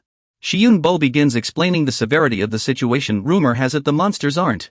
Running away by breaking the door is like handing those monsters a reward, they'll pinpoint our location instantly. By now, the massive monsters have already surrounded us. On top of that, if that door doesn't appear nearby, we'll be ambushed on our way back. Your words still echo in this morning space. Let's head back first and figure out the rest later. We must prepare in advance to launch an attack. There's a response, I understand. A protective barrier has appeared around the globe. According to black market data, there are over 50,000 F-grade dungeons worldwide, about 8,000 E-grade dungeons, 800 D-grade dungeons, and only around 36 C-grade dungeons. Massive armies and tanks are ready, and nations are beginning to conquer C-grade and D-grade dungeons. About 15 days later, the first expeditions from various nations began. At the airbase of the Korean Expeditionary Force, a soldier said to his 2 comrades, "Open the door." The door slowly opened, letting in the light from outside, when suddenly an explosion rang out in the sky. Countless pairs of red eyes appeared in the dark room, while soldiers lay scattered outside on the ground. These poor fools. It's been a while since we had such an easy fight. After that bloody battle, kill them all. Leave no one. 1,500 members stood in formation under the Guardian's supervision, 1,500 officers, 1,000 members from the Hunters Association and the Abyss Association. Others continued to listen intently, even the Celestial Guards wielding divine power had assembled. Zhang Xiantian, the expedition's commander-in-chief, spoke in a commanding voice, but the undead capital was late. Xianyu, the Hunters Association's commander, reported, "Commander, I received word that the undead capital is traveling with the filial army." He pondered, I see. Xiantian made a decision. Let's begin without them. They don't have many people anyway. The response was solemn, understood. Xiantian tested the microphone. He addressed the crowd below. We are this nation's elite. Our enemy is an unknown force, and now we must fight on their territory. Xiantian's expression remained stern. However, we must fight and emerge victorious. If we fall, it means the end of our nation. Everyone must do everything to survive. The soldiers below stood at attention, listening to every word. Conserve weapons and supplies, no disobedience or desertion, and strive to survive while holding the battlefield. The crowd roared in unison, pledging their resolve for their homeland, for humanity. In front of the warehouse, countless soldiers lay scattered on the ground.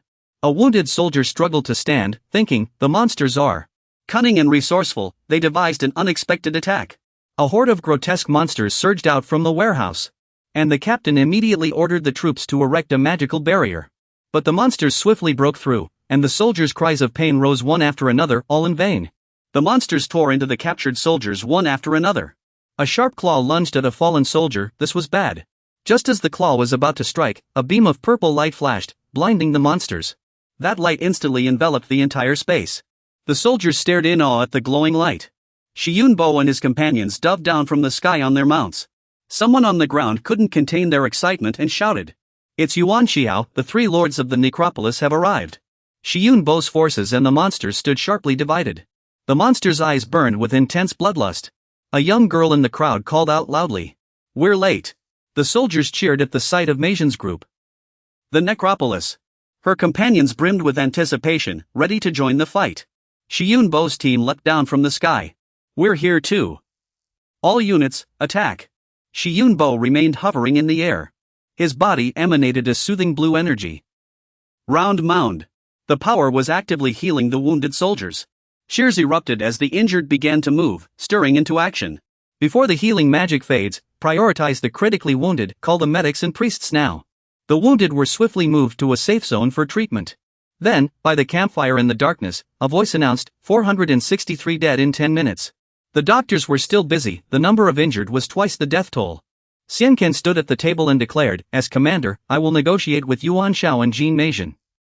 Thank you all for your sacrifices, your bravery allowed me to return."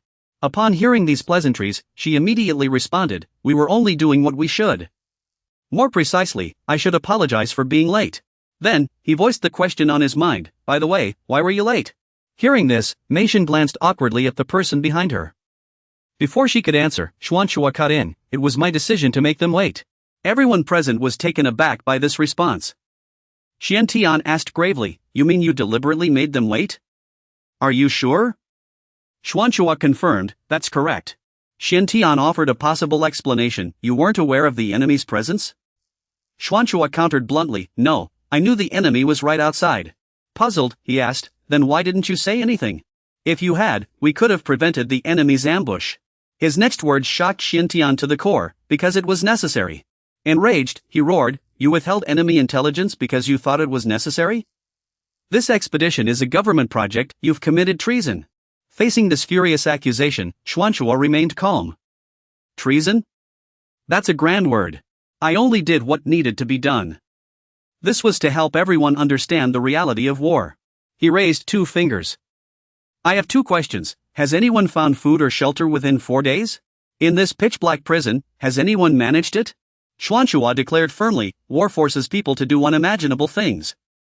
Leaders must fully and accurately grasp the situation."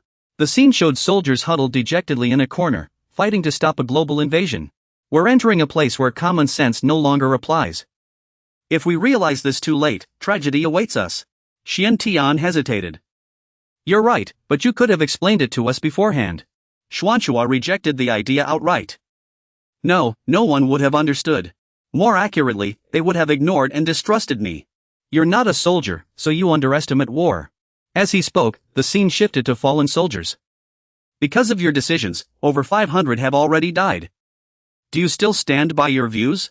There's no other way but to raise awareness. Future losses will be fewer." Xuanxua pictured a scale in his mind. "I'll save more lives this way. So this isn't an issue." Xiantian gritted his teeth but couldn't refute him. Only then did Meijian speak up. "Overlord, no, Elder Yuan Xiao. You shouldn't say that. She looks furious right now. I disagree with what you're saying. As a spirit summoner, you should understand the importance of life." Xianbo remains calm, saying that sometimes we need to consider the long-term effects. Meijian still disagrees. "If this continues, we won't be able to trust you as our leader." She speaks of a noble ideal. "Our most important principle is, as long as there's still hope in your heart, you must never give up on life. You still haven't wavered at all."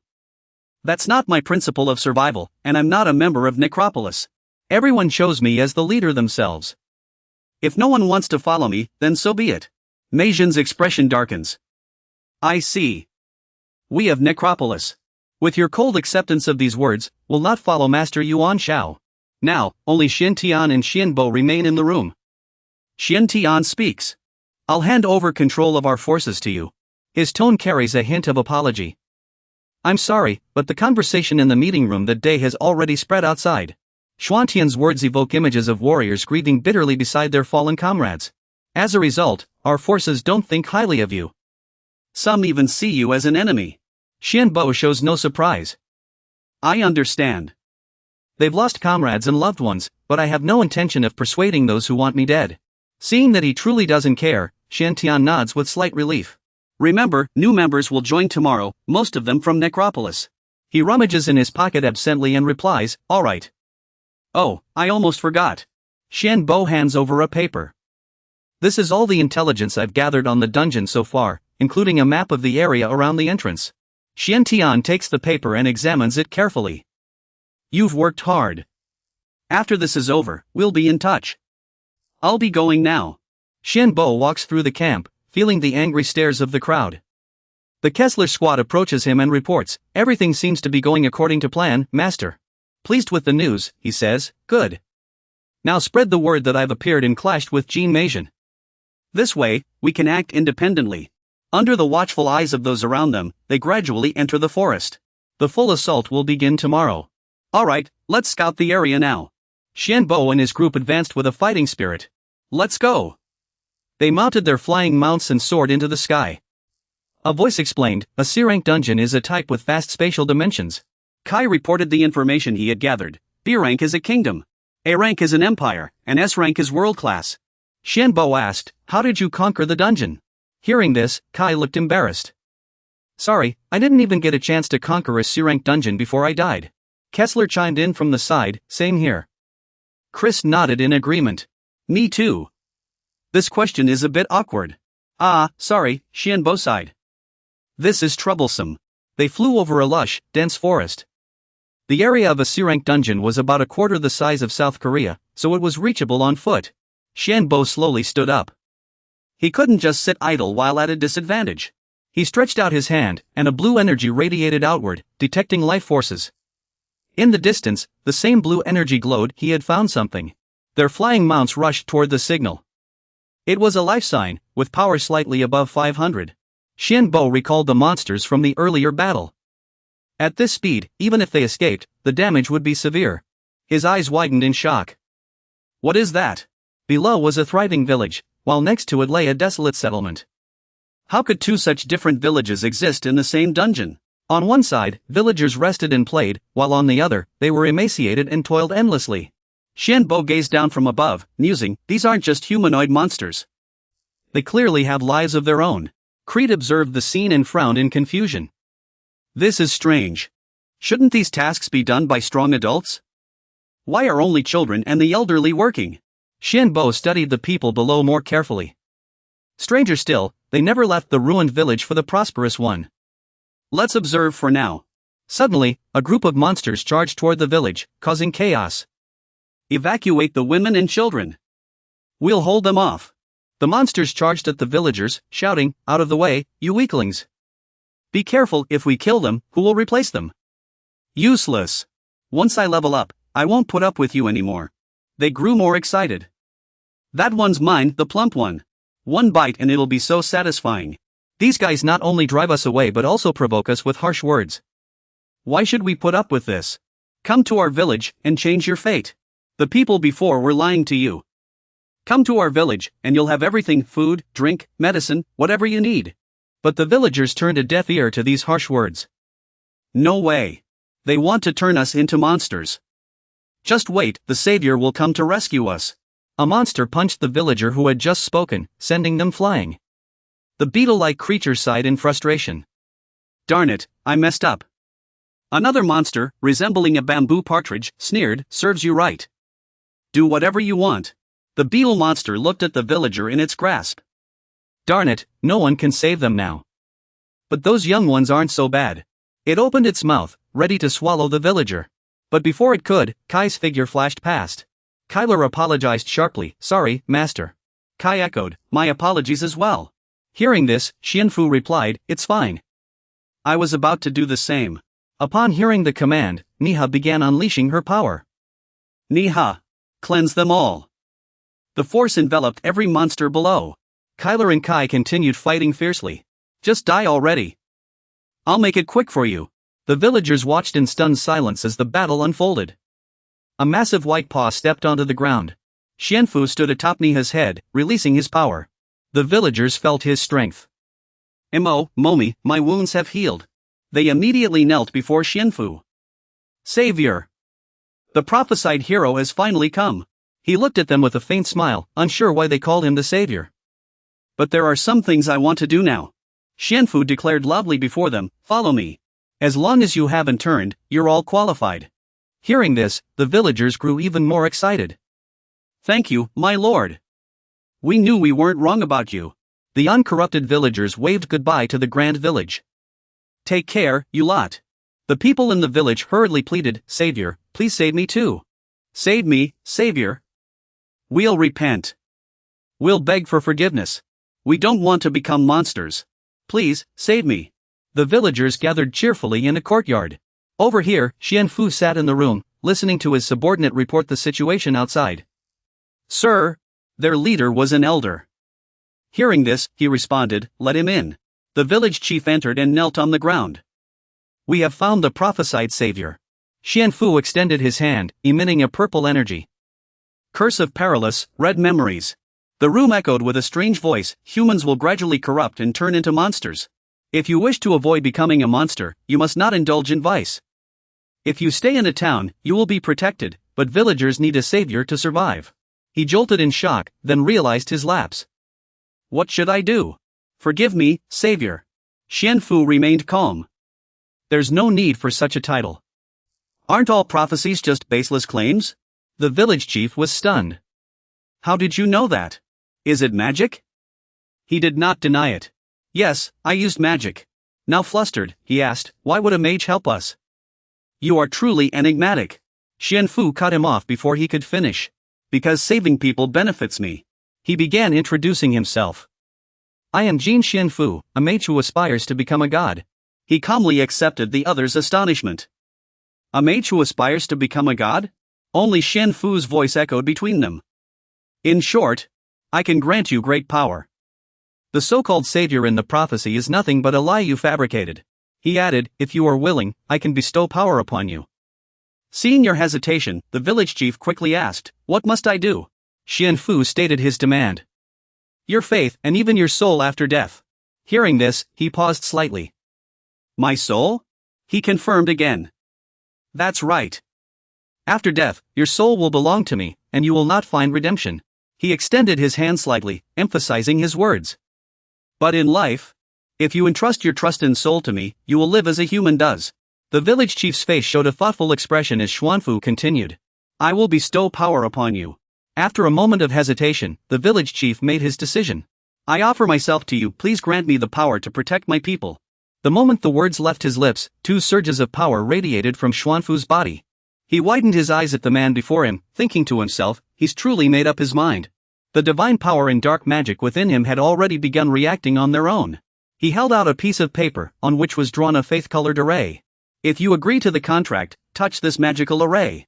The village chief slowly reached out, moving his hand closer to the paper, feeling a surge of energy enveloping him. The village chief's body was enveloped in a pale yellow glow as Xianfu spoke. With this, the contract is sealed. Xianfu's body radiated golden light before the crowd. There are many ways to awaken dark magic. But divine power is different. The only way to quickly awaken it is through the power of faith. The sight of a deity bestowing power upon all things, strengthened by faith and granting it to those who believe deeply. Lamas and Buddhist monks say their power comes from their own divine energy. He sat cross-legged on the ground. People say that through cultivation, one can become a Buddha, a being like a god. Golden power radiated from within him. As realization struck, it was like a bolt of lightning in my mind *, then I, too, have the power to become like a god *. White clouds drifted across the clear blue sky. At that moment, Chris stood by a table opposite Xianfu and asked, are you feeling alright? Hearing the question, he replied, I'm fine. But Chris still seemed concerned. Has anything changed? Suddenly, he spoke again. Wait. Xuanfu stretched out his hand, threads of faith-colored power emanating from it. After a moment, he finally spoke. Asterisk, a strong connection has just formed. There are also faint links, I can sense them, asterisk. Did Chris notice something? It meant images of the village chief and other villagers flashed in his mind. The strong connection is from yesterday's contract. And those faint links are from those who have begun to trust me. Hearing this, Chris grew excited. Asterisk, that's amazing. Could I witness a human becoming a god, asterisk, but he quickly dismissed the thought. However, this still isn't enough. Shen pondered the future while calculating, we need more contracts. Oh, no, more followers. He paused at the word, followers? He explained it was a rather special term, since it was established through a contract, so it had to be called something unique. Chris added, I've always believed Ireland was the most special. Suddenly, a loud shout came from outside, oh my goodness. Ireland stood outside, beaming with joy. He had become the top zealous follower. No one could scold him anymore, and after gaining power, he had even grown younger. At that moment, his eyes glowed with an emerald light. He had just reached the second level but could already wield divine power. And magic, even dark magic. Hearing this, a shocked voice interrupted. How is that possible? Shen Bo crossed his arms and explained, it's the power of the oath. The scene shifted to Ireland's first appearance here. Ireland was suddenly locked in a dungeon, where only a village existed. A lavish feast was prepared, food, fine drinks, and other substances were provided without limit. Those who consumed the offered food transformed into horrifying monsters. Upon learning this, the village elder chose to live on the outskirts. Two houses stood in stark contrast. This was how they became a second village. The monsters in the scene threatened the villagers' lives.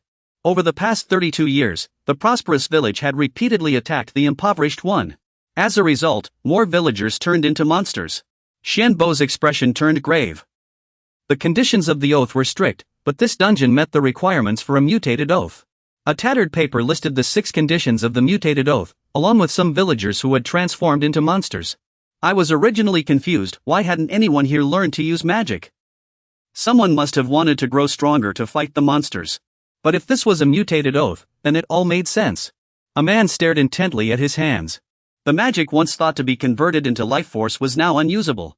It seemed the oath had been lifted when he made a contract with me, and their life force had transformed into magic. Shen Bo immediately ordered, Chris, bring an elder here. The older, the better. The longer they've lived, the... After the oath was lifted, he became even stronger. Meanwhile, back at the base camp, Shishuan kept sighing, wishing he could stand up and fight the enemy. He asked everyone present, is there anything to report? One of them spoke up, I'm fine, but I'm worried about our food and water supplies. Shishuan looked around, confused. He had wanted to say they could take supplies from the dungeon, but all he saw was wild grass. Another person asked, can't you contact Yuan Shihao? He sighed again, sorry, I can't reach him. The others also looked concerned. Shishuan rushed in from outside, shouting, Colonel. He began reporting, we found a village with people living in it. Over here, Chris made a discovery. Master, the scouts found a village. Shishuan wasn't surprised. It's been nearly 4 weeks. They were a bit slow. He looked at the villagers gathered around the campfire. I never thought I'd find a village, let alone turn over half the elders into followers. Chris also looked at the villagers and said, many of them are skilled fighters. He replied, they're often hunted by monsters, so they have to fight to protect themselves and their families. Shishuan began assessing the situation. 215 followers wanted to fight, while the remaining 1,237 followers hoped for peace. He made his decision. Then let's move out. First, our allies must not be mocked by the enemy. Chris didn't object. Yes, in this thriving village. A villager warmly greeted them, take as much food and water as you need. Were you abandoned by the prophecy too, like us? Shishuan and his group exchanged confused glances, whispering, prophecy? Shishuan murmured, Colonel, I think the prophecy they're talking about refers to Yuan Shao. He realized, he's been here before. He ordered his subordinates, enter the village. However, after careful inspection, only a few were allowed to eat. After a while, Shishuan gave the order, we have food and water now. Let's move out. They continued their march. Shishuan sensed something and turned to look behind him. The kind villagers wore expressions of anger. They roared in fury. How dare you come and go as you please while we're trapped here? The skin was torn from the dead, I'll make you all pay for this. Those monsters are appearing now, just like the prophecy said you'd abandon us. In an instant, the villagers transformed into massive beasts. The villagers turned into horrifying monsters. A warrior was filled with dread. Xian Qihuan suddenly turned around. You waited for days, are you one of the dungeon's inhabitants? He gave a brief reply. Yes, I'll explain later. He said no more and issued an order. Alright, attack everyone, fight. Xian raised a hand. Xian Qihuan understood his intent. Hey, you can't seriously expect these people to fight, can you? Seeing his concern, he calmly replied, you'll witness their strength soon enough. At his command, all the villagers unleashed their power. Attack, dark magic. Flame demons erupted from the villagers' unleashed power. The battle instantly turned into a sea of fire. The way to make them wield dark magic briefly was to let these monstrous beings writhe in agony amidst the flames. Summoning spell activated. A golden radiance blossomed in the air. Holy domain. Those who witnessed it all stared in shock. What was that? How can he wield both dark magic and divine power at once? Others echoed the sentiment. That's impossible. Xian stretched his hands forward, releasing two distinct forces. Oomph, let me show you. The power I've gained during this time. This is the gift of the god of life and death. With a mighty shout, the two forces seemed to merge as one. Counterattack. That power radiated a blinding, dazzling light. After a while, the battle ended in everyone's bewilderment. Xian Tian still hadn't recovered from what had just happened but spoke up nonetheless. First, I must thank you. But earlier, before he could finish, Xian handed him a piece of paper. Please take this first. This is our newly drawn map. It's not very detailed, but it includes terrain, roads, and village locations. We've also marked where monsters are hiding. Xian Tian took the map, examined it carefully, and expressed his gratitude. Only then did he have a chance to ask the question on his mind. But how can you use divine power and dark magic at the same time? He glanced at the villagers behind you. And what's the deal with the power granted by the gods of life and death? Xian recalled a faint figure in his mind, as if it were the name of that god. They are the god who governs life and death. I can use divine power, dark magic, and mana because I was chosen as their saint. The other villagers were still shrouded in a strange force. As for the villagers, I've offered them as sacrifices to the deity. The eyes behind Xian's mask gleamed with calculation. He had no choice but to believe me. After all, he had witnessed me using 3 kinds of power at once. Xian Tian listened thoughtfully. You became a saint of the god and used the villagers as living sacrifices? You confirmed it once more. Then he suddenly asked if the same could happen to him. Xian was taken aback. What? You silently thanked the fact that you were wearing a mask. Good thing I'm wearing a mask. Otherwise, he would have seen the panic on your face. You still couldn't believe the person in front of you. This was an unexpected opportunity. Xian maintained his composure and spoke. There are some conditions. Xian Tian looked surprised. Conditions? He raised a finger and continued. First, you must place your trust in him. He agreed without hesitation. It was that simple.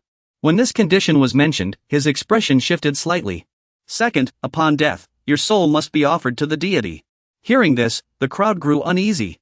After death, you must surrender your soul to the deity and serve them. Xian's tone was no longer as firm. Simple as that. He asked again, uncertain. Is it truly a god? Or a demon? Xianbu spoke calmly. Regardless, what the deity values most is that humans strive to live to their fullest. His face still showed traces of concern. However, this condition isn't too restrictive. Could you turn me into a living sacrifice? Xianbu took out another sheet of paper covered in writing. Yes, but you must sign here. Jin Huantian asked again. Is this a contract? He explained that the contract was also to reassure the other party.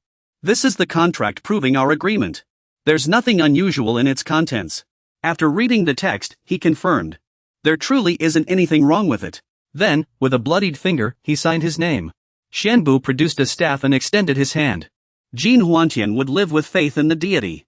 Upon death, he would offer his soul to the god of life and death. In exchange, he would gain power. This was his vow. Do you accept these terms? Xian Tian said firmly, holding the contract. A surge of power flowed into his body. Feeling the power, Jin Huantian gave a slight nod. He said, the contract is now sealed by your eternal faith. The soldiers watching couldn't help but feel worried.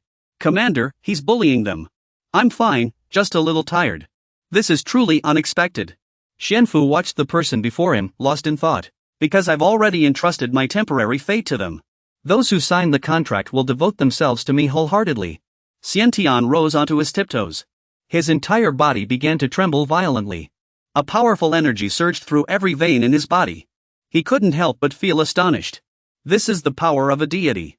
The two stood face to face. The air between them froze instantly, like a tightly stretched string. Behind them stood a formidable army. Seeing his shocked reaction, Xianfu couldn't help but feel smug. Those who sign a contract with me will see me as a higher being. That's the privilege of impersonating a god. He suddenly raised his hand and flicked it lightly. A massive creature appeared behind him. It towered over them, its wings seeming to blot out the sky. Its body emanated an eerie purple glow. The people behind him immediately understood and quickly entered the cargo hold. His deep voice suddenly rang out. Breaking the suffocating atmosphere, he said, I'm leaving. Seeing him about to leave, he hastily said, wait, please give me a moment. The enormous creature flew straight toward the center of the sky. It sped away at an astonishing pace. On the ground, Xiancan and the soldiers could only stand there in bewilderment. The dragon soared rapidly through the sky. He saw his body suddenly begin to sway. His steps were no longer steady. Jealousy was shocked and quickly supported him, saying, you've had a long day. Seeing his concern, Xianfu said, thank you. Kessler stood behind him. After witnessing the entire incident, he furrowed his brow. He spoke in a serious tone. Don't mess this up. Gree nodded in agreement. He immediately echoed Kessler's sentiment. Be careful from now on. He stood between the two of them. Seeing the worry and tension on their faces, he suddenly felt a bit awkward. Sorry, I'll be careful. Let's head back to the base first. On the ground, the soldiers silently watched his figure disappear into the clouds. But they didn't know that underground, a hidden observer was tracking their movements. It let out a resentful voice. I was wondering why over 1,000 soldiers were here. So it's because of those guys. Darn it, I should tell the others about this. With that, it burrowed back underground, leaving only a small hole. A tentacle wriggled forward, creeping toward the pit left by the creature, hesitantly observing. Then, quick as lightning, the tentacle suddenly plunged deep into the ground. All that remained was an eerie silence. Xianfu raised his hand and summoned a beam of inspection light at the center. He told everyone, with this, we can rest for a week. It's a spell that stretches time, 1 day here equals a week at the base. He slowly announced, let's rest for today. Training starts tomorrow. Everyone nodded in agreement. Yes, too much has happened, leaving Xianfu exhausted. He calculated silently 105 days left, and he still hadn't located the enemy's stronghold.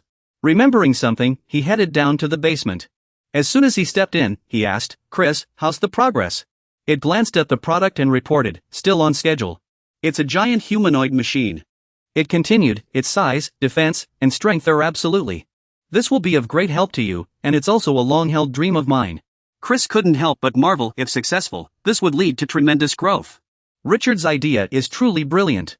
Suddenly, it looked up at Shiyun. But master, have you checked your data yet? You asked in surprise. Not yet. What's wrong? Then, it showed you the information on its phone.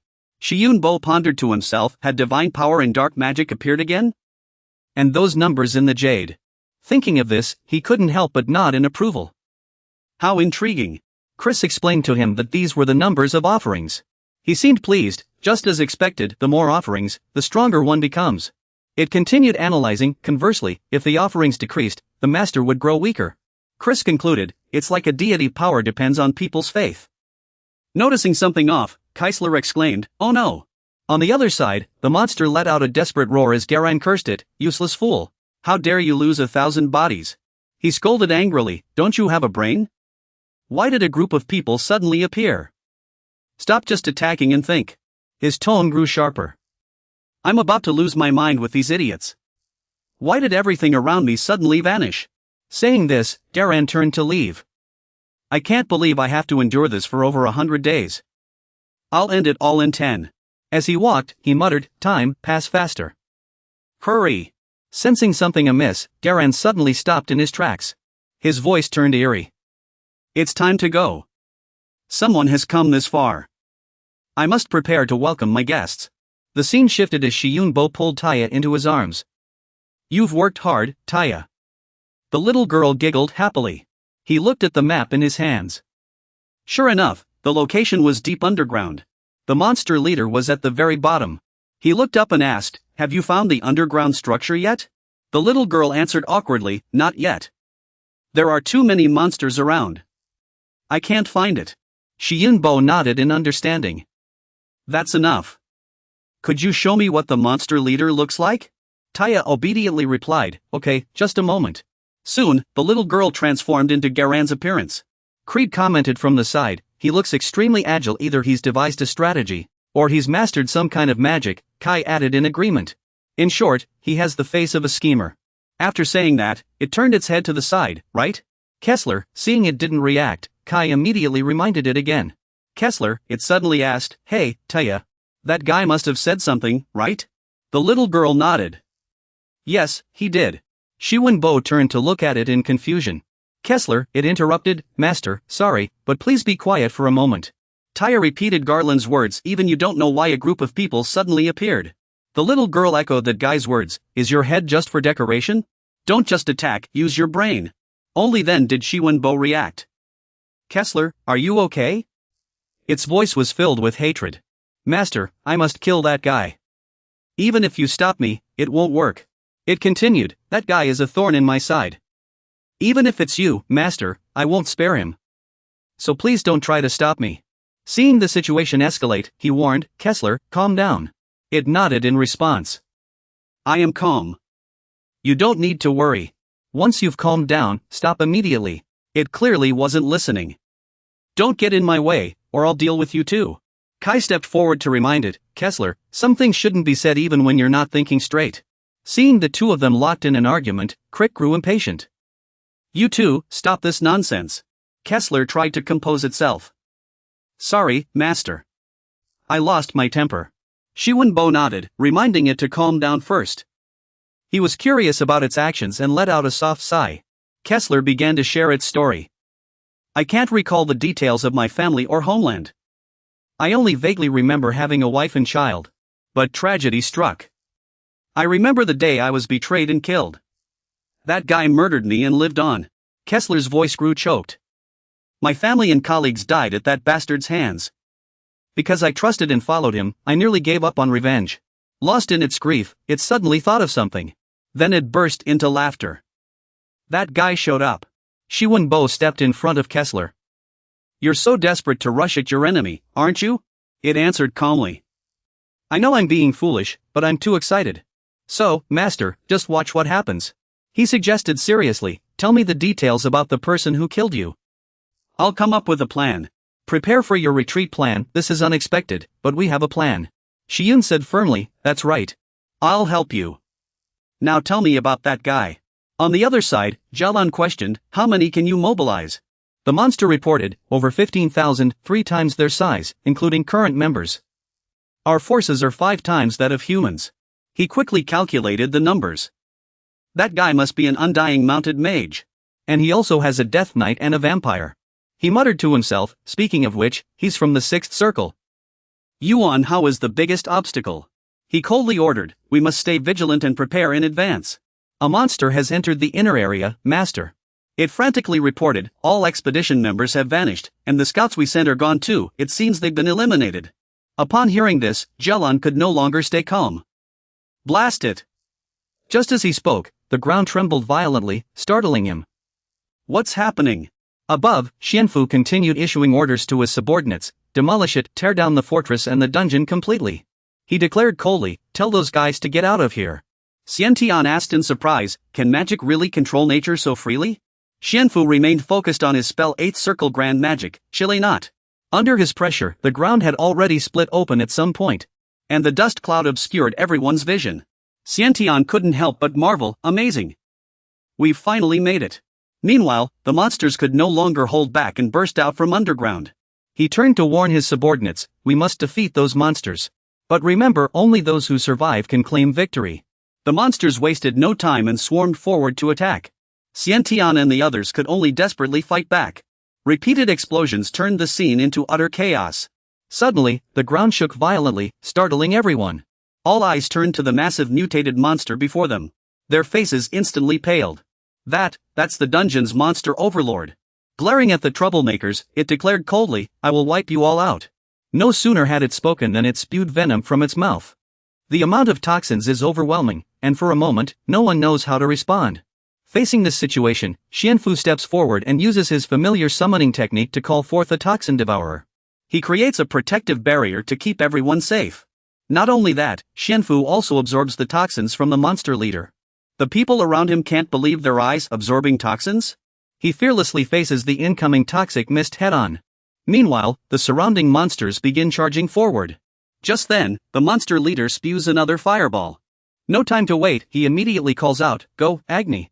Agni appears in an instant, absorbing all the fireballs from the monster. Agni even teases, "Not tasty at all. Barely enough to fill the gaps between my teeth." He looks at Xianfu and smiles, "Regardless, you've grown much stronger.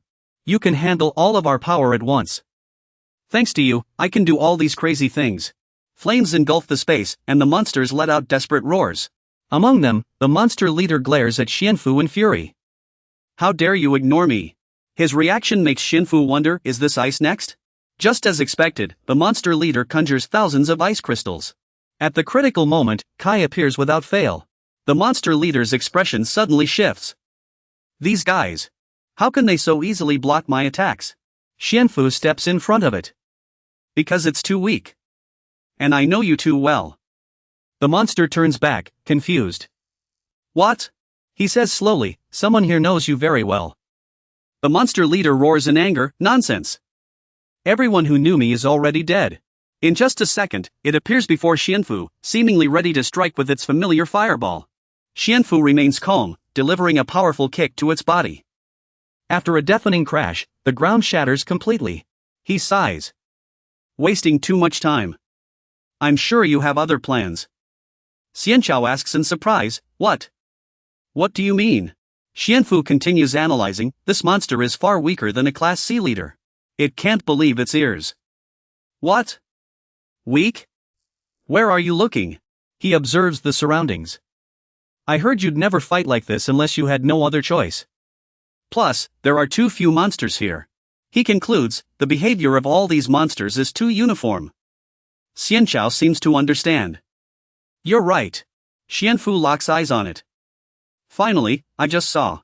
You've taken control of a head that's completely different from the rest of its body." The monster leader forced a faint smile. "Good deduction, but it's too late. Now you cut him off." By now, the main body should already be on its way to the dungeon entrance, trying to escape. Xian couldn't believe it. "What?" Things were getting more interesting by the second, making him chuckle. "Just as expected." The monster leader stared at him in confusion. "Just as expected?" Xian blurted out. "You can still achieve your goal. Because," his gaze locked onto it, "your worst nightmare is waiting for you there." Before it could react, the worst nightmare. He drove ice shards through its body. Xian turned to the other side. "That's enough. The rest is up to you, Kessler." Filled with rage, it arrived here. "Thank you, Master." The moment Galen saw it, he flew into a frenzy. "So it's you. You regained your memories after dying by my hand," Kessler admitted without hesitation. "That's right. It's me. And I won't die again." This time, it wasn't acting alone, it had brought many companions. Seeing the scene, Galen burst into laughter. "You think these few can stop me?" Kessler gave him a cold look. "Stop you? You've got it wrong." All its companions swarmed forward to attack the monster, throwing the scene into chaos. While Galen was still stunned, Kessler declared, "I'm here to take your life." The monsters shrieked in terror. "The stone golem is too strong. These things are too much, I'm overloaded." Galen cursed angrily. "Madman. He's using them as explosives." They weren't cheap, either. Kessler locked eyes with him. "I taught you this before. To win, you must know how to sacrifice effectively." His expression shifted instantly. "Meaning?" Galen suddenly shouted, "No way, Galen?" All the past memories flooded Kessler's mind. Filled with hatred, it thought, "Now I remember my name. My past, my memories, asterisk." It sighed. "Ugh, this feels awful." Kessler looked up at Galen. "Damn. Thanks, Galen.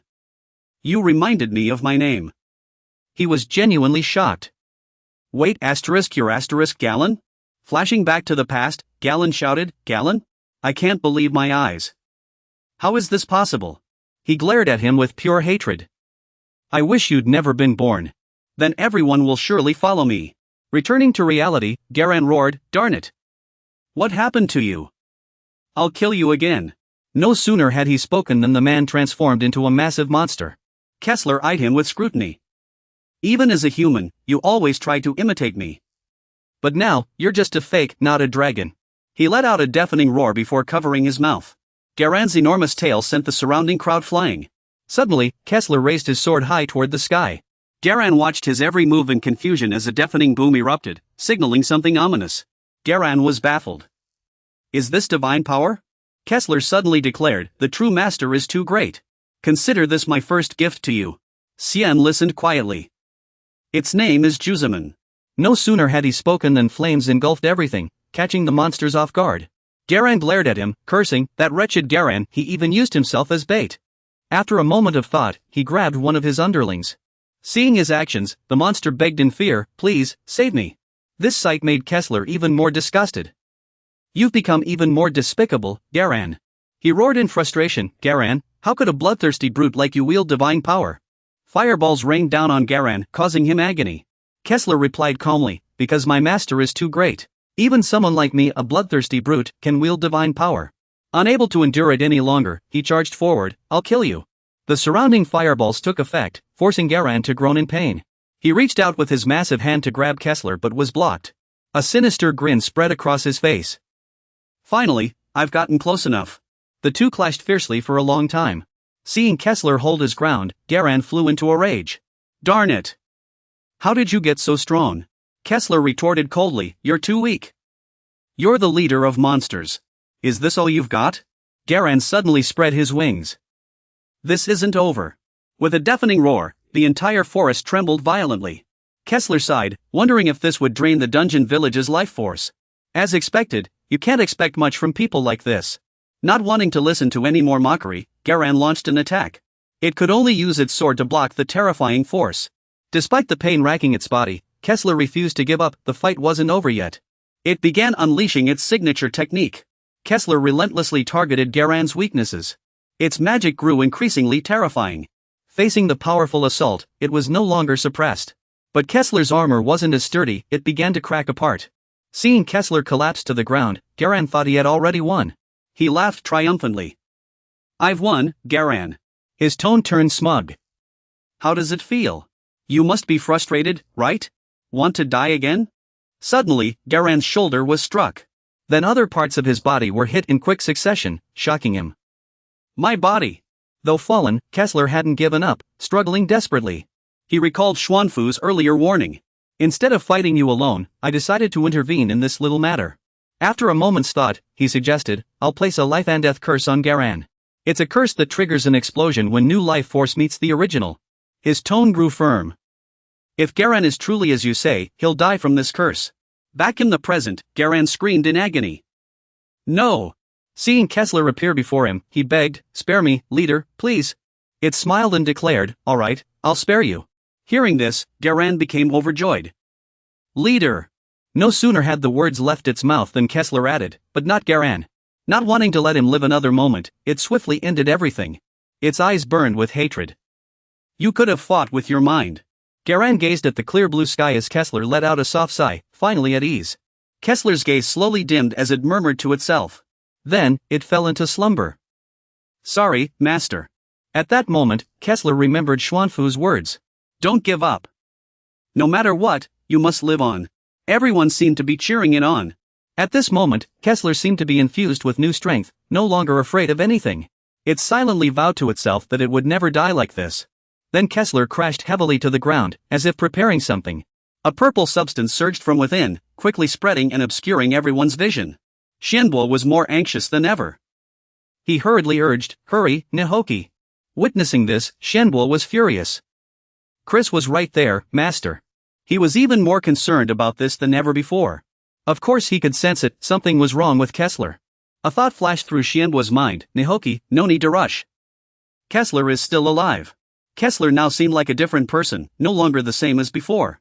Xianbo stared at it in astonishment. Kai couldn't help but ask. Master, is that really Kessler? But he still recognized it. Yes, it was. Though its appearance had changed, it was indeed Kessler. They were utterly amazed. That it could return from the dead like this. Chris remarked from the side, how fascinating. Xianbo replied, I'm curious too. We'll look into this later. Kessler spoke then, having just woken up to such a terrifying situation.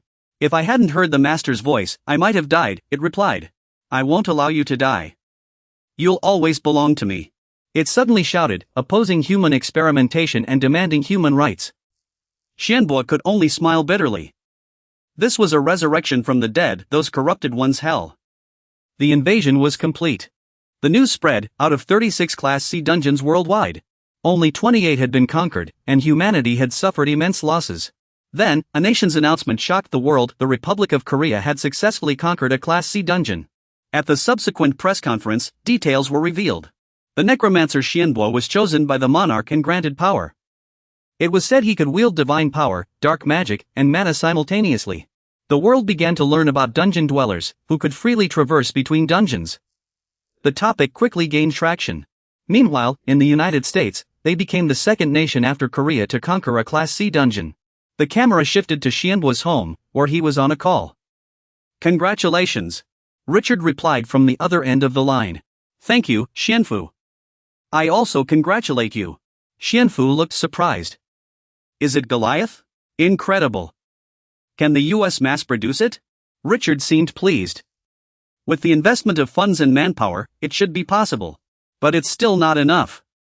The production cost is too high, and it only runs for 10 minutes. On the battlefield, it's nothing more than a sitting duck. You asked directly, can you share important information? He immediately replied, of course not, but I've heard you're also developing something. Xianfu quickly understood the point. You want to propose a collaboration, right? Richard voiced his thoughts. Goliath and my robots are quite different. The robots are controlled by thought, mimicking the operator's movements.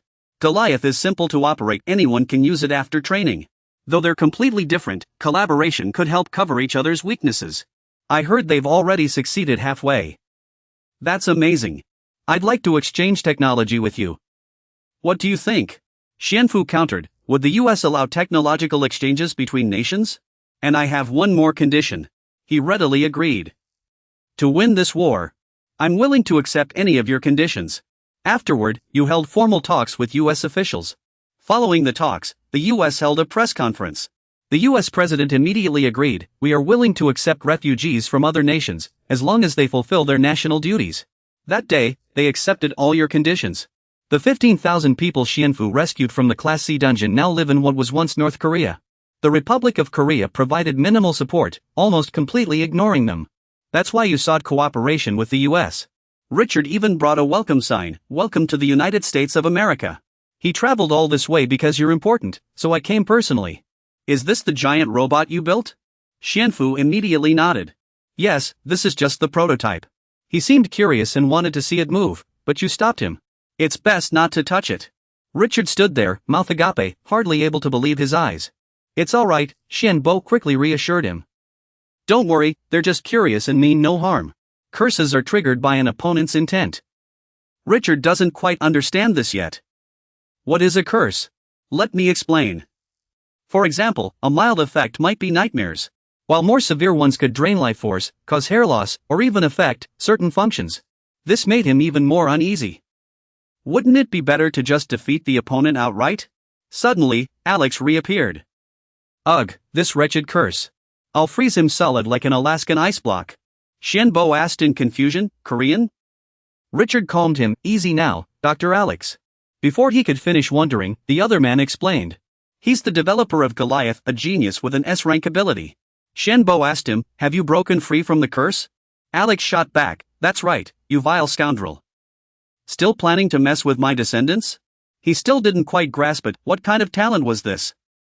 But Alex was brimming with confidence. Let me confirm, this is my innate ability. Only then did Xianbo realize Alex could break curses. Because he could reconstruct their very structure. Alex nodded eagerly, exactly. Well done. You're the developer of this machine, right? Get it out of the way. He was done waiting and thought to himself, I have no reason to hide it any longer. Xianbo immediately had the cover removed, revealing an exquisite masterpiece. He turned and handed it to Alex, put this on. It's like a car's key and steering wheel once you channel your magic into it. Alex promptly slipped on the bracelet, his face alight with excitement. Alex seemed to gain new power, his entire being radiating strength. He was thrilled but added, though some parts still feel a bit rough. Chris appeared at that remark, rough? I won't stand for that kind of talk. Alex didn't hold back. Are you the one who made this bracelet? It's too crude, magic consumption rate, synchronization, defense, even the curses, everything's flawed. Given enough time and resources, I could craft something far more efficient and refined. Chris immediately suggested, I think this could be worthwhile. You're impressive. I'd like to discuss this further with you. He answered bluntly, just say what's on your mind, I'll prove I'm right. He shot back, is this the only thing you can do? Alex wasn't entirely confident, but added, you'll see soon enough. Hongbo and Richard stood there listening, not saying a word. In another scene, Shi Hongbo turned his head curiously and asked, which direction is the erosion spreading? Kessler had explained everything, but for some reason, my memory was fragmented here, especially when it came to the direction of the erosion, as if something was blocking my recall. Suddenly, he grew excited. Memory doesn't matter anymore, I am Kessler. You confirmed again, yes, you belong to me. Kessler shouted, Master, it's time to stop now. Both of them glared fiercely, their bodies glowing with an eerie blue light. Shi Hongbo looked over, puzzled. What is that, you wondered? The blue glow kept spreading, leaving everyone baffled. Shi Hongbo quickly grabbed his phone, he needed to report this immediately. A notification flashed on the screen. He realized the problem, the erosion had begun. Just then, Mark rushed in, breaking the tension. Mr. Richard. Mr. Shi Hongbo. Richard immediately asked, what's going on? What happened? He hurriedly reported, there's new terrain appearing in Nevada. The area had undergone sudden changes, this couldn't be ignored. Shi Hongbo felt like he'd been struck by lightning. The scene shifted as Richard discussed the situation with the group. In areas affected by dimensional erosion, equipment fails like it would in a dark dungeon. The powers of superhumans will be reduced to about 5%. This sparked murmurs among everyone. An entrance to the dark dungeon has appeared in the erosion zone. This is equivalent to the number of failed dungeon expeditions. It seems erosion begins after a failed expedition. The Red Dungeon Lords of the Wasteland we're about to conquer include assassins, sprites, and animated armor. The U.S. Heavens Guard has been wiped out here twice already. Doubt filled his mind. Something unseen must be happening. If possible, I'd like to see it for myself. He nodded in agreement. All right, I permit you to investigate. The scene shifts, they have arrived at that place. Kessler asks in confusion, is this dungeon connected to where you live too? Shi Yunbo remembers it clearly. My first dungeon, the place where we first met, and the dungeon where we fought Garland, all are linked to Yidia. I don't think it's a coincidence that these Yidia-related dungeons keep appearing one after another. Creed speaks up, Master, do you not believe in fate? Answer me honestly, I don't, but this time, it seems unavoidable. By the way, the blizzard here is brutal, just as the report said. Good thing we have cold-resistant magic. Creed expresses concern, I wonder if the Heavenly Guard has already been wiped out. Dark attribute mana is spreading here. It's hard to sense in such a cold, storm-ravaged place. Shi Yunbo reaches out to feel it. This is the ideal environment for a necromancer. He can only say, let's go back. Kai seems to have found something unusual. Master, this is. Shi Yunbo didn't hear clearly. What did you say, Kai? What's wrong with the map? It's found something special. For some reason, the terrain on this map looks familiar. Kessler is still eager. Kai, is it your turn this time? Do you remember? Has your memory returned? Kai clutches his head in pain. Damn it, I don't remember anything. But this place feels incredibly familiar. The scene shifts. Richard is now answering questions. Dungeons are terrain from another world. Can they simulate a different one? First, Kai, it's important to try and recall that place and the time. Give it a shot. Hearing this, Kai looks a bit disheartened. Understood. The scene cuts to Richard standing before everyone. This expedition won't be easy. Over 10,000 have already perished here. Despite that, we must conquer this dungeon. He knows the consequences will be worse otherwise. If we don't, our families, our comrades, and countless others will suffer. We cannot die. We must survive at all costs. Never give up. In this moment, he speaks like a deity, rallying everyone with his words. Shi Yunbo realizes this is a power Richard gained after battling in Jite. This is an ability that can connect everyone within a certain range. On the battlefield, there's no greater power than this. He turned to Shi Yunbo and asked, aren't you going to accept this ability? He replied, it might conflict with my own abilities. Richard seemed indifferent. I see. I can't help then. Good luck. He was ready. Everything was in place. Let's move out. Richard and his companions were fully armed. A group of monsters awaited them ahead. This would be a tough battle.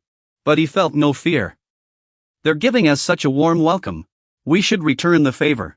Their weapons were already active, just waiting for the fight to begin. A transcendent weapon was ready. Richard stood there, controlling it. The weapon unleashed a devastating force, capable of obliterating enemies in an instant.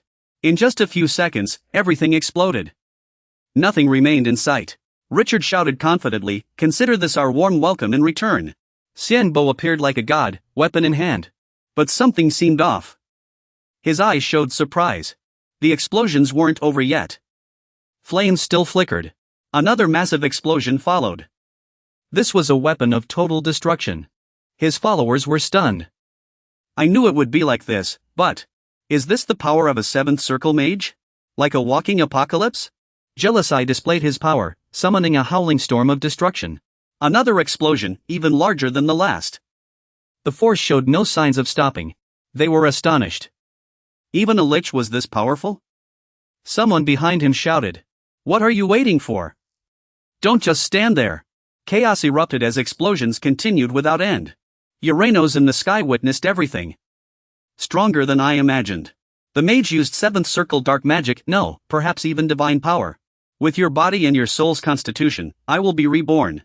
He had waited for this day for so long. Finally, it had arrived. Richard sat where he was and asked, "By the way, did your companion find anything here?" Xianbo replied, "Someone is confused by the familiar terrain." He understood. This was indeed his homeland. He answered, "Yes." Richard noticed something off about Xianbo. "What's wrong?" He told him, but inside, he was panicking. Kai had lost contact. The scene shifts, Kai is now fighting alone, utterly exhausted. Then it hits him, he remembers. He remembers who he is. He was born into a noble family of high standing, even owning his own territory. This place, it feels like the land his family once ruled. So why has his homeland turned into this dungeon-like prison? Now, all the lords of this dungeon are traitors. Traitors to their own world, could they be members of his family? Kai doubts his own thoughts. How could traitors? He can't wait any longer. If this truly is his homeland, the family's secret iron pack should be here, but he doesn't see it. Yet all he finds are piles of gold and treasures, enough to last a lifetime.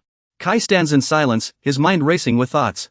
Kai collapses to his knees in agony, his body no longer able to hold him up. He can't believe what he's seeing. How could this happen? Suddenly, a familiar voice rings out. Kai knows exactly who it is. Shiwen appears swiftly before him. Kai hesitates, staring at the figure before him, his master. "I understand how you feel. If you still recognize me as your master, I'll forgive your mistake this time. Come back." Then, suddenly, Uranos appears. "Who gave you permission to return?" He has no intention of letting Kai go easily. "Who allowed you to open our family's iron gate?" Another battle is about to erupt, and Kai has no choice but to face it. Uranos will never forgive anyone who dares trespass on his territory. Kai can only stand his ground, defending himself with his frail body. He tries to flee, but outnumbered, escape is nearly impossible. Kai is struck hard but continues to fight back with all his strength. Gripping his sword tightly, he vows to teach his opponent a lesson they'll never forget. Neither backs down, locked in a fierce standoff. Kai refuses to surrender in this battle, no matter who stands against him. Uranos senses something off, this one actually knows the family's sword techniques. Kai just wants to know why. "Why are you doing this, brother?" Uranos remains silent, refusing to answer, as if he's become someone else entirely. Hearing this, he can no longer hold back. "What did you say? Brother? Could it be?" Uranos finally recognizes him. "You're my third brother, Kai." Kai says nothing, only meeting his gaze in silent acknowledgement. Kai reveals the truth. "I am your brother, the one once hailed as the royal secret sword of our family." Kai reveals his true identity. "I am the third son of the Earl's family." He froze when he saw the person in front of him, thinking you were already dead. He quickly explained everything. "It was true you had died, but luckily, you had met your master, been given a name, and had some of your memories restored." Kai began to pour out his heart, saying he too thought you were dead, but why? "You're the lord of this dark hell, right?" Arenas remained silent, not uttering a word, as Yifang the claim. He only replied that it was to win everyone over. Kai shouted, "Big brother." Arenas said nothing and simply flew straight into the sky. Kessler immediately whispered, "Hey, this isn't what Big Brother told you." Shiyunbu witnessed everything but knew it wasn't time to speak yet. Shiyunbu raised his long sword, bestowing blessings upon all things, purifying filth, and defeating darkness. At this moment, you seemed like a deity, declaring your will clearly to everyone. Golden light began spreading from all directions, created by you. Everyone remained in place, too afraid to move without orders. Kai felt something was off but couldn't quite figure it out. A question lingered in his mind, using family like this. What exactly was Big Brother planning? Arenas spoke up, reminding him, "You don't need to be angry, Kai. They won't disappear." After saying that, Kai was restrained from all sides, unable to move. Shiyunbu sensed something was wrong but still didn't understand what was happening. He said, "I won't detain your master or your companions." Kai was furious but couldn't break free, shouting, "Big Brother." Arenas continued persuading, "But you must come with me, little brother. If you hear my story, you'll understand why I did this." A beam of light flashed in the sky before he could grasp the situation. Shiyunbu allowed his people to be taken, completely unexpected. Chris immediately reported, "Master, Kai's coordinates have shifted." He asked urgently, "Where to?" Chris quickly relayed the location. It was a lord's estate. Kessler and the others sat down to rest. "Master, will Kai be alright?" Shiyunbu remained steadfast. "To be honest, I want to believe in Kai." Kessler admired his faith but warned, "Trust is good, but we can't predict everything. I was once betrayed and killed by someone I trusted most." Chris responded, "I understand how you feel, Master, but should we prepare a counterplan in advance?" He nodded in agreement. "I understand. I'll prepare one." Worrying silently, he thought, "Kai, please stay safe. Don't betray us. I don't want to lose a friend or a companion." The scene shifted as they arrived at another location to discuss their strategy. Kai's heart was filled with dread. "Big Brother, that sword." Urenos nodded in confirmation. "Yes, this is our family's heirloom. Take it." Kai hesitated. "Big Brother, after all," he began. "You're a sinner. You're not worthy of wielding it. Take it, or leave it." "But I'm confused, tell me why." "You have no right to use this sword." "What does that have to do with you becoming the lord of this dungeon?" "No," Urenos understood. "Alright, you must be wondering why I became the dungeon lord, why I became a traitor." He descended the steps, wanting to explain things more clearly to his brother. They both needed to understand each other. Kai needed answers. Urenos led the way. He wanted to explain everything. "Follow me." The two stood before a mysterious place, a magical gate. Urenos snapped his fingers. This was the passphrase to open the door. Kai was stunned the moment he stepped inside. This can't be real. Kai saw that the person still asleep inside was Xianfu, his second brother. He grew anxious. Why was second brother in the dungeon?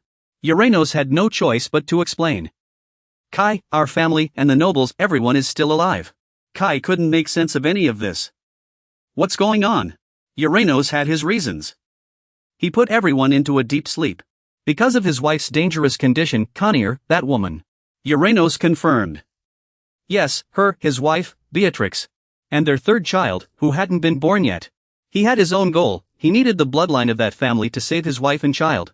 Beatrix remained in a deep slumber, unable to wake. When he failed to conquer the dungeon and fought desperately for survival, a woman from that family saved Urenos. Even when he fought like a beast in the arena, she stayed by his side. Urenos naturally fell in love with Beatrix and did everything to escape the dungeon. But it was all in vain, so he came up with a plan to take over the dungeon. Before the dungeon's master died, he cursed the two of them. "You will live a life without descendants." While breaking the curse, Urenos found a way for a child of mixed human and demon blood to be born. Kai never expected this. "Big Brother, could it be?" Urenos nodded immediately. "Yes, it requires a great deal power, especially from those who share the same bloodline. Thus, he imprisoned those who possessed that bloodline. But he did so to save the people of that overlord. When he emerged from the dungeon, the overlord's family was on the brink of extinction. After Adia fell into the hands of invaders, the surviving families in the dungeon were freed. But the invaders spread rumors, claiming the survivors were traitors to Adia. Even knowing it was the enemy's tactic, they still wiped out our family. After learning of the family's devastating fate, Uranus secretly met with his second brother, Leonis. Uranus was truly overjoyed to learn he was still alive. And Leonis did not blame or doubt him. Akai felt warmth, his second brother had always been that way. Uranus continued, and Leonis told him to leave, vowing to restore the family himself and devote his life to it. Uranus hoped that no matter the circumstances, his loved ones could survive. So he put them into slumber, sustaining their lives with the vitality of others. He even showed anger, but if he sacrificed the souls of his brothers, they could awaken Bixis, your child, even our kin. Uranus is trying to win Akai over, so Akai, lend him your help. He revealed his wish, he needed that necromancer. Akai thought of worse possibilities if he betrayed his master. The people who mattered to him, everyone, could survive. The scene shifts as Xuanfu enters his tent, looking exhausted. Xuanfu sits down, removes his mask, and greets the visitor, long time no see, Akai. It replies, just as expected, Master. You recognized me at once. Xuanfu is puzzled. I was worried about you, Akai. How did you sneak into the mist? Did you come to find out the truth alone? Akai begins to confess, I should have been loyal to my master, not acted this way. To be honest, I'm deeply conflicted right now. Xuanfu hears the tone in his voice and understands. I see. He puts his mask back on. Akai, I have only one piece of advice for you. No matter what you choose, you will regret it and suffer. So, whatever you decide, do your best to make it right. He no longer dares to look you in the eye, how can he possibly strive to be his best? Xuanbo wanted to persuade him. Yes, this was the greatest comfort in the face of regret and pain from past choices. But suddenly, he drew his sword again, though it wasn't clear what he intended to do. Asai's eyes are already clouded, your advice was truly helpful. Then let my greed guide the way. Xiaobo won't hold back anymore. Well, sorry about that. I won't show any mercy to my enemies. Perhaps another battle is about to begin, it will be fierce. Kai charges forward like a moth to a flame. Just die already. Seconds later, a earth-shattering explosion rocks the area. Behind Xiaobo stands a powerful army, capable of destroying anything. The smoke from the explosion hasn't even cleared when a shadowy figure appears. All you want to ask is, did you plan this surprise attack all along? Kai replies, this might have been prepared for me by my big brother. Xiaobo sneers, I see. Your brother must be so proud, preparing all this.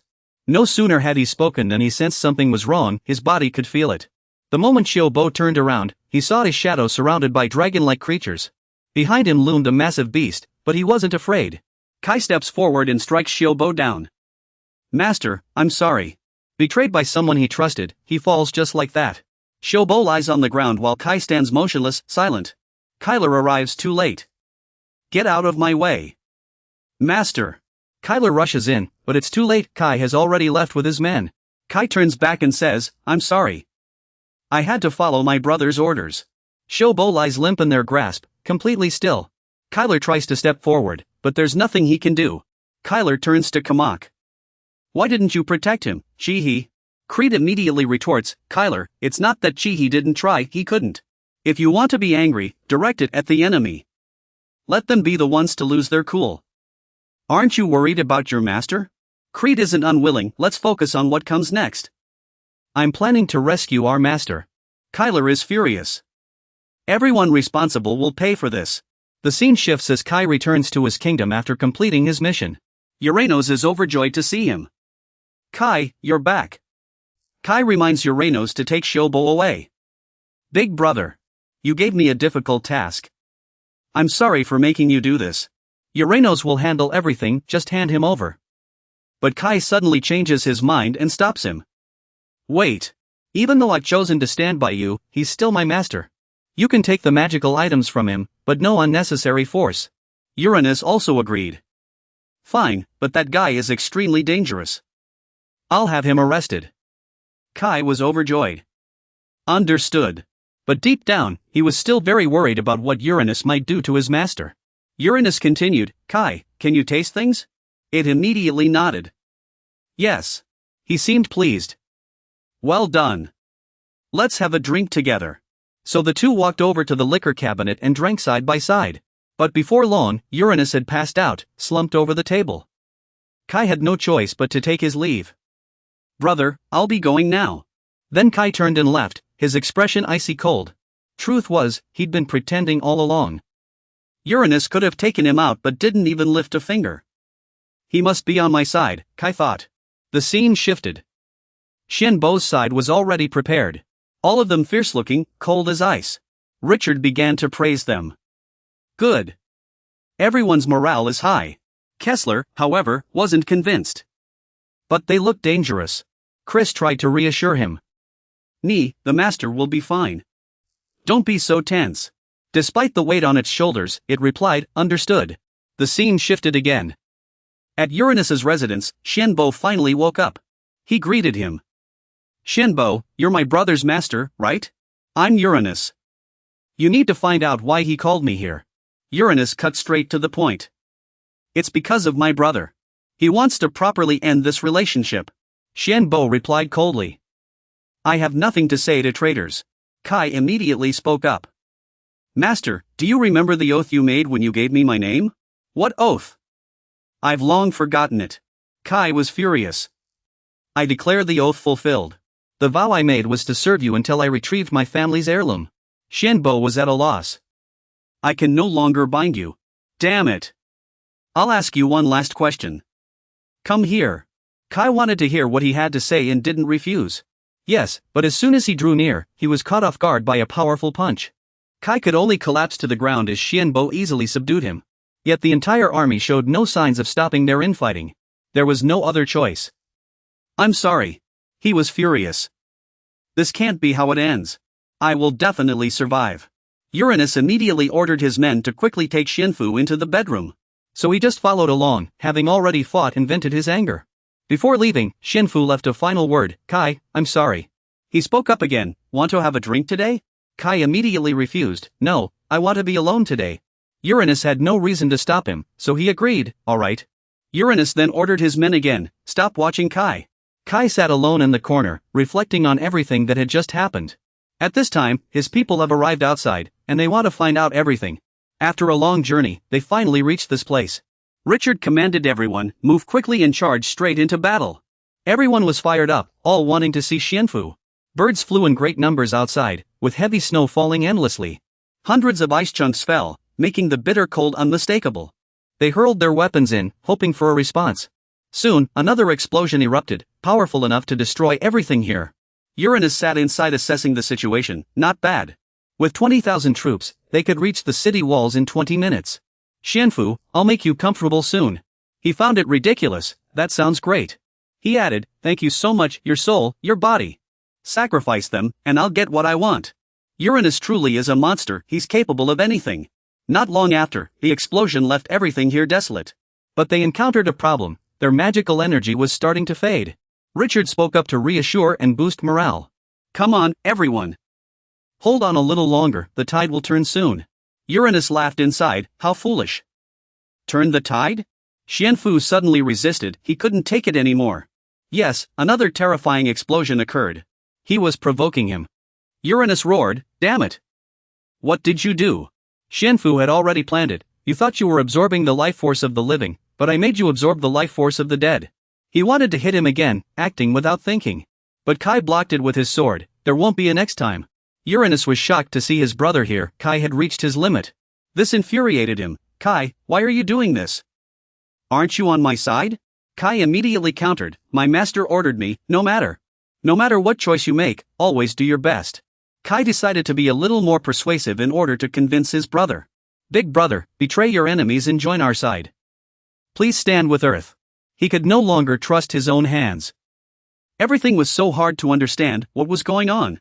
Standing before Uranus, Kai questioned him, to save your wife, don't you need magic and life force? Caught off guard by the truth, he was taken aback. What was this about? Xian answered for Kai, you should thank this kid. Thanks to the fairy's investigation, things became much simpler. She absorbed the magical item and understood your magic abilities. Upon hearing this, Kai quickly turned his head. If it's life force you need, our Earth can help. Uranus glanced in his direction. I've also heard of a place called Earth. Suddenly, Uranus drew his sword. But I cannot betray them. You wouldn't understand. Even I am just a pawn to them. If I betray them, I will. Kai interrupted the tense moment. Big brother. We once fought together against two terrifying enemies. The next name shocked him, Calamity Dragon, Gloria, and an unnamed being who sealed souls in sand. Then used them as soldiers. Uranus stammered, his voice breaking, you mean you've met the king of the barren kingdom, that desolate place? Kai didn't confirm it directly, only showing understanding. Big brother, I'm also afraid of those creatures. He clenched his fists. That's why I fought them, I had to make them pay for what they did to me. Hearing this, Uranus lowered his head and muttered, I'm so foolish, so foolish. As he spoke, his body radiated intense anger. I'm too weak. Suddenly, Uranus's expression changed. Stop dreaming. I'll make you see reason. Just then, the room's walls were breached by something, and a group of people strode in through the smoke. Looks like we arrived just in time. The newcomer was Richard. No matter what, please forgive me, my lord. One last time, will you come to our homeland? He was tired of these invitations. It was too noisy. Without another word, he left the rest to them. As soon as he finished speaking, Xian began to draw attention. Please pay more attention to the people around you. Uranos pressed his lips together, thinking, do you two really believe you can defeat me? Hen suddenly cut in, no, Kai alone can do it. Then he ordered Kai to prepare for battle. Kai, begin. Without hesitation, he charged at Uranos. No matter how strong you become, you can't defeat me. Kai ignored the earlier mockery. I have to try to find out. Meanwhile, Hen found a place to sit. And I must do everything in my power to strengthen Kai. He closed his eyes slightly, entering a meditative state as the sound of clashing swords echoed through the hall. In a sudden move, Kai struck decisively, slicing off Uranos' arm and sending the sword flying. He quickly gripped the hilt with his remaining hand, while Kai's eyes gleamed with unwavering resolve. Suddenly, Uranos' deep voice rang out. Is that all you've got? With a furious roar, he severed Kai's arm. I wanted you on my side. Uranos went even further, splitting Kai in two. Kai collapsed to the ground under Uranos' gaze. His sword tip coldly pointed at Kai's face. Kai Luo, this is your last chance. Choose again. Kai stood firm in his decision. I have no intention of giving up now. I'm certain my side will prevail. Hearing this, Uranos closed his eyes in resignation, swallowing his brotherly feelings. He raised his sword high. Heroism means nothing in death. No one will remember you. Farewell. Suddenly, Kai's arm broke free, blocking the descending blade. After distracting Uranos, he quickly recovered. Did you forget I'm immortal? Kai forced himself to calm down. Brother, you need to give it your all. With that, he lunged forward, pushing Uranos back. Kai swiftly created distance between them. He caught his breath. So you've come back from the dead. His eyes held no mercy. Understood. I'll give it my all too. Hearing this, Kai smiled in satisfaction. Their battle grew even fiercer. I'll make you feel the absolute power of a monster. And because I'm your brother, I won't kill you. Uranos suddenly slashed backward, wounding himself. Brother! Blood gushed from the wound, scattering everywhere. Kai suddenly paused the sound he was making. Tian Wangxing was no longer an ordinary human. He had lost his original flesh and blood body, replaced by an unnaturally vivid red substance. Tian Wangxing let out a deafening roar as his body swelled to several times its size. Without wasting a second, he launched another relentless assault. Amid the chaos, a slash tore through Kai's shoulder, leaving him gasping for air under Tian Wangxing's relentless pressure. Though Kai was pushed to his limit, Tian Wangxing showed no intention of letting up. A thrill ran through him, this was only a fraction of his power. His body expanded at an alarming rate, and Kai's injuries worsened under the relentless barrage. Fear flickered in his eyes. No. This can't be how it ends. I won't die here. Fortunately, a massive slab of ice shielded him from Tian Wangxing's scorching attack. Kai finally had a chance to steady his ragged breathing. Xian's voice echoed in his mind. Kai, if this keeps up, we'll lose. He forced a strained smile. Yes, but if my master says so. Kai's eyes lit up, he had found a solution. Instead of saying it outright, he asked, Kai, do you trust me? Without hesitation, he replied, I do. The crimson mass before him churned violently, showing no signs of stopping. Xian barked in order. Then devour it all, consume and control it. This is the only way. Kai tightened his grip on his sword and exhaled. This was a gamble. He hurled his sword forward and shouted, if this is the only way, then I'll try. Kai's body shattered into countless fragments as he locked eyes with Tian Wangxing's glowing pupils. The latter roared in agony. Tian Wangxing's body was struck and exploded by something detonating ice blocks, meant to keep him at bay as long as possible. He noticed the group shifting direction to flee, but Tian Wangxing spotted Xian's team meditating in place. Kyler strained to maintain the barrier shielding the three, and Tian Wangxing wasted no time targeting it. Kyler furrowed his brow in warning. Master! I can't hold on much longer. Hurry! No sooner had he spoken than part of the barrier shattered. Xian immediately commanded, Gri, it's your turn. Gri applied magical pressure, forcing Tian Wangxing back from the barrier. Harder than I expected. You asked for just a short sentence, yet she dragged it out as much as possible. Sensing the barrier was about to reach its limit, Uranos unleashed even more force. Preparing for a final strike, he terrified Kessler into panic. Master, I can't hold on any longer. A roar resounded through the space, and his fist slammed down with the force. Yet Uranos' movements grew even more erratic. Henry immediately stood up and stepped toward him. The strategy was about to end. But fortunately, Kai's mental strength had grown stronger after his awakening. Besides, Kai was a Death Knight master, his rank higher than the souls he absorbed. Most importantly, through the bond between my followers and Richard, Kai would destroy him from within. Uranos' massive body was covered in watery streaks from head to toe. He reverted to his original form, eyes bloodshot and out of control. Then, Uranos collapsed weakly to the ground. Victory was ours. A crimson spirit slowly peeled away from his exhausted body, gradually taking a distinct human shape. Henry praised his efforts, saying, "You did well, Kai." He still hadn't recovered from what had just happened. "It's fading, Master. We need to heal him quickly." But even Henry was at a loss. This shouldn't be possible. "He's dying." Kai's tone sharpened. "Did you do something to him?" Using his last bit of strength, Uranos explained, "No, Kai." "Brother," he cried out urgently. His voice carried a hint of relief. This was the price of the curse of undying and undefeated. As long as he was never defeated, his body would remain in peak condition. The more he won, the stronger the curse and his power grew. But lose even once, and the contractor's soul would scatter. After saying this, Uranos gave a faint smile. "Brother." He gripped Kai's hand, as if leaving his final words. "Don't be sad. I've proven my strength to you." Then, in despair, he roared, "I can't be happy without you." Before departing forever, Uranos had one last wish. "Brother, I have a favor to ask of you. It was a very special request. Eat me. Absorb my body and soul." Kai's spirit was deeply moved by these words. "Let him become a part of your strength." The others listened silently to his confession, yet deep inside, he still desperately wanted to live on and take care of his daughter. Uranos' smile was eerily serene. "It's all yours now, Cairo." He gritted his teeth, struggling to accept the responsibility. Yes, the ritual began immediately, and part of Uranos' body was absorbed. With a contented final smile, he let a part of himself share happiness with you. As Uranos departed, the entire room began shaking like an earthquake. Xian suddenly turned and asked, "What's going on?" Creed replied briefly, "The base shaking." The full moon in the sky seemed to change as well. In the blink of an eye, it turned into a crescent moon. You sensed something was wrong. "Wait, the situation in the dungeon has changed." Suddenly, Sun paused, his gaze locking onto something. Baixici appeared out of nowhere, and the air grew heavy. Ada furrowed his brow, realizing Uranos had been taken. Baixici knelt to the ground, her body burning up. Kai was confused by her actions. "I'm sorry, sister-in-law, Baixici stopped crying, her voice turning darker.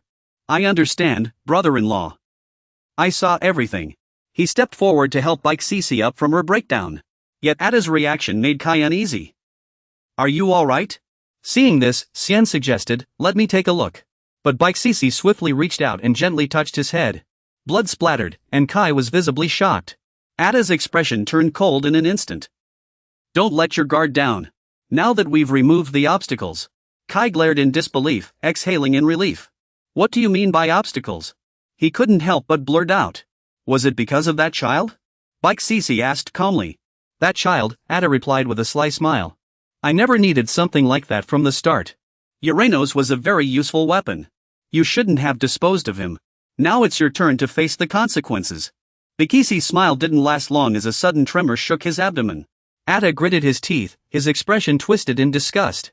How could it be moving? It couldn't possibly be conceived. Then, a familiar voice rang out. "So that's how it is?" Baixici never expected Shi Yunbao's body to still be intact. You're still alive?" You explained without hesitation. "You were never able to attack me from the start." "Well done. Tai, I've always been curious about someone with such immense power. Why couldn't you create life? Now I understand. You stole his power to elevate yourself, didn't you?" Uranos was used. The pain in Baixi's abdomen surged again. "What did you do?" Shi Yunbao's expression darkened as he activated his ability. "I am a spirit summoner. I'm highly attuned to souls. I sensed your child wanted to be born, so I simply gave it a little help." As his grip tightened, her screams filled the air.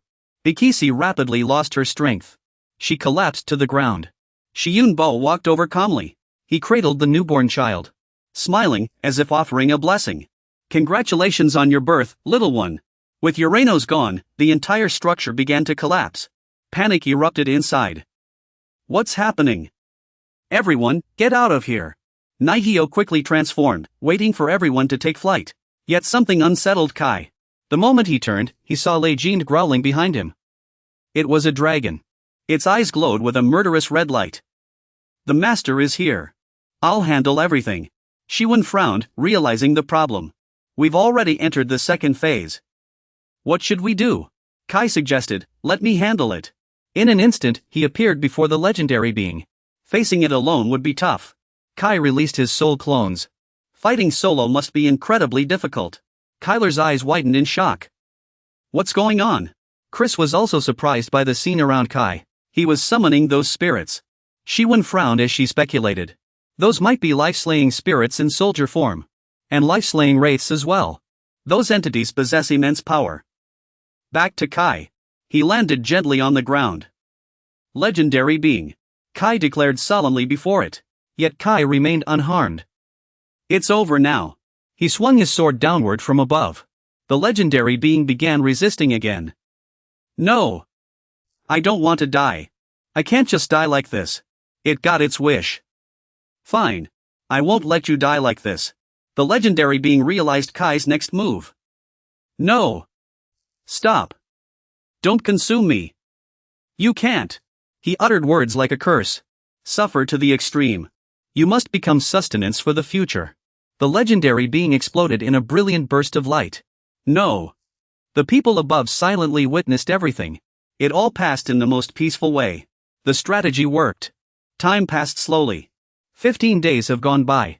Richard pushed open the door to the ward and walked in. How is your body feeling? Shiwen was wrapped in bandages from head to toe, especially around the mouth. I'm recovering. He smiled and sat down by the bed. This injury was quite serious. Don't move around too much. By the way, what are your plans next? After careful consideration, he had made his decision. I plan to go home. There are still things to take care of at the base. Richard still tried to persuade him to stay. The base, our government will provide everything you need. Why not do it here? Shiwen half closed his eyes in response.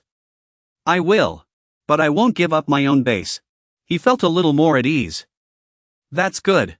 After a while, the door to the ward opened. Dad, he's out. He smiled and looked over. You're here? Alice, Kiona, and Kai. His gaze shifted to the little girl. Alice, say hello to the master. Alice stood as straight as a soldier. Yes, and hello to Dad too. After 15 days, Alice had the body and mind of a 5-year-old child. She ran over excitedly. Dad, can we still go to the department store today? Shiwen smiled to himself. Maybe because she was stuck inside for too long, she was especially fascinated by the outside world. Even so, Alice still listened well to Kai. Alice should be asleep by now. Obviously. The little girl led him by the hand back to her room. Richard watched them go, sighing. Poor child. Take good care of this child. Xianfu nodded firmly. Yes, I will care for her as if she were my own. There are 36 Class C dungeons on Earth. However, so far, only 1 has been cleared in South Korea and 2 in the United States. Progress hasn't been ideal. But given the difficulty of the dungeons, this was unavoidable.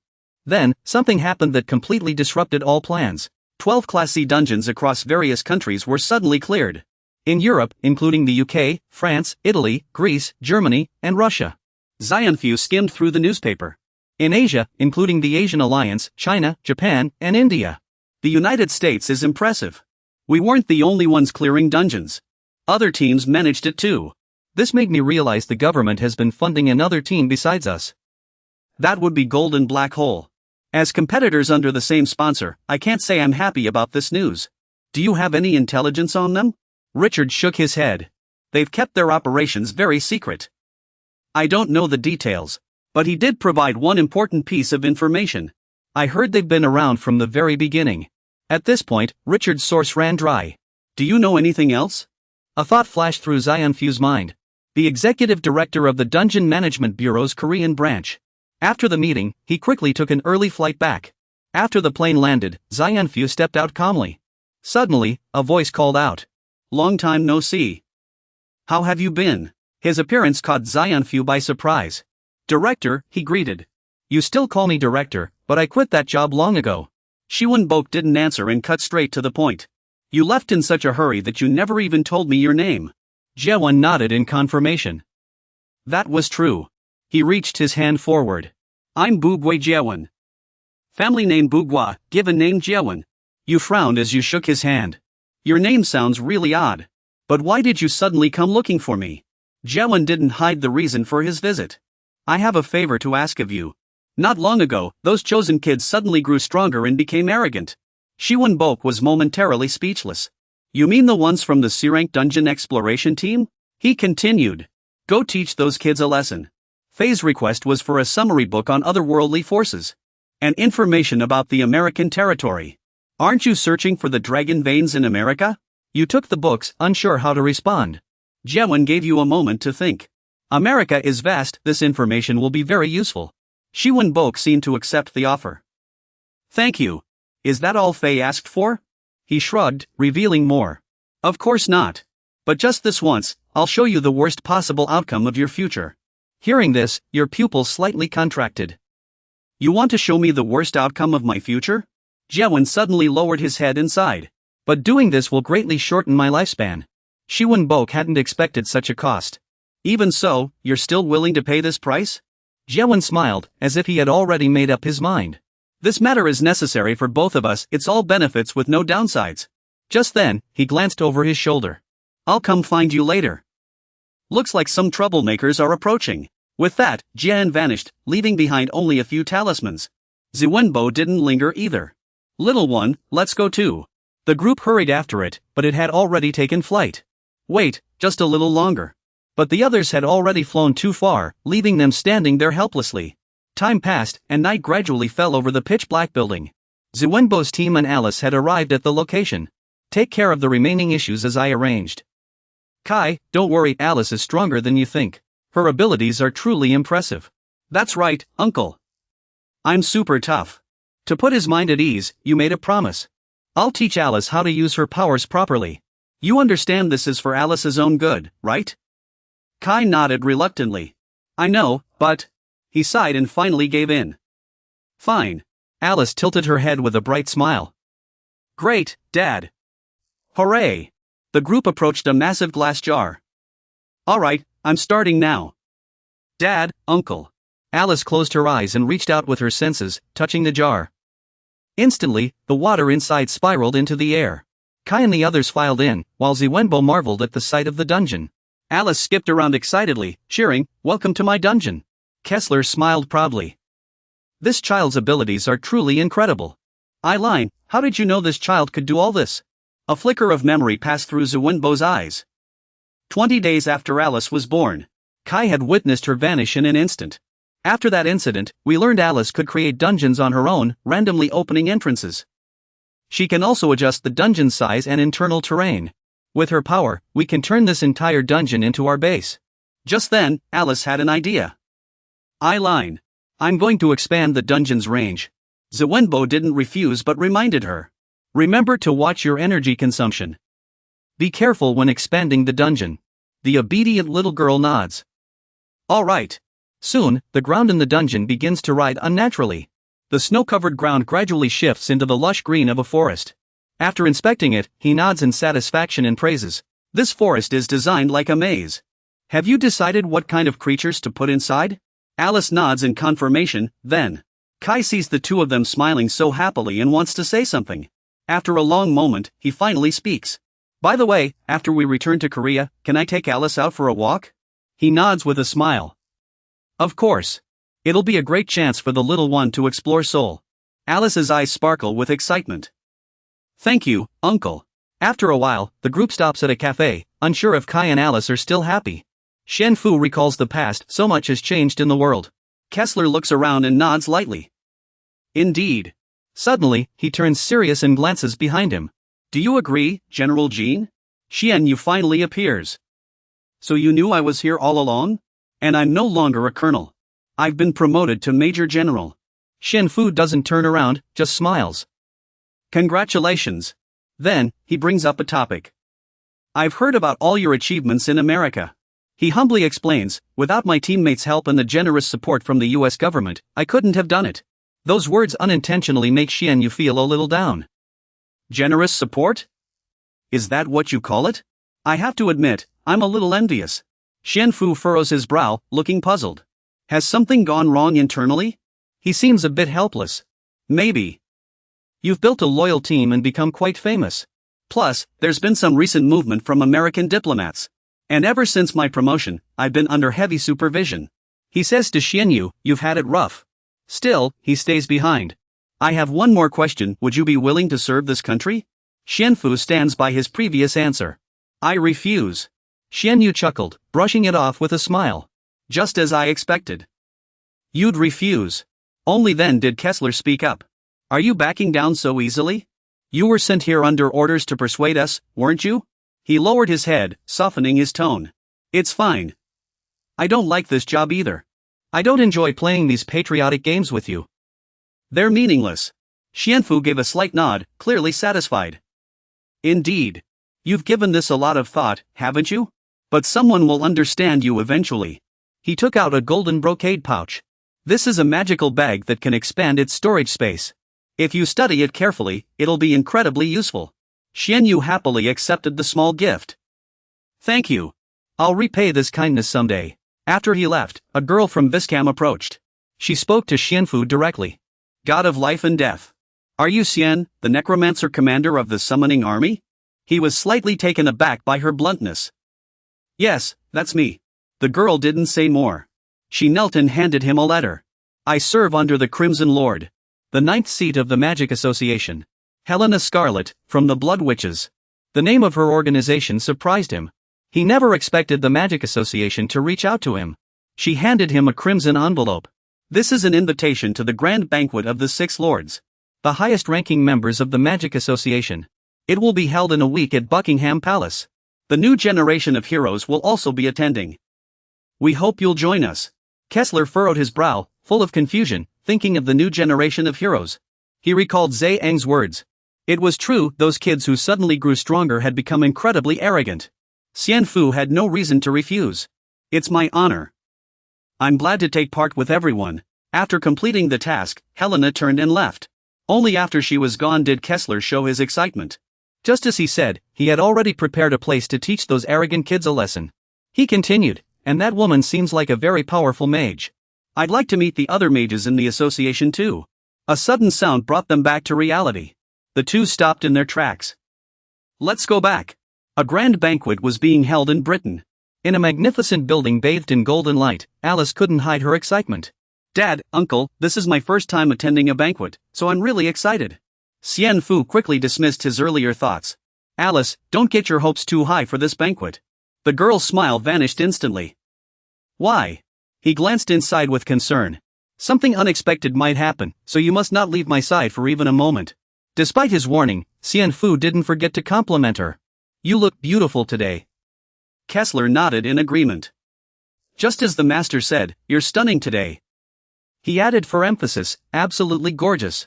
The 5 of them were ready. Let's go in. As soon as they stepped into the banquet, Xian Fu spotted a familiar face.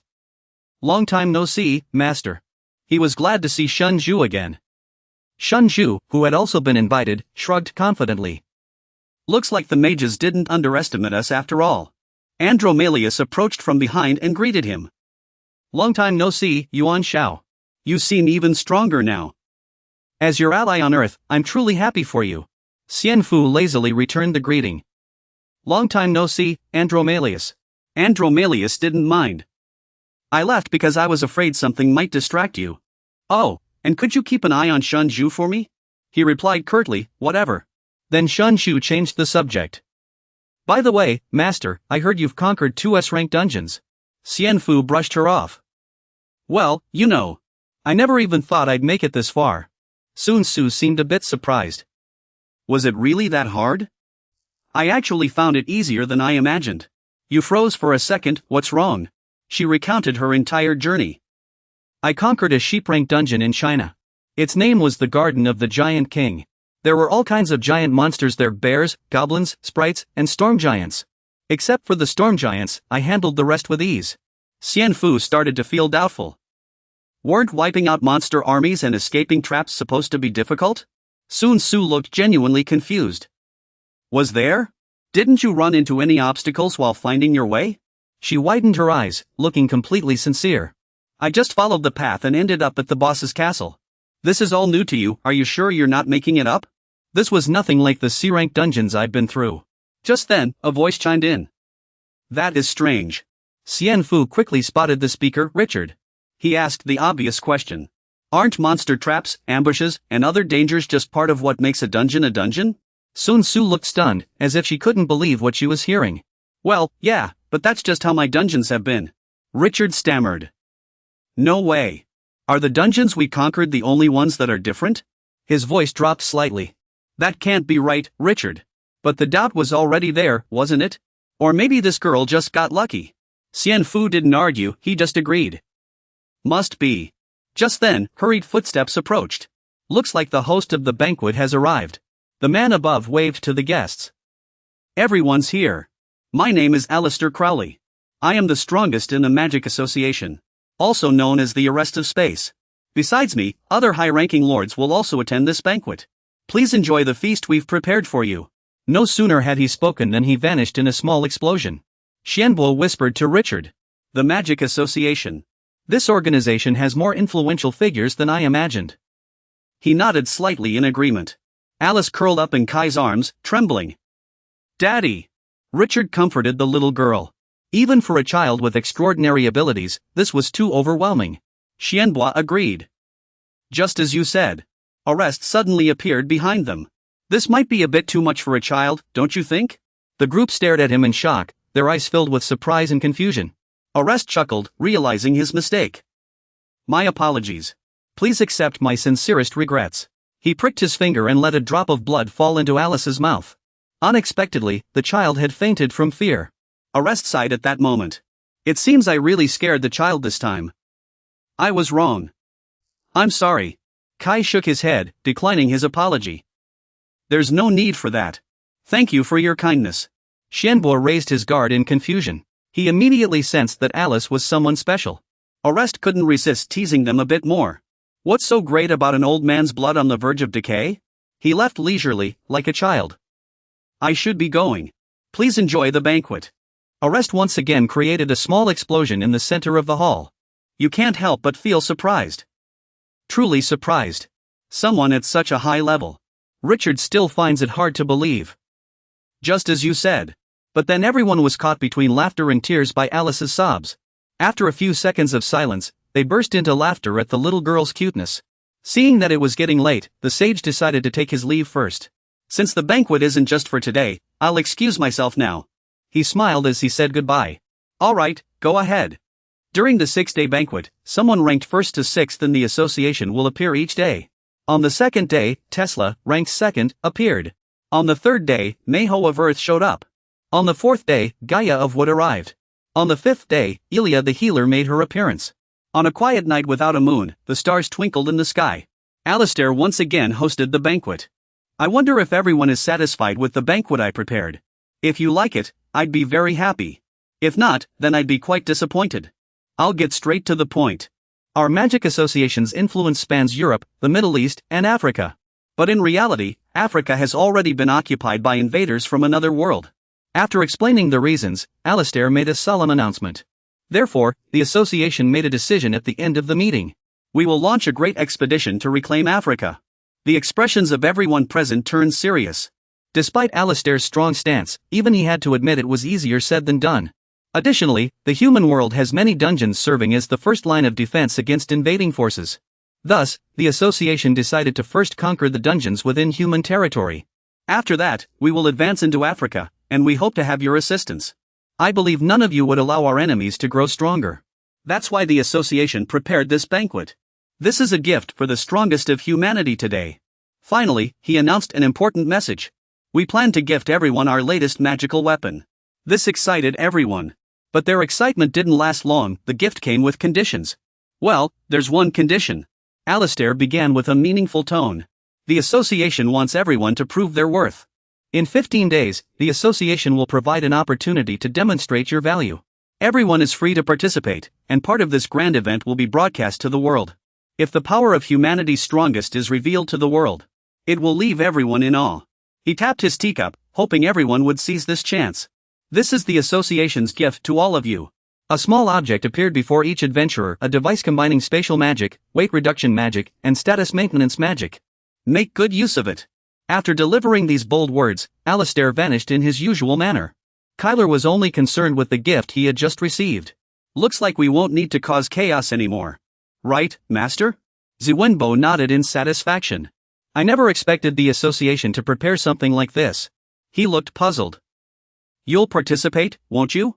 Everything is going as you predicted. Of course. This was by invitation. And it's a great opportunity. Meanwhile, everyone in the hall was curious about the gift. Only Zwenbo and Kyler sprang into action. Let's prepare quickly. The news announced at the banquet spread rapidly.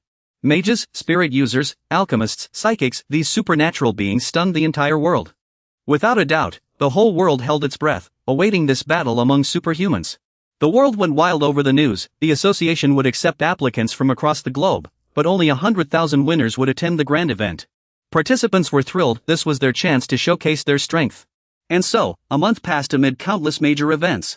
Transportation to the venue was arranged by the association, while those choosing other means would receive the coordinates. Dozens of yachts set sail into the open sea at once. What's going on? It's just the ocean. There's nothing here. The explorers gather on deck, gazing into the distance. When suddenly an abnormally massive wave surges violently toward them. Witnessing this, everyone is overwhelmed with excitement and disbelief. Unbelievable. The fleet anchors before a city, something beyond imagination. Among them are Xianfu and Xuanxiu's team. Alastair's image appears through the broadcast system.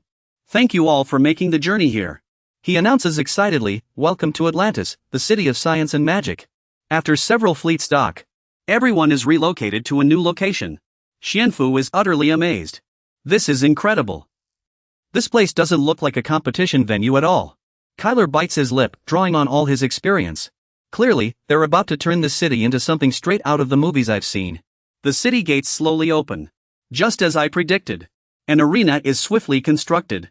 Xianfu's eyes widen in shock as he begins analyzing. Amazing. It's floating in the air using anti-gravity magic. As a barrier to protect the city. If you get too excited, you might cause an accident. You need to keep your emotions in check. Right, a mage must prioritize efficiency.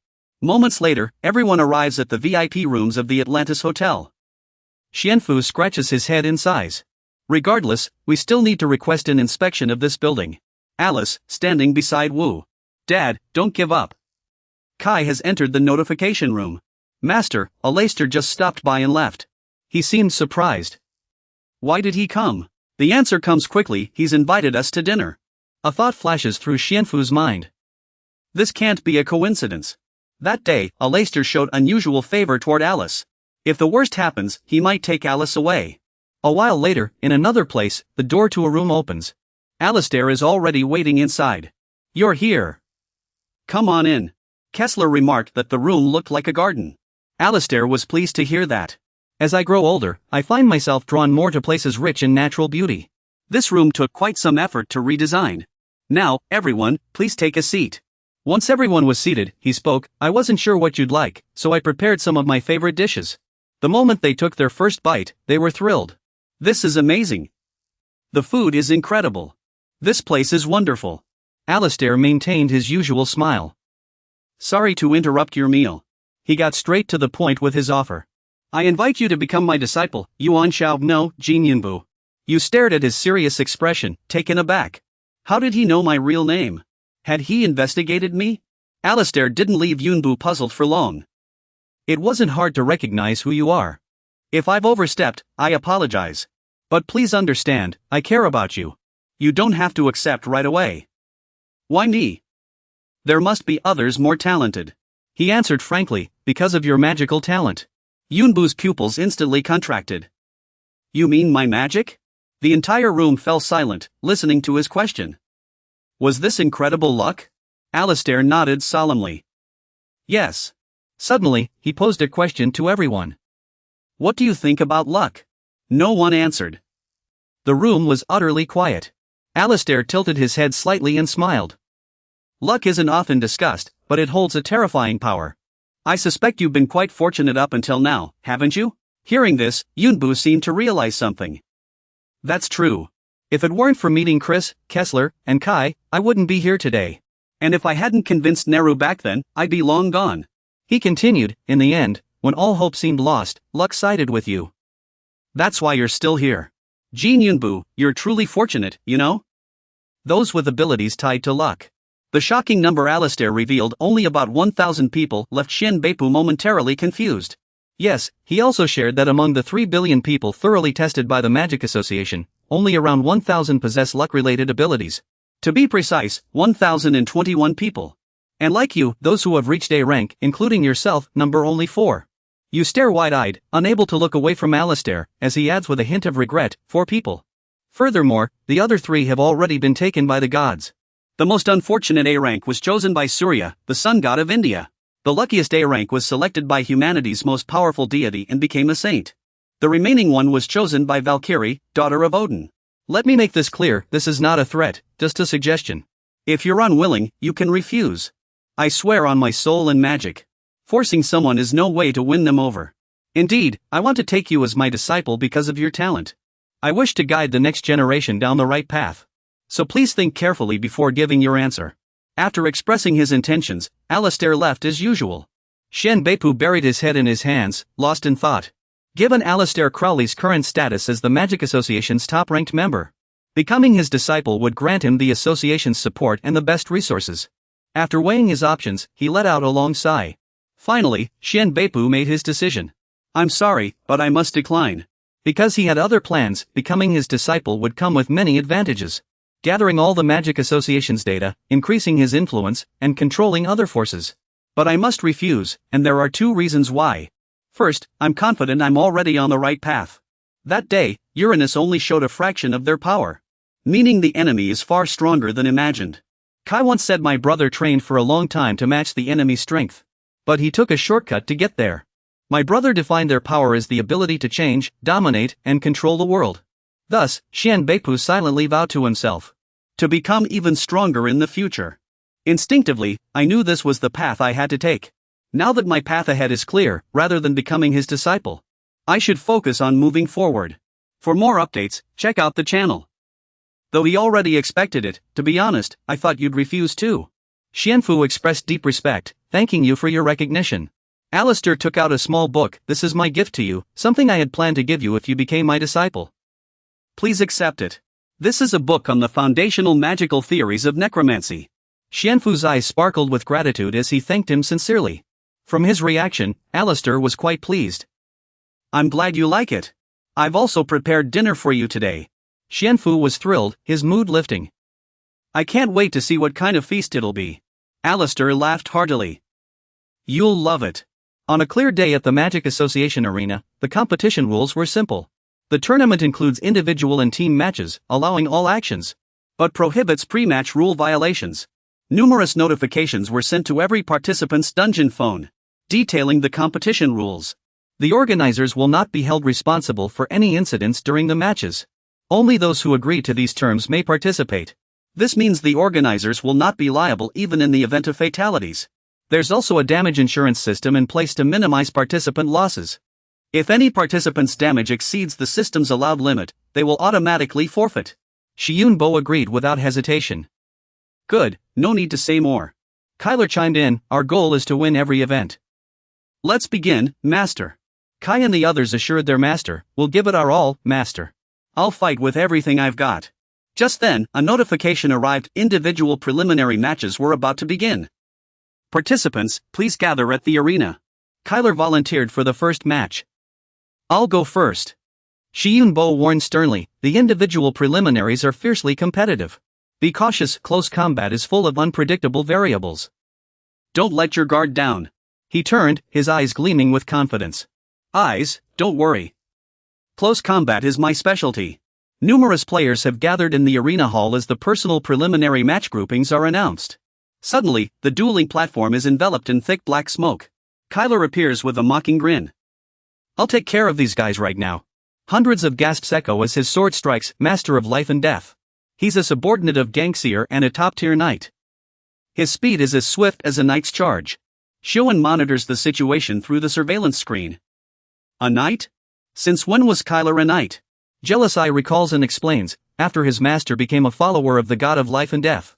He was naturally referred to as a knight.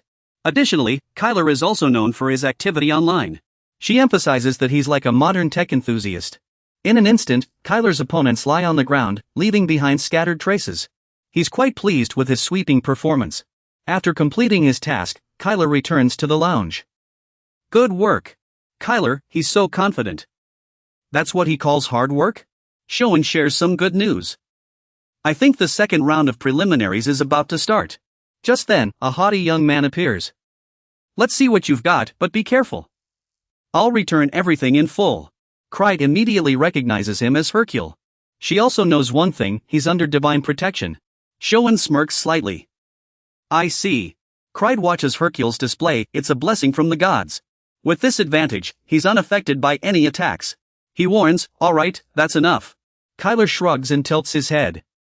I took longer than you. Soon, the broadcast announces, the 9th group's personal preliminaries are about to begin. Contestants, please assemble in the arena. Shoen stands up to warm up, preparing to enter the stage. It's my turn. They cheer for me, Master, until we meet again. Master, until we meet again. Before you leave, Kai reminds, Master, good luck. Dad, be careful. Shoen nods gently.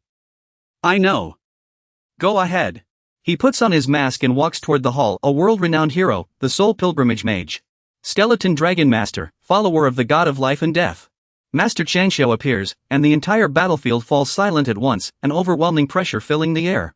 The broadcast announces through the speakers that Group 9 has assembled. And the match is about to begin. In an instant, all players turn their weapons toward Xuanfu alone, kill him, take him down. Without another word, he first erects a defensive barrier, bone prison. The others gasp in shock. This is ridiculous, how is this even fair? He keeps casting his skills, bones, no one dares to get close, all keeping their distance. Xuanfu growls deeply, and dozens of withered corpses rise from the dead with his summoning incantation. The tide turns instantly, the players' faces turning pale. Not only that, but monsters from the depths of hell emerge in swarms. After a brief moment of shock, the audience erupts into excited cheers. They shout loudly, expressing their thrill, this is incredible. In an instant, an army of nearly 1,000 is summoned. And the one who accomplished all this is Master Yuanqiao alone. Xuanfu's eyes glow with a magical purple light. Facing the massive army, the other players decide to go all in. Fine, let's give it one last shot. It's not like we have anything to lose. Summoning these creatures requires immense magical power. They won't last long. He widens his eyes, the radiance from them seeming to command the army forward. Then Xuanfu half closes his eyes gently. The entire arena is engulfed in the explosive force of palm strikes. The final result, the Slaughter Legion wins with overwhelming dominance. The preliminary rounds for all 30 groups are completed within a single day. The arena's gates are intricately designed, opening to the public every 6 hours and 1 minute. Xuanfu's group gathers at a nearby restaurant. Posting the battle footage online could have some benefits, but if enemies discover our strength, it would be disastrous. I wonder what they'll do next. Chris answers vaguely, we'll see. Master, just then, the restaurant door swings open. She keeps chattering excitedly about the match. Without a clear distinction between melee and ranged combat, ranged fighters are at a disadvantage, and there's nothing we can do about it. A girl sat down in the empty seat next to Xianfu. Gloria casually crossed her arms and greeted everyone. Long time no see. 4 pairs of eyes locked onto her. She was. Xianfu's gaze traced every contour of her face. Her appearance had changed somewhat, but the predatory aura on her face was still there. He blurted out a familiar name, Gloria. She smirked playfully. Miss me? Just then, Zhang Ge, the former street puppeteer, lost in the competition. The old man gritted his teeth. How dare they treat me like this? I'll take care of them all.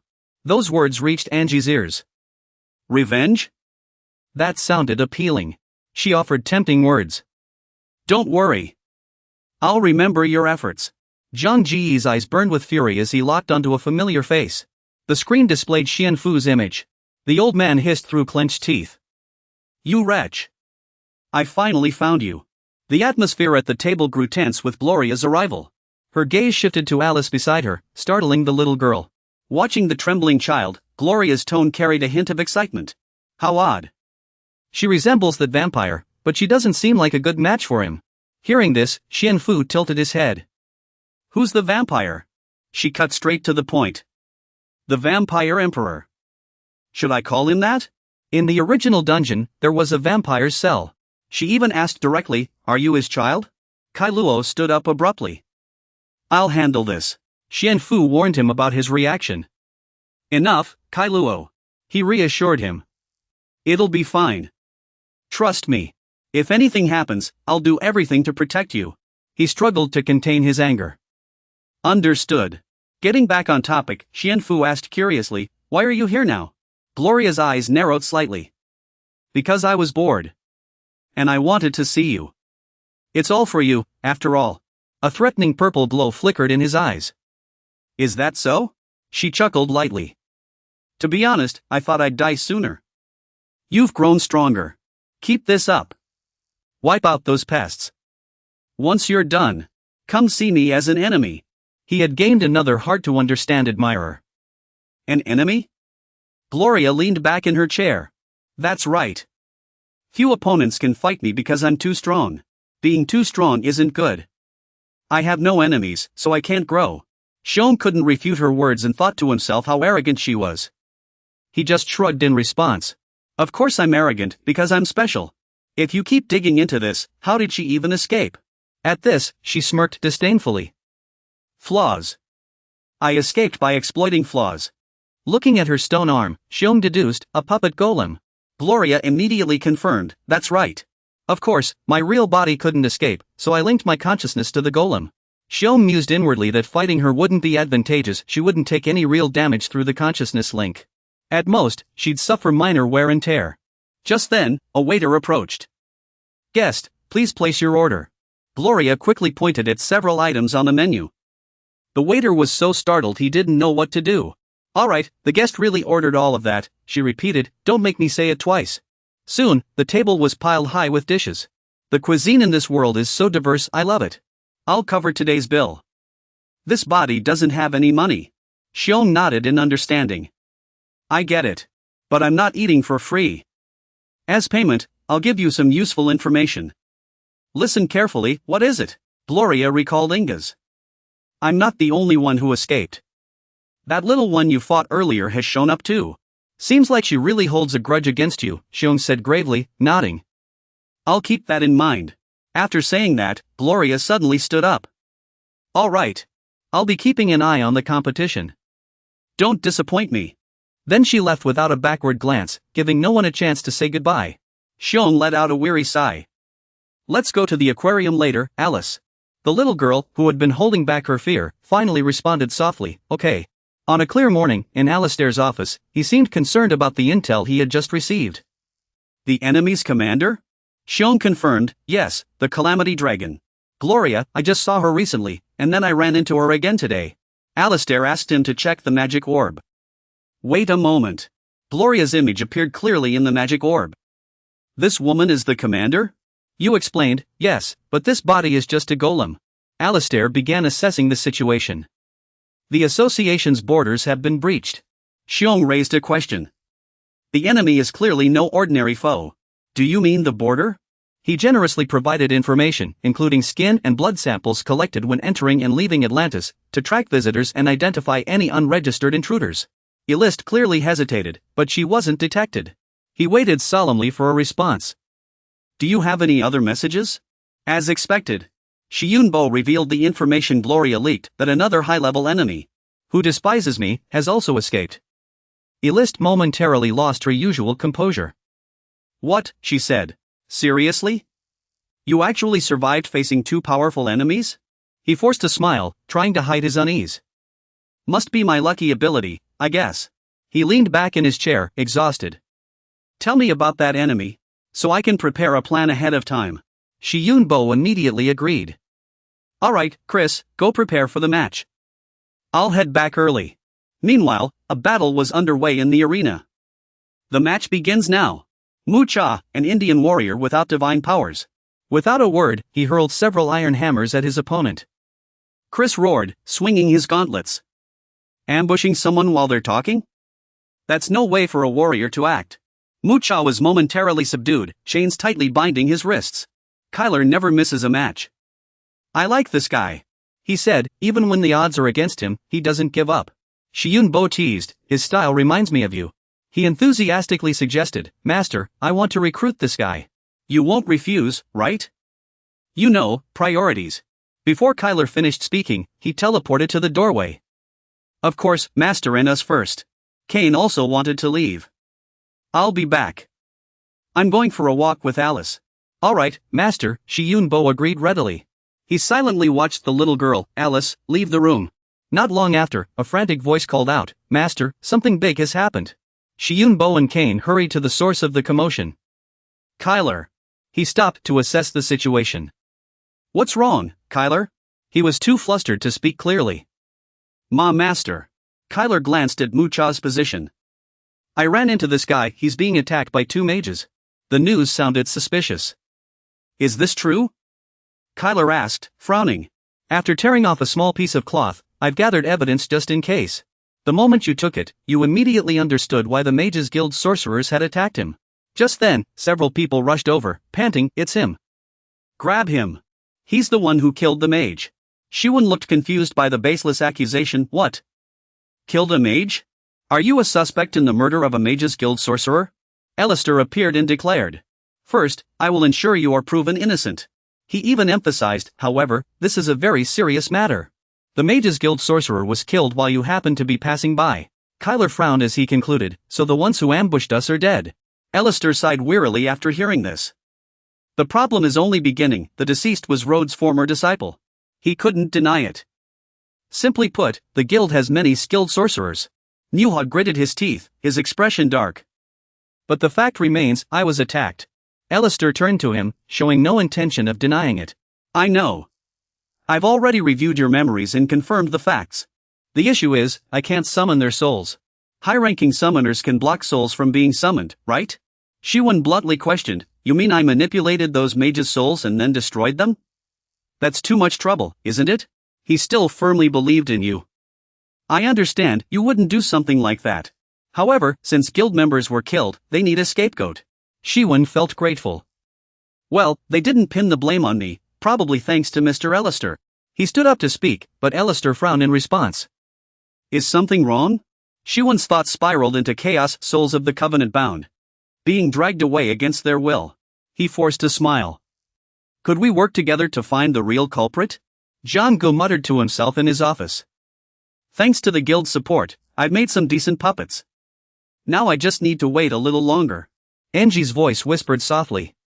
Just wait, Yuan Shiwu. I'll tear you apart and claim your soul as my own, making you suffer forever. Suddenly, Jiang was startled awake by a sound. Alistair appeared and asked cautiously, why are you so surprised? It's me. You two talked for a while. You must have been through a lot. You look thinner than before. Jiang recalled the past and couldn't help but feel sorrow. A young man once gave me advice. A body that has survived for a long time with little or no food cannot adapt to this new environment. As he spoke, tears began to fall from the old man's eyes. Only after hearing of my disciple's tragic death did I realize he was right. If I had understood this sooner, those 2 children wouldn't have died. I'm sorry, I'm getting old. My tears just won't stop. Alistair showed understanding and offered his condolences, but don't forget you still have other students. You must stay strong. With that, he got straight to the point. I have 2 things to tell you. The first is bad news, William has been confirmed innocent. The good news is, I've found a lead on the real culprit. Angie was so shocked he nearly lost his soul. I didn't leave any evidence behind. Instead of exposing him directly, Alistair extended an invitation. Would you like to come with me? Jiang and Alistair arrived at a secluded path. The old man looked around and whispered, this path leads to the heart of Atlantis, where a massive energy source lies. I've tried infiltrating it many times, but always failed. Suddenly, Jiang was stunned by what he saw. This place. Alistair brought the old man to a peculiar-looking room. You've never been here before. This was left by our ancestors. That massive, glowing object above is a magic stone. It absorbs various energies and converts them into magical power, releasing it at specific times to boost the area's energy levels. Currently, it serves as Atlantis' core. Everyone's waiting for us. Let's go. Injite's soul inside Jiangana revealed a greedy smile. If only I could get my hands on it. Still, she followed Alistair into the inner chamber. The other mages had already gathered, their eyes carrying a hint of something unusual. Especially Xian Bo's group, who had also been brought here. Alistair presided over the meeting. Thank you all for coming. As you all know, Atlantis is currently under enemy invasion. I suspect the invaders are led by a high-ranking enemy commander. Injite, standing behind him, couldn't help but smirk. I don't care about any of this. It's not important. All I see is that stone.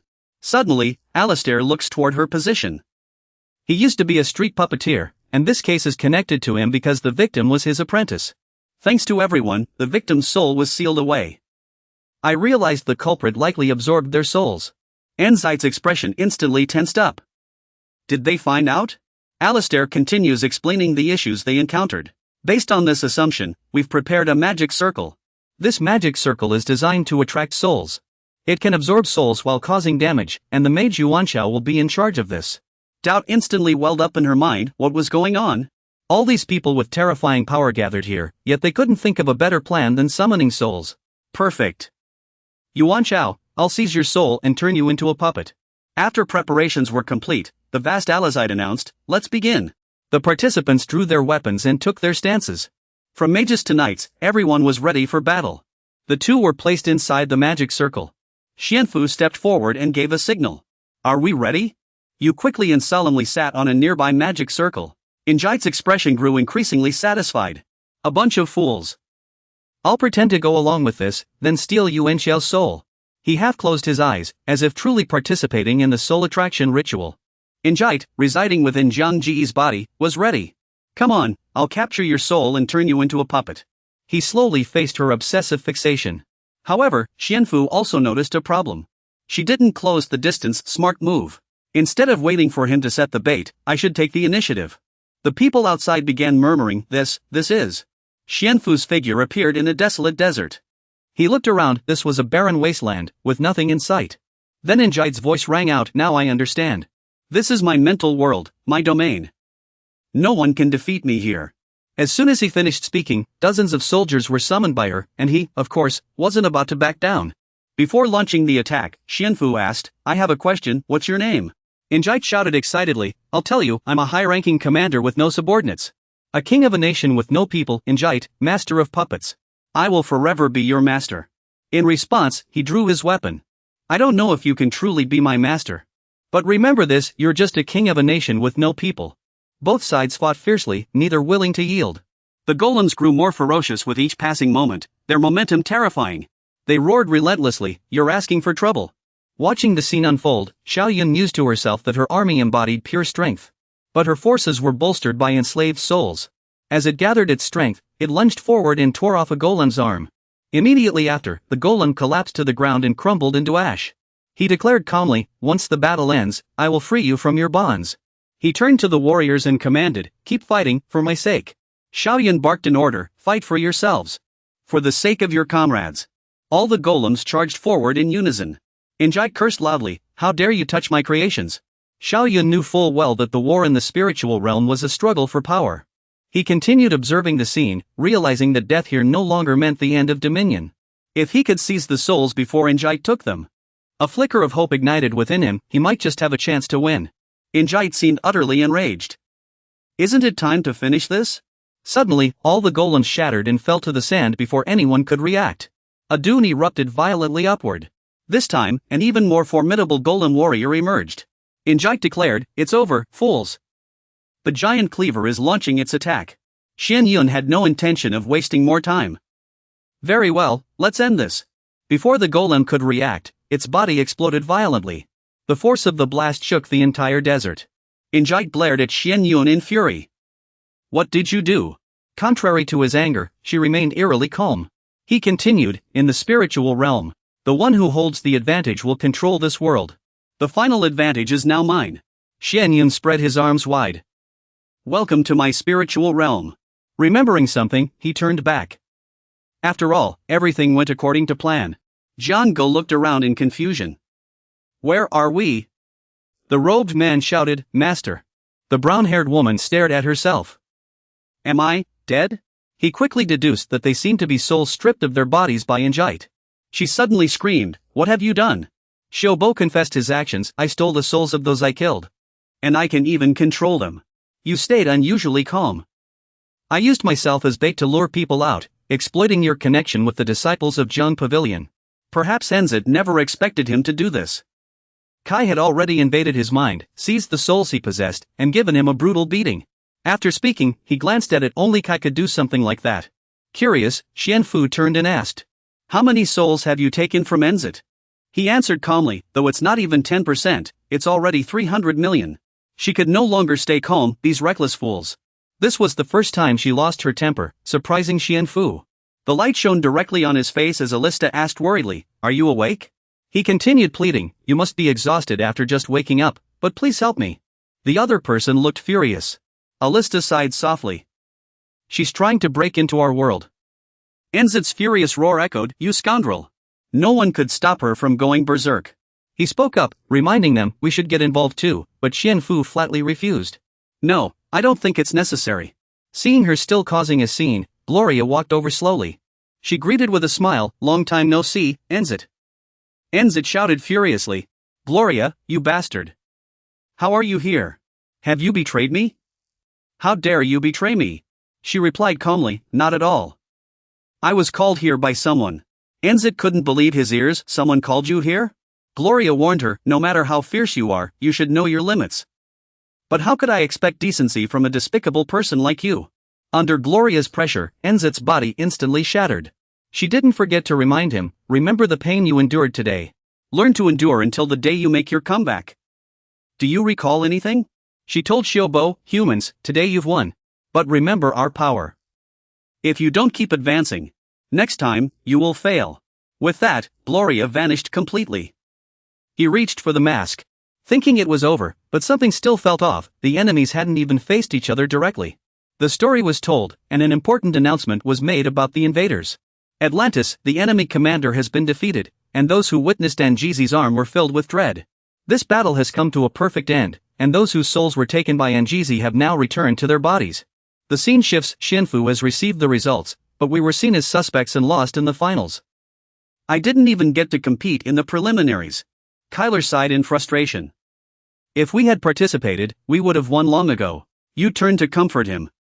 Don't worry, we can give it our all in the power war. Chris asks curiously, by the way, Master, are you planning to join us in the power war? It sounds confused. Each team is limited to 500 people. Kyler replies, we're only 5, but we're stronger than most of them. Chris nods in agreement. That's true.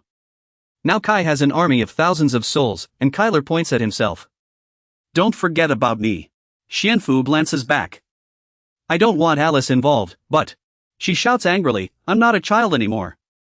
Dad, Uncle, stop overprotecting me. If you keep this up, I'll run away from home. He muses to himself. Right, as long as she doesn't fight directly, it should be fine. Chris suggests, we're strong, but we shouldn't underestimate numbers. I'll call for more people. Xianfu decides, if the goal is to win, I'll listen to you. Kyler looks puzzled. Aren't you joining to win? Chris is surprised too. You mean to test our limits? He nods. Yes, it's a perfect opportunity. We have safety guarantees in the competition. It turns to leave. Still, I'd better prepare thoroughly. Kyler lowers his head. I'm off too. I need to get serious. Kai doesn't want to waste time anymore. I'm leaving too, Master. Alice announces, I'm leaving too, Dad. Now, only Xianfu remains in the room. So much has happened, he feels exhausted. He closes his eyes to rest. After a long while, Xianfu slowly opens his eyes again.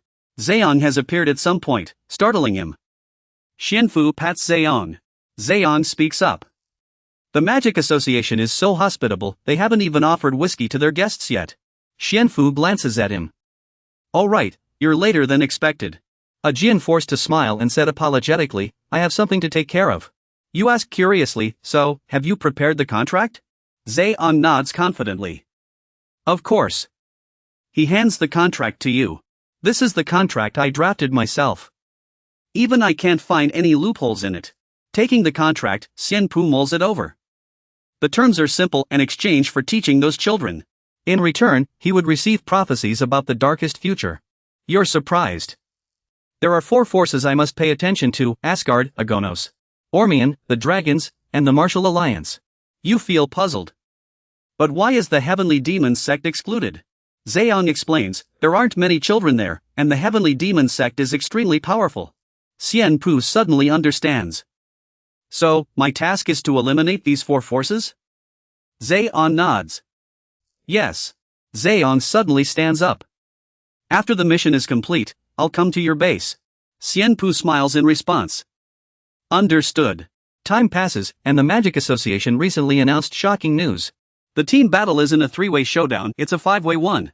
And there are no preliminary rounds. The host announces, the teams competing for power will begin shortly. The first group of contestants is the Martial Alliance's Changlong team and Fengwang team, who step onto the stage. The group begins moving. Next up is Asgard from the north.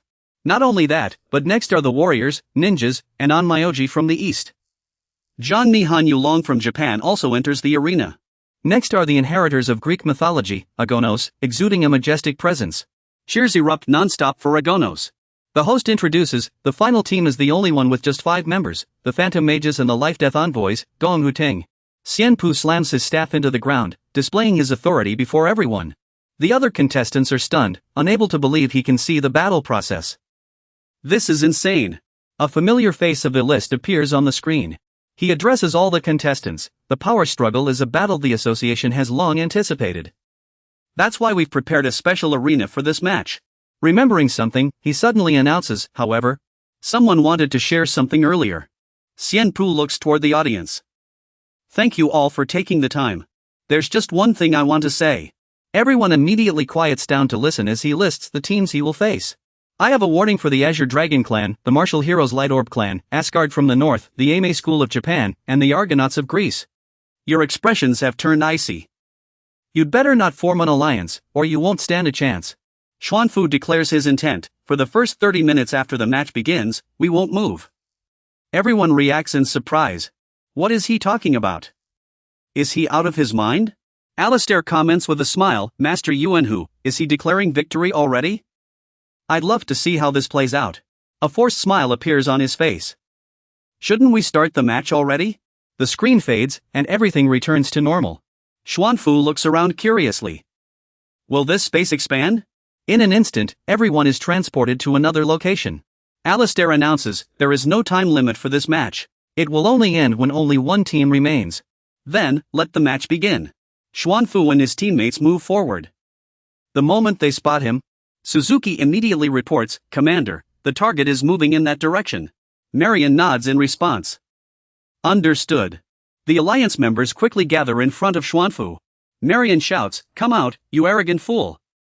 We've seen through your plan. He sighs. Kids, let me give you some advice. His tone is calm. Understand your enemy and your own abilities before making a move. The elite troops he summoned are ready for the next battle. Xuanfu continues, if you're only summoning low-level assassins, I can summon 5,000 or even more. And I don't just summon assassins. I can even control monsters and puppets. The sheer number of monsters shocks the alliance members. He watches them. You're the first team I've faced, so I'll give you a chance. If you can hold out for 10 minutes, I'll give you another shot at fighting me. Xuanfu's army rapidly closes in on them. With no other choice, they draw their swords to resist. The growing number of monsters infuriates Marion. This is outrageous. Reinforcements keep appearing. He grows increasingly worried. And his followers, there's no telling what they're capable of. Both sides charged forward, and the scene descended into chaos. Marion had no way out and could only fight desperately. After a while, Xianfu suddenly announced, sorry, time's up. Holding out for 15 minutes is truly impressive. He nodded in approval, praising their formation. Marion's group was already exhausted. He reached out toward them, this is the reward for lasting over 10 minutes. Everyone looked at their bodies in shock, this was. Their wounds and stamina were recovering. Xianfu was very satisfied with the earlier battle. Well fought. Until next time. But it won't be this easy next time. They could only watch as Xianfu left the area. Marion turned to remind Suzuki, who quickly nodded. Understood. He said firmly, search the area. We need support from other squads. He obediently complied. Yes. Asgard's commander, Mu Yi, suddenly suggested, we should form an alliance. The more he thought about it, the more frustrated he became. This is humiliating. Teaming up just for one squad. Pathetic. He suddenly stepped in front of Argonaut. Get lost, idiot. His eyes filled with disdain. Even if I wanted to crush you like an ant, I can't kill you. You should count yourself lucky. Argonaut didn't seem willing to back down either. Just then, Kessler called out, those guys. He smirked. Looks like the alliance failed, huh? Then let me help you. Master, can I take them on alone? He thought to himself, then we'll find another squad. This took Mu Yi by surprise. What? Is that guy really? He couldn't help but exclaim, he wants to take us on alone? Before he could respond, Kessler noticed the ground shifting. His entire body was lifted into the air, tangled in thorny vines. Mu Yi roared in fury, even in a match, I'll still finish you. Kessler showed no fear, effortlessly burning away the vines. After landing, he remarked, too weak. The thorns weren't sharp enough. Next time, make them stronger. Mu Yi attacked, but Kessler dodged with ease. Kessler suddenly felt a thrill. This is dangerous. If those two team up against me. After a brief moment of thought, it decided to split into three, unleashing a triple threat of fury. The crowd was stunned. What was happening? Kyler didn't waste time and charged forward. The real battle had begun. In no time, Kyler had completely taken care of Mikuni's side. Suddenly, he called out, Argonaut. The other looked up curiously. What is it? With a hint of embarrassment, he asked, is your offer still on the table? The other nodded. It still stands. Thus, the Asgard Alliance and Argonaut officially formed an alliance. As everyone moved forward, Schwanfu's skeleton soldiers blocked their path. This was his warning, kids, this is your final warning. Cross this line, and you become my enemy. I have special gifts for those who dare approach me. Makuni trembled with rage. This guy is too arrogant. If I ever meet him, I'll smash his head like a coconut. A member of the group shouted, Atlanta. She turned around. It seemed he had noticed something, the path ahead was filled with magic. Traps, and mechanisms. Let's clear the way first. No sooner had he spoken than the man dropped to one knee. He began to pray, Poseidon, Lord of the seas, ruler of the skies, brother of Zeus, grant me the use of the vessel you bestowed, and the ship guarded by Hera. Arise, Argonaut. He urged everyone to board the ship. Let's set sail. With this vessel, the group easily evaded Schwanfu's traps. They immediately raised their guns and fired relentlessly at the ship. The hail of bullets sent the group into panicked screams. When they opened their eyes again, they had been transported elsewhere, entering a damage-resistant state. After passing through the skeleton army, it was now the turn of the puppet soldiers. Ezen led the charge forward. They resembled giants from mythology. The heroes struck them down with valor and pressed onward. Clearly, these people were overconfident. The puppet army possessed terrifying strength. After controlling the troops from afar for so long, Schwanfu was utterly exhausted. He silently calculated, I've already eliminated 900 of them. There were 2,000 at the start. Now, the numbers have halved. You raise your club but don't strike. As you can see, I'm quite exhausted right now. But if this fight continues, victory will eventually be mine. You announce coldly, I'm setting a new rule. You can use any means to take me down.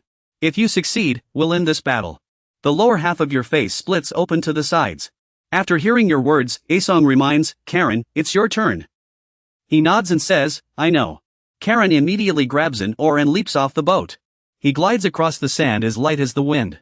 Seizing the moment, Karen summons the monster horde that had already appeared.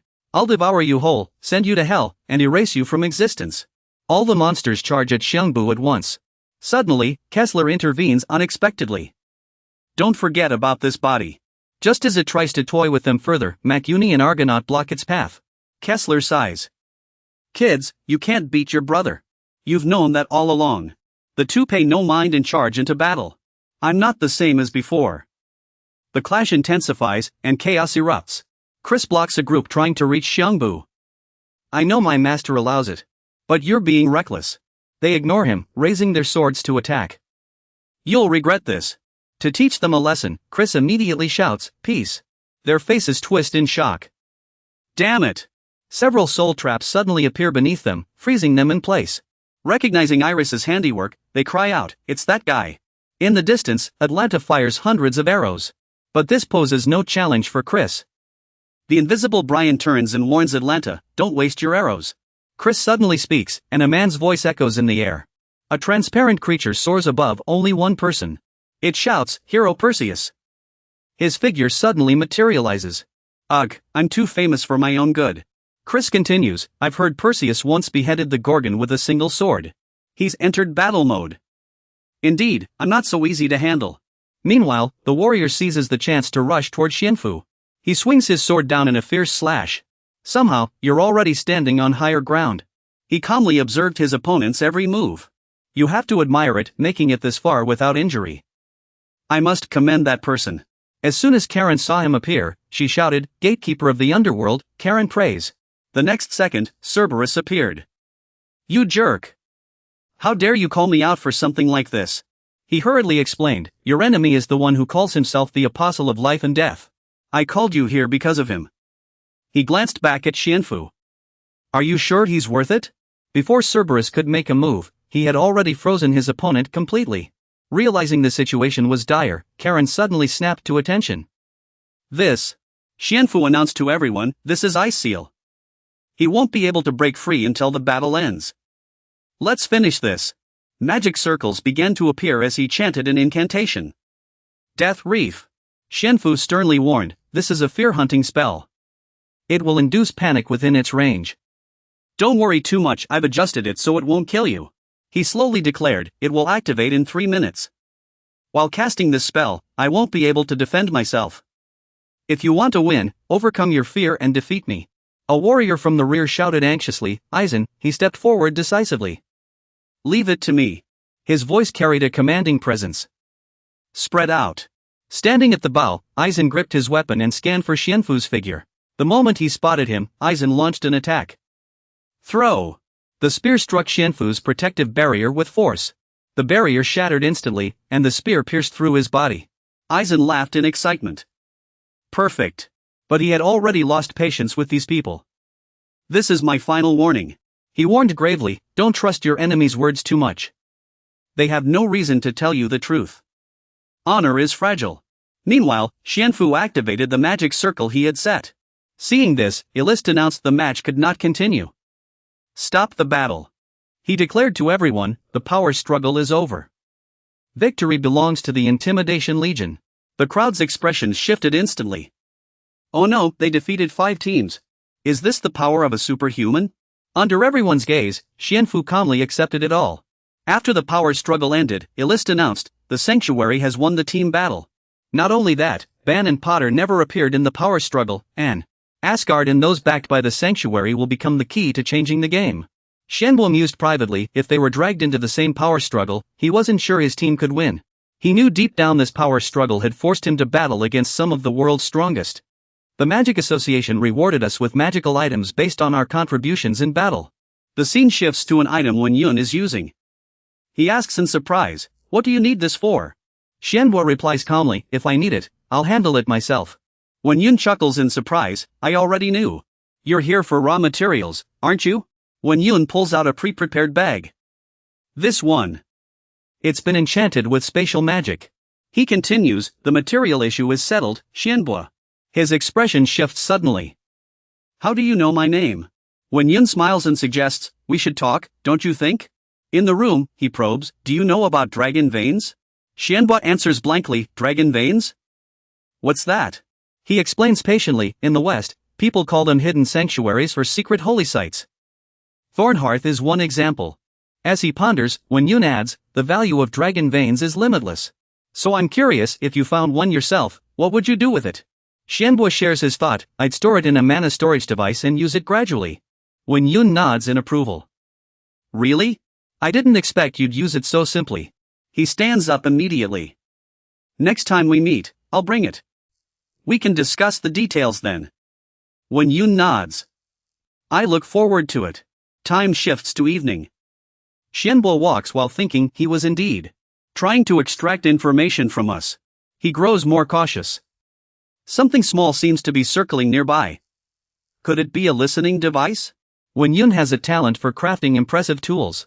Pretending not to notice, he mutters, I need to check if there's anything odd hidden in the materials he gave me. He reminds Chris to rely on himself. Chris acts immediately. This is all that's allowed. Realizing Xianbo had uncovered his plan, Wen Yin chuckles. This young man is quite sharp. After the competition concluded successfully, Xianbo recounted how we returned to our base. You sit on the couch, exhausted, with most of the work done. Let's take a break. Kyler is found deeply engrossed in the TV, which comes as a surprise. Kyler sighs in frustration, muttering that the more he watches, the more unfair it seems. Puzzled, you ask, what's unfair? Kyler points at the screen, it's footage of other tier dungeon explorations. I don't believe they had time to film this. Xianbo couldn't help but nod in agreement, it seemed much easier than the dungeon we conquered. Kyler smiles expectantly. Either way, Kai and I have settled our grudges. Only Chris is left. He turns and replies, I'm just an ordinary mage. Xianbo asks curiously, do you have any regrets or grudges? He shakes his head. My biggest regret is not reaching a higher level. Kyler quickly senses something off. Why do you want to reach a higher level? Chris looks flustered. He quickly regains his composure. I can't remember. Kyler is shocked. How could that be? Chris replies sadly, I'm not sure, but there's a very important reason. Hearing this, Kyler bursts into laughter. Looks like Chris has his own hang-ups too. Then take your time figuring out why you wanted to reach a higher level. After a moment's thought, he nods. All right. Suddenly, Kai sends a message to Xianbo. Master, something's wrong. He glances outside. Strelker, they've sent people. His expression changes instantly. Strelker, an alliance of multiple races, is nearly extinct on this planet. Why us? That's impossible. Xianbo seems to guess something, growing more worried. Is it because of Alice? Kai nods in confirmation. Yes, I think so too. He also said he's part of a noble organization. Kyler interjects. Nobles? That's a vampire thing for sure. Even if they're not human, they act like true nobles. Chris shares his thoughts. I think vampires are involved. The target might be Alice. Xianbo turns to the little girl. Alice, you must have heard. The choice is yours. He continues, no matter what you choose, we'll always be by your side. Alice stays silent for a long time before finally answering seriously. I want to meet another vampire. Xianbo mused to himself that vampires ranked third on the noble power hierarchy, which wasn't surprising. However, the founder of Strakler was a dragon. It's said that long ago, a dragon created Strakler and united all the races. Among the three major factions that make up the noble world, the one who came to us was from the Eastern Alliance Tullet. Xianbo smiled as he introduced himself, I'm Yuanhu, Alice's guardian and godfather. If it weren't for Alice, I wouldn't have even opened the door for you. He sighed and nodded, alright then, where is Alice? Xianbo called out, Alice, come here. The little girl immediately appeared by his side. Seeing her frightened expression, Jialian quickly explained, please forgive me. I was just too excited. We don't want to waste time, so just tell us, why do you want to see Alice? Kai was about to step forward and act, but Kessler stopped him. Jialian tried to explain, please forgive me. I only need Alice's blood. Our real goal is survival. We're also facing a crisis, the Earth's energy is depleting. His voice grew weaker. Even the magical concentration in human blood is dropping. The Fae are weakening too. Jialian didn't hide the truth. Recently, we discovered that if we receive a blood transfusion, we can restore our strength. Kessler was ready to fight. Then why not let your bloodline die out? Chris responded coldly, this is a good opportunity to gather experimental data. Seeing everyone's reactions, Alice quickly stepped in. Wait. I think they've run out of options. She pleaded with them, let's hear them out first. Jialian hurriedly added, of course, I have another choice. We'll sacrifice one of our own instead of her. He bowed sincerely and pleaded, Miss Alice, please consume me and let me become part of your family. After a moment of contemplation, Xianbo glanced at the girl. Alice, can you do this? The girl hesitated. This process will cause you harm. And the stronger the bloodline, the greater the burden you'll bear. If the subject isn't Gallian, but someone weaker. He urged frantically, there's no time left. It must be the highest ranking one among our bloodline, or we'll perish. Please, help us. That unpleasant voice reminded the girl, child, you don't need to make such a sacrifice, Alice. The girl immediately responded, this isn't a sacrifice, uncle. Gallian trembled as he knelt. You can grow stronger by absorbing my memories and experiences, but in the process, I'll fall into a deep slumber. He still objected firmly. No, this is absurd. Xianbo suddenly spoke up. Alice, you should respect the girl's choice and let her do as she wishes. At the same time, he addressed the others. Alice will make her own decision, right? The girl nodded obediently. Thank you, father. And I'm sorry, uncle. The next second, Alice bit into Galleon's neck. His body instantly transformed. The girl continued, I will save uncle's bloodline, and while I'm away, uncle must obey father's commands. Alice stepped into the inner lab and saw Galleon approaching. Xianbo asked, aren't you going to save your bloodline? He calmly explained, that isn't the blood master's only command. Xianbo said in surprise, you seem like a different person. Galleon smiled. Changing bloodlines means becoming someone else. Besides, we can talk freely now. Xianbo sighed softly and agreed. Understood. I'll follow through.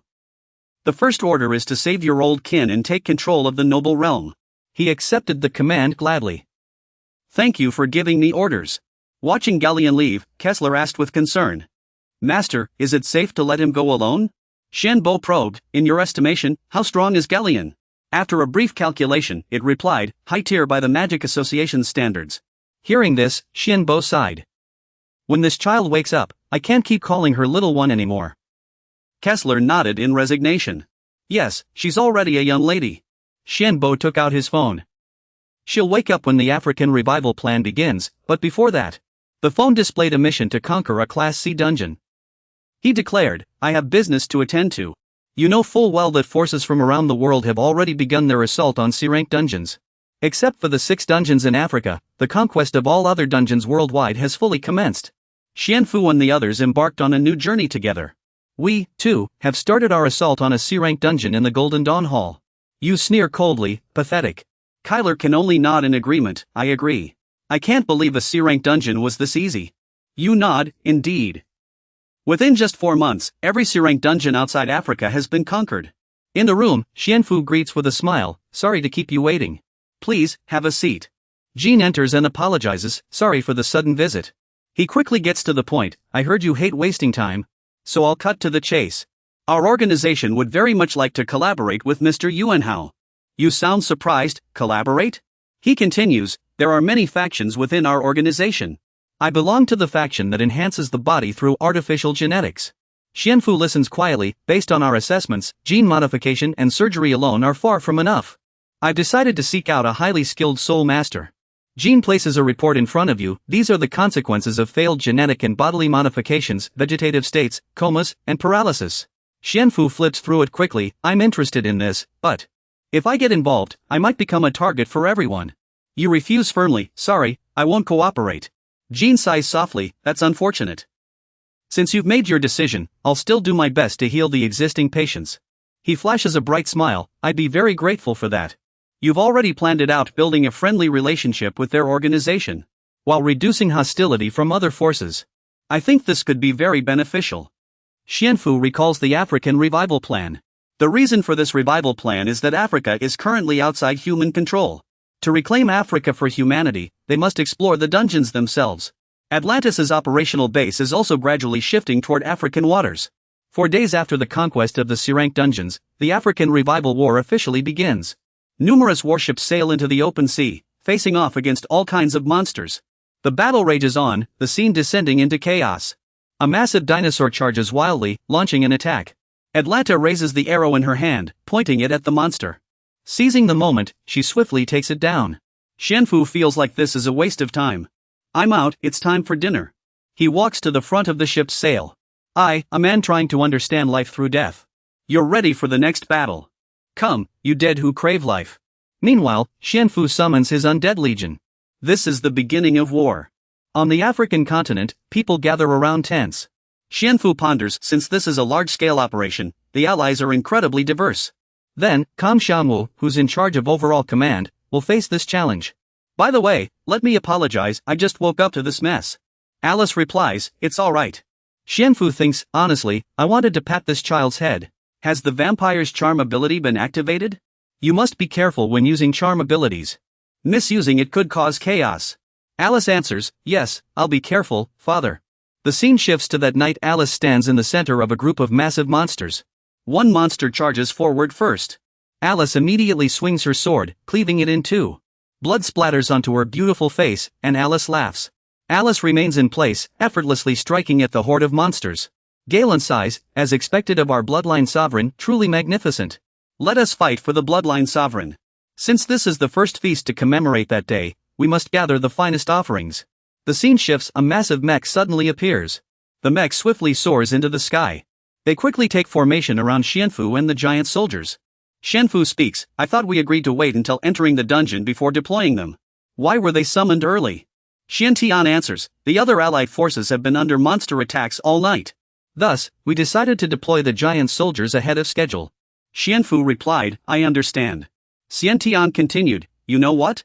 Why hasn't our caravan been ambushed by enemies? Xianfu answered, it's all thanks to the shadow expert. Xiantian asked in confusion, you mean Strakler? Xianfu replied, that's right. Xiantian sighed, thank goodness Strakler is on our side. Xianfu agreed, indeed. Suddenly, Xianfu heard a voice and responded in surprise, Master. Nihoki, what's going on? It's rare to hear you speak up on your own.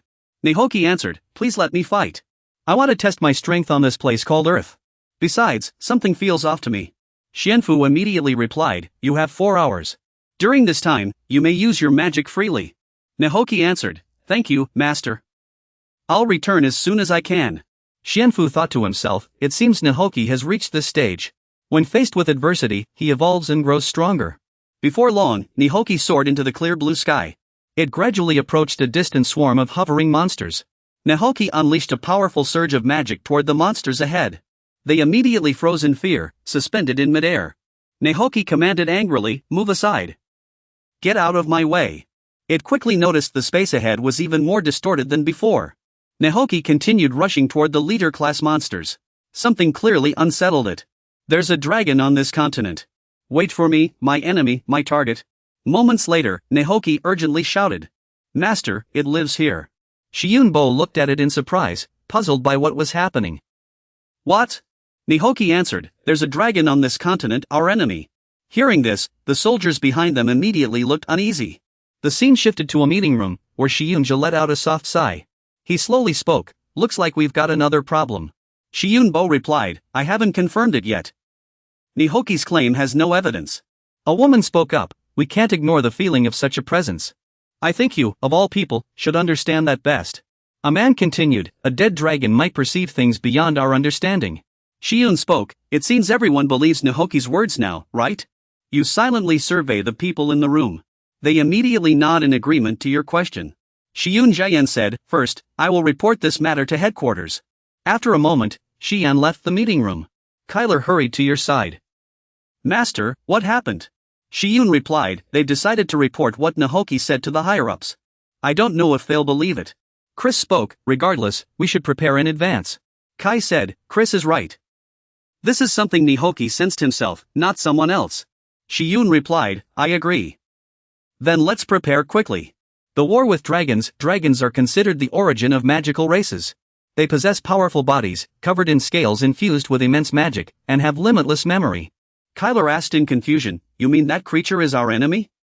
I don't want to fight. Xian answered, neither do I, but I swore to Nihoki that I'd make the counterfeit surpass the original. Now is the chance to fulfill that. Besides, if there are dragons, they will be here too. So we must be fully prepared.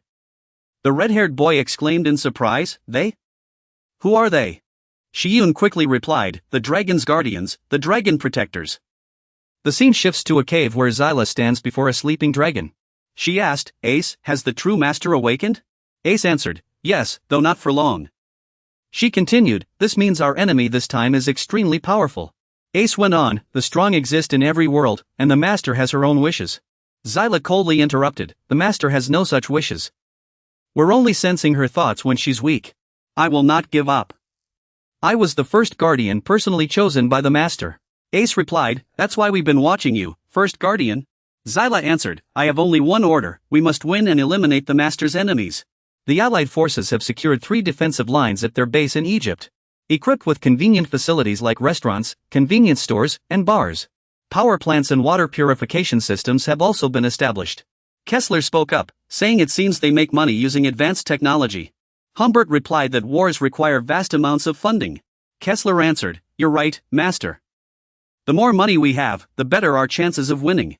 Suddenly, the group heard a piercing alarm blare. Humbert flinched and muttered, "What's going on?"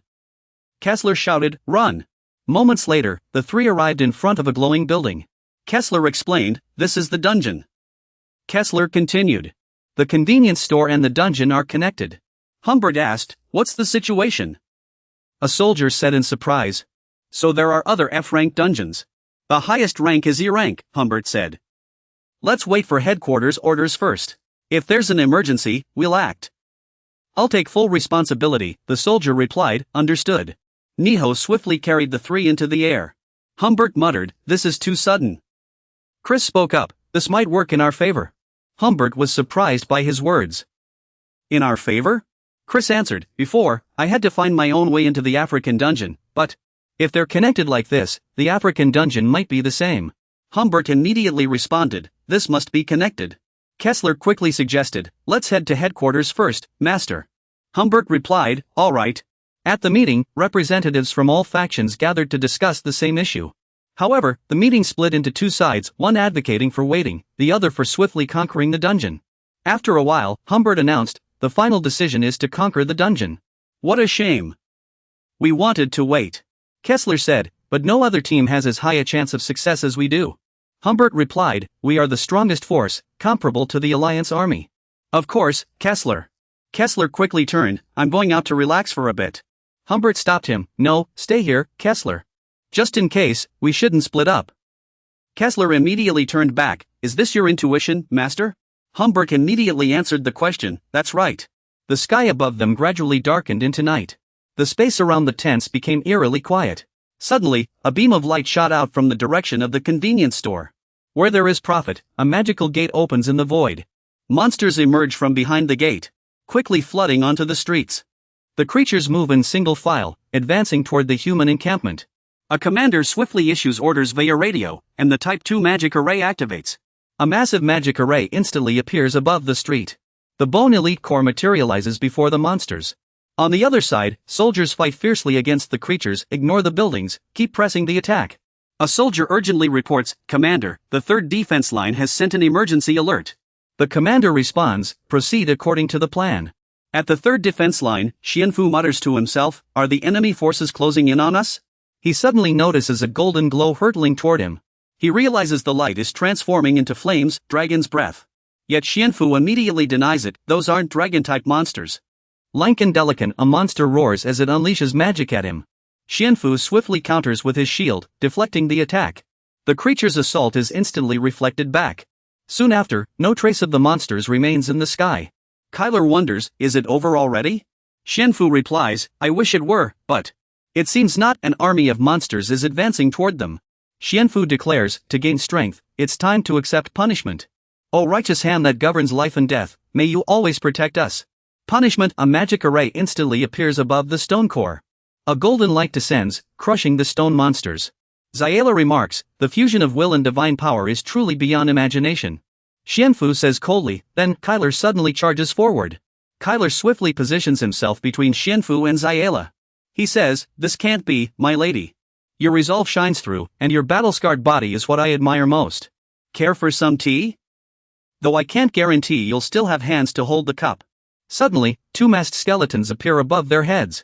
Zayela immediately asks, "Dulin, Onli, what are you doing here?" Dulin replies, "The plan failed." Onli, continue. "Sela, we must retreat immediately." Ace quickly appeared and gave the order, "Retreat. Our enemies are vampires and the Legion." Xianfu couldn't help but gasp as a massive eye swept past. He flinched when Ace glanced at him. Ace swiftly vanished with Sela and two subordinates. Kyler looked furious and ashamed. "I almost defeated her." Xianfu surveyed the area.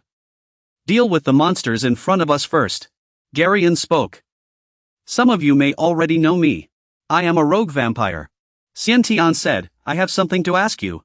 Are you truly willing to stand with humanity?" A man retorted, "Monsters can't stand with humans.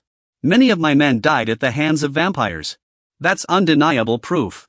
Garion replied, "I'm sorry, but that has nothing to do with us. Don't forget, we've saved countless lives." The man snarled, "Shut up, monster." Garion calmly answered, "Without us, you'd be dead by now." Xianfu said, "I understand your distrust. But their family has existed on Earth since ancient times. I can vouch that they're on our side. The main threat now is these enemies. He quickly looked up at the projection screen. The screen showed Ace, Sela, Duran, and Anli. Xianfu continued, these individuals are all C-rank Abyss Lords. Xiantian remarked, this battle won't be easy. And these people are just pawns. Their leader is truly a dragon. The scene shifted. Garion knocked on a wooden door. May I come in? Lord Xianfu, Overlord, a messenger from NIS has come to see you. Otto spoke, it's that necromancer and his companions, right? Xianfu replied cautiously. Yes. This woman isn't human. I can't sense any life force from her. She even possesses power beyond human capability. Otto said, I come on behalf of NIS's master to extend an invitation. He really wants to meet you. Would you come with me? Xuanfu asked. Before that, I have a question, Otto replied. Go ahead, Xuanfu said, puzzled. When can I return? Otto asked. It might take at least half an hour. But I can guarantee you'll be back within 24 hours, Xuanfu thought to himself. Guaranteed. Alright, let's go. Suddenly, one of Otto's arms was severed, revealing electronic components. Chris spoke up. I knew you weren't human. But I didn't expect you to be a machine. Otto quickly pulled out something resembling a door. She pointed at a glowing doorway. Everyone can enter through here. Xuanfu and the others quickly moved forward. They suddenly heard a pained cry. Another one gone. The entire room was filled with robot models. Otto spoke. I told you not to play for more than 6 hours a day. According to our agreement, your playtime has been reduced to 3 hours and 1 minute per day. Inlu hastily spoke up. Otto, give me another chance, Xuanfu said, confused. Is that really Inlu? Inlu quickly shouted. Are there guests here? He immediately flicked his fingers toward the guests. A burst of flames appeared, quickly burning the items on the table.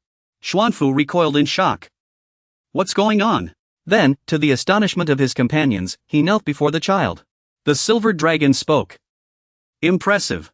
In such a short time, you've already sensed my power. Kessler spoke. If all dragons possess this kind of power, then Gloria might have hidden her true strength from us. Kep replied. Impossible. Your power is far beyond what a mere leader of the vehicle realm could possess. The silver dragon stated. There is a dragon in Africa.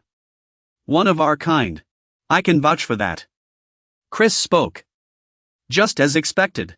You are a dragon, aren't you? The silver dragon asked. Yes. But I'm not yet a fully matured dragon. I'm the only dragon left alive on Earth? Shiwen asked in surprise. Are all dragons as powerful as you? The silver dragon asked. Of course not. My body is very special. After all, when everyone else fled Earth, I was the only one who stayed behind. Otto added. But back then, you were just an immature child. The silver dragon said. Do you know about that? The people you encountered are the guardians of dragons. And you don't yet have the strength to defeat those guardians. I'll give you a chance to grow stronger. Come and become my guardian. I'll make you even stronger. Shiwen was shocked by the proposal. He slowly stood up. What if I refuse? The silver dragon asked. Don't worry, I won't force you. There are many benefits to becoming a guardian. First, longevity. You can live 5 to 20 times longer than before. Second, your physical abilities will be enhanced 5-fold. Kessler immediately chimed in. Oh, I like the sound of that. Shiwen continued. Third, the treasures left behind by the deceased dragon clans. Chris interrupted. Dragon treasures? Really? The silver dragon replied. If you become a guardian, I can share some with you. Fourth, I will grant you the bloodline of the dragons. Shiwen asked in surprise. Bloodline? The silver dragon replied. Their flesh and blood can be refined into elixirs. Dragon scales can be forged into weapons. This is incredibly advantageous in many ways. Fifth, I will allow you to tap into my vast reservoir of magical power. Shiwen proposed. We need to discuss this privately. The silver dragon replied. Understood. Otto. Take them to a private room. The scene shifts to a private room. Shiwen sat there in thought as Kessler spoke up. Honestly, isn't this an incredible opportunity? Chris replied. Such opportunities are extremely rare. Kai continued. This is indeed a generous offer. Shiwen slowly responded. I was actually planning to refuse. Chris said in surprise. Why? There's no better opportunity than this, Shiyun replied. The reason I strive to get stronger is to survive, Chris said, confused. Isn't this an opportunity? Shiyun countered. It certainly is. I worry that being under a dragon's protection will make me complacent. Every time I get stronger, I feel like it's still not enough. But that's impossible, stronger enemies will always appear. If we stop trying, how can we defeat them? I'm a coward, so I can't afford to be complacent. But I can't convince you to give this up. Forget the oath. Do what you think is best. This is my order, Kessler declared. Master, I have my own principles too. The contract must be honored, Katie continued. I still have plenty of time to achieve my goal. You will always be my master. Shiyun gave them a small smile. Thank you. Let's leave the room. Make your own choices. Alice silently watched Chris as he pondered. Kessler asked. If the three of them choose to become the dragon's guardians, what will you do? Shiyun answered. I don't have a concrete plan yet. I'll probably focus on getting stronger. The three of them quickly noticed the door had just opened. Shiyun spoke up. Forget it, let's hear them out first before deciding. Niho suddenly spoke. Master, may I say something? He replied. Go ahead. Kid. This isn't over yet. You personally promised to help me pass the true trial. I want to defeat the dragon, not become its subordinate. Chris spoke up. I hesitated too, but I've decided to choose my master. I want to journey with you. Shiyun Bo smiled in response. Thank you both. Chris. Kid. He quickly turned to the remaining person. Alice. What about you? The girl smiled in reply. I want to become the dragon's guardian. Shiyun Bo answered. I respect your decision. But may I ask why? Alice replied cheerfully. He and I are both children. We both have so much left to do. I'm happy staying by Dad and Uncle's side too. Because both of them dote on me so much. The silver dragon said respectfully. Don't call me kid. I've lived much longer than you. Alice replied. Then should I call you old man? Brother? No. The silver dragon answered. Old man? Brother? Why is my heart pounding so hard? Otto sighed. I shouldn't have told this kid about games and comics. The silver dragon said. I can't stand by and watch my first guardian be harmed. So let me lend you a hand. There are 3 gifts in total. The first is my blood. This is my blood, so there's no need to worry about the dragon's curse taking hold. Drinking it will make the consumers stronger than they are now. Xianbo looked confused. The dragon's curse? You mean, the silver dragon replied. Dragon blood can make you powerful, but it may also carry a deadly curse. Of course.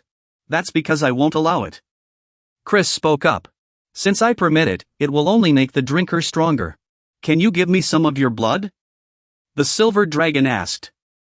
Of course. I'll give you a bottle. It's not much, anyway. The silver dragon continued.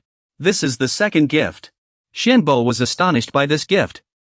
This amount of magical energy is, the silver dragon replied. Yes, it's a cactus. Xianbo was stunned. Are you really giving this to me? The silver dragon asked. This is just a small part of it. I was planning to give you an entire dragon when you became a guardian. And finally, this. Xianbo exclaimed. Is this the dragon team? You're truly grateful. Thank you so much. The silver dragon smiled happily. Make good use of the gifts I've given you. Do you think you'll live long enough to see me grow into an adult dragon? Chris wondered. How long does it take to grow into an adult dragon? The silver dragon replied. At the earliest, tomorrow. At the latest, 5 years, Xianfu muttered. 5 years? That's not too bad. We should leave now. The silver dragon said in surprise. Leave now? Xianfu replied.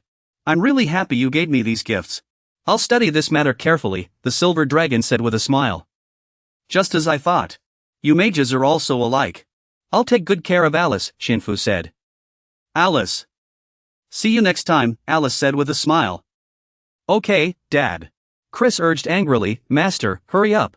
Xianfu smiled happily. The dragon team, it said in surprise. Everyone? He replied, yes. By then, you'll be even stronger. It said gratefully, thank you, Master. As Xianfu joined his group to focus on research, some issues had already arisen. First, large-scale monster attacks had disappeared. Meanwhile, various rumors about the military began to spread. Public discontent with the military gradually turned into resentment toward the war itself. Some even began hoping to end the war by surrendering to the monsters. Yet, many others profited from the presence of the monsters. As the conflict between the two sides became irreconcilable, humanity grew increasingly divided. And all of this played right into the enemy's plan. The scene shifts as Hunbo asks, "How is your body feeling?" Urwo replies, "I can feel it moving." Hunbo commands, "Urwo, describe it in detail. You are now both immortal and a living being. As long as you have magic, your body can recover endlessly. You have become a constantly evolving creature. In short, you have truly become a dragon." Urwo was stunned by this assessment. "A real dragon?" Hunbo answers, "Yes. It shouldn't have been possible, but my mistake made it so. I wanted you to be stronger than a true dragon, so I named you Urwo, the strongest dragon in mythology. But that was wrong, because a name itself holds power. Not long ago, I met a silver dragon and asked if all dragons had left this world. It replied that most dragons had indeed departed. But a few still remain, scattered in places like mountains and forests." Urwo speaks up, "They've already turned into dragon veins." Hunbo replies, "Yes. Among the dragons left in this world, there is a true Urwo." Urwo is taken aback by this news. Hunbo continues, "Once the evil dragon's soul merges with the dragon vein, it will try to take over your body. There's only one way to avoid falling into its grasp. You must become stronger, Urwo." Hunbo says gravely, "You must surpass it." Urwo responds, "Master, I will never lose to it." Hunbo smiles and says, "Good. Then let's set out now so you can grow even stronger." The scene shifts as Hunbo looks at his phone screen, checking the 8th round's results. According to Kret, even accounting for all of human history since the Eden era, only 30 people have scored 501 out of 700 in magic, 260 out of 378 in agility, and the remaining 328 points. He muses to himself, and dragon blood has already shattered my limits. Kret, Kessler. Even I have improved greatly. But Urwo hasn't drunk the dragon blood yet. If he does, Urwo will become the one who breaks the most limits. Kret finds this puzzling. "Master, I have a question. Wouldn't it be better to assess our strength before entering the 8th circle?" Shiyunbo replied, "Indeed, Crete. So stop asking." "You've already asked 87 times, Crete answered. I'm sorry, the 8th circle feels like a dream to me." Kessler smiled and asked, "Master, when will we reach the agreed location?" Shiyunbo replied, "He said we could use this palanquin to get there, but what's the point?" Suddenly, a gust of wind lifted their palanquin. Kessler sighed. "I never imagined I'd travel like this." Before long, the sky had turned pitch black. And the palanquin carrying them descended swiftly to the ground. Zayong spoke, "It's been a while." Shiyunbo replied, "Indeed, it has." Zayong continued, "You really reached the 8th circle. I'd have bet there was a 90% chance you wouldn't." Zayong quickly led Shiyunbo up the steps. Zayong said, "Now that you've done it, just wait a little longer. And congratulations on reaching new heights." Shiyunbo replied, "Thank you." Zayong suddenly asked, "What do you think the future world will become?" "To be honest, I think things will only get worse. There will be conflict among warriors, non-warriors, and even those who aren't enemies. That's the beauty of democracy, it gives everyone an equal chance. But what we need now is a society ruled by a strong minority, not a weak majority." Shiyunbo replied, "I agree with you. However, such ideas are hard to accept in modern society. If they were implemented, it would be very unstable." Zayong replied, "Of course, many would oppose it. I'd like to keep talking, but time's up. Let's begin." Shiyunbo thought to himself, the altar is for offerings, yet he stepped onto it himself. Zayong said, "The future will demand a heavy price. Tie this around your wrist." Shiyunbo asked in confusion, "Didn't you say I could keep living?" Zayong replied, "My sacrifice alone may not be enough. But don't worry, you'll be fine." Shiyunbo quickly tied the rope around his wrist. "I trust you." Zayong clapped his hands twice. "Let's begin." Shiyunbo suddenly noticed the space around him shift in an instant. His face paled as he saw the sight before him. A dragon had taken over Ni's body and lunged at him. You notice Kessler's terrified expression, along with the wounds on Kai and Alice's faces. Niho roars, "Perish! Become part of my soul and body." A surge of dark magic sweeps toward a group of people, and they vanish instantly. Shiyunbo is stunned. Destruction Star? No, it's devouring. It's consuming everything in its path. Kessler, Kai, and Chris are gritting their teeth, barely holding on. Shiyunbo suddenly realizes after the battle, Niho's body was still taken. Are we all doomed? Is this the worst part of the future? I've grown much stronger, was I still unprepared? I must become even stronger. Suddenly, Shiyunbo notices Zhe Ang's nose is bleeding. Chris and Kai speak at the same time. Master, Master. Kessler calls out. Master, I was worried you wouldn't make it. Shiyunbo is taken aback. Why didn't I move? Zheong replies, don't worry. When you saw the future, your soul was in another space. Can you heal me? While foreseeing the future, my organs were severely damaged. Shiyunbo immediately begins healing Zheong. I see. Zheong looks at him gravely. Remember, the future you saw can change at any moment. Shiyunbo says, I understand. Kai, help him up. I'll explain the future I saw in detail. The scene shifts to their resting area. Zheong is fast asleep. Chris asks doubtfully, was it really that bad? Are we going to die? Shiyunbo replies, that was the worst part of the future I saw. I wish what I saw was wrong. Our goal now is to prevent that future from happening. Chris responds, we have a lot to do. Shiyunbo agrees, indeed. Let's start with what we've been putting off. It's time to raise our levels. Chris suggests, Master, start with me. Unlike Kessler and Kai, I haven't grown as quickly. Right now, I'm just deadweight. Shiyunbo thinks to himself, Chris is the weakest. All right. A message quickly appears on his phone. Chris, level 201/274, gender, female, race, wraith, mutated, strength, 92. Above 122, speed 92 119ths, stamina 180/210, magic power 345/464. Agility 310 to 350, remaining points, 199. Shiyunbo spoke, Chris, you've reached the 7th circle. Kessler planted the seed. Congratulations, Chris, Kai added, I really mean it. Chris replied shyly, but I still can't compare to everyone. Kessler responded. Hey, this is the 7th circle. Kai agreed, yes, even in the EDA, mages who reach the 7th circle are rare. Chris said, either way, thank you all. Kessler suggested, now it's my turn. Let's get on with it. Shiyunbo asked, which ability do you want to upgrade? Kessler answered, add points to everything except divine power and dark magic. The status panel displayed, Kessler, level 412/435, gender, male, race, gray spirit. Strength 471/520, speed 402/447, stamina 617/725.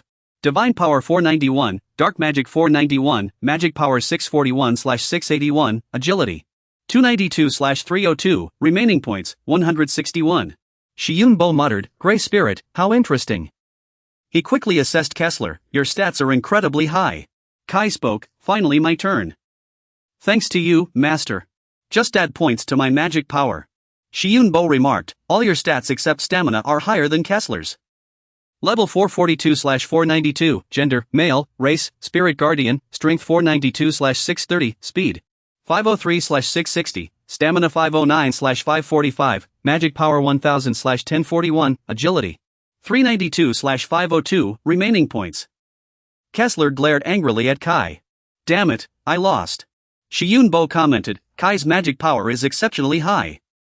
Kai replied, probably thanks to the legends. Shiyunbo said, though it goes without saying. We might still lose to our enemies now. We must prepare thoroughly. Only then can we survive and claim victory. The three nodded immediately, gazing at him resolutely. Humans may not realize time is never on their side, forcing them to face the tragedies of war and turn on each other. Would things have been different if Shiyunbo became the guardian of the Silver Vein? Or if he had become the disciple of Ilarist? In the end, his choice was to trust himself and fight alongside his comrades, no one forced him. It was his own decision. He didn't know what was right. He only knew doubt and thought, while others would determine if their choices were correct. How to resist this dangerous world? Hey, you have to believe in yourself and fight with everything you've got. So no matter how bad things get in the future. Shiyunbo tightly gripped the scepter in his hand. A dragon is charging straight at you, ready to strike. Shiyunbo will fight and emerge victorious. He calmly gazed at his reflection in the dragon's eye.